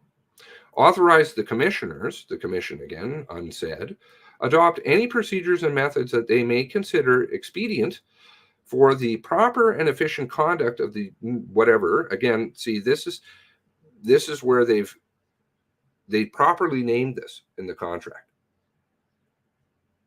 In quotation marks, hereby, hereafter to be referred to as. So they named it. So it's a proper noun. It's not because it's an actual inquiry. It's just like Kleenex. Lots of people associate Kleenex with being tissue paper. In reality, it's just people call it Kleenex. It has become a proper noun. but it is a trademark name. This is essentially a proper name, a noun, right? So that's why they kind of skirt around with this garbage about saying, well, it is an inquiry. No, it's not. Not in any way, shape, or form, legally. It is absolutely not. And to sit at any times and in any places in Nova Scotia that they may decide, well, that alters all the time, consider findings as they consider appropriate. So again, the commissioners appear to be making the decision, but the commission oversees the commissioners. So I suppose they have final veto. Findings is fault. I'm sorry. That's fault.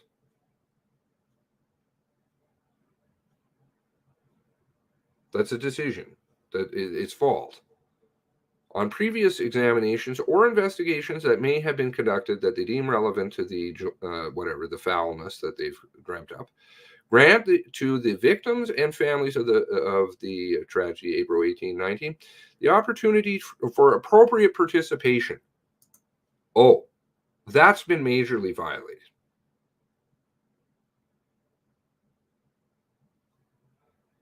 Contractual law, they're breaking it everywhere.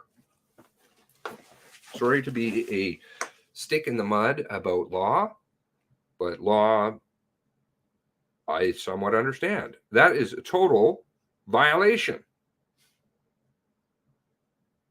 Here again today. Another example. Lawyers want to ask questions. I know that because I helped draft some questions. And what? Go away, please. We don't want your porn. CSE, piss off. And the response was no. Can't. Sorry.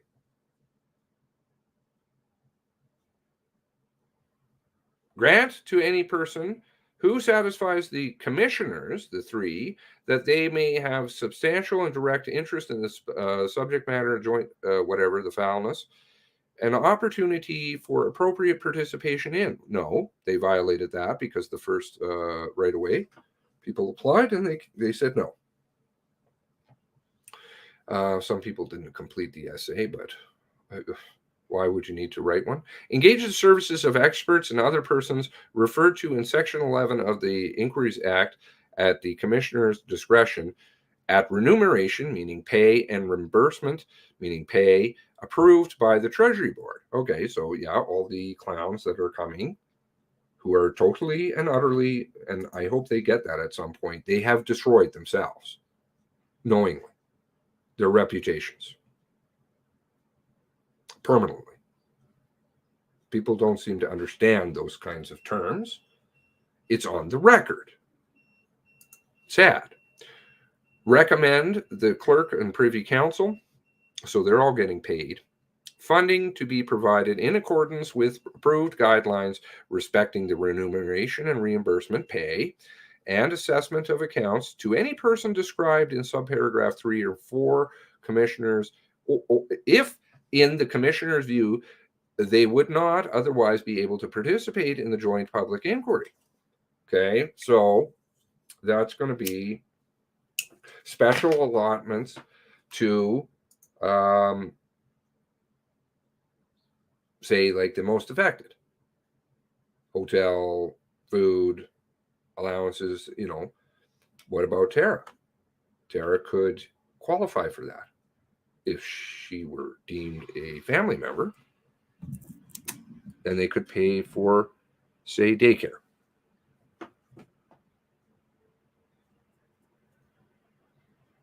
Hotel, etc. No, they don't want to. So violation right there. Direct the commissioners to perform duties without expressing any conclusion or recommendation regarding the civil or criminal liability of any person or organization. Fair enough. Nobody's asking for punitive damages here. Nobody's asking for anybody to go to jail. You can still find fault without assessing damages, which is civil, and criminal, which is usually incarceration. So you can absolutely find fault still. Perform their duties in a way such as to ensure the conduct of the garbage does not jeopardize any ongoing criminal investigation. To my knowledge, this is all concluded. Fuck, they didn't even start.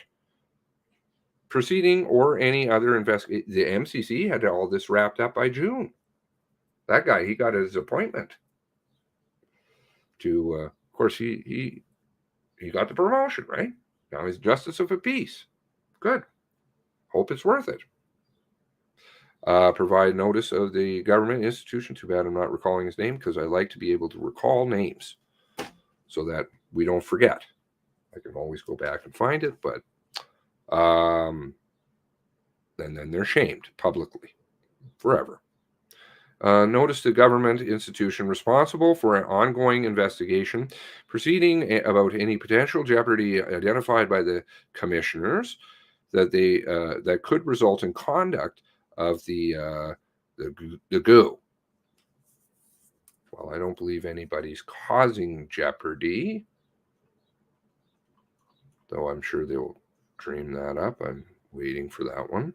Follow established security procedures, including requirements of Government of Canada, security policies, directives, standards, guidelines with respect to persons whose services are engaged. Okay, so now we're talking about in perpetuity clauses, swearing,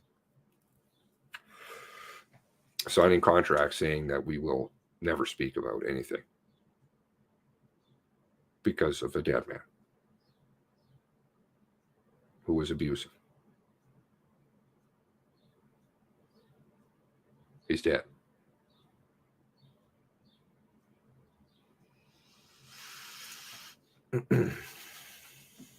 So we're obviously not talking about that. Use the electronic data systems and procedures specified by the Privy Council and consult with records management officials within the Privy Council. Use of standard systems are specifically designated for the purposes of managing records. Okay, so that they're the ones that are responsible for all of the shit. The shitty website, the shitty scan documents, the shitty release. Not disclose publicly or in any report any personal information as identified by Section 3 Privacy Act. I believe that's names, addresses, health information, blah, blah, blah. See, these are the outs that they built in. 3, Freedom of Information Protection and Privacy Act of Nova Scotia, or personal health information as defined under 3 Personal Information Act, Nova Scotia, which have been received in evidence during the portion of the GO conducted in camera, unless the person to whom it relates consents, in the opinion of the commissioners, the public interest, the disclosure outweighs the invasion of privacy. Aha. Okay, so now we have why the camera stuff has not been disclosed, because that would require permission. Make any disclosures referred to in subparagraph 5 in ways that minimize and greatest extent possible any invasion of privacy. Okay, so this is just all kinds of outs. Outs. Ensure in respect to any joint of the portion of the GO conduct in public, members the public can simultaneously in both official languages communicate and obtain services from it. Not sure about sign language. That doesn't seem to be there anyway. Of course, because it's just distraction techniques that they seem to enjoy these days. File the papers and records of the joint public inquiry with the clerk of the Privy Council as soon as feasible at the conclusion of the inquiry. Okay, so that's basically, can we lock it up in the safe, and it'll probably go into a shredder. And of course, McNeil has association to this. Premier McNeil, former premier. All the records. Provide the Government of Canada and the Government of Nova Scotia an opportunity for appropriate participation. To my knowledge, the Government of Nova Scotia, aside from making some hoo-hoo-hoo on the side, which is phony, has done nothing. Take into account the coronavirus restrictions when a person organized. Okay, so that's just a bunch of nonsense too. Now, let's go to the one that looks a bit more official. A bit more. Certified copy, executive order, October 21st. Again, so we have a date. This is looking a little bit more legitimate.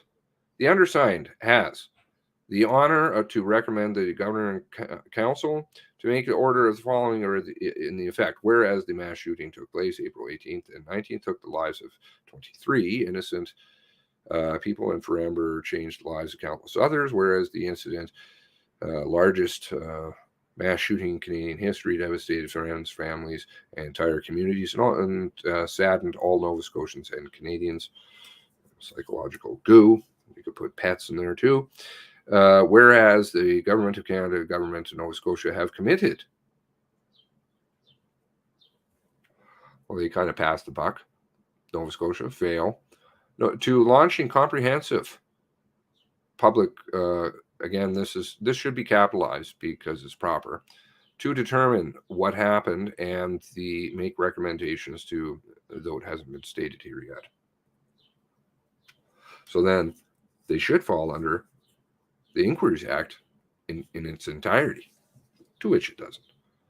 Whereas the Government of Canada and Government of Nova Scotia desire that the Commissioners conducting the comprehensive GOO, and not proper noun, in accordance with Part 1. Okay, so now we have a direction, at least in what part. Again, it's only in part, to summon witnesses, enforce their attendance, and require them to give evidence in writing or and on oath. Again, I'll have to go to my lawyer and ask, but I don't believe. On oath? It's interesting wording.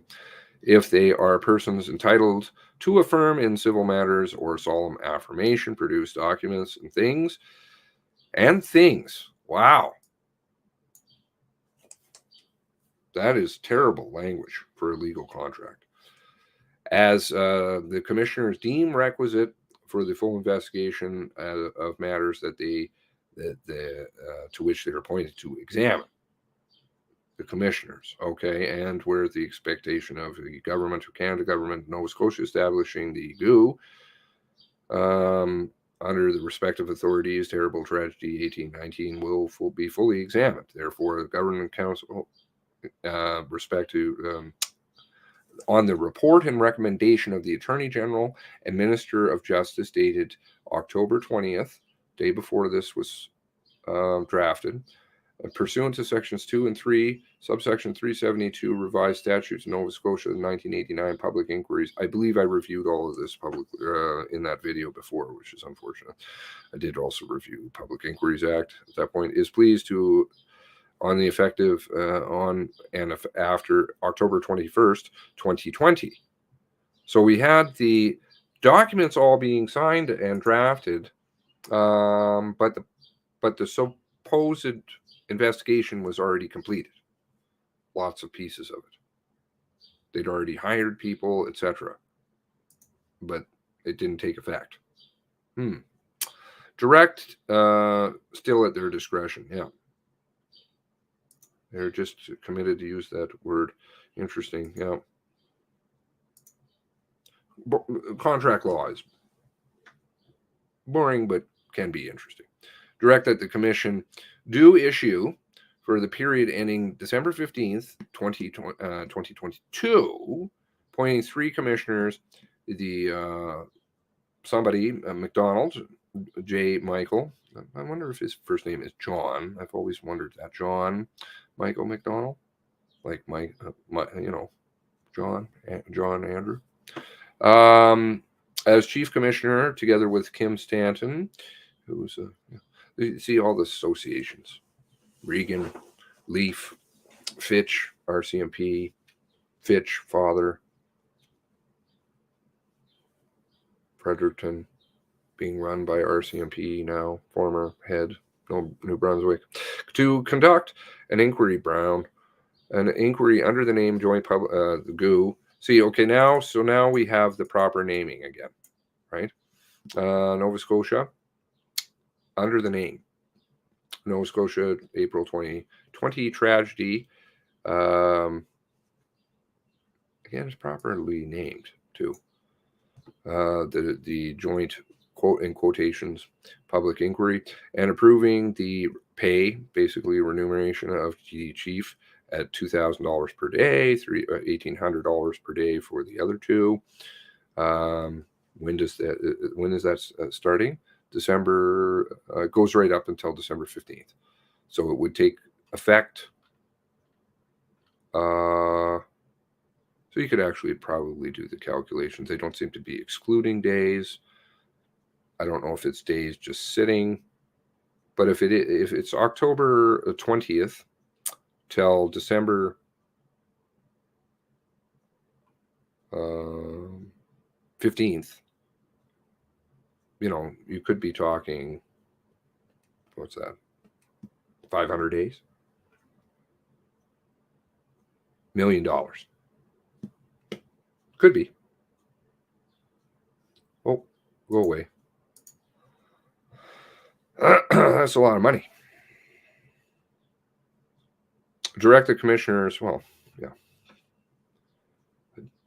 To some, I guess, if selling your soul has a price. Commissioners to inquire and make findings on the matters related to the tragedy 1819, including the causes. Okay, so there we go.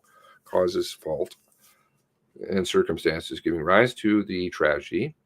Response by police, Royal Canadian Mounted Police, municipal police forces. Okay, we haven't heard anything from any municipal police forces. The steps taken to inform, support, and engage victims and families, affected citizens, direct the commissioners to examine issues as they relate to the tragedy of Nova Scotia. In Nova Scotia, again, not proper noun now. So they're literally naming the shit. I see massacre. That's probably, but that's not in a contract law. Nova Scotia 1819, including contributing. Okay, that's fault, and contextual factors and gender-based access to firearms, interaction with police, including specific relationship between perpetrator and RCMP. Again, no mention of perpetrator is a very open-ended term. That's why they always use that, because it doesn't define. Between the perpetrator and social services, including mental health services, you could absolutely throw Lisa Banfield in here. And she gets an out. Including mental health services and prior events, outcomes of the interaction of police actions, including operational tactics, response, decision-making, supervision. Well, we seem to get overloaded with that. Communications. No, again, no Scanlon, no Rodier. Communications. Is this one you want to talk to Scanlon about? There's a few other characters too. They didn't come forward yet. Communications within the RCMP, municipal forces, Canadian Border Services Agency, CSIS, okay, all right, Nova Scotia, CSIS Nova Scotia, Canadian Firearms Program, and Alert Ready. Police policies, interesting, okay. Procedures in training, active shooter incidents. Okay, so we definitely are getting overloaded with that. That was today. Policies with respect to the disposal of police vehicles, again, April 24th. Yeah. And associated equipment, including kits and clothing, whatever bullshit that they dreamt up there for excuse. Policies with respect to police response to reports of possession of firearms. They've been very lax on that one. Information for families affected, Direct the commissions to set out lessons learned. Again, that's fault.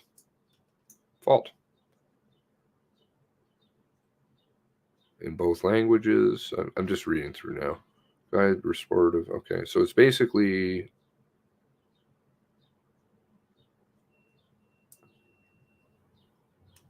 the same, right?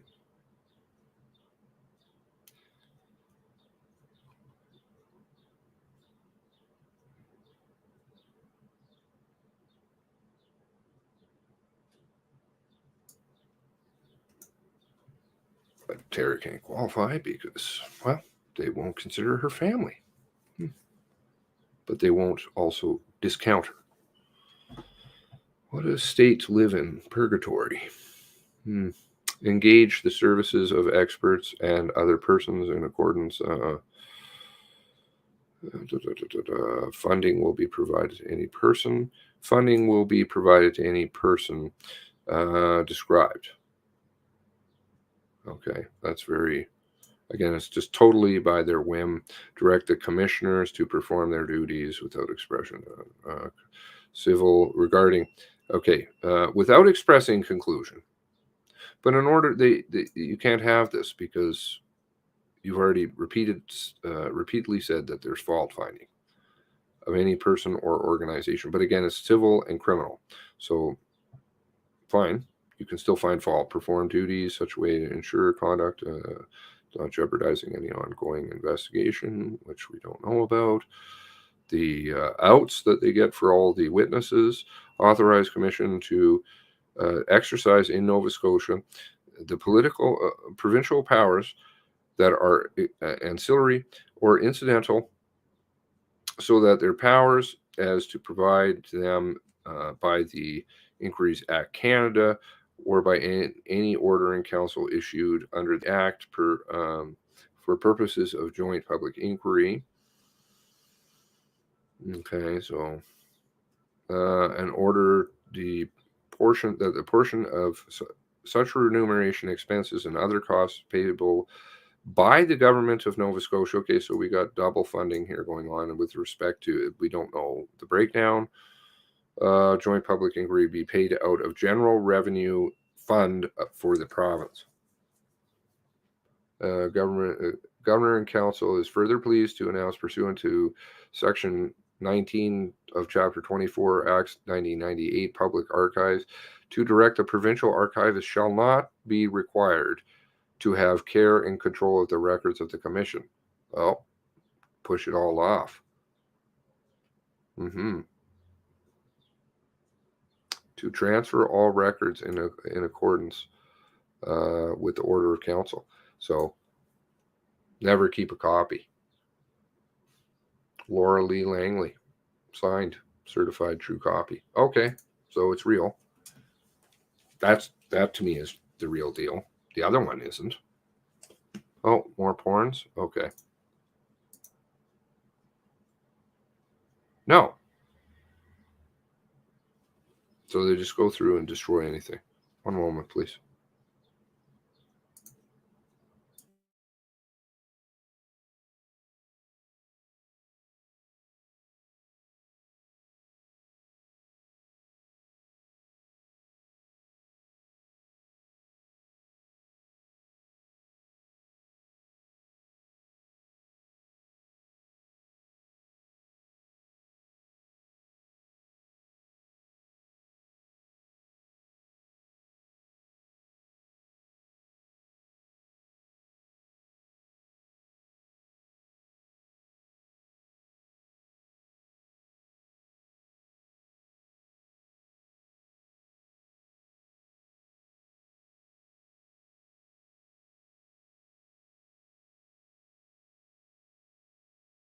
Okay, sorry. I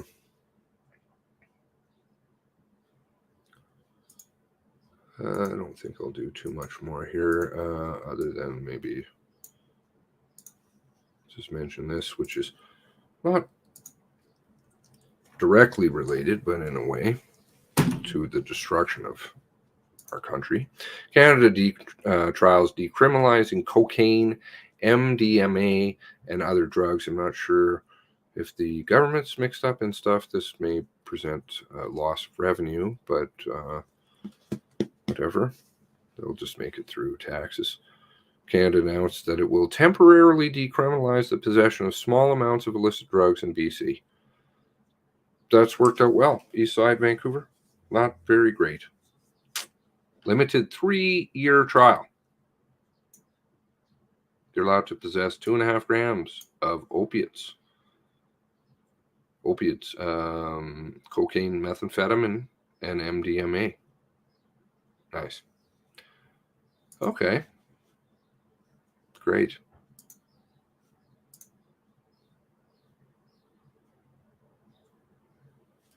That's just in BC? Yay, win. I'm sure our society will do well. All right.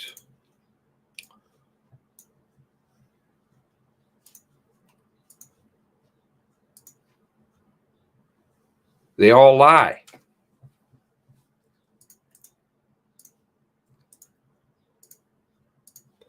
Jordan Peterson blasts liberal culture in universities. That's a bit of an understatement. Reveals why he resigned in his fiery op-ed. Canadian clinical psychologist Jordan Peterson explained Wednesday why he resigned. I guess it's supposed to be an H there. He resigned from the University of Toronto. He had all kinds of issues there. 2 people today, University of Toronto, in fiery op-ed where he blasts liberal policies in the university system. By the way, Jordan Peterson would know those 2 ladies. Psychology department, U of T. I had envisioned, so maybe he knows what he's talking about, real close to home. I had envisioned teaching and researching at the U of T, University of Toronto, full-time until they had to haul my skeleton out of the closet. I loved my job, Peterson said in an op-ed, but that career path was not meant to be. Peterson, now professor emeritus, an honorary title generally reserved for retired professors with distinction following his resignation. It is a good title to have. He gave multiple reasons for his resignation, a letter published by Canadian newspaper National Post, including, quote, the fact I can now teach many more people without less interference online. Of course, he does do a lot of online stuff and makes a lot of money out of it. Peterson stated, Canada's DIE, diversity, inclusivity, and equality. And anybody who knows him, he had lots of struggles with the pronouns and all that mumbo jumbo down at UT. Mandates are harmful to, quote, his qualified and supremely trained, in quote, straight, while male students who would, quote, face a negligible chance of being offered university research position despite stellar scientific dossiers. Overlooking the most qualified for the job. Trashing men.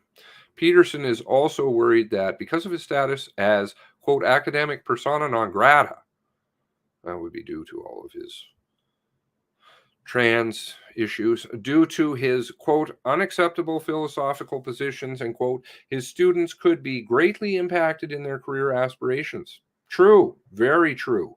Quote, my students are also partly unacceptable precisely because they are my students, Peterson said. Quote, how can I accept prospective researchers and train them in good conscience, knowing that their employment prospects will to be minimal?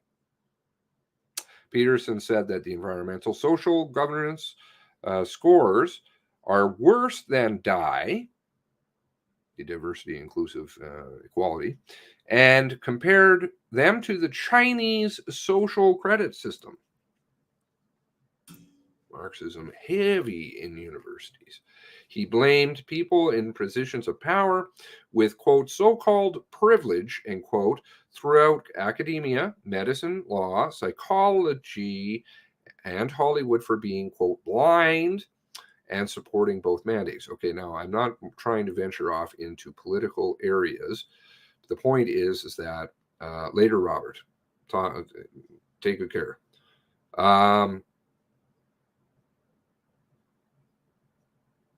But the point being that the academia is shit. And who do we have on? Peterson also claimed from the same university he would have worked with those 2 ladies today. Quote, we are now at the point where race, ethnicity, gender, in quotation marks, or sexual preference is first. accepted as the fundamental characteristic defining each person, and is now treated as the most important qualification for study, research, and employment. And this applies directly in the RCMP. I don't know if I should review specific people in the RCMP. That just because of who they are. And not necessarily because of family. They tick boxes and they go up very fast. It's very inorganic. Very. Stepping on a lot of people just because you claim something or you are something. And there you go. Stop censoring your thoughts. Stop saying you will hire for your orchestral and theatrical productions for any purpose other than talent and excellence. That's all you have. That's all any of us have, Peterson concluded. So I think that's a good article. I'd be interested in seeing what the ESG, I'd be interested in seeing what his op-ed is, if that's just the entirety of it. Jordan Peterson, why I'm no longer a tenured professor at the University of Toronto. Gotta work hard to get tenure. The appalling ideology of diversity, inclusion, and equality is demolishing education and businesses.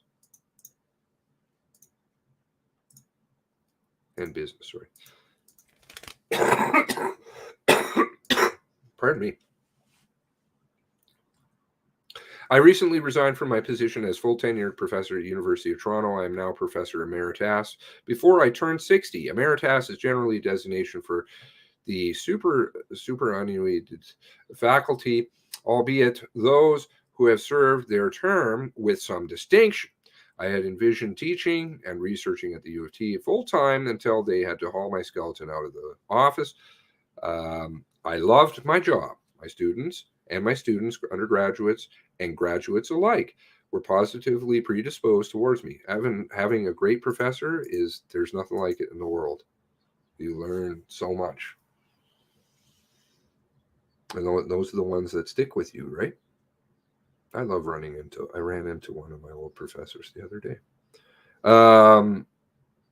But that career path was not meant to be, and there are many reasons, including the fact that I now teach many more people. I can now teach many more people with less interference online, unless Google cancels you, which they did at one point. First, my qualified and supremely trained heterosexual white male graduate students, and I have many others, by the way, face a negligible chance of being offered university research positions, money generally coming from companies, private companies, or governments, mostly government, despite stellar scientific dossiers. This is partly because of the diversity, inclusivity, and equality mandates, my preferred acronym, DIE.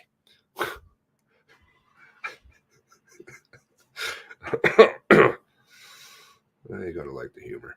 These have been imposed universally in academia, despite the fact that university hiring committees, have already done everything reasonable for all the years of my career, and then some, to ensure that no qualified, quote, minority candidates were ever overlooked. Netflix seems to be encountering issues with this one. A little bit of problems internally. My students are also partly unacceptable precisely because they are my students. I am an academic persona non grata because of my unacceptable philosophical positions, and this isn't just some inconvenience. The facts rendered my job morally untenable. Hostile work environment. I can accept prospective researchers and train them in good conscience. How can I accept them in good conscience, knowing that their employment prospects are minimal? Second reason. This is one of many issues of appalling ideology currently demolishing the universities and downstream. Funny, I was talking about this, right? Just a little while ago. Was it today, yesterday? Horrible. I couldn't go anymore. It was such a sewer. demolishing universities, and downstream general culture, because the teachers, and that was Yuri Bezmenov, he was saying you raise, get into academia. Very important, because then you get the kids. Not least because they're simply, and then you go elsewhere, sadly, is not enough qualified BIPOC people in the pipeline to meet diversity targets quickly enough. There's not enough of them, BIPOC, Black, Indigenous, and people of color, for those that you who are not in the knowing woke. This has been common knowledge among any remotely truthful academic, true, who has served on a hiring committee for the last 3 decades. This means we're out to produce generation of researchers utterly unqualified for the job. And we've seen what that means already in the horrible grievance studies disciplines. Oh, yes, the new disciplines. The arts department used to be, I liked arts. That, combined with the death of objective testing, has compromised the university so badly that it can hardly be overstated. And what happens in the universities eventually colors everything, because it's just the oat theory. As we have discovered, all my craven colleagues must craft die statements to obtain a research grant. Very important. Is that really what it's about? They all lie. Exempting the minority of true believers, and they teach their students to do the same. That's not very good. And they do it constantly with various rationalizations and justifications, further corrupting what is already a stunningly corrupt enterprise. Some of my colleagues even allow themselves to undergo so-called anti-bias training. Oh God, that's everywhere in big business. Conducted by supremely unqualified HR personnel, lecturing inanely and violently in the accusatory manner about theoretically all-pervasive racist, it's always there, racist, sexist, heterosexist attitudes. Such training is often a precondition to occupy a faculty position on a hiring committee. Great. Only get there with that. Need I point out that implicit attitudes cannot, by the definitions generated by those who have made them a central point of our culture, be transformed by short-term explicit training? Ugh. Assuming that those biases exist in the manner claimed, and that is a very weak claim, and I'm speaking scientifically here. The implicit association test, the much vaunted IAT, which purports to be objectively diagnose implicit bias, that's automatic racism and the like, is by no means powerful enough, valid, and reliable enough to do what it purports to do. Two of the original designers of that test, Anthony Greenwald and Brian Nosek,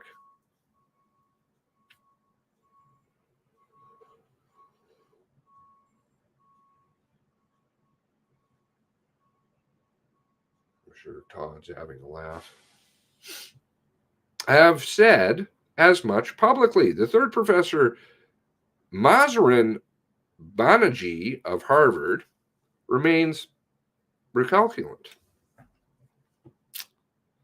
Much of this can be attributed to her overtly leftist political agenda, as well as her embeddedness within the subculture of psychology, social psychology, so corrupt that it denied the existence of left-wing authoritarianism for 6 decades after World War II. The same social psychologists broadly speaking, also casually regard conservatism in the guise of the system justification as a form of psychopathology. Oh, good. You're sick. You're sick if you kind of like older, And again, I'm not being political. Everybody should be allowed to do their own thing. But that's the problem. Certain elements, there's a very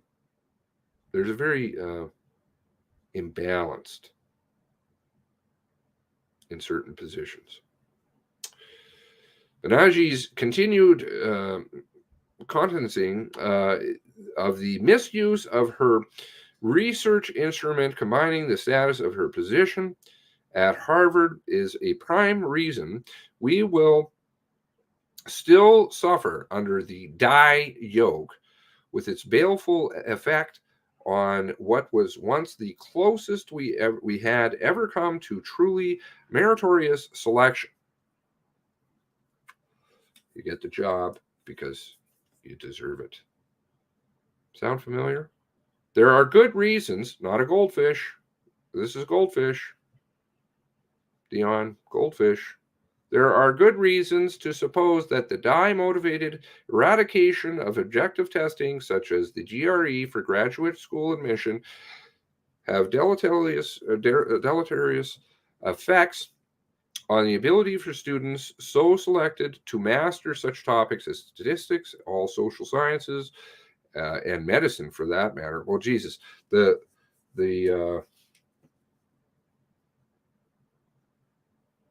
not just reserved for arts, sadly.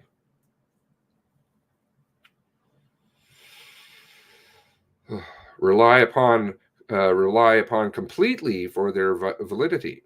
Furthermore, the accrediting boards of the graduate clinical psychology training programs in Canada are now planning to refuse to accredit university clinical programs unless they have a, quote, social justice orientation.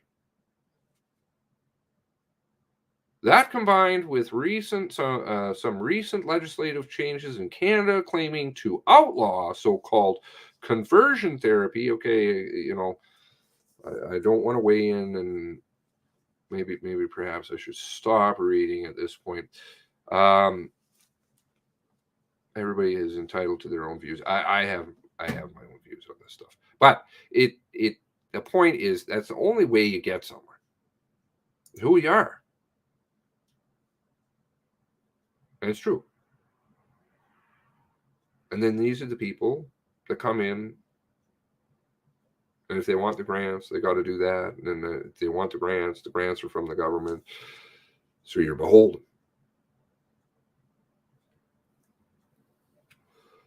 If you've got a culture of dishonesty in there, that they're willing to lie and teach others to lie to get money, that's not very good. How to shut down live chat, mention men in dresses. Okay, yeah. I want to stay on April 18 and 19 because they're always looking for ways to discredit them. And these discussions are for another day.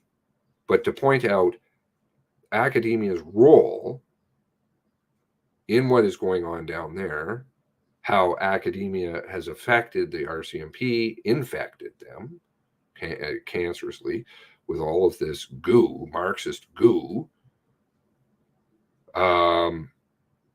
has really gone down a bad road, I would say. And they've become completely and utterly rogue. And without, there's no accounting to anybody. I don't know how you could forget who your boss is.